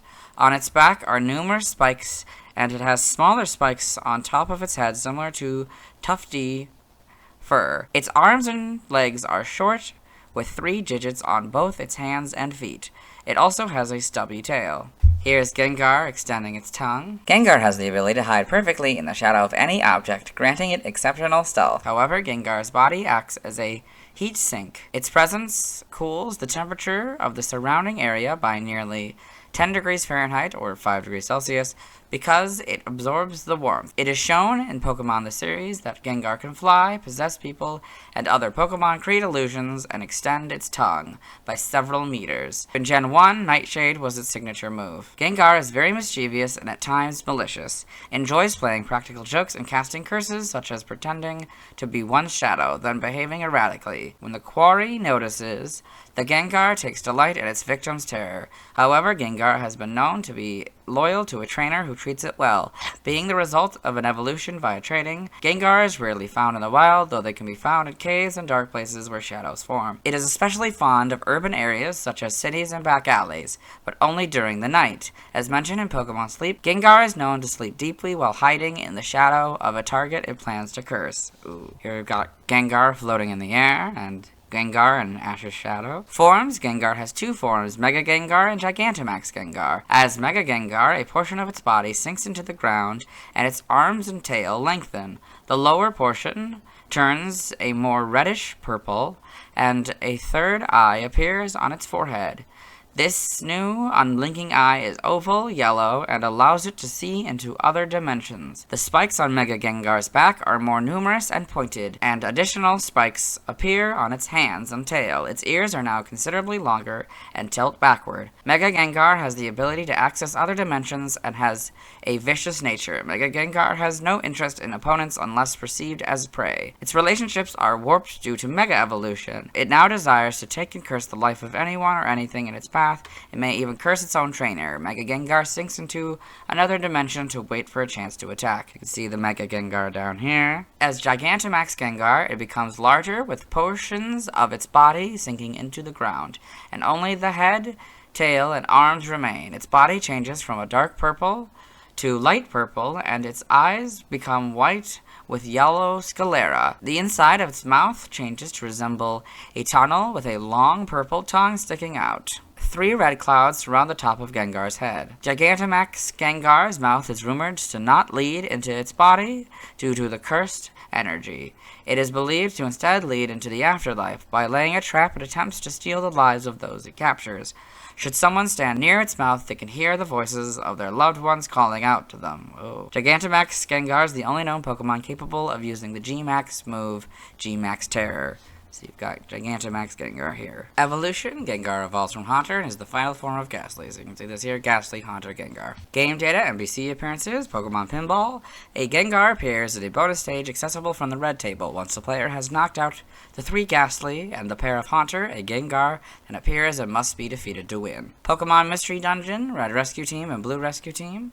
Gengar is the leader of Team Meanies. While often accompanied by Ekans and Medicham, Gengar will often act alone and spend much of the game causing trouble, even convincing the village to exile the hero, blaming them for the natural disasters. However, it is later revealed that he is the cursed human. After Rayquaza destroys the star heading for the world, Gengar will post a request asking to visit Ninetales in the hopes of bringing back Gardevoir. While she is rescued, she has no recollection of her times with her trainer, but Gengar is still satisfied to see her safe and leaves. Pokemon Super Mystery Dungeon, Gengar appears as a recruitable character and asks the player to deliver a letter to Bayonet. As he is connected to Team Charm's Gardevoir, it is implied that he's the same aforementioned Gengar from Red and Blue Rescue Team, and that Team Charm's Gardevoir is the same one. Aww. Pokedex entries in Gen 1 in Red and Blue. Under a full moon, this Pokemon likes to mimic the shadows of people and laugh at their fright. Yellow, a Gengar is close by. If you feel a sudden chill, it may be trying to lay a curse on you. Psidium appears to attack people who get lost in the mountains, said to be the culprit behind shadows that laugh in the moonlight. Gen 2, Gold. It steals heat from its surroundings. If you feel a sudden chill, it is certain that a Gengar appeared. Silver. To steal the life of its target, it slips into the prey's shadow and silently waits for an opportunity. Crystal. Hiding in people's shadows at night, it absorbs their heat. The chill it causes makes the victims shake. Stadium 2 is Golds again. In Gen 3, Ruby and Sapphire. Sometimes on a dark night, your shadow thrown by a street light will suddenly and startlingly overtake you. It is actually a Gengar running past you pretending to be your shadow. Emerald. Deep in the night, your shadow cast by a streetlight may suddenly overtake you. It's actually a Gengar running past you pretending to be your shadow. Fire Red. It is said to emerge from darkness to steal the lives of those who become lost in mountains. Leaf Green. On the night of the full moon, if shadows move on their own and laugh, it must be Gengar's doing. In Gen 4 in Diamond. It hides in shadows. It is said that if Gengar is hiding, it cools the area by nearly 10 degrees Fahrenheit. Pearl, lurking in the shadowy corners of rooms. It awaits chances to steal its prey's life force. Platinum, the lair that floats in darkness belongs to a Gengar delighting in casting curses on people. Heart Gold and Soul Silver, their Gold and Silver counterparts. The Gen 5 Pokedex entries are Platinums. In Gen 6, X is basically Diamonds, but they did Fahrenheit as a full word rather than just the F. Y is Crystal's entry. Omega Ruby and Alpha Sapphire, their Ruby and Sapphire counterpart. In Gen 7 for regular Gengar. Sun. Should you feel yourself attacked by a sudden chill, it is evidence of an approaching Gengar. There is no escaping it. Give up. Oh lord. Moon. It apparently wishes for a traveling companion. Since it was once human itself, it tries to create one by taking the lives of other humans. Aww. But oh. Ultra Sun, you can hear tales told over the world about how Gengar will pay a visit to children who are naughty. Ultra Moon, even your home isn't safe. Gengar will lurk in whatever dark corner of a room it can find and wait for its chance to catch its prey. The Let's Go games Pokedex entry is Yellows. For Mega Gengar and Sun, Gengar's relationships are warped. It has no interest in opponents unless it perceives them as prey. Moon, the energy of Mega Evolution awakened it. It sinks into another dimension where it keeps a patient watch for its chance to attack. Ultra Sun, it tries to take the lives of anyone and everyone. It will even try to curse the trainer who is its master. Ultra Moon, Mega Evolution has made it possible for Gengar to access other dimensions. Its entire body is brimming with strange power. In the Let's Go games, it can pass through other dimensions and can appear anywhere. It caused a stir one time when it stuck just one leg out of a wall. In Gen 8, Swords is Leaf Greens, Shields is Fire Reds. Brilliant Diamond, it hides in shadows. It is said that in rooms where Gengar is hiding, the temperature drops by nearly 10 degrees Fahrenheit. Shining Pearl is basically pearls, but life force is one word with a hyphen. Legends Arceus possesses potential victim shadows in an effort to steal away the victim's lives. If your shadow begins to laugh, you must take hold of a protective charm post-haste. For Gigantamax Gengar in Sword, Rumor has it that its gigantic mouth leads not into its body, filled with cursed energy, but instead directly to the afterlife. Shield. It lays traps hoping to steal the lives of those it catches. If you stand in front of its mouth, you'll hear your loved one's voices calling out to you. In Gen 9, Scarlet is the silver entries. Violet's is crystals and Y's entry. So, here we got Gengar in the Alola Pokedex, Mega Gengar in the Alola Pokedex, Gengar in the Paldea Pokedex, in sort of the city here, of course. It kind of looks like maybe it's in an alley or something. Yep. It's just like a snowy, maybe a mountain one? There's snow anyway. It's interesting. Candles are about. Then we got Gengar in the Kitakami Pokedex. So it appears to be sleeping on this bench. That's kind of fun. Game locations. You got all this. Yep. Side game locations. In events. Held items. Pokemon caught in Gen 1 must be traded to a Gen 2 game in order for a held item to appear. So in red, blue, and yellow, you get a Bitterberry 100% of the time. In Legends Arceus, for normal, you get Chestoberry 35% of the time, Spoiled Apricorn 15% of the time, and great items by level. For Alpha, you get EXP Candy L 100% of the time, Seed of Mastery 40% of the time, and great items by level. Still don't know how the math works. Stats, base stats, we'll compare Gengar and Mega Gengar. So HP 60 for both, Attack 65 for both, Defense 60, that goes up to 80, Special Attack 130, that goes up to 170. Special Defense 75, that goes up to 95. Speed 110, that goes up to 130. Gengar has a total of 500, while Mega Gengar has a total of 600. In the Gengar box here, there's a note. This Pokemon's special base stat in Gen 1 was 130. Pokethon stats. Type effectiveness. Damaged normally by Flying, Rock, Steel, Fire, Water, Electric, Ice, and Dragon. Weak to Ground, Ghost, Psychic, and Dark for double. Immune to Normal and Fighting. Resistant to Poison, Bug, Grass, and Fairy. Poison and Bug for fourth, and Grass and Fairy for half. Notes: if Foresight or Odor Sleuth is used by an opponent, the opponent has Scrappy, or this Pokemon is given a ring target. The effectiveness of normal type moves is 1, and the effectiveness of fighting type moves is half. So for normal, it would go from 0 to 1, and for fighting, it would go from 0 to half. If this Pokemon has Levitate, the effectiveness of ground-type moves is 0, so it would go from 2 to 0. In Gen 1, the effectiveness of bug-type moves is 1, so from 1 to a fourth. In addition, Mega Gengar is immune to the move Telekinesis. For Learn Set by leveling up, since you can hypothetically have a level 25 Gengar, we'll go down to Nightshade here. 30 Nightshade, 36 Soccer Punch, 42 Dark Pulse, 48 Shadow Ball, 54 Destiny Bond, and 60 Dream Eater. Okay, by TM we're skipping, by Breeding we're skipping, nothing by Prior Evolution. Anime only moves. Confusion, a Psychic type move in the episode Pokemon Mystery Dungeon Team Go-Getters Out of the Gate. I guess that was an anime. Okay. Interesting. Side game data. Yeah, go this. Okay. Pokemon Ranger in the browser entry.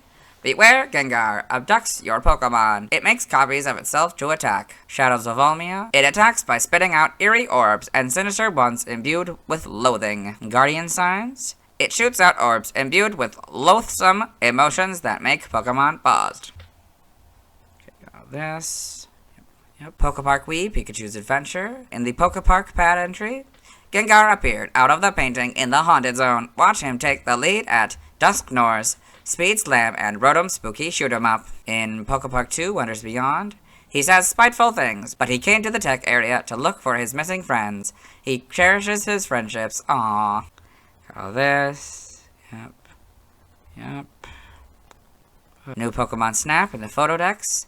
In Lentil, picture books warn that Gengar will pay a visit to children who are naughty. It loves to use its powers to slip through walls and other objects so it can play tricks on people. Costumes in Pokemon Go, you get a party hat, a Mega Bayonet costume. That's fun because, yeah, it looks, it's got the patchwork of a Mega Bayonet. Spooky Festival says the witch's hat. And Tricks and Streets, so I don't really know what it's supposed to be, but it's fun. Mega Gengar, you got all that.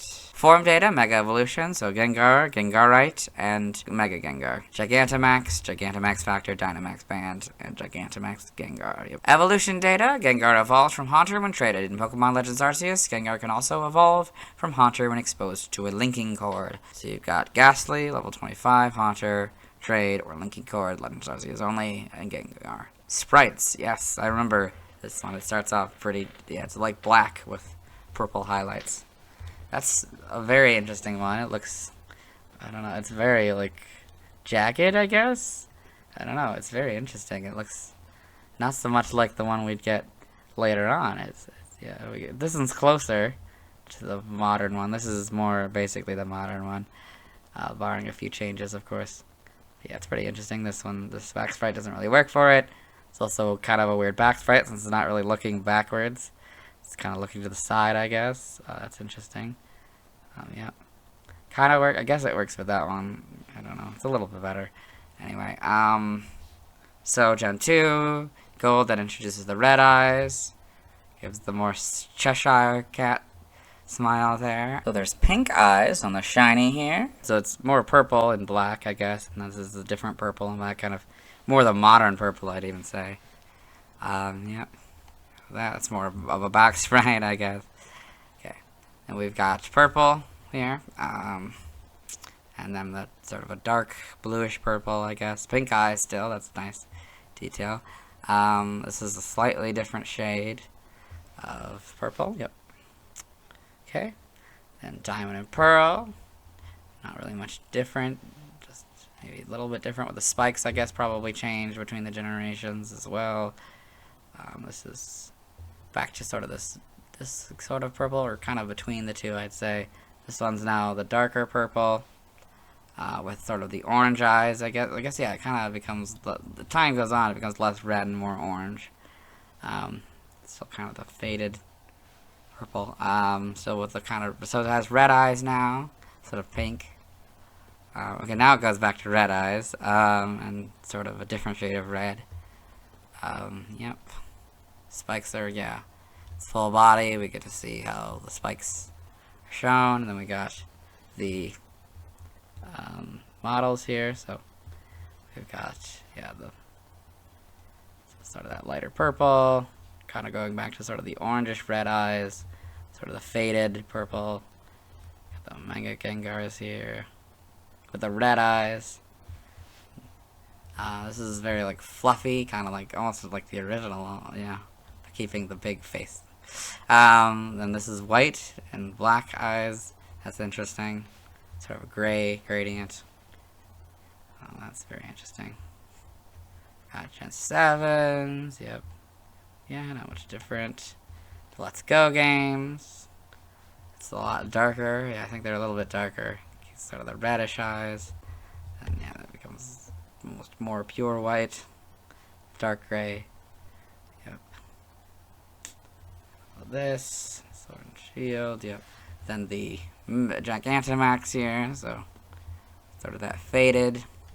Almost looking like it's maybe between this Gengar and Mega Gengar. You can see the eyes are black on this one, yellow. Yeah, the blacker eyes, sort of kind of like the Mega Gengar was. Yep, Legends Arceus, like good models and stuff. And homes. See that? You can see this. How, yeah, darkened it is. Okay, in the anime, Gengar in Pokemon the series. Alternate colored Gengar in Pokemon the series. So yeah, get the darker one and the purple one. Shining Gengar in Pokemon the series. That's interesting. Gigantamax Gengar in Pokemon the series. That's also pretty cool.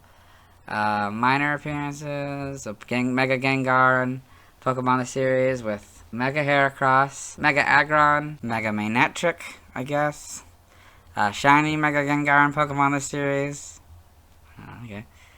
Pokedex entries in episode 23 in Ash's Pokedex, Gengar, no information available. In episode 72 in the same Pokedex, Gengar, a shadow Pokemon, the evolved form of Haunter. Details about this Pokemon are unknown. Episode 182 in the same Pokedex, Gengar, the shadow Pokemon, the evolved form of Haunter. Details about Gengar are unknown. In Advanced Generations, episode 132 in the same Pokedex, Gengar, the shadow Pokemon. Gengar is the final evolved form of Gastly. It can absorb any surrounding heat, leaving a sudden chill. In Diamond and Pearl, episode 102, in Dawn's Pokedex, Gengar, the shadow Pokemon. Gengar hides In the shadows, if a Gengar is nearby, it is said to feel 10 degrees colder than normal. X and Y, episode 72 in Serena's Pokedex. Gengar, the shadow Pokemon, and the evolved form of Hunter. Gengar is happy when it scares people, smiling wickedly in the dark. In what I assume is Journeys, episode 11 in Ghost Rotom Phone. Gengar, the shadow Pokemon, a ghost and poison type. Gengar can pass through dimensions and appear almost anywhere. Since Gengar absorbs any warmth around it, the temperature suddenly drops wherever it appears. Origins here, we got Gengar and Pokemon Origins, and Gengar and Pokemon Generations. I think that's Agatha in the background. Gengar and Pokemon Evolutions. Gengar and Bidoof's Big Stand. Interesting. We got Gengar and Ghost Dive. Don't really know what that means, but okay. Oh, it's a music video, I guess. Interesting. In the manga, we've got Gengar and Pokemon Adventures, Mega Gengar and Pokemon Adventures, and Gigantamax Gengar and Pokemon Adventures. Okay, got all this. Yep. Pokedex entries and Pokemon Adventures. Chapter 77. Able to merge with and inhabit the shadow of another being. Got all this. Yep. TCG. Other appearances. Pokken Tournament. Main article, Gengar Pokken. Gengar is a battle Pokemon in Pokken Tournament. Its moves include Shadow Ball, Hypnosis, Shadow Punch, and Curse. Upon entering Synergy Burst, it Mega Evolves and can use the Burst attack Shadow Drop. So we've got Gengar in Pokken Tournament here. Looking very cool, like with the textures are very nice. It kind of reminds me of Detective Pikachu. We'll see that later. Detective Pikachu, just the game. A Gengar appears in the first Detective Pikachu game. In Pokemon Detective Pikachu, the movie, multiple Gengar appeared in Pokemon Detective Pikachu. One of them was seen in a Legal Fight Club battle against Blastoise Spiritmon, so we'll see that later. Super Smash Bros. Ultimate, Gengar appears as a spirit. Pokemon Unite, Gengar is playable through obtaining a Unite license. It is a melee speedster that starts as Gastly and evolves into Haunter at level 5, which evolves into Gengar at level 9. So you can see that here, Gengar and Pokemon all unite. Trivia, in the English Pokemon Red and Blue Beta, Gengar's prototype name was Phantom. This is similar to Gengar's Korean name, which is that, Phantom. Gengar is Ken Sugimori's favorite Pokemon. The reason for this is because he finds that Gengar is the easiest Pokemon to draw. This third point we read in the Gastly video. So we did this point in the Nidorino video. Gengar, along with Nidorino and possibly other Pokemon, originate from the Capsule Monsters game design pitch, which would eventually become the Pokemon series. So it's one of the originals. Wow. That's amazing. In Pokemon X and Y, Gengar is the only Pokemon with the ability Levitate that is not eligible for Sky Battles. Mega Gengar has the highest base special attack stat of all Ghost-type and Poison-type Pokemon. When viewing Mega Gengar's Pokedex entry, the camera's view can only be moved sideways. We did this point in the Alakazam video. So yeah, the sub-point here, we didn't actually do this one because we didn't get to do the Machamp Bulbapedia section because I was sick, so we'll read it now. Gengar could also be seen as a counterpart to Machamp. They are, like Alakazam, the last stage of a 3-part evolutionary family. Both can be obtained through evolution induced by trade and are capable of Gigantamaxing in Generation 8. Both Gengar and Machamp also share a base friendship of 70, while both are weak against Psychic-type Pokemon, as Gengar is part Poison-type, and Machamp is a Fighting-type. Gengar can counter it with its Ghost-typing. When being escorted through Mount Freeze and Murky Cave in Pokemon Mystery Dungeon Red Rescue Team and Blue Rescue Team, Gengar knows Leer, Scratch, and Quick Attack, although it cannot learn those moves by any means in any generation. These are the exact same moves Absol has when joining the player's team during this point in the main story. It's likely the data was unintentionally copied over, as escort Pokemon are uniquely coded from normal Pokemon. In the Rescue Team remake, Pokemon Mystery Dungeon Rescue Team DX, Gengar's moves were changed to Hypnosis, Dream Eater, Shadow Ball, and Sucker Punch. Gengar's identity as a former human as described by the Pokedex in Gen 7 may be inspired by its portrayal in Pokemon Mystery Dungeon Red Rescue Team and Blue Rescue Team, which was released 11 years before Pokemon Sun and Moon. Aw, that'd be nice. In Pokemon Shuffle, Gengar's shiny coloration is significantly lighter than in the core series. Instead, it resembles Alva's Gengar from Volcanion and the Mechanical Marvel. In the core series games, Mega Gengar has small feet that can be seen by recalling it and sending it out. A glitch in Pokemon Go allows Mega Gengar's feet to be seen. In Pokémon Tournament, however, Mega Gengar does not have feet. Instead, a portal appears beneath it whenever it's airborne. Its tail will disappear as well. When Gengar Gigantamaxes, it doesn't glow on screen. Instead, it pops out of the ground. Gengar is the only Pokemon capable of both Gigantamax and Mega Evolution that is not one of the Kanto First Partner Pokemon. Gengar is the only ghost type to have a Gigantamax form. In Gen 6, due to a glitch on the first turn of becoming Mega Gengar, it can still be affected by telekinesis. Gengar is tied with Snorlax for the most Pokedex entries in Pokemon the series with a total of 7. For some reason, this is never actually brought up, but I will talk about it. Promotional artwork of a shiny Mega Gengar.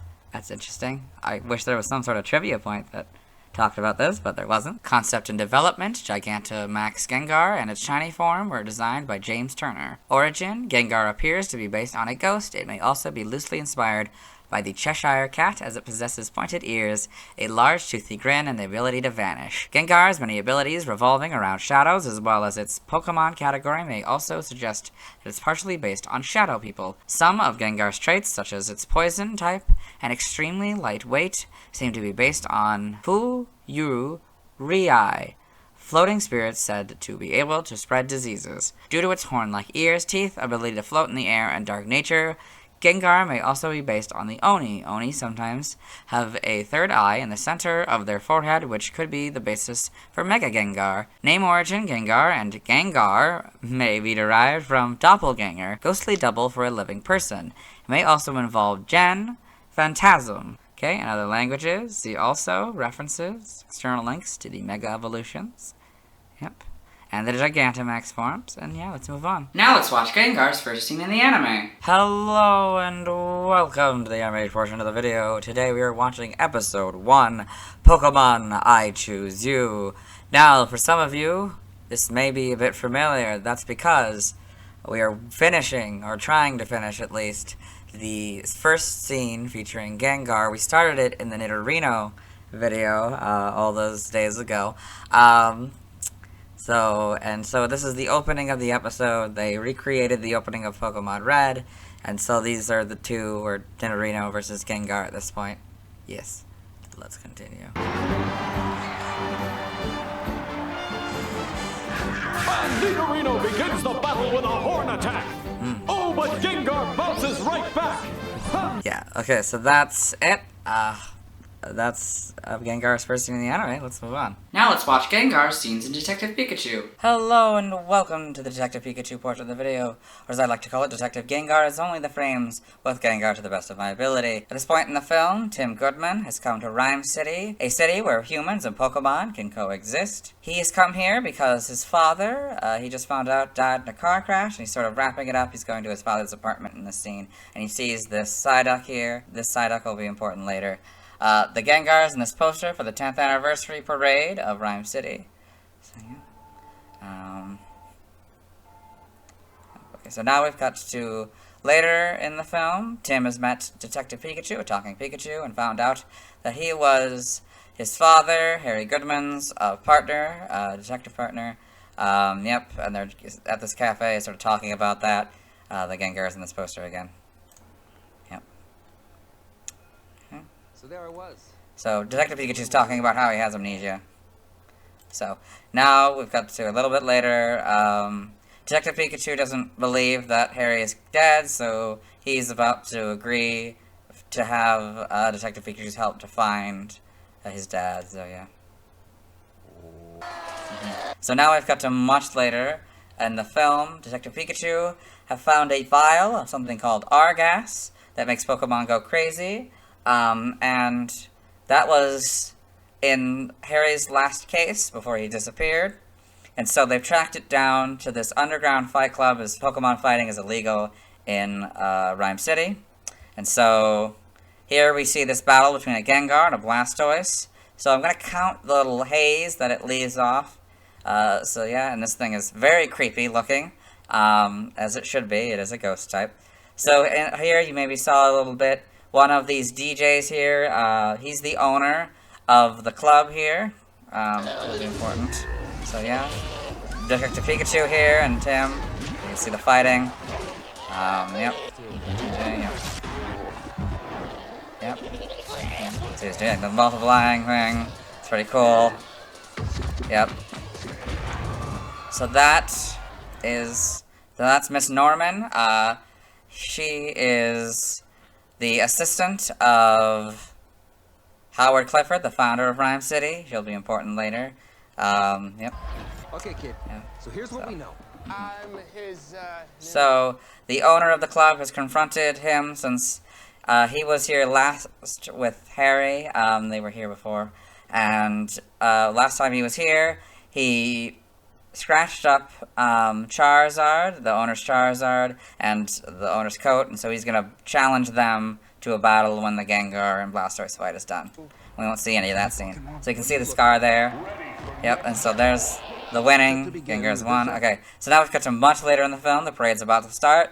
You can see the parade float. That's a Gengar here. So in the film, Tim and Detective Pikachu have found out that they needed to confront Mewtwo, since Mewtwo was connected with Harry's disappearance.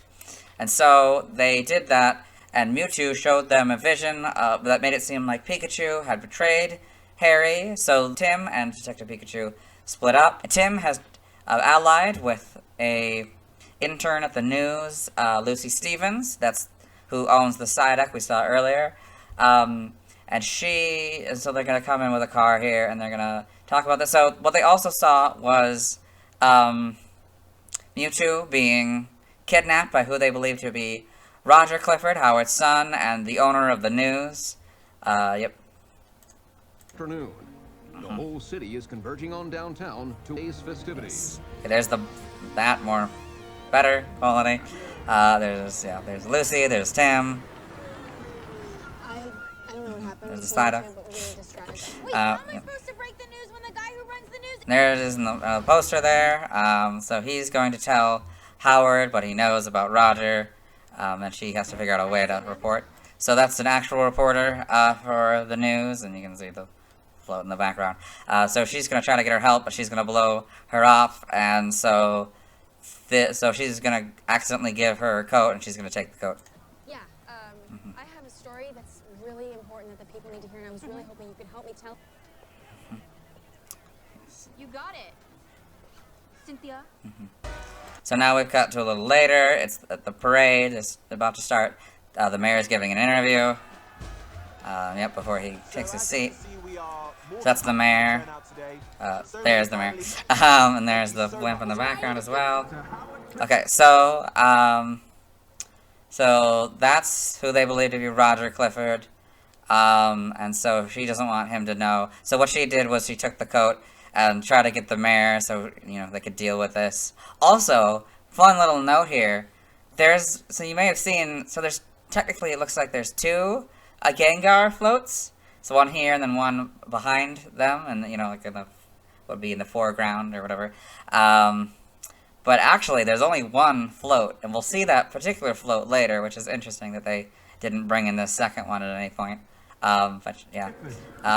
So now we've cut to a little later. So it's been revealed that Howard was the one who actually took Mewtwo, and he's using a device called the Neuralink to put his mind into Mewtwo's body to control him. And so now he's talking about how the R-gas can make Pokemon go crazy, and he can use that to merge humans with their Pokemon, because he wants the ultimate partnership between humans and Pokemon, which is why he created Rhyme City in the first place. There's the Gengar float here. So now he's revealing it, and the gas is coming out of the floats. Yep, and the Pokemon are going crazy. You can see the float here, yep. So she's reporting on it, and there's the animated sign from earlier.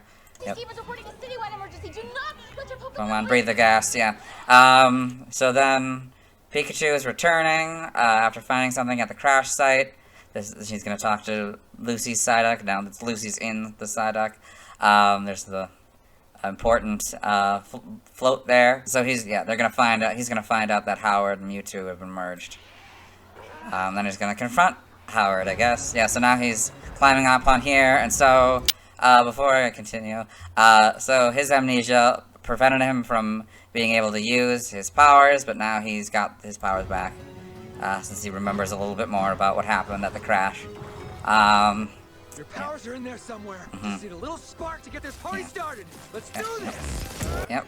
And so, you didn't really see it, but he blew up the Gengar float, that's the only one that appears, so that entire scene has to get out.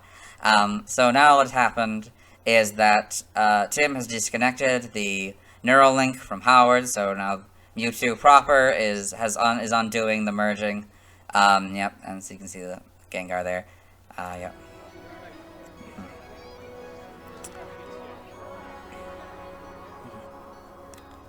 So, now Howard's being arrested. So, that is Roger proper. Who they saw earlier was a Ditto. That was also Miss Norman as well. It was also the same Ditto. So you can see the Gengar in this animated thing here. And yeah. I can't believe we did it! So yeah, they're accelerating how they, won, and then the Gengar's there, and also down here. Yep. So this scene, Tim was gonna leave Rhyme City, all the action's over, and so he's ready to, leave. So it was revealed that the reason why Detective Pikachu could talk is because Harry's soul was inside of Pikachu, and so Pikachu split them up now. There's a Gengar in the background, you can kind of see it. It's kind of hard to see though. The sign is mostly covering it. You can kind of see the gas a little bit better. So you can see there's a couple of them in the credits here. There's one here, and then there's that one that was a float. So let's move on. Now let's see why people love Gengar. Now let's look at fan art. Hello and welcome to the fan art section of the video. Nobody sent in fan art, so instead we're looking at DeviantArt fan art. For those of you who are not familiar with the series, what we do is we go through these images until we find an image that doesn't contain a Gengar. So this is Gengar Family by Tamaume. So we've got the Gastly, the Haunter, and the Gengar, of course. This kind of cute looking art. It's very nice. Then we've got Gengar number 94 by Blopa Inf. Yes, so this is cool. Gengar using a move. It's very nice. Then we've got Gengar by Tamaume. So got this. Looks like a few Gengar in this image. It's standing on a bed. Probably trying to scare the person who owns the bed. That one's sad for some reason. Then we've got Gengar by Edu Suarez. This is kind of cool looking Gengar line here. Gastly, Haunter, Gengar. Yeah, it's kind of cool. Looks kind of like, this reminds me of like Batman comics, I guess. It's very good. This is not a Gengar, so we'll move on. Thanks to everyone who submitted fan art.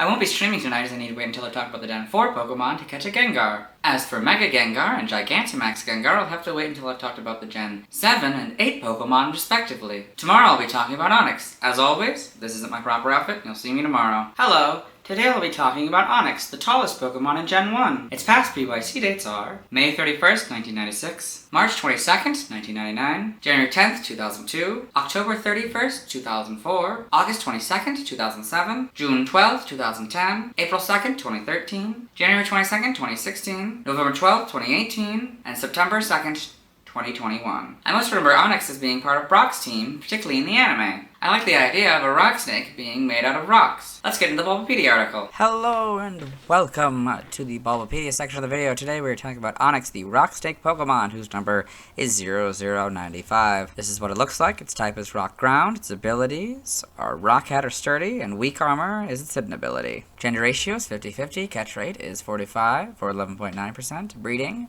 egg group mineral, hatch time 25 cycles. Height is 28 feet and 10 inches, or 8.8 meters. Weight is 463 pounds, or 210 kilograms. Base experience yield is 108 in the first 4 gens, and 77 in 5+. Leveling rate is medium fast. EV yield is 1 in defense. Shape is that, no feet, so no footprint. Pokedex color is gray. Base friendship is 70. Onix is a dual-type rock-ground Pokemon introduced in Gen 1. It evolves into Steelix when traded while holding a metal coat. Biology, Onix is a Pokemon composed of a giant chain of gray boulders that become smaller towards the tail. Its length makes it the tallest rock-type Pokemon. It has black eyes and a rounded snout. On top of its head is a rocky spine. As it grows older, it becomes more rounded and smoother, eventually becoming similar to black diamonds. Inside its brain is a magnet that serves as an internal compass, guiding Onix wherever they need to go and prevents them from getting lost while digging. Onix tunnels under the ground at over 50 miles, 80 kilometers per hour, which causes tremors and a terrifying roar that echoes a long way. Hard objects encountered while tunneling are absorbed into its body, which makes it very sturdy. It also consumes the boulders for food. The massive, winding tunnels it leaves behind are used as homes by Diglett. As seen in the Pokemon Stadium series, Onix is capable of rotating its head or any part of its body in a full 360 degrees. It is a very aggressive Pokemon that will constantly attack humans and other Pokemon when in pain, as seen in the anime. As seen in the Pokemon Adventures manga, Onix can be separated from its body segments in battle and will be fine later on, either regenerating or reattaching its body segments. It's said that an Onix that lives for about 100 years will evolve into Steelix after its composition becomes more diamond-like. It can be found in mountains and caves, as mentioned in Pokemon Sleep. Onix is known on occasion to sleep while in the middle of digging it through tunnels. Aww. Onix is believed to be a deep sleeper due to the protection offered by its sturdy body. Evolution, Onix evolves into Steelix, so Onix, Steelix. So you can see here the sort of steel inside and sort of the ground outside, I guess. Game data, Pokedex entries. In Gen 1, in red and blue, as it grows, the stone portions of its body harden to become similar to a diamond, but colored black. Yellow burrows at high speeds in search of food. The tunnels it leaves are used as homes by Digletts. Ooh, Digletts. So you can see the mistake. I think this is the first time we've ever had a plural in an actual Pokedex. So that's kind of cool. So this is wrong now. It should say Diglett. This is from before they decided that Pokemon's names would be singular as the plural. Stadium. Its large body is over 26 feet, or 8 meters, long. Despite its size, it can squirm its way through the ground at 50 miles per hour. In Gen 2 and Gold, it twists and squirms through the ground. The thunderous roar of its tunneling echoes a long way. Silver, it rapidly bores through the ground at 50 miles per hour by squirming and twisting its massive rugged body. Crystal, as it digs through the ground, it absorbs many hard objects. This is what makes its body so solid. Stadium 2 is just Gold again. In Gen 3 and Ruby and Sapphire, Onix has a magnet in its brain. It acts as a compass so that this Pokemon does not lose direction while it is tunneling. As it grows older, its body becomes increasingly rounder and smoother. In Emerald, there is a magnet in its brain that prevents an Onix from losing direction while tunneling. As it grows older, its body becomes steadily rounder and smoother. Fire Red, it usually lives underground. It searches for food while boring its way through the ground at 50 miles per hour. Leaf Green is very similar to Red and Blues, but slightly different, so I'll read it. As it grows, the stone portions of its body harden to become similar to black-colored diamonds. In Gen 4 in Diamond, when it squirms underground, it causes rumbling and tremors. It can move at 50 miles per hour. Pearl, it squirms through the ground using its long and rugged body. It always eats while burrowing. Platinum, it burrows through the ground at a speed of 50 miles per hour while feeding on large boulders. Heart Gold, Soul Silver are their gold and silver counterparts. In Gen 5, Black and White is Platinums, Black 2 and White 2. Opening its large mouth, it ingests massive amounts of soil and creates long tunnels. In Gen 6, X is basically yellows, but Diglett is now not pluralized. It's like the singular plural, so I'm not going to read it again. Y is Fire Red's entry. Omega Ruby and Alpha Sapphire are their Ruby and Sapphire counterpart. The Gen 7 Pokedex entry is X's entry. In Gen 8, Swords is Crystal's entry. Shields is the silver entries. Brilliant Diamond and Shining Pearl are their Diamond and Pearl counterparts. Legends Arceus. This chain of immense stones resembles a giant serpent. Tremors shake the earth above as it burrows deep beneath the ground, feeding on boulders as it goes. Gen 9, so game locations, side game locations, and events. Held items Pokemon caught in Gen 1 must be traded to a Gen 2 game in order for a held item to appear. In Red, Blue, and Yellow, you get a Bitterberry 100% of the time. In Gold, Silver, and Crystal, you get a Bitterberry as an in-game trade 100% of the time. Fire Red and Leaf Green, you get a Hard Stone 5% of the time. Heart Gold and Soul Silver, you get a Persim Berry as an in-game trade 100% of the time. And Legends Arceus, normal, you get a Black Tumblestone 35% of the time. Ball of Mud 15% of the time, good items by level. Alpha, EXP, Candy S 100% of the time, Seed of Mastery 10% of the time, and great items by level. Still don't know how the math works. Stats, base stats. HP 35, attack 45, defense 160, special attack 30, special defense 45, speed 70, for a total of 385. This Pokemon's special base stat in Gen 1 was 30. Pokeathon stats, type effectiveness, damage normally by Bug, Ghost, Psychic, Dragon, Dark, and Fairy, weak to Fighting, Ground, Steel, Water, Grass, and Ice for double except for Water and Grass, which is for 4. Immune to Electric, resistant to Normal, Flying, Poison, Rock, and Fire for half except for Poison, which is a 4th. Notes, if this Pokemon is given a ring target, the effectiveness of Electric-type moves is 1, so it would go from 0 to 1. Learn set by level up in Sword and Shield and Brilliant Diamond and Shining Pearl. 1, you get Tackle, Harden, Bind, and Rock Throw. 4, Smackdown. 8, Rock Polish. 12, Dragon Breath.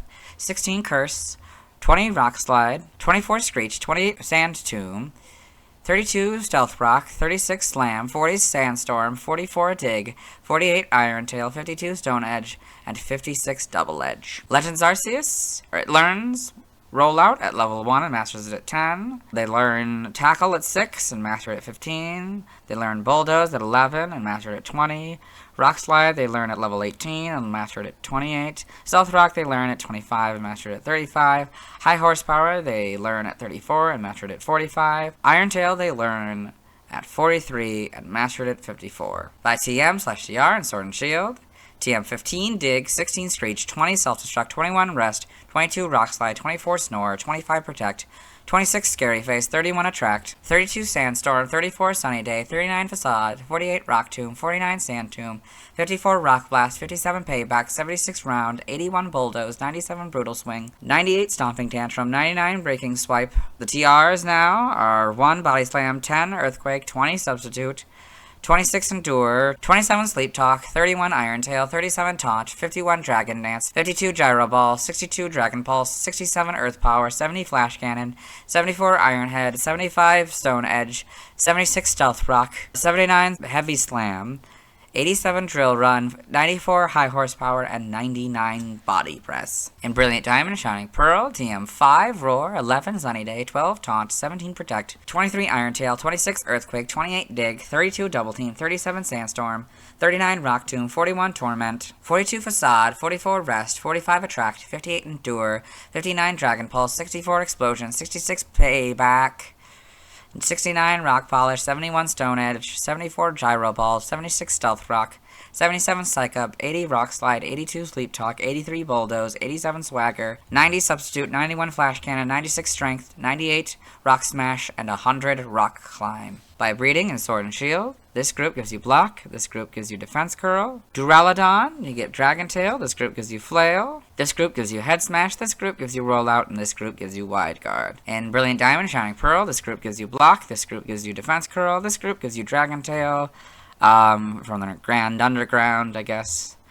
Exclusively those, yeah. Sudowoodo gives you Flail and Head Smash. Golem gives you Heavy Slam. Rock Blast from this group, Rollout from this group, and Probopass gives you Wide Guard. By tutoring in the Sword and Shield, Brilliant Diamond, and Shining Pearl section, in the expansion pass you can get Meteor Beam or Scorching Sands. In Legends Arceus, you can get Bulldoze, Earth Power, Flash Cannon, High Horsepower, Iron Head, Iron Tail, Power Shift, Rest, Rock Slide, Rock Smash, Stealth Rock, and Stone Edge. By transfer from another generation, from 4 you get Ancient Power, 1 you get Buy, that doesn't work anymore. From 4 you get Captivate, that doesn't work anymore. 6 and 7 you get Confide, 1 through 7 you get Double Team, 1 and 3 through 7 you get Explosion, 1 you get Fissure, 2 through 7 you get Frustration, that doesn't work anymore. 2, 4, and 7 you get Headbutt. 2 through 7 you get Hidden Power, that doesn't work anymore. 1 and 3 you get Mimic. 4 through 7 you get Mud Sport, that doesn't work anymore. 2 through 4 you get Mud Slap. 4 you get Natural Gift, that doesn't work anymore. 6 and 7 you get Nature Power. 3 through 7 you get Psych Up. 1 through 7 you get Rage, that doesn't work anymore. 2 through 7 you get Return, that doesn't work anymore. 2 through 7 you get Roar. 5 through 7 you get Rock Tomb, that doesn't work anymore. 2, 5, and 6 you get Rock Smash. 6 and 7, you get Rototiller, which doesn't work anymore. 3, 4, and 6, you get Secret Power, that doesn't work anymore. 1, you get Skull Bash. 1, 2, 5, and 6, you get Strength. 2 through 7, you get Swagger. 1, you get Takedown. 3 through 7, you get Torment. 1 through 7, you get Toxic. And 4, you get Twister. Anime-only moves. Wrap, it's a normal type move. In the episode, Fight for the Light. Side game data. All this. Yep. New Pokemon Snap. Onix can burrow as effortlessly through rock balls as it can through a sea of sand. Other Pokemon make their dens in the tunnels it leaves in its wake. Aww. Evolution data. Onix evolves into Steelix when traded while holding a metal coat. Onix cannot evolve into Steelix in Pokemon Fire Red and Leaf Green before the player obtains the National Pokedex, as its evolution will be interrupted. Onix also cannot evolve into Steelix in Pokemon Let's Go Pikachu and Let's Go Eevee, as Steelix is not present in those games. In Legends Arceus, Onix evolves into Steelix when exposed to a metal coat. Here you got Onix. So trade, holding a metal coat, Steelix. Sprites here, so it basically looks the same. This looks a little bit different. The head improves here, it becomes much more, okay, that nose is a little large. But yeah, this works for this one, doesn't work for that one because that one's green for some reason. Now, these are arguably more accurate colorization. Sort of brown now, sort of a green and army colors kind of for the shiny there. Yep. Then we got the gray and crystal. Yep, we can see it moving its little body there. That's nice. Yeah, it doesn't probably change a whole bunch. It becomes more like this, not that weird nose and yellow. That probably changes sizes and shapes and stuff. Yeah, the shape here is a little different than it was in Gen 1. Even just that one. Yep. Gen 3, we get the lighter gray here. And then sort of this, I don't know, it's a different shade of green. Maybe yellow green or something. And the eyes, that's interesting. That's a little bit of an inconsistency, I guess. The front sprite, the eyes are white, but the back sprite, it's sort of that yellow, green, whatever, this other color. That's interesting. Yep. Yeah, not much of it changes. Other than colors, I guess. So we get even less of the body for this here. Yep. They still haven't fixed that. That looks like maybe a little bit more like it could be that color, but I don't know why they didn't fix that yet. Yep. Okay. Yeah, it doesn't really change a whole bunch. These rocks probably change. There's probably a certain amount of them. I should probably count them. 1, 2, 3, 4, 5, 6, 7, 8, 9, 10, 11, 12, 13, 14, 15, 16, including the head there. 1, 2, 3, 4, 5, 6, 7, 8, 9, 10, 11, 12, including the head there. 1, 2, 3, 4, 5, 6, 7, 8, 9, 10, 11, 12, 13, 14, including the head. 1, 2, 3, 4, 5, 6, 7, 8, 9, wait, 1, 2, 3, 4, 5, 6, 7, 8, 9, 10, 11, including the head.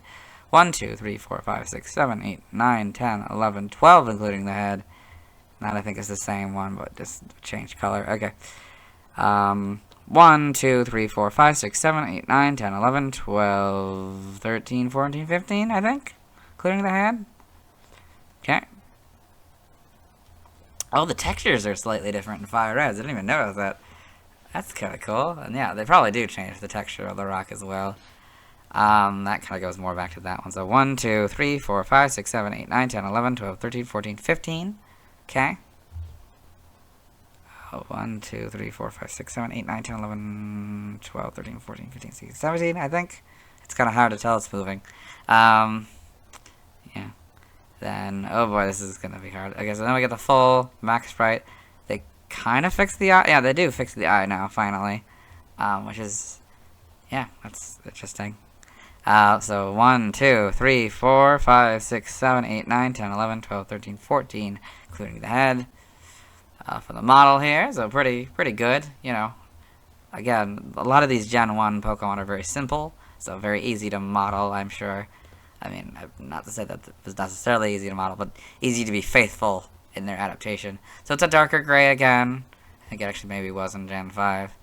and this sort of darker green. So 1, 2, 3, 4, 5, 6. Wait, 1, 2, 3, 4, 5, 6, 7, 8, 9, 10, 11, 12, 13, 14, 15, including the head. Yep. I don't think this is going to be different, but we'll do it. 2, 3, 4, 5, 6, 7, 8, 9, 10, 11, 12, 13, 14, 15. Seems like 15 might be their consistent, but we'll see. The Let's Go game here. 1, 2, 3, 4, 5, 6, 7, 8, 10, 11, 12, 13, 14, 15. Okay. So, of course, a way better model here. You know, better quality. Sword and Shield. You get 1, 2, 3, 4, 5, 6, 7, 8, 9, 10, 12. Wait, what? 1, 2, 3, 4, 5, 6, 7, 8, 9, 10, 11, 12, 13. There's only 14 in this gen. Interesting. Legends Arceus. It actually kind of works with the polygon-ish look for this game. That works to this one's advantage since it's just rocks. It's also a lot, I don't know. The textures are kind of nice here, but they're much smoother, I guess. 1, 2, 3, 4, 5, 6, 7, 8, 9, 10, 11, 12, 13, 14, 15, including the head. Okay. Home. So, yeah, you got these. I guess they're back to being a lighter gray, and they're lighter green, I guess. So, homes here. 1, 2, 3, 4, 5, 6, 7, 8, 9, 10, 11, 12, 13, 14, 15. Other sprites. Flex in Pokemon Super Contests, and Gem in Pokemon Super Contests. That's looking interesting. I'm assuming these are NPC Pokemon go against in Pokemon Super Contests. In the anime here, we got Onix in the anime. So, of course, the big one is Brock's Onix. That's the big one that most people know. Then we got Shiny Onix in the anime. Yep. This. Pokedex entries. In Diamond and Pearl, episode 15, in Dawn's Pokedex. Onix, the rock snake Pokemon. It tunnels through the ground, which shakes when it raises its thunderous roar. It can move the ground at 50 miles per hour. In Black and White, episode 87, in Ash's Pokedex. Onix, the rock snake Pokemon. By twisting its large and powerful body, Onix can quickly bore through the ground at 50 miles per hour. In X and Y, episode 20, in Serena's Pokedex. Onix, the rock snake Pokemon. Onix takes in enormous amounts of soil through its mouth, creating long tunnels. So, Pokemon Origins, so Brock's Onix in Pokemon Origins. Yep. Yeah, Pokemon Masters animated trailer, so Onix in the Pokemon Masters animated trailer. I guess it's Brock's Onix, that's interesting. Yep, and there's also one in Gotcha, I guess, so that's Brock's Onix. Interesting. In the manga here, Onix in Electric Tales of Pikachu, this horrifying looking Onix. I'm assuming this is Brock's Onix. Yeah, it seems like it. This is probably the scene where they face it. This is, that's very, very interesting looking. I guess it really is meant to show the intimidation of, the fear that they have facing this one. Also, the spikes. There's spikes that aren't really on the newer sprites. Were they on the originals? No! So this is just a manga exclusive thing that it just has. Interesting. Pokemon Adventures, so Onix and Pokemon Adventures. Got those. Pokedex entries in Pokemon Adventures. In Chapter 67, digs through the earth at up to 50 miles per hour in search of food. The tunnels left behind become a favorite habitat of Diglett. Aww. Yeah. Okay. Got all this. GCG. Other appearances, Super Smash Bros. Onix can be summoned via Pokeball. Once thrown, it flies up into the sky and uses Rock Throw on the player's opponents. This will hit everyone in the field except Kirby if he uses his down special move. Super Smash Bros. Melee, Onix is the second Pokefloat to appear. It provides a horizontal flat area all the time. It's on screen, though it becomes diagonal as it leaves the screen. Trivia, Onix is the heaviest and tallest unevolved Pokemon. Onix is the only unevolved Pokemon that is used in the Pokemon World Tournament by trainers beyond the right attendant, being used in all of Brock's teams. The Onix line is the only multi-stage evolutionary family which can be completely acquired with in-game trades. However, this is only possible in Pokemon Heart Gold and Soul Silver, in which the player can trade Bellsprout for Onix in Violet City, and any Pokemon for Steelix in Olivine City. The lagging tail held item resembles the end of Onix's tail. Aw, that's true, yeah. Onix is the only gigantic Pokemon that can evolve. I don't know what that means. I imagine that's a category of Pokemon that are huge. Origin. Onix's design may be a visual pun on a rock python or an earthworm. Its great size could be Inspired by the Mongolian deathworm, an earthworm-like creature noted for its colossal length compared to regular worms, of up to 7 feet. Okay, that is actually pretty large. Also, that's 2 meters. The Onix lifestyle, living underground and ingesting massive amounts of soil while tunneling, is much closer to the earthworm lifestyle than the snake lifestyle. Earthworms eat soil and digest the organic material it contains, plant matter, living protozoa, rotifers, nematodes, bacteria, fungi, and other microorganisms. Name origin: Onix may be derived from onyx, a mineral, very likely. Iwark may be a combination of Iowa and either bulwark or snake. Now the languages, see also, references, external links to the Super Smash Bros. Series. Let's move on. Now let's watch Onix's first scene in the anime. Hello and welcome to the anime portion of the video. Today we're watching episode 1, Pokemon I Choose You. We're at the sort of the beginning of the episode. We started this in the Nidorino video, continued it yesterday in the Gengar video. But what's going on is that they've recreated the opening of Pokemon Red by having a battle between Gengar and Nidorino. And so the Nidorino trainer has returned. Nidorino is about to release the next Pokemon. Will you now? It's Onix! Onix! Yeah! Now this giant Pokemon's on the attack! Yeah! Oh, but Gengar jumps aside! Ooh. Gengar is moving beautifully today! It's training Yes, I am Ash. Ash. Okay, so that is Onix's first scene in the anime. Let's move on. Now let's talk about the TCG. I have 2 Onix cards. A typical Onix and a Brox Onix. They are both fighting type. I'll start with the Brox Onix card since it's the older one. It's the second and last Brox Onix card design as of May 2024. It was illustrated by Ken Sugimori. This illustration is unique in that it isn't based on the official art like most Ken Sugimori art. It proves that he can put Pokemon in cool poses, something I wish more of his cards did. This Onix has 100 HP. It's 28 feet and 10 inches and 463 pounds. Next to the weight, there is a symbol indicating it's from the Gym Heroes expansion, the 6th expansion in the TCG. It has 2 moves: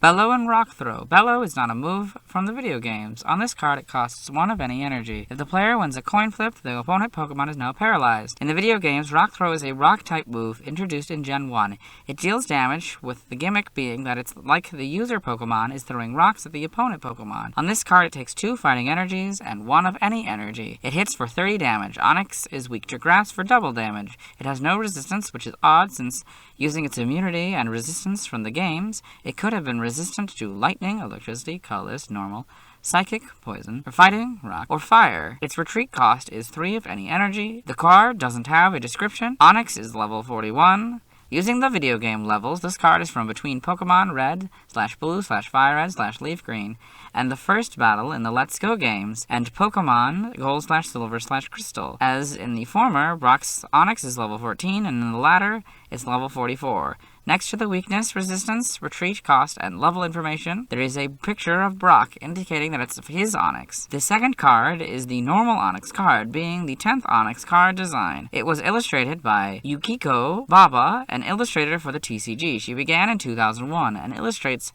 for cards to this day, as of May 2024. I like that you get to see Onix's profile. It's rare that this is shown.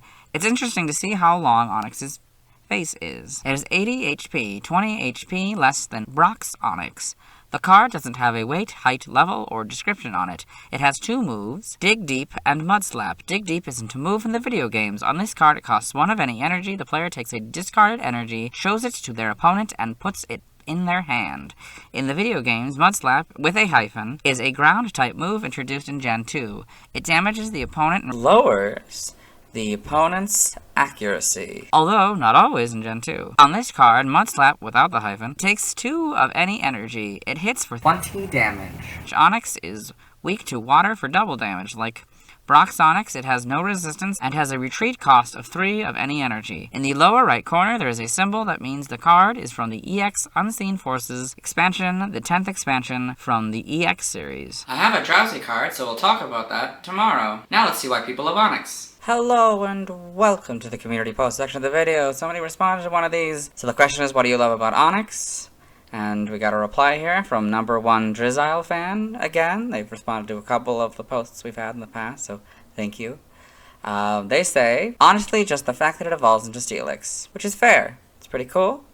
Yep, and that's everything. Let's move on. Now let's look at fan art. Hello, and welcome to the fan art section of the video. Nobody sent in fan art, so instead we're looking at DeviantArt fan art. For those of you not familiar with the series, what we do is we go through these images until we find an image that doesn't contain an Onix. So we've got Onix by Weaponix. This cool, like, little info card thing here. It's Onix, the rock snake Pokemon. Its number is 95.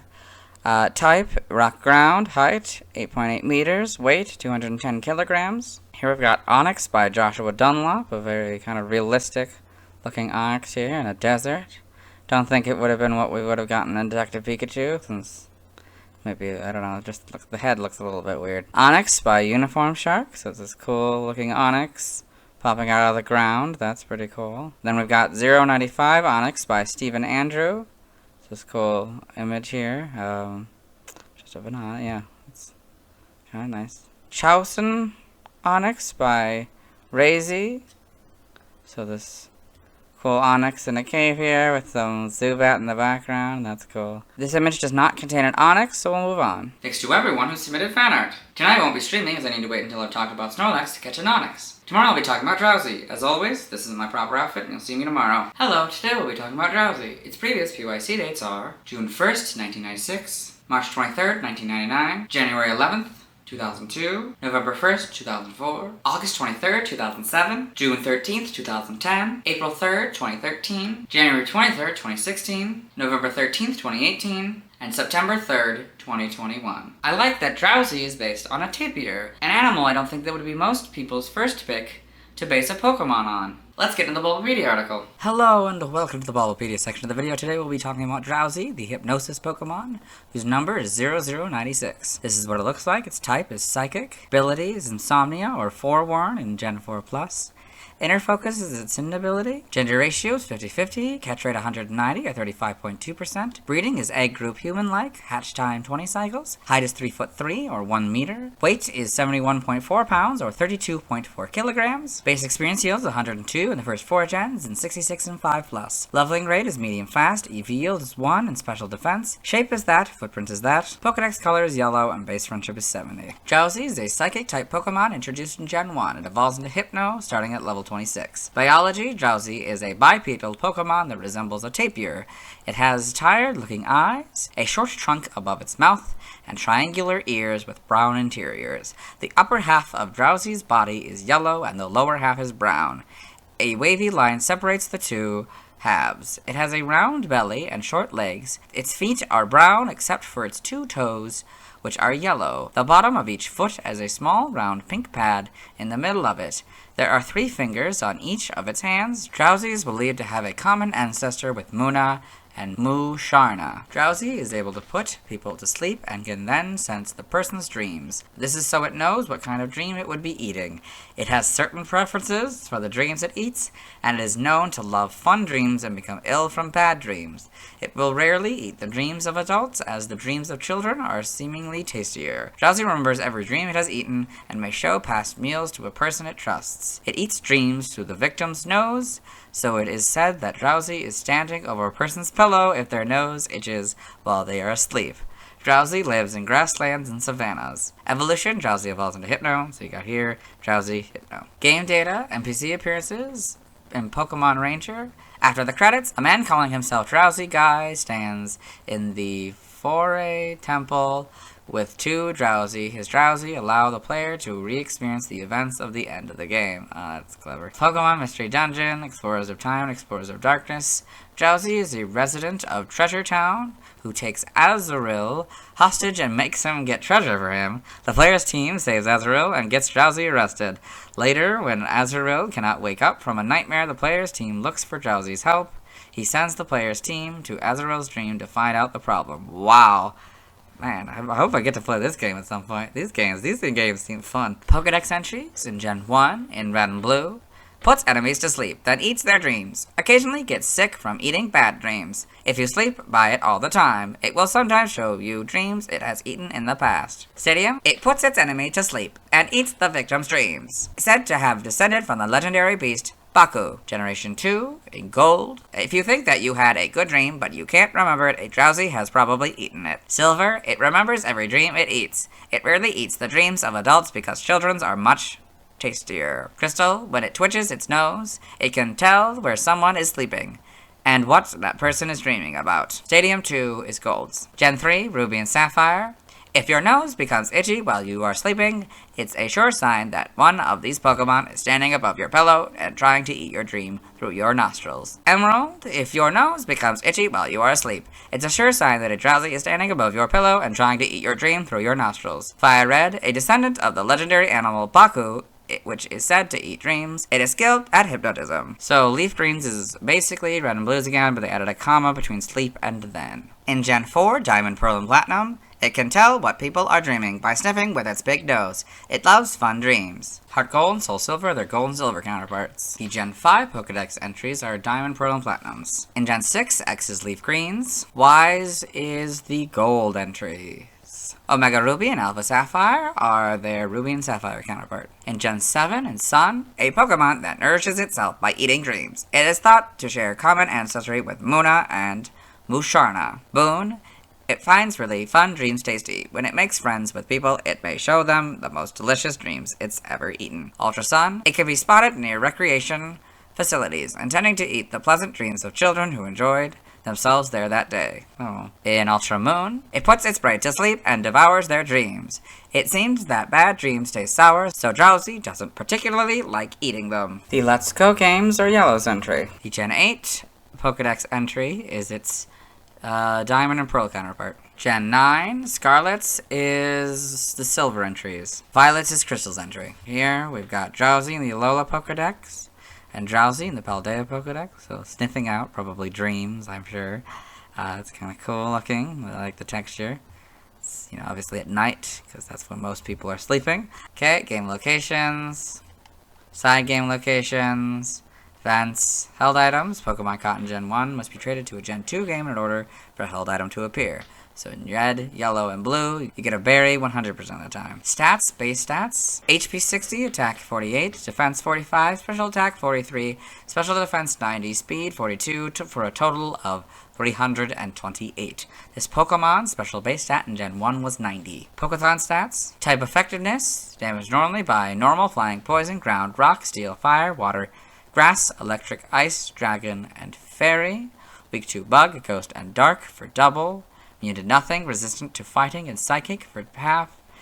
Notes in Gen 1, the effectiveness of ghost-type moves is 0, so it went from 0 to double. Learn set by level up. 1 Pound in Hypnosis, 5 Disable, 9 Confusion, 13 Headbutt, 17 Poison Gas, 21 Psybeam, 25 Psych Up, 29 Zen Headbutt, 33 Swagger, 37 Psychic, 41 Nasty Plot, 45 Psy Shock, and 49 Future Sight. By TM, you get 1 Takedown, 7 Protect, 12 Low Kick, 16 Psybeam, 18 Thief, 20 Trailblaze, 25 Facade, 32 Swift, 37 Draining Kiss, 39 Low Sweep, 41 Stored Power, 42 Nightshade, 43 Fling, 47 Endure, 49 Sunny Day, 50 Rain Dance, 54 Psyshock, 58 Brick Break, 59 Zen Headbutt, 62 Foul Play, 66 Body Slam, 67 Fire Punch, 68 Thunder Punch, 69 Ice Punch, 70 Sleep Talk, 73 Drain Punch, 74 Reflect, 75 Light Screen, 79 Dazzling Gleam, 80 Metronome, 81 Grass Knot, 82 Thunder Wave, 85 Rest, 87 Taunt, 92 Imprison, 98 Skill Swap, 103 Substitute, 109 Trick, 114 Shadow Ball, 120 Psychic, 122 Encore, 129 Calm Mind, 130 Helping Hand, 138 Psychic Terrain, 140 Nasty Plot, 158 Focus Blast, 161 Trick Room, 171 Terra Blast, 174 Haze, 175 Toxic, 181 Knockoff, 192 Focus Punch, 203 Psych Up, 204 Double Edge, 205 Endeavor, 217 Feature Sight, 218 Expanding Force, 224 Curse, 228 Psychic Noise. By breeding, this group gives you Fire Punch, this group gives you Flatter, The Mirror Herd gives you Ground Swap and Power Split. This group gives you Ice Punch. This group gives you Psycho Cut. The Mirror Herb also gives you Roleplay, and this group gives you Thunder Punch. TCG only moves. You get Confuse Ray and Tackle on these cards. Side game data. Got all this. Okay. Pokemon Ranger in the browser entry. Drowzee loses psychic power from its hands to disrupt your capture attempts. In Shadows of Almia, it lets loose strange orbs from the palms of its hands to attack. That. Evolution data. Drowzee, level 26, Hypno. Sprites here, I remember these. Yes. So, yeah, it's pretty basic. You got a lot of the basic elements. It looks a little bit weird, the eyes, but otherwise. So we got 5 fingers here. Can't really tell there. 3 fingers now in yellow. It seems to stay with 3 fingers coming forward. And they're more like claw-like, I guess. Yep. And so this is a lot lighter of a brown difference, but it's always kept in yellow, huh? This is, of course, not really working for that because of the bottom part. The ears, oh, I guess the ears slightly change as time goes on. They become a little bit pointier, and, yep. The snout here it probably becomes more tapered. Toes. Oh, the bottom is all black here, like the toes. Then it becomes a different color. Then, of course, becomes full yellow in this one. Gold, you get the sort of more gold color with the brown. Got purple as the shiny. That's interesting. Sort of a, I don't know, burgundy, I guess. That's interesting. So now, okay, you get the yellow again in Gen 3 with sort of a brown body. Here it's sort of lighter, it's sort of a pink with the sting with the kind of the burgundy colored bottom half. That's interesting. Yep. The claws seem a little bit less like a little less pointy, I guess. The ears are more on the sides of the head rather than at the top. That kind of brings them back sort of closer to the top here, the ears, and fire red and leaf green. And they're like pointy, or like that. They're that shape again. I guess they kind of change shape a little bit. Okay. Yeah, kind of closer to the top of the head. Guess that's kind of probably what they're gonna keep. Yep, and yeah, they become more like hands still. Yep. That's still, yeah, basically the same. This might be a little bit different shade of pink. That's a little bit lighter, I think. Yep. Get the full back sprites here. Yeah, it's a little darker again, I think. The shiny. Yep. This might be a little bit lighter brown. Yeah, the ears probably change a little bit. Yep. Then we're back to sort of the darker brown when we get to the models here. And the more pointed ears. That's interesting. Sort of the lighter pink with the darker burgundy. Yep. So yeah, that doesn't really change much. We get to see. They look like, they're very creepy looking. Oh, the eyes. I didn't even think about talking about the eyes. So yeah, the eyes, the proper, you kind of see it in the yellow, but it really properly gets it in the gold. You can see kind of the small pupils in Gen 3 here. Yep. Pupil gets a little bit larger. I think it goes back to being kind of smaller again. Yep. The home. It's a little bit more of the slant, I guess. This is a different shade of brown. Probably a different shade of yellow as well. I wouldn't be surprised if these are also different shades. This is definitely lighter, but I don't know about the body. Anyway, in the anime, Drowzee in the anime. Yep, got all this. Pokedex entries for this first one. I've recorded for tomorrow's anime section, so I'll let Dexter read it. Drowzee, said to be a descendant of the dream-eating tapir. It was the first Pokemon to use a combination attack like Hypnosis and Dream Eater. In episode 86, in Ash's Pokedex, Drowzee, the hypnotic Pokemon, which should say Hypnosis Pokemon. It is said to feed on the dreams of its opponents. It is also known for its powerful psychic attack. In the manga here, so Drowzee in Pokemon Adventures. Looks like there's an Execute in the background. Yep.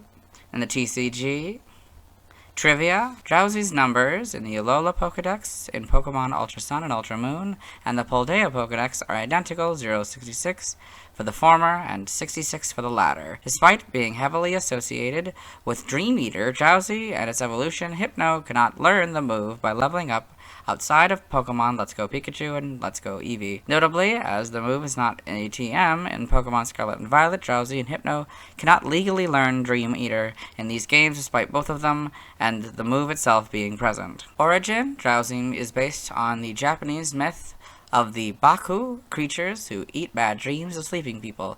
Originally they were composite animals, but later became tapirs, pig-like animals with small trunks from South America and South Asia. Drowzee's dual coloring makes it especially similar to the Malaysian tapir. Name origin, Drowzee may be a combination of drowsy and z, onomatopoeia for snoring. Sleepy may be derived from sleep. In other languages, related articles, external links, yeah, let's move on. Now let's watch Drowzee's first scene in the anime. Hello and welcome to the anime portion of the video. Today we are watching episode 27, Hypno's Nap Time. In this episode, Ash Ketchum, the main character, and his traveling companions Brock and Misty have come to Hop Town, along with Ash's faithful Pikachu. Here they have found out that a bunch of kids have gone missing, and with the help of Officer Jenny and his sleep wave detector, they've been able to track down this mansion on top of this skyscraper, and they're gonna bust into this party. You'll see it, yeah. So there's Ash and Brock. Ash, Brock. So a bunch of rich people. There's Hypno and Drowzee. There we go. What is this place? Misty, Officer Jenny. Yeah. Who's that? Oh, okay. Well, that was Drowzee's first scene in the anime. Let's move on. Now let's talk about the TCG. I have one Drowzee card, which is the Sabrina's Drowzee card. It's the first of two Sabrina's Drowzee card designs as of May 2024. It was illustrated by Atsuko Nishida. I like how we see Drowzee doing a psychic move. It, maybe he, we'll get back to that later, has 50 HP. It's 3'3" and 71 pounds, which is 0.4 pounds less than Drowzee's weight in the official Pokedex. It has two moves, Suggestion and Headbutt. Suggestion is not a move from the video games. On this card, it uses one psychic energy. If the player wins a coin flip, the opponent Pokemon can't move on their next turn. I have already talked about Headbutt in the video game, so I'll just talk about it on this card. It takes 2 of any energy and hits for 20 damage. Sabrina's Drowzee is weak to Psychic. This is likely based on its weakness to Ghost type, which is Psychic in the TCG. It has no resistance, which is odd since in the games it's resistant to Fighting and Psychic, which it could have been on this card, although Psychic wouldn't have worked since it's already weak to it. It costs 1 of any energy for Sabrina's Drowzee to retreat. It doesn't have a description, but it does have an image of Sabrina's head next to the weakness, resistance, and retreat cost information. It looks to be a cropped version of the official artwork for Pokemon Yellow. This is particularly interesting since Sabrina never had a Drowzee in the video games, although in Pokemon Black and White she has a Hypno in the Kanto tournament, and in the Let's Go games, in the rematch she has a male Hypno, so one could argue this is the same Pokemon as the Hypno from those games and manga. This is particularly evident by there being a Sabrina's Hypno card, which you can put on top of this card. Sabrina's Drowzee is level 15. In the video games, it would be 11 levels from evolving into Hypno. Speaking of Hypno, I have 2 cards for Hypno, so we'll talk about them tomorrow. Now let's see why people love Drowzee. Now let's look at fan art. Hello and welcome to the fan art section of the video. Nobody sent in fan art, so instead we're looking at DeviantArt fan art. For those of you familiar with the series, might be wondering why we're on this single image. That's because this is the only image we'll be doing today. So this is Drowzee by All0412. So you get this cool Drowzee looking like it's doing a move. It's got like this cool effect going on. That's pretty cool. Got all these. Yeah. Pretty cool, yeah. Let's move on. Thanks to everyone who submitted fan art. I won't be streaming tonight, so I need to wait until I've talked about Snorlax to catch a Drowzee. Tomorrow I'll be talking about Hypno. As always, this is my proper outfit. You'll see me tomorrow. Hello. Today we'll be talking about Hypno, the only evolution of Drowzee who evolves at level 26. Its previous PYC dates are June 2nd, 1996, March 24th, 1999, January 12th, 2002, November 2nd, 2004, August 24th, 2007, June 14th, 2010, April 4th, 2013, January 24th, 2016, November 14th, 2018, and September 4th, 2021. I most remember Hypno from an early anime episode where he kidnapped children. Coincidentally, this is the episode we'll be watching today. I like Hypno's pendulum and how it uses it to put people to sleep. Let's get into the Bulbapedia article. Hello and welcome to the Bulbapedia section of the video. Today we are talking about Hypno, the Hypnosis Pokemon, whose number is 0079. This is what it looks like. Type is Psychic, abilities, Insomnia or Forewarn in Gen 4+, and Inner Focus is its hidden ability. Gender ratio is 50-50, catch rate is 75 or 17.5%, breeding, egg group human-like, hatch time 20 cycles, height 5'3" or 1.6 meters, weight 166.7 pounds or 75.6 kilograms, base experience yield 165 in the first 4 gens and 169 in 5+. Leveling rate is medium fast, EV yield is 2 in special defense, shape is that, footprint is that, Pokedex color is yellow, and base friendship is 70. Hypno is a psychic type Pokemon introduced in Gen 1. It evolved from Drowzee starting at level 26. Biology, Hypno is a bipedal, slightly humanoid Pokemon that has yellow skin. It has triangular ears with brown interiors, sleepy looking eyes, and a large nose. On its neck, it has a ruff of white fur, which is longer on the female. Hypno has 5 fingers on each hand and holds a pendulum in its left. The pendulum resembles a flat silver ring and is used for hypnotism. Hypno is never seen without it. It has 3 toes on each foot, which also have a pink pad on the undersides. Hypno is able to put people to sleep by swinging its pendulum. It is known to reside away from humans and on less traveled roads. While it awaits its prey, it polishes its pendulum. If anyone comes by, Hypno will hypnotize them and eat their dreams. It carries away people having good dreams and is even known to have stolen a child at one point. However, in the Alola region, it preys primarily on Komala, and cases of Hypno targeting humans are notably rare. Some Hypno are even known to assist doctors in hospitals when their patients cannot sleep at night. In the Trainer's School in Pokemon Ultra Sun and Ultra Moon, a Hypno is shown to be capable of creating illusions, namely by disguising itself as a human and causing illusionary children to appear. Oh boy. Evolution, Hypno evolved from Drowzee. So you can see that here, Drowzee, Hypno. Game data, Pokedex entries. In Gen 1 in Red and Blue, when it locks eyes with an enemy, it will use a mix of Psy moves such as Hypnosis and Confusion. Yellow, avoid eye contact if you come across one. It will try to put you to sleep by using its pendulum. Stadium, if you lock eyes with it, it will try to hypnotize you. It is best to close your eyes quickly before you get hypnotized. In Gen 2, in Gold, when it is very hungry, it puts humans it meets to sleep, then it feasts on their dreams. Silver, always holding a pendulum that it rocks at a steady rhythm. It causes drowsiness in anyone nearby. Crystal, the longer it swings its pendulum, the longer the effects of its hypnosis last. Stadium 2 is just Gold's entry. In Gen 3, in Ruby is Sapphire, Hypno holds a pendulum in its hand. The arcing movement and glitter of the pendulum lull the foe into a deep state of hypnosis. While this Pokemon searches for prey, it polishes the pendulum. Emerald, the arcing movement and glittering of the pendulum in Hypno's hand lull the foe into deep hypnosis. While searching for prey, it polishes the pendulum. Fire Red, it carries a pendulum-like device. There once was an incident in which it took away a child it hypnotized. Leaf Green is Red and Blues again. In Gen 4, Diamond, Pearl, and Platinum, seeing its swinging pendulum can induce sleep in 3 seconds, even in someone who just woke up. Heart Gold is its gold counterpart, but Soul Silver is very similar to Silver, with slightly different soul. Read it. Always holding a pendulum that it swings at a steady rhythm.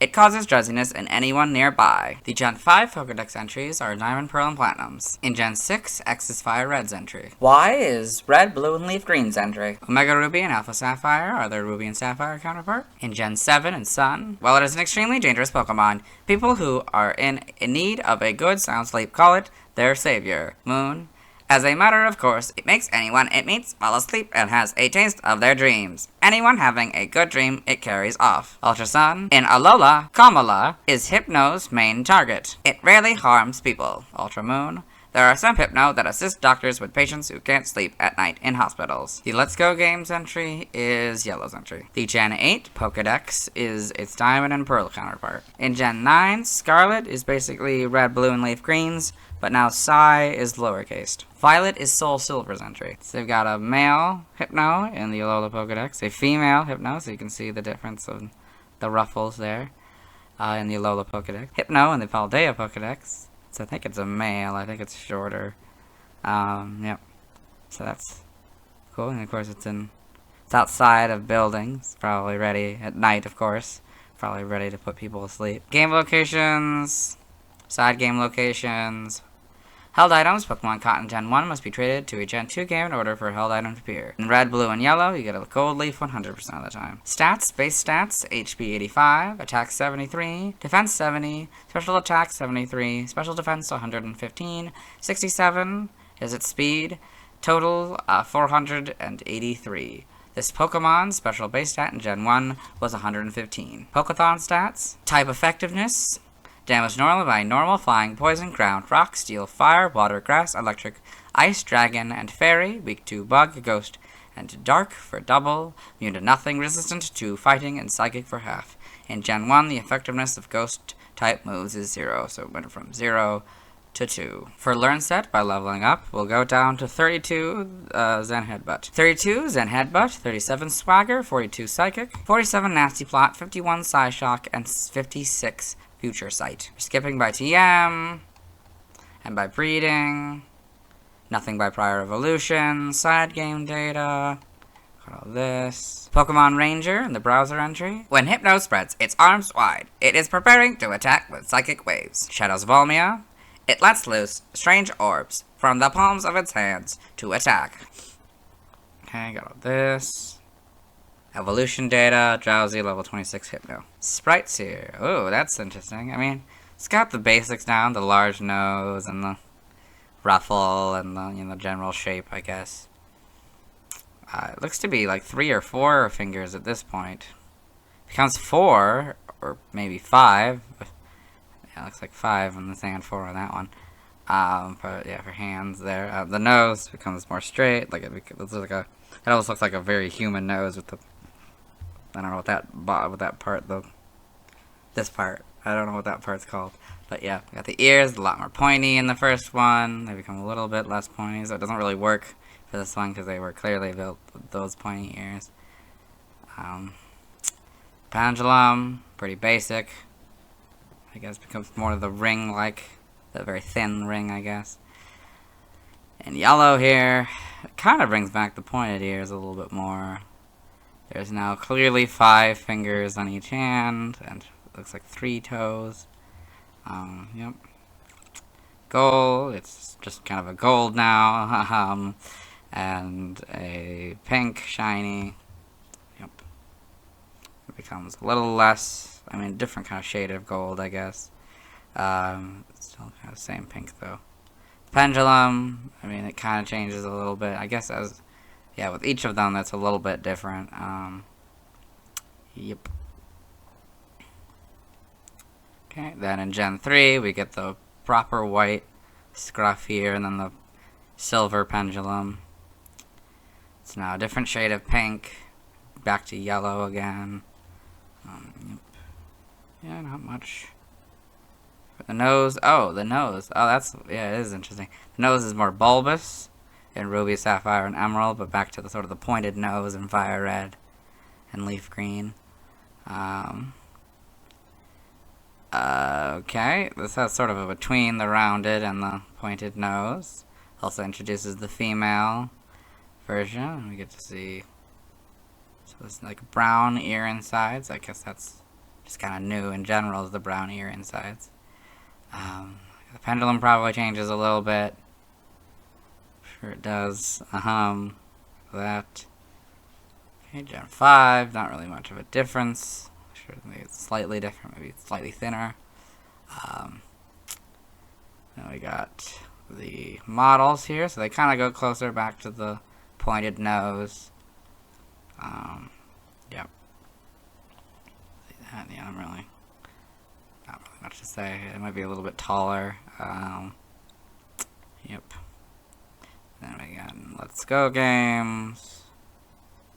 Not really much to say. Homes here, yeah. Nice and shiny. In the anime, Hypno in the anime. For Pokedex entries, we did this for the anime section, so we'll let the professional read it. Hypno, a hypnosis Pokemon. It carries a pendulum-like device and performs hypnotic attacks. Okay, in the manga here, Hypno in Pokemon Adventures. Yep. This, okay. In the TCG, other appearances, Celestial, Hypno appeared in the music video for Celestial. It came out of Ed Sheeran's Game Boy Color and promptly put him to sleep. Hypno in the music video for Celestial, so you can see that there. Merchandise, Hypno was one of the first 4 Pokemon designs revealed when the Pokemon 151 brand was first announced. The shirt design features an image of Hypno swinging its pendulum from the left side of the shirt. Trivia, Hypno's red, blue, leaf green, and scarlet Pokedex entries make reference to it using Psy-moves, or Psy-moves in Scarlet, possibly indicating an early name for the psychic type in English. Hypno's numbers in the Alola Pokedex in Pokemon Ultra Sun and Ultra Moon and the Paldea Pokedex are identical, 067 for the former and 67 for the latter. Hypno are most likely commonly left-handed due to always holding their pendulums in their left hand. We did this last point yesterday. Origin, Hypno is based on a tapir, hypnotist, and Baku, or dream eater spirit, of Japanese mythology. It also looks similar to a proboscis monkey. Aspects of Hypno's behavior also resemble various fairies, goblins, boogeymen, and other supernatural entities in European folklore. Name, origin, Hypno may be derived from hypnosis. Very likely. Sleeper is literally sleeper. In other languages, seeing all that. External links. Yep. Let's move on. Since we watched Hypno's first scene yesterday, let's watch it second. Hello and welcome to the anime portion of the video. Today we're watching episode 27, Hypno's Nap Time. In this episode, Ash Ketchum, the main character, and his traveling companions, Brock and Misty, as well as his faithful companion, Pikachu, have come to Hop Hop Hop Town, where they learn that a bunch of kids have been kidnapped, and with the help of Officer Jenny here, who's using a sleep wave detector, they've tracked down this mansion on top of a skyscraper. They've just busted into this party here where they found a Hypno and a Drowzee. So we're continuing that scene after the break. Yes, so Brock, Ash, Misty. Are you new members? Members? We've been monitoring some sleep waves coming from up here. Sleep waves? Oh, I know. There's Hypno. Hypno must have been and there's the little spot. That's Hypno's second scene in the anime. Let's move on. Now let's watch Hypno scenes in Detective Pikachu. Hello and welcome to the Detective Pikachu portion of the video, or as I like to call it, Detective Hypno, since it's only the frames with Hypno. So you can see Hypno is on this poster here. That's the only Hypno we'll be seeing in the entire film. It's just on this poster here. In the film, Tim Goodman, the main character, has come to Rhyme City, a city where humans and Pokemon coexist. Not that that's really all that important. After his father, Harry Goodman, had died in a car accident. So he is about to enter this room. It's designed to look like his childhood bedroom, because when he was a young boy, his mother died. And his father moved to the city. He wanted Tim to live with him, so he set it up like his childhood bedroom. Yes, and yeah, so there's Tim.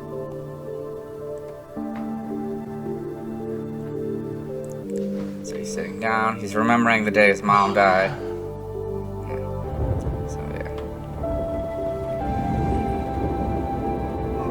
Fingerprints.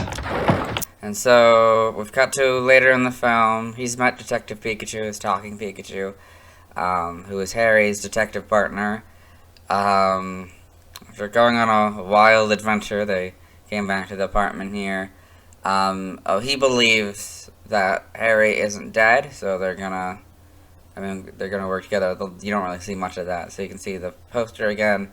He's looking through the drawers here because he has amnesia and he's trying to figure out figure out more about his past. Doesn't add up. There's a connection, isn't there? No.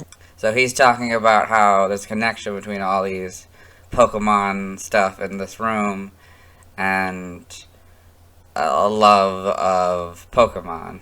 And he's like denying it and stuff. Before my father moved to this... And now he's talking about how he used to love Pokemon before his father moved to the city. And spent more time with Pokemon than his own son. So then that's just after the scene, he's leaving. Yep, and that's it. Let's move on. Now let's talk about the TCG. I have 2 Hypno cards, a Dark Hypno and a normal Hypno card. We'll start with the normal Hypno. It's the first Hypno card design. It was illustrated by Ken Sugimori. Normally I would complain about how boring it is since it's just the official art from Pokemon Red and Blue on a cool enough background, but the art is so cool. It shows Hypno hypnotizing the viewer. It has 90 HP. It's 5'3" and 167 pounds, which is 0.3 pounds heavier than its weight in the official Pokedex. Next to the weight, there is a symbol that indicates it's from the Fossils expansion. Hypno has 2 moves, Prophecy and Dark Mind. Neither are moves from the video games. On this card, Prophecy costs 1 psychic energy. It allows the player to look at the top 3 cards from their pile or their opponent's pile. They can then rearrange them in any order. On this card, Dark Mind costs 3 psychic energies. It attacks the active opponent Pokemon for 30 damage, but also hits for 10 unmodified damage to a benched opponent Pokemon of the player's choice. Hypno is weak to psychic and not resistant to anything. I've talked about this yesterday, so I won't repeat myself here. Its description reads, when it locks eyes with an enemy, it will use a mix of Psy moves such as Hypnosis and Confusion. This is the same as the Pokedex in Pokemon Violet and is almost identical to the Pokedex in Pokemon Red, Blue, and Leaf Green. It's level 36. My Dark Hypno card is the first card designed for the Dark Hypno card. It was illustrated by Kagemaru Himino. I like that we get to see the pendulum in movement. I also love the Egyptian hieroglyphic-looking eyes in the background. Dark Hypno has 60 HP, 30 HP less than normal Hypno. It's the same height and weight as normal Hypno. It has the Team Rocket expansion symbol next to its weight.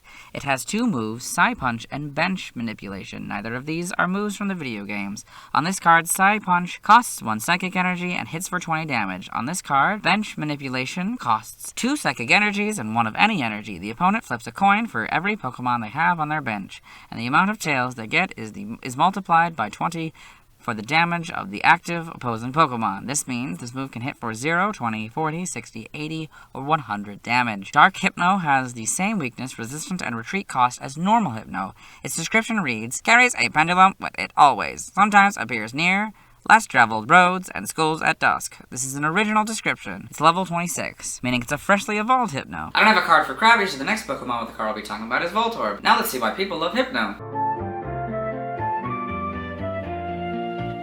Now let's look at fan art. Hello and welcome to the fan art section of the video. Nobody's set in fan art, so instead we're looking at DeviantArt fan art. For those of you familiar with the series, you might be wondering why we're on this single image. That's because this is the only image we'll be doing today. So this is Hypno redraw by Rescue. So it's this cool Hypno here, doing this cool pose with the pendulum. It's very nice, very well drawn. Looks like kind of sketching, maybe. It's pretty cool. A little bit of paint, maybe. Yeah. Looks very cool. Let's move on. Thanks to everyone who submitted fan art. I won't be streaming tonight as I wait until I talk about Snorlax to evolve Drowzee into Hypno. Tomorrow I'll be talking about Krabby. As always, this is my proper outfit. You'll see me tomorrow. Hello. Today I'll be talking about Krabby, the first crustacean Pokemon. Its previous BYC dates are June 3rd, 1996. March 25th, 1999, January 13th, 2002, November 3rd, 2004, August 25th, 2007, June 15th, 2010, April 5th, 2013, January 25th, 2016, November 15th, 2018, and September 5th, 2001. I most remember Krabby from an early anime episode where Ash catches one. Coincidentally, this will be the episode we'll be watching today. I like that Krabby is basically just a crab. I also find it interesting that it's called Krabby, as SpongeBob SquarePants used a similar name in their famous burger, the Krabby Patty. But this is just a coincidence, as the pilot for SpongeBob was created in 1997, and the public pilot was released in 1999, and Pokemon Red and Blue came out in 1998. Let's get into the Bulbapedia article. Hello and welcome to the Bulbapedia section of the video. Today we'll be talking about Krabby, the river crab Pokemon, whose number is 0098. This is what it looks like. Its type is water. Abilities, Hyper Cutter or Shell Armor. Sheer Force is its hidden ability. Gender ratio is 50-50. And catch rate is 225 or 39.9%. Breeding, a group water, 3, hatch time 20 cycles, height 1'4" or 0.4 meters, weight 14.3 pounds or 6.5 kilograms. Base experience yields 115 in the first 4 gens and 65 in 5+. Love and grade is medium fast, EV yield is 1, shape is that, footprint is that, Pokedex color is red, and base friendship is 70. Krabby is a water-type Pokemon introduced in Gen 1. It evolves into Kingler starting at level 28. Biology, Krabby is a crustacean Pokemon with a strong outer shell protecting its small body. Its upper half is red, and it has eyes and 2 small spikes on the top of its head. Its light tan arms are also connected to its upper body. Its lower body is light tan and doubles as its jaws, with 2 fangs overlapping its upper body. Its hips are visible on the lower front of its body, connected to its 4 long, thin legs. Each leg has a single claw-like foot. The main feature of Krabby's body are the 2 large red pincers at the end of its arms. Krabby uses them as its main form of offense, and as a form of balance. Sometimes Krabby may lose a claw during battle, or have a damaged claw forcibly removed. However, the claw regenerates over a short period. In the wild, Krabby lives near the edge of water in both fresh and salt water. Krabby is most commonly found on beaches where it burrows in the sand. In times of scarce food sources, it may eat sand to regain nutrients and will be very aggressive in defending its home. Its main form of defense is creating foam to shroud its body, in order to confuse opponents into thinking it is bigger than it actually is. As seen in the anime, Krabby generally keeps to itself, but will quickly defend itself if provoked. Prior to Gen 3, Krabby and its evolved form Kingler were the only known Pokemon capable of learning the move Crab Hammer. Evolution, Krabby evolves into Kingler, so you can see that here, Krabby, Kingler. Game data, NPC appearances. In Pokemon Mystery Dungeon, Explorers of Time, Darkness, and Sky, Krabby are known to blow bubbles over the beach near Beach Cave. In Sky, when the player and partner access the beach for the first time after clearing Mount Bristle, one such Krabby will inform them of bottles found at the beach with mail written inside them. Pokedex entries in Gen 1, in red and blue. Its pincers are not only powerful weapons, they are used for balance when walking sideways. Yellow. Its pincers are superb weapons. They sometimes break off during battle, but they grow back fast. Stadium. Lives on beaches and seashores. If a pincer falls off, a new, stronger pincer grows back in its place. Gen 2, in gold. If it senses danger approaching, it cloaks itself with bubbles from its mouth, so it will look bigger. Silver, the pincers break off easily. If it loses a pincer, it somehow becomes incapable of walking sideways. Crystal, if it is unable to find food, it will absorb nutrients by swallowing a mouthful of sand. Stadium 2 is just golds again. In Gen 3, in Ruby and Sapphire, Krabby live on beaches, burrowed inside holes dug into the sand. On sandy beaches, with little in the way of food, these Pokemon can be seen squabbling with each other over territory. Emerald, Krabby live in holes dug into beaches. On sandy shores with little in the way of food, they can be seen squabbling with each other over territory. Fire Red, it can be found near the sea.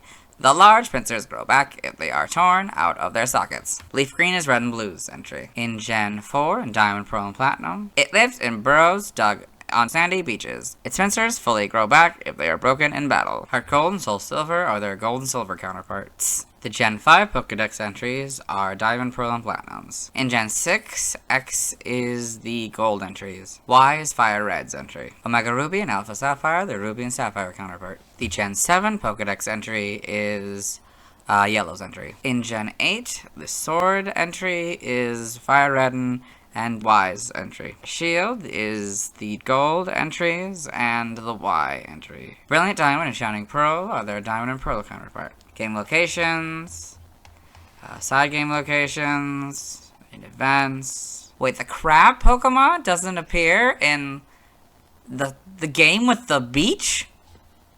What? Hold on. Oh my god, it doesn't! Why doesn't it appear? It's literally an island. It's a game with islands and beaches and stuff. Why would it not appear in those games? That's ridiculous. Held items, Pokemon caught in Gen 1 must be traded to a Gen 2 game in order for held item to appear. So in red, blue, and yellow, you get TM33 Ice Punch 100% of the time. Stats, base stats, HP 30, attack 105, defense 90, special attack 25, special defense 25, speed 50 for a total of 325. This Pokemon's special base stat in Gen 1 was 25. Pokethon stats, type effectiveness, damage normally by normal, fighting, flying, poison, ground, rock, bug, ghost, psychic, dragon, dark, and fairy. Weak to grass and electric for double, immune to nothing, resistant to steel, fire, water, and ice for half. For learn set, by leveling up, 1, you get Water Gun or Lair 4 Harden, 8 Metal Claw, 12 Mud Shot, 16 Protect, 20 Bubble Beam, 24 Stomp, 29 Flail, 32 Razor Shell, 36 Slam, 40 Swords Dance, 44 Crab Hammer, and 48 Guillotine. By TM/TR in Sword and Shield, TM15 Dig, 21 Rest, 22 Rock Slide, 23 Thief, 24 Snore, 25 Protect, 27 Icy Wind, 31 Attract, 33 Rain Dance, 35 Hail, 36 Whirlpool, 39 Facade, 43 Brick Break, 45 Dive, 48 Rock Tomb, 53 Mud Shot, 55 Brine, 59 Fling, 76 Round, 83 Razor Shell, 94 False Swipe. For the TR, 0-0 somehow, you get Swords Dance, 1 Body Slam, 4 Surf, 5 Ice Beam, 6 Blizzard, 12 Agility, 17 Amnesia, 20 Substitute, 26 Endure, 27 Sleep Talk, 39 Superpower, 46 Iron Defense, 60 X-Scissor, 83 Ally Switch, 84 Scald, and 98 Liquidation. Brilliant Diamond, Shining Pearl, TM3, Water Pulse, 7 Hail, 13 Ice Beam, 14 Blizzard, 17 Protect, 18 Rain Dance, 28 Dig, 31 Brick Break, 32 Double Team, 39 Rock Tomb, 42 Facade, 44 Rest, 45 Attract, 46 Thief, 49 Scald, 54 False Swipe, 55 Brine, 56 Fling, 58 Endure, 75 Swords Dance, 80 Rock Slide, 81 X-Scissor, 82 Sleep Talk, 87 Swagger, 90 Substitute, 93 Cut, 95 Surf, 96 Strength, and 98 Rock Smash. By breeding, in Sword and Shield, this group gives you Ancient Power, Kingler gives you Hammer Arm, Knockoff from this group, Night Slash from this group, and this group gives you Slash. Brilliant Diamond and Shining Pearl get Agility from this group. This group gives you Ally Switch, but it's gotta be from the Grand Underground. Amnesia from this group. This group gives you Ancient Power. This group gives you Flail. Kingler gives you Hammer Arm. This group gives you Haze. This group gives you Knockoff. This group gives you Night Slash. This group gives you Slam, this group gives you Slash, and this group gives you Tickle. By tutoring, you get nothing. By transfer from another generation, 1, 5, 6, and 7, you get Bide, that doesn't work anymore. 1 through 7, you get Bubble, that doesn't work anymore. 4, you get Captivate, that doesn't work anymore. 5 through 7, you get Chip Away, that doesn't work anymore. 6 and 7, you get Confide. 2, you get Curse. 1, 2, 5, and 6, you get Cut. 1 through 7, you get Double Team. 1 and 3, you get Double Edge. 2 through 7, you get Frustration. That doesn't work anymore. 2 through 4, you get Fury Cutter. 2 through 7, you get Haze. 7, you get Headbutt. 2 through 7, you get Hidden Power. That doesn't work anymore. 5 and 6, you get Hone Claws. 1 and 3, you get Mimic. 4 through 7, you get Mud Sport. That doesn't work anymore. 2 through 4, you get Mud Slap. 4, you get Natural Gift, that doesn't work anymore. 1, you get Rage, that doesn't work anymore. 2 through 7, you get Return, that doesn't work anymore. 2, 5, and 6, you get Rock Smash. 3 through 6, but in 5 it was in like an event. You get Secret Power, that doesn't work anymore. 1, 2, 5, and 6, you get Strength. 2 through 7, you get Swagger. 1, you get Takedown. 4 through 7, you get Tickle. 1 through 7, you get Toxic and Vice Grip. And 3, 4, 6, and 7, you get Water Pulse. Side game data. Okay. Pokemon Ranger in the browser entry. When Krabby starts foaming at its mouth, it's about to spray bubbles to attack. In Guardian Signs, it shoots orbs of water to attack. This. Pokepark Wii Pikachu's Adventure in the Pokepark Pad entry. Krabby often plays in the Beach Zone. Their favorite attraction is Dusknoir's Speed Slam. In Pokepark 2 Wonders Beyond, he got tired of battling over territory with Corphish in Cove Town, so he wandered into the Arcane area. He is proud of his pincers. Okay, got all this. Evolution data, Krabby, level 28. Kingler. Sprites here. Okay, they look interesting. Much more crab-like and less cartoony and friendly and nice. You can see the claws are up here and they're down here in this one. I don't know, it's got all the basics though. Little stubs for horns though. It's pretty good. I mean, this one arguably could work because if it just lifted its arms, I guess.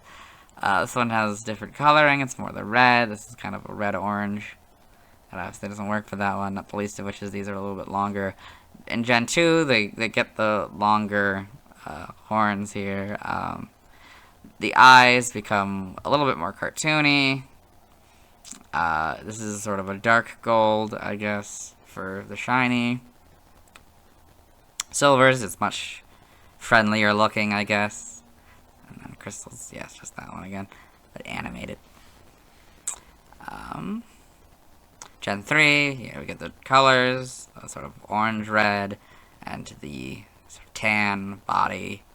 This is back to being gold for the non-tan body part, although the tan is a different tan. That's interesting. Fire red and leaf green, it's more of a darker tan, well, just kind of just being a normal tan, I guess. Diamond and pearl, not really much different. Slightly different colors, I guess. More yellow. Yeah,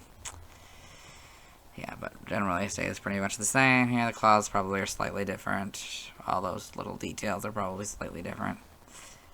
The undersides here look to be a little bit smaller. These little bumps. Yeah. Yep, black and white. Got the full back sprite here. Yep. Now they just become orange. This sort of whitish tan, probably sandish color. Then yellow. For this shiny here. The models are pretty good. The claws might be a little bit big, but otherwise a pretty faithful adaptation, I'd say. These little arms might also be a little bit too small compared to these sprites anyway. This might be slightly different. Got the Let's Go games. Pretty good. A little bit different. Yep. And Sword and Shield. Yep, got all that. It's a little bit more curved in, I guess. Probably slightly different yellow as well. Cross generation. Yeah, you got the orange and the yellow. Like, I think they're slightly darker, definitely darker than these. Same with the body. It's more of a white now. That's kind of a tan, I guess. In the anime, Krabby in the anime. Most notable, I would say, at least for in my experience, is Ash's Krabby.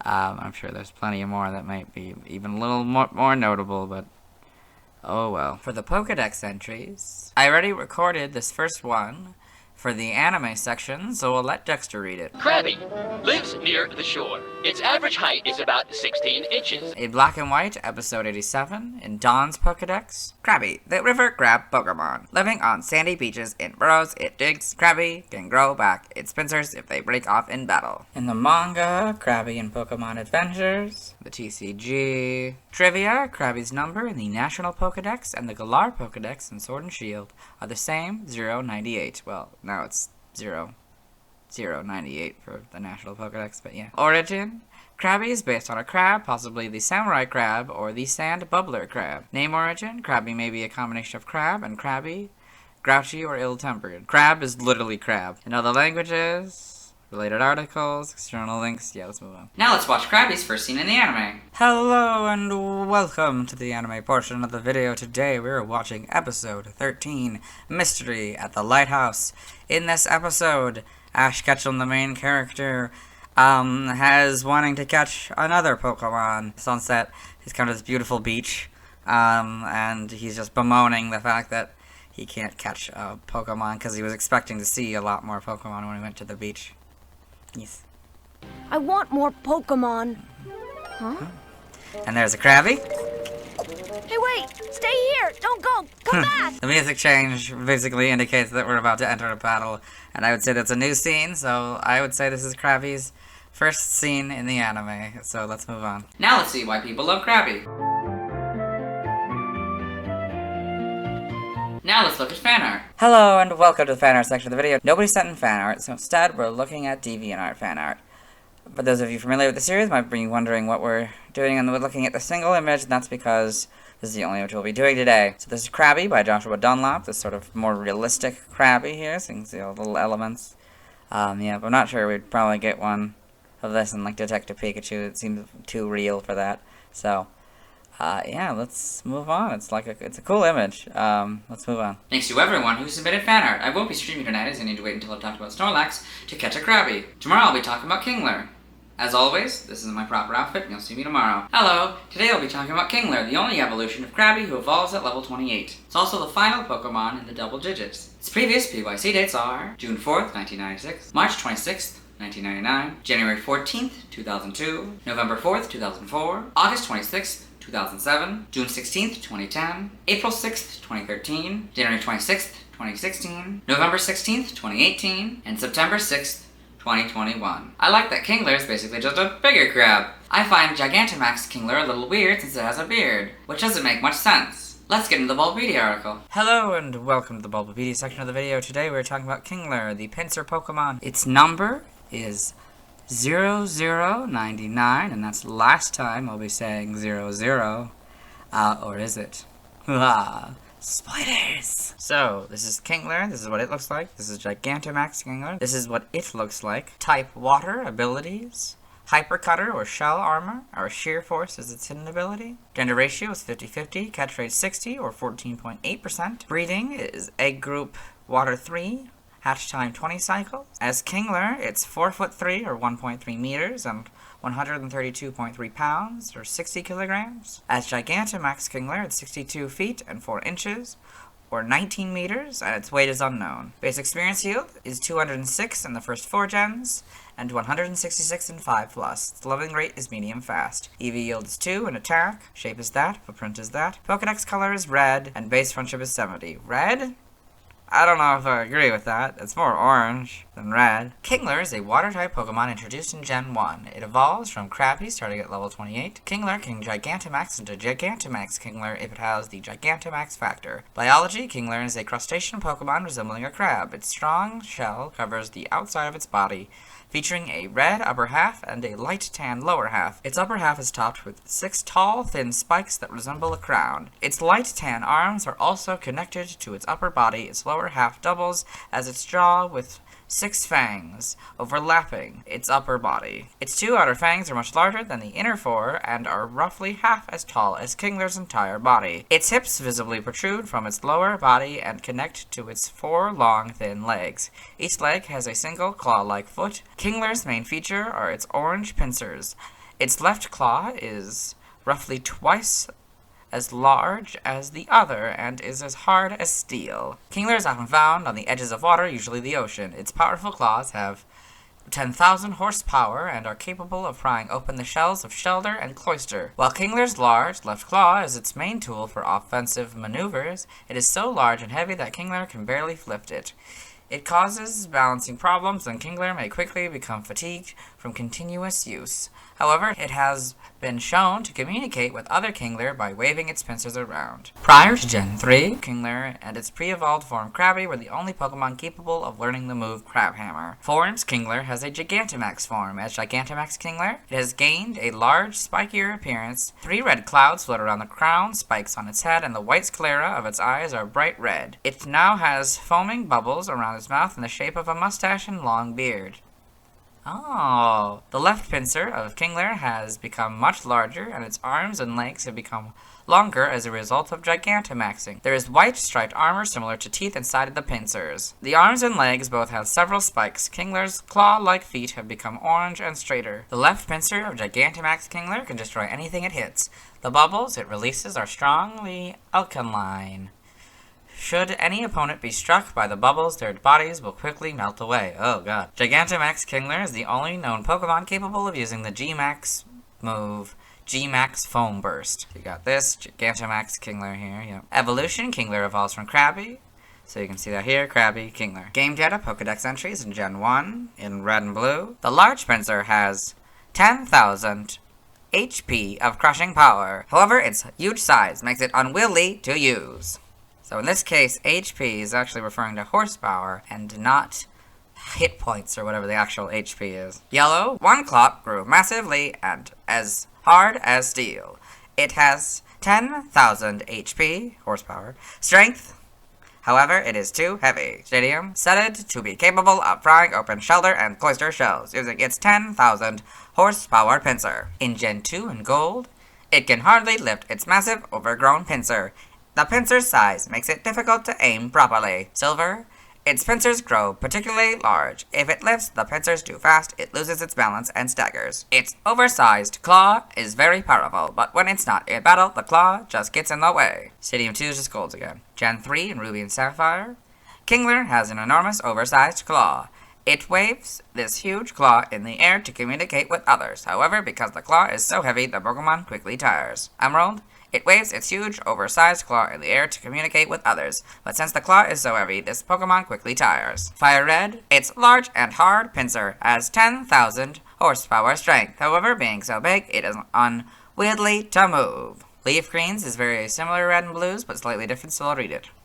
The larger pincer has 10,000 horsepower crushing force. However, its huge size makes it unwieldy to use. Gen 4, Diamond, Pearl, and Platinum. The larger pincer has 10,000 horsepower strength. However, it is so heavy, it is difficult to aim. Heart Gold and Soul Silver, they're gold and silver counterparts. In Gen 5, those entries are Diamond, Pearl, and Platinums. In Gen 6, X is Fire Red's entry. Y's is the silver entries. Omega Ruby and Alpha Sapphire are basically Ruby and Sapphires, but oversized is now one word. I'm not going to read it again. In Gen 7, the Let's Go games, one clock grew massively and is as hard as steel. It has 10,000 horsepower strength. However, it is too heavy. In Gen 8, for non-Gigantamax Kingler, Swords is Fire Red and X's entry. Shield is basically crystals, but like the other one, oversized is now one word. Brilliant Diamond and Shining Pearl are their Diamond and Pearl counterpart. Now for Gigantamax Kingler and Sword, the flow of Gigantamax energy has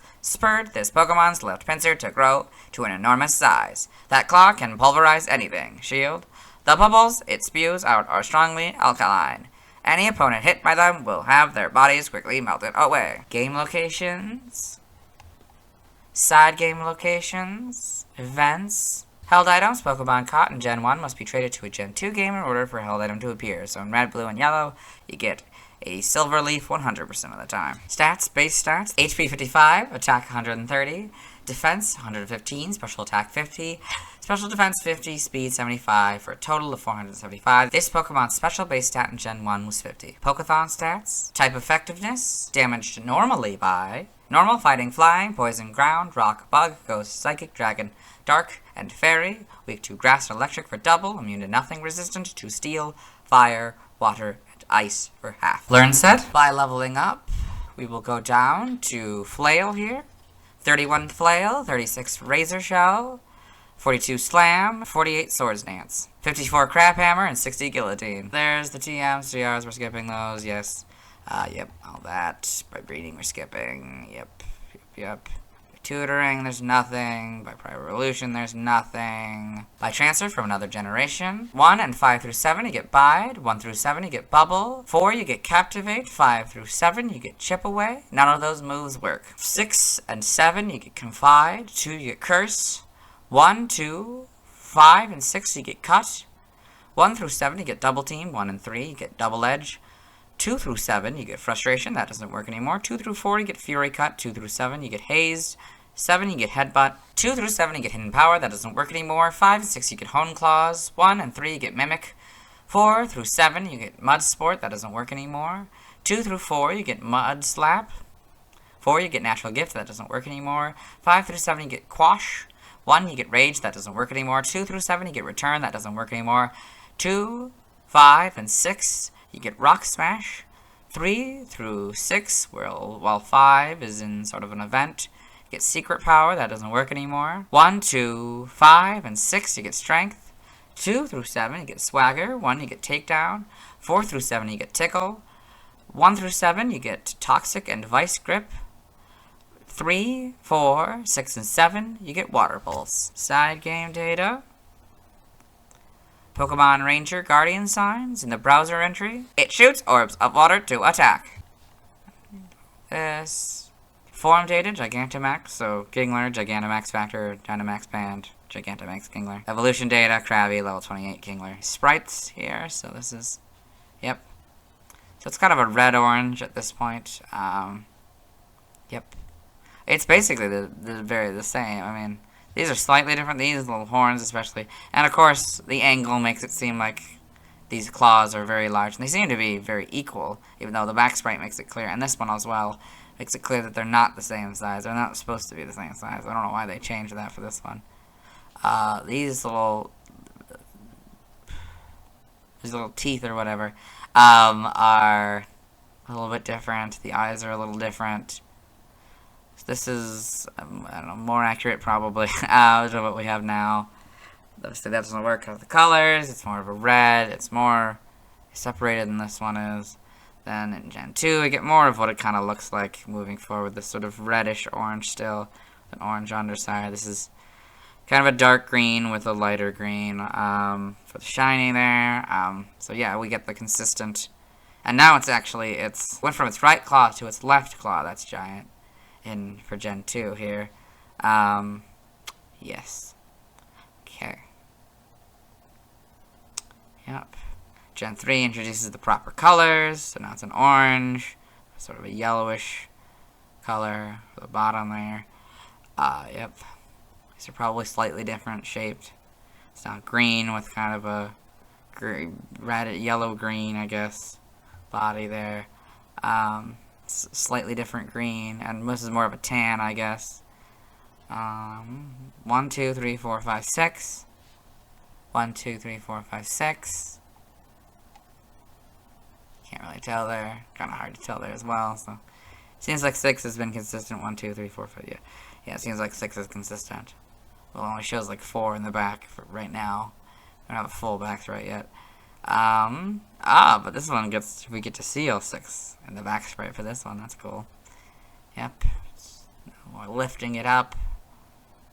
Yep, I'm sure it slightly differs with the fangs. I think those, a little bit different there. The eyes are probably slightly different. Golden Soul Silver, it's a little lighter tan than this one.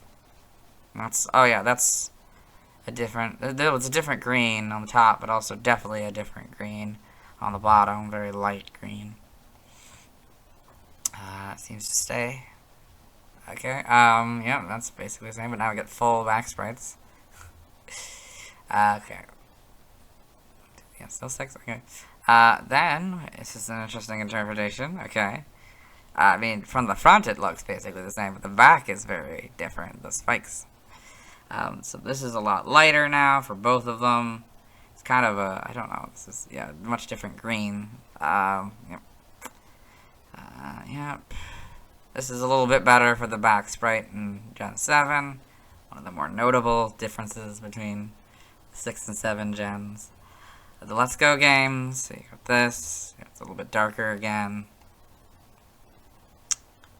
Sword and Shield here. We got, I don't know, it's a little bit different. Probably just generally better quality. So we got the Gigantamax. We get to see the Gigantamax is cool. This looks wildly different than its art. Oh my goodness, I was not expecting this. Huh, usually it's just basically a 3D version of the art, but I guess not in this case. They did not do that angle, I guess, for this one. Huh. But yeah, it's green like this one. Yep, and probably got the lighter, kind of greenish, white underside there, yeah. Home, you got all this, and that's, of course, now the 3D model of that one, so that's pretty cool. This is back to being sort of a darker, sort of a red, orange. It's probably a different green as well. This looks to be a darker green. Oh, I guess it was a darker green. Oh, it's okay. Yeah, okay. In the anime, Kingler in the anime. Pokedex entries in episode 63 in Gary's Pokedex. Kingler, the pincer Pokemon, the evolved form of Krabby. Its crushing claws make it a powerful opponent. In episode 75 in Ash's Pokedex. Kingler, the evolved form of Krabby, a pincer Pokemon whose claws can pinch with the power of 10,000 horsepower. In Black and White, episode 87 in Dawn's Pokedex. Kingler, the pincer Pokemon, and the evolved form of Krabby. Kingler's larger pincer has immensely powerful crushing strength, but because of its weight, it is difficult to aim. We got Pokemon Evolutions, in the manga here, Kingler and Pokemon Adventures with a Machop. Then we got Gigantamax, Kingler and Pokemon Adventures. With a Gigantamax, Sandaconda in the background there. That's pretty cool. I don't think I've ever actually seen Gigantamax Sandaconda, so that's That's interesting. Okay, got all this, and the TCG, other appearances, Pokemon, Detective Pikachu, we'll see that later. Trivia, Kingler shares its category name with Scizor. They are both known as the pincer Pokemon, though Scizor was originally called the Scissors Pokemon. Kingler's number in the National Pokedex and the Galar Pokedex in Sword and Shield are the same, 099. Well, now, for the National Pokedex, it's 0099, but you get the idea. Many of Kingler's Pokedex entries mention its claw having the crushing power of 10,000 horsepower. In actuality, horsepower is a unit of power, which is energy divided by time, not related to pressure in any way. A more fitting unit would be pounds per square inch. Origin, Kingler appears to be very similar to a fiddler crab or a terrestrial crab of the genus Cardosoma, which usually have one claw larger than the other. Crabs from the Erithioidea family also share this trait, with one of its members, Pseudocarcinus gigas, being one of the largest crab species in the world. May also draw inspiration from pliers and hammers. Conceptually, its crown and spikes and its name may allude to the king crab. Its Gigantamax form may be based on Japanese spider crabs with a bubble beard, which may be a reference to the fact that crabs blow bubbles to keep oxygen flowing to the gills when they are out of the water. It also resembles a bearded king. Name origin, Kingler may be a combination of king crab and angler. It may also involve fiddler crab. In other languages, or related articles, external links to the Gigantamax forms. Yeah, let's move on. Now let's watch Kingler's first scene in the anime. Hello and welcome to the anime portion of the video. Today we're watching episode 42, Showdown at Dark City. In this episode, two rival gyms, unofficial gyms, in Dark City are fighting each other in like a brawl, just in the streets. So this is an Electabuzz being attacked by some of the other ones, by the other team's enemies, and so we'll see more. We'll see those Pokemon. So they can see the Kingler there. Yeah, they're being attacked. It's being attacked by. So that seems to be Kingler's first scene in the anime. Let's move on. Now let's watch Kingler's scenes in Detective Pikachu. Hello and welcome to the Detective Pikachu portion of the video, as I like to call it, Detective Kingler, as it's only the frames with Kingler. So this is Tim Goodman.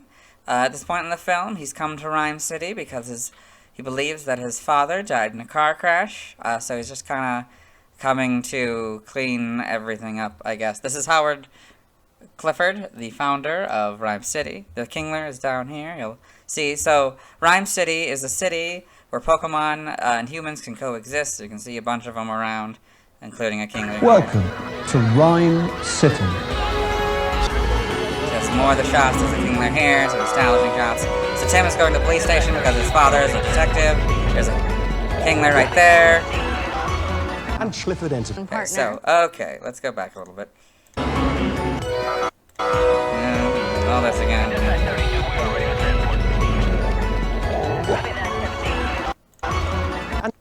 Okay, so this scene, so that's Howard, this is his son Roger, who runs the news.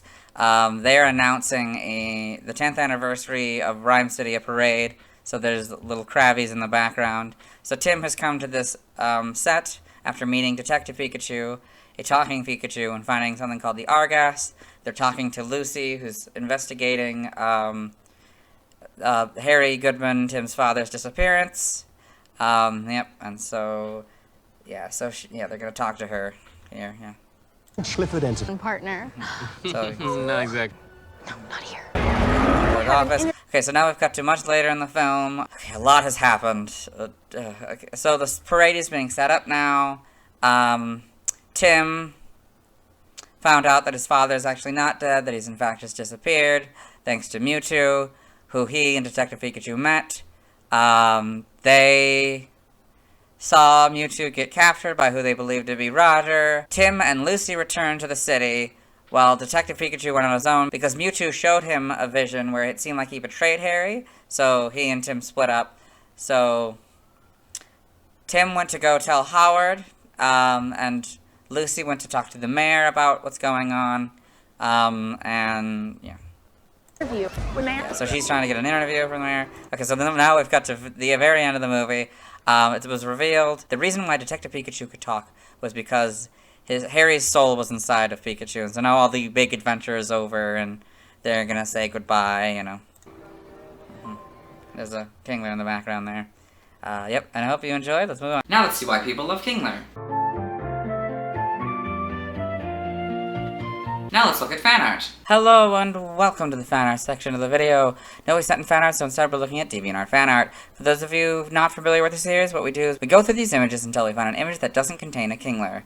So this first image doesn't contain a Kingler, so we'll go on to the second one. So this is Kingler Crab Hammer by Ishmam. So I guess it's a Kingler doing the move Crab Hammer. That's pretty cool. You see it like swirling and stuff. That's a very nice style. Then we've got Kingler 2 by Joshua Dunlop.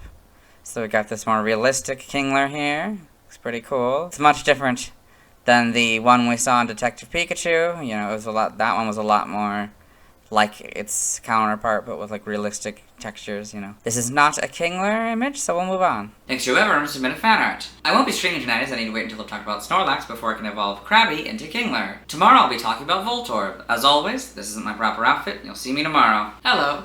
Today I'll be talking about Voltorb, the first Pokemon in the triple digits. If one wishes to consider Hisuian Voltorb, Pokemon number 100, that version is the first electric grass Pokemon. Its previous PYC dates are June 5th, 1996, March 27th, 1999, January 15th, 2002, November 5th, 2004, August 27th, 2007, June 17th, 2010, April 7th, 2013, January 27th, 2016, November 17th, 2018, and September 7th, 2021. I like that Voltorb is basically just a Pokeball without the middle part. I find Hisuian Voltorb a little weird since it's my understanding that Voltorb is a man-made Pokemon that fuses the electricity of a power plant with the electricity of a modern Pokeball. But I understand why they wanted to base a Pokemon on the new, well, old Pokeballs in Legends Arceus. I also don't hate the design, and think it's rather clever, despite the inconsistency with the original lore. Let's get into the Bulbapedia article and see if we can't find out more about the lore inconsistency. Hello, and welcome to the Bulbapedia section of the video. Today we'll be talking about Voltorb. As non-Hisuian Voltorb, it's the fall Pokemon, and as Hisuian Voltorb, it's the sphere Pokemon. Its number is 0-100. That's the first time I'm saying not 2 zeros in a row, because it's our first triple-digit Pokemon. That's exciting. So this is Voltorb. This is what it looks like. This is Hisuian Voltorb. This is what it looks like. Types, as non-Hisuian Voltorb is just electric, but as Hisuian Voltorb, it's electric grass. Abilities, soundproof or static. And Aftermath is its hidden ability. Gender ratio, gender unknown. Catch rate is 190 or 35.2%. Breeding, a group mineral. Hatch time 20 cycles. Height is 1'8" or 0.5 meters. Weight, as non-Hisuian Voltorb, is 22.9 pounds, or 10.4 kilograms, and as Hisuian Voltorb is 28.7 pounds, or 13 kilograms. Base experience yield is 103 in the first 4 gens, and 66 in 5+. Leveling rate is medium fast. EV yield is 1 in speed. Shape is that. It doesn't have feet, so it has no footprint. Pokedex color is red. Base friendship is 70. Voltorb is an electric-type Pokemon introduced in Gen 1. It evolves into Electrode starting at level 30. In Hisui, Voltorb has a dual-type electric/grass regional form. It evolves into Hisuian Electrode when exposed to a Leaf Stone. Biology, Voltorb is a spherical Pokemon that resembles a buttonless Pokeball with eyes. The top half is red while the bottom half is white. Because of its resemblance to Pokeballs, it is thought that it was created when one was exposed to an energy pulse. This is supported by the fact that its components do not occur naturally. Voltorb is generally found in power plants and other areas with electric fields, where it feeds. It was first discovered in the plant where modern Pokeballs were invented. It has a volatile temperament and will explode if agitated or bumped by the slightest contact. Due to constantly being mistaken as a Pokeball, Voltorb has reportedly zapped many humans as a result. Aww. Forms. Voltorb has a regional form, Hisuian Voltorb. Hisuian Voltorb, like its modern counterpart, resembles the apricorn-made Pokeballs of the time period. Both appear to be made of a grainy wood-like substance with a glossy surface and a hole on top. On the inside, Hisuian Voltorb's body contains numerous seeds, but it has been impossible to examine its interior due to it being pitch black. Hisuian Voltorb has a distinctive red wooden unibrow. Despite its resemblance to a Pokeball, it can be inferred that Hisuian Voltorb's existence predates the device's invention, as evidenced by the fact that the ancient hero of Hisui legend has an Electrode companion, which would become the ancestor of the region's noble Electrode. Interesting. Hisuian Voltorb can store electric currents in its belly, which it discharges all at once from its hole. Unlike Cantonian Voltorb, Hisuian Voltorb have friendly and excitable temperaments, which leads them to cluster around people, causing them to be a nuisance when they discharge. It is known to let out a great, uproarious laugh whenever it discharges. There are stories of people temporarily plugging the hole of Hisuian Voltorb to prevent them from discharging before removing them from their settlements. Evolution, Voltorb evolves into Electrode, so you can see that here. Voltorb, Electrode. Hisuian Voltorb evolves into Hisuian Electrode. So you can see that here. Hisuian Voltorb, Hisuian Electrode. You can also see the electric inside and grass outside. Game data, NPC appearances, Pokemon Pinball. 3 Voltorb appear on the red table and give the player points when hit. When Catch-em mode is activated, they also reveal the silhouette of the Pokemon attempting to be captured upon being hit. Pokemon Magikarp Jump, a Voltorb may appear as part of the Is It Treasure event, where it will explode and thereby force the player's Magikarp to retire. Pokedex entries in Gen 1, in red and blue, usually found in power plants, easily mistaken for a Pokeball. They have zapped many people. Yellow, it is said to camouflage itself as a Pokeball. It will self-destruct with very little stimulus. Stadium, usually found in power plants. In some instances, they have been seen drawing power from the trolleys of electric trains. Gen 2, Gold, it rolls to move. If the ground is uneven, a sudden jolt from hitting a bump can cause it to explode. Silver, it was discovered when Pokeballs were introduced. It is said that there is some connection. Crystal, during the study of this Pokemon, it was discovered that its components are not found in nature. Stadium 2 is Golds again. Gen 3, Ruby, Voltorb was first sighted at a company that manufactures Pokeballs. The link between that sighting and the fact that this Pokemon looks very similar to a Pokeball remains a mystery. Sapphire, Voltorb is extremely sensitive. It explodes at the slightest of shocks. It is rumored that it was first created when a Pokeball was exposed to a powerful pulse of energy. Emerald, it bears an uncanny and unexplained resemblance to a Pokeball. Because it explodes at the slightest shock, even veteran trainers treat it with caution. Fire Red, a life form whose identity is unknown. It is said to screech or suddenly self-destruct. Leaf Green is very similar to Red and Blues, but slightly different, so I'll read it. Usually found in power plants, easily mistaken for a Pokeball. It has zapped many people. In Gen 4 in Diamond, Pearl, and Platinum, it looks just like a Pokeball. It is dangerous because it may electrocute or explode on touch. Heart Gold and Soul Silver are their gold and silver counterparts. In Gen 5, Black and White is the Diamond, Pearl, and Platinums. Black 2 and White 2 are very similar but slightly different, so we'll read it. It looks just like a Pokeball. It is dangerous because it may electrocute or explode on contact. In Gen 6, X is the silver entry. Y is the leaf green entry. Omega Ruby and Alpha Sapphire, they're Ruby and Sapphire counterparts. The Gen 7 Pokedex entry is Yellow's entry. In Gen 8, for non-Hisuian Voltorb, that entry is its Diamond and Pearl counterpart. For the Hisuian Voltorb in Legends Arceus, an enigmatic Pokemon that happens to bear a resemblance to a Pokeball. When excited, it discharges the electric current it has stored in its belly, then lets out a great uproarious laugh. In Gen 9, Scarlet is the gold entries. Violet is very similar to Leaf Green and Wise, but slightly different, so I'll read it. It's usually found in power plants, easily mistaken for a Pokeball. It has zapped many people. Here we got Voltorb in the Paldea Pokedex. It's at night. You can see 3 of them. That's pretty cool. They seem to be in some sort of square. I think it's maybe the center of the main area, that like the school grounds or whatever. I don't know exactly why it's night and why they're just hanging out here, but I don't know. Maybe it has something to do with this Pokeball symbol. I don't know.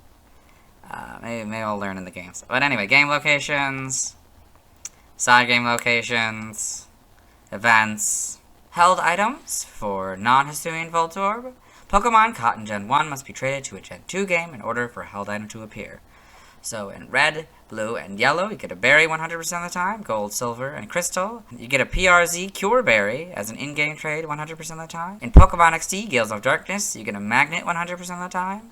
In Heart Gold and Soul Silver, you get a Cherry Berry as an in-game trade 100% of the time. Hisuian Voltorb in Legends Arceus, of course. Normal, you get Castor Fern 35% of the time. Ball of Mud 15% of the time. Great items by level. For Alpha, you get EXP Candy S 100% of the time. Seed of Mastery 10% of the time. And great items by level. Still don't know how the math works. Stats, base stats for Voltorb. HP 40, attack 30, defense 50, special attack 55, special defense 55, speed 100, for a total of 330. This Pokemon's special base stat in Gen 1 was 55. For Hisuian Voltorb has the same base stats as Cantonian Voltorb due to the different way stats are calculated in Pokemon Legends Arceus. Exact minimum and maximum stats are not shown in this table. Pokéthon stats, type effectiveness for non-Hisuian Voltorb is damaged normally by normal, fighting, poison, rock, bug, ghost, fire, water, grass, psychic, ice, dragon, dark, and fairy. Hisuian Voltorb keeps normal, fighting, rock, ghost, psychic, dragon, dark, and fairy, poison, bug, fire, water, grass, and ice. So it's damaged only by normal, fighting, flying, ground, rock, ghost, psychic, dragon, dark, and fairy. Non-Hisuian Voltorb is weak to ground for double, while Hisuian Voltorb is weak to poison, bug, fire, and ice for double. Neither are immune to anything. Voltorb is resistant to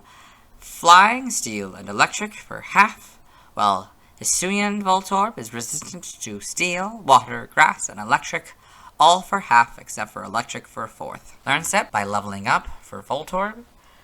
1 Charge and Tackle, 4 Thundershock, 6 Eerie Impulse, 9 Spark, 11 Rollout, 13 Screech, 16 Charge Beam, 20 Swift, 22 Electro Ball, 26 Self-Destruct, 29 Light Screen, 34 Magnet Rise, 37 Discharge, 41 Explosion, 46 Gyro Ball, and 50 Mirror Coat. For Hisuian Voltorb, get 1 Charge and Tackle, 4 Thundershock, 6 Stun Spore, 9 Bullet Seed, 11 Rollout, 13 Screech, 16 Charge Beam, 20 Swift, 22 Electro Ball, 26 Self-Destruct, 29 Energy Ball, 34 Seed Bomb and Discharge, 41 Explosion, 46 Gyro Ball, and 50 Grassy Terrain. By TM for Voltorb, get 1 Takedown, 4 Agility, 7 Protect, 18 Thief, 23 Charge Beam, 25 Facade, 32 Swift, 47 Endure, 48 Volt Switch, 50 Rain Dance, 62 Foul Play, 70 Sleep Talk, 72 Electro Ball, 75 Light Screen, 82 Thunder Wave, 85 Rest, 87 Taunt, 96 Eerie Impulse, 103 Substitute, 126 Thunderbolt,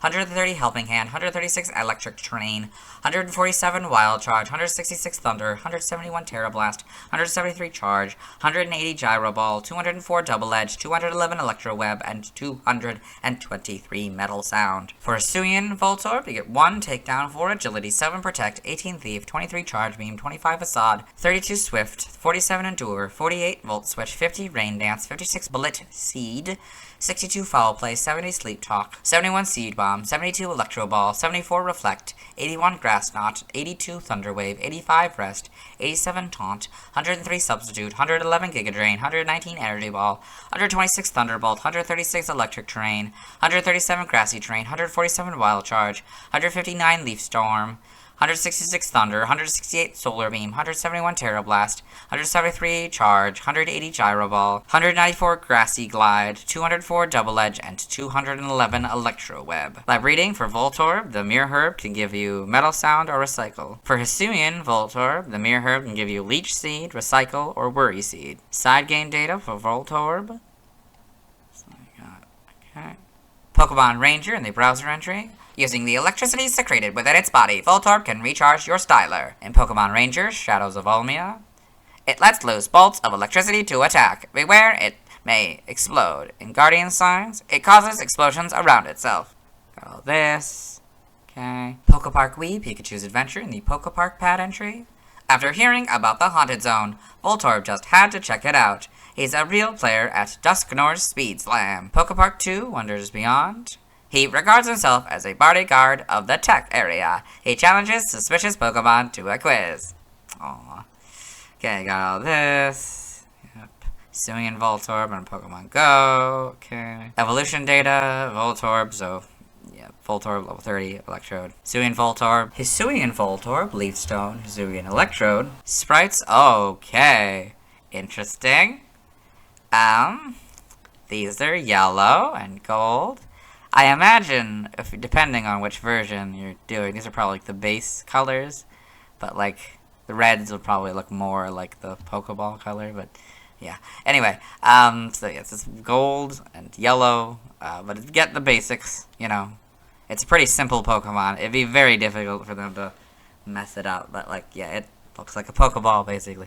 This gives like an orange, very similar to the red that we'll get soon here. This doesn't work because of the colors. Yep. Gen 2, so you got the red top and the white bottom. Then it's a blue top and a white bottom. Still, actually looks to be a different kind of shade of white. That's interesting. Maybe a cream and a white. Yep. And yeah, this is a darker red and a darker blue, I think. Then yeah, Gen 3, we got the like the proper red and the sort of the blue, I guess it would be, and the white bottom properly for both of them now. Yeah, there probably isn't much different. The eyes might get changed size and stuff, but generally it probably is going to stay the same here. Okay, you got this. Yeah. Not really much changes. Full back sprites in Gen 5. We got the models. I mean, this is arguably the easiest one to do. It's literally just a ball, and they just had to do textures for the line and the eyes. Like, you can't mess this one up. It's a little lighter now. Yeah, a little darker in the Let's Go games. So for Suian Voltorb here, we get to see its shiny is black with the sort of brown, I guess, same. So home here, you can see, compare them. See how it's like an orange instead of the red. See, obviously more wood-like. Yep, it's black instead of blue. Yep. In the anime, Voltorb in the anime, shiny Voltorb in the anime. That's cool. All this. Yep. Okay. Okay. For Pokedex entries, this first one I've already recorded for the anime section, so we'll let Dexter read it. Voltorb. The identity of this creature is unknown. It has an extreme personality, uses electric attacks, and at times self-destructs. In episode 114, in Ash's Pokedex, Voltorb. This mysterious Pokemon uses strong electric attacks and is often found near power plants. Use extreme caution. Voltorb may explode without warning. In what I assume is Journeys, episode 52, in Go's Rotom Phone, Voltorb, the ball Pokemon, an electric type. Voltorb appears in places where electricity is generated, and it resembles a Pokeball. Pokemon Origins, you get a Voltorb in Pokemon Origins up here with a Geodude and Eevee and Jigglypuff. Yeah, you got in the manga, Voltorb in Pokemon Adventures. Yep. This. The TCG. The TFG. Trivia: in the English and European versions of Heart Gold and Soul Silver, a game called Voltorb Flip is introduced in place of slot machines. The game is similar to Minesweeper and largely focuses on flipping over cards to multiply the coins currently earned. Some cards, however, have Voltorb on them, which will cause the player to lose coins when flipped. Voltorb has the lowest base attack stat of all electric-type Pokemon. According to Pokemon Heart Gold and Soul Silver, Prima's official strategy guide, Voltorb is the only Pokemon recommended for the disc catch that is not a flying type. In Pokemon Scarlet and Violet, Voltorb will explode if the player walks too close to it and the Voltorb notices them. That's a fun detail, I like that. The Shadow Voltorb in XD Gales of Darkness is missable if players lose to Meyer B in the first battle when he has the Voltorb in the Cave Pokespot, as there is not a flag to make it respawn unlike other Shadow Pokemon.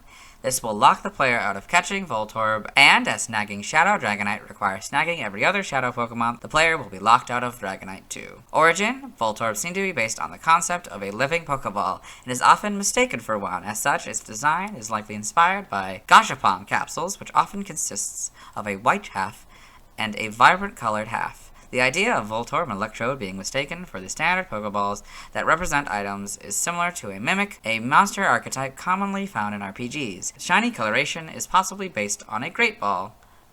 Voltorb may also be based on Ball Lightning, as hinted by its spherical shape, type, and explosive behavior. Given its tendency to explode and shape, it also shares similarities with common depictions of bombs. It may also be based on Zuku Mogami, where items acquire a spirit and come to life on their 100th birthday, which might be referenced by Voltorb's national Pokedex number, which is 100. The expression on both Voltorb and Electrode may be a personification of the positive and negative charges associated with electric charge. For the Cantonian forms, Voltorb has a negative, angry look, where Electrode has a positive, happy look.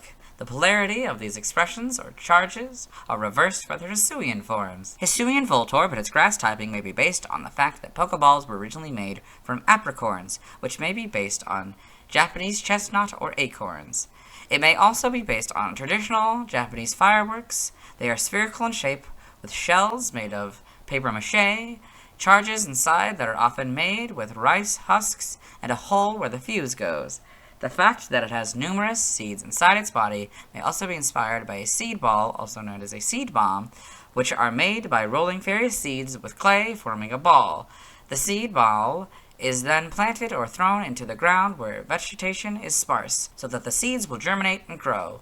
Hisuian Voltorb's shiny colorization may be based on an ultra ball or a heavy ball. Name origin, Voltorb may be a combination of volt and orb. Very likely. Biri-Ridama may be a combination of biri-biri, sound of electric shock, and tama, sphere. In other languages, related articles, references, external links to the Hisuian forms. Let's move on. Since we already watched Voltorb's first scene in the Venonat video, let's watch Voltorb's second scene. Hello and welcome to the anime portion of the video. Today we're watching episode 32, The Ninja Poké Showdown. In this episode, Ash Ketchum and his traveling companions, Brock and Misty, as well as his faithful Pokemon Pikachu, have wandered into this mansion. Ash has just been electrocuted, and he thought it was Pikachu, but it was not. Brock here is going to point out who the actual Pokemon that zapped him. And there's the Voltorb, the Pokemon that zapped him. Voltorb, the identity of this creature is unknown. It has an extreme personality, uses electric attacks, and at times self-destructs. Ooh. This That's place not good. gets weirder and weirder. That's Misty, by the way, the girl. That's Pikachu. Okay. Where'd Venonat go? Okay, so, oh yeah, and they followed the Venonat in. But yeah, that's Voltorb's first scene in the anime, so let's move on. Now let's talk about the TCG. I have two Voltorb cards, neither of which are Hisuian Voltorb. I'll start with the older one. It's the second Voltorb card design. It was illustrated by the late Kaiji Kinabuchi. I like the unique angle and the lighting. The brow is interesting since the only main games in CGI that model the brow is the Gen 9 games. Pokemon Home, the Pokepark games, and Pokemon Go also model the brow. Voltorb has 40 HP. It's 1 foot 8 and 23 pounds, which is 0.1 pounds heavier than its weight in the official Pokedex. It has one move, Tackle. On this card, Huh? What do you mean am I going to explain what Tackle is? Wait, we've gotten to the 100th Pokemon, not explaining what Tackle, the most famous move, is? I guess I should explain for those who don't know. Tackle is a normal-type move introduced in Gen 1. It's the most famous purely by the fact that a large portion of Pokemon start with this move. It's a simple, damaging move that is a good way to introduce the fighting mechanic to new players. On this card, it takes 1 of any energy and hits for 10 damage. Voltorb is weak to fighting for double damage. This seems to have been chosen, as ground is included in the fighting type. It has no resistance, but it could have been resistant to lightning type, as it's resistant to electric type in the video games. Its retreat cost is 1 of any energy. Its description reads, usually found in power plants, easily mistaken for a Pokeball. It has zapped many people. This is a Pokedex entry in Leaf Green, White. It's also similar to the Pokedex entry in Pokemon Red and Blue. In Violet, Voltorb is level 10. In the video games, it's 20 levels from evolving into Electrode. The other card is the third Voltorb design. It was illustrated by Ken Sugimori. This is another instance of what would be me commenting on a boring image because it's the official art from Pokemon Red and Blue with a cool background if it weren't a cool piece of art. It's cool to see Voltorb from this angle. The background is also cool. This Voltorb has the same HP, height, weight, weakness, resistance, and retreat cost as the other one. The card has the Team Rocket expansion R symbol next to the weight.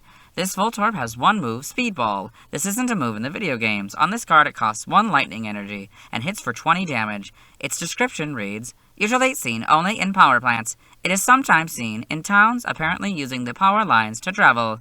This is an original description. I love imagining Voltorb traveling on power lines. It's a funny image. Voltorb is level 13, 3 levels higher than the other Voltorb. In the video games, it would be 17 levels from evolving into Electrode. Speaking of Electrode, I don't have a card for it, so the next Pokemon with a card I'll be talking about is Execute. Now let's see why people love Voltorb. Now let's look at fan art. Hello and welcome to the fan art section of the video. Nobody sent in fan art, so instead we're looking at DeviantArt fan art. For those of you familiar with the series, you might be wondering why we're on this single image. That's because it's the only image we'll be doing today. So this is Voltorb by Joshua Dunlop, this sort of more realistic Voltorb here. You can see all the different elements. It's pretty cool, the electricity coming off of it. We might have seen something like this in Detective Pikachu. I could definitely see that in the world. Yep. It's pretty cool. Let's move on. Thanks to everyone who submitted fan art. I won't be streaming tonight as I need to wait until I've talked about Snorlax before I can catch a Voltorb. Tomorrow I'll be talking about Electrode. As always, this isn't my proper outfit and you'll see me tomorrow.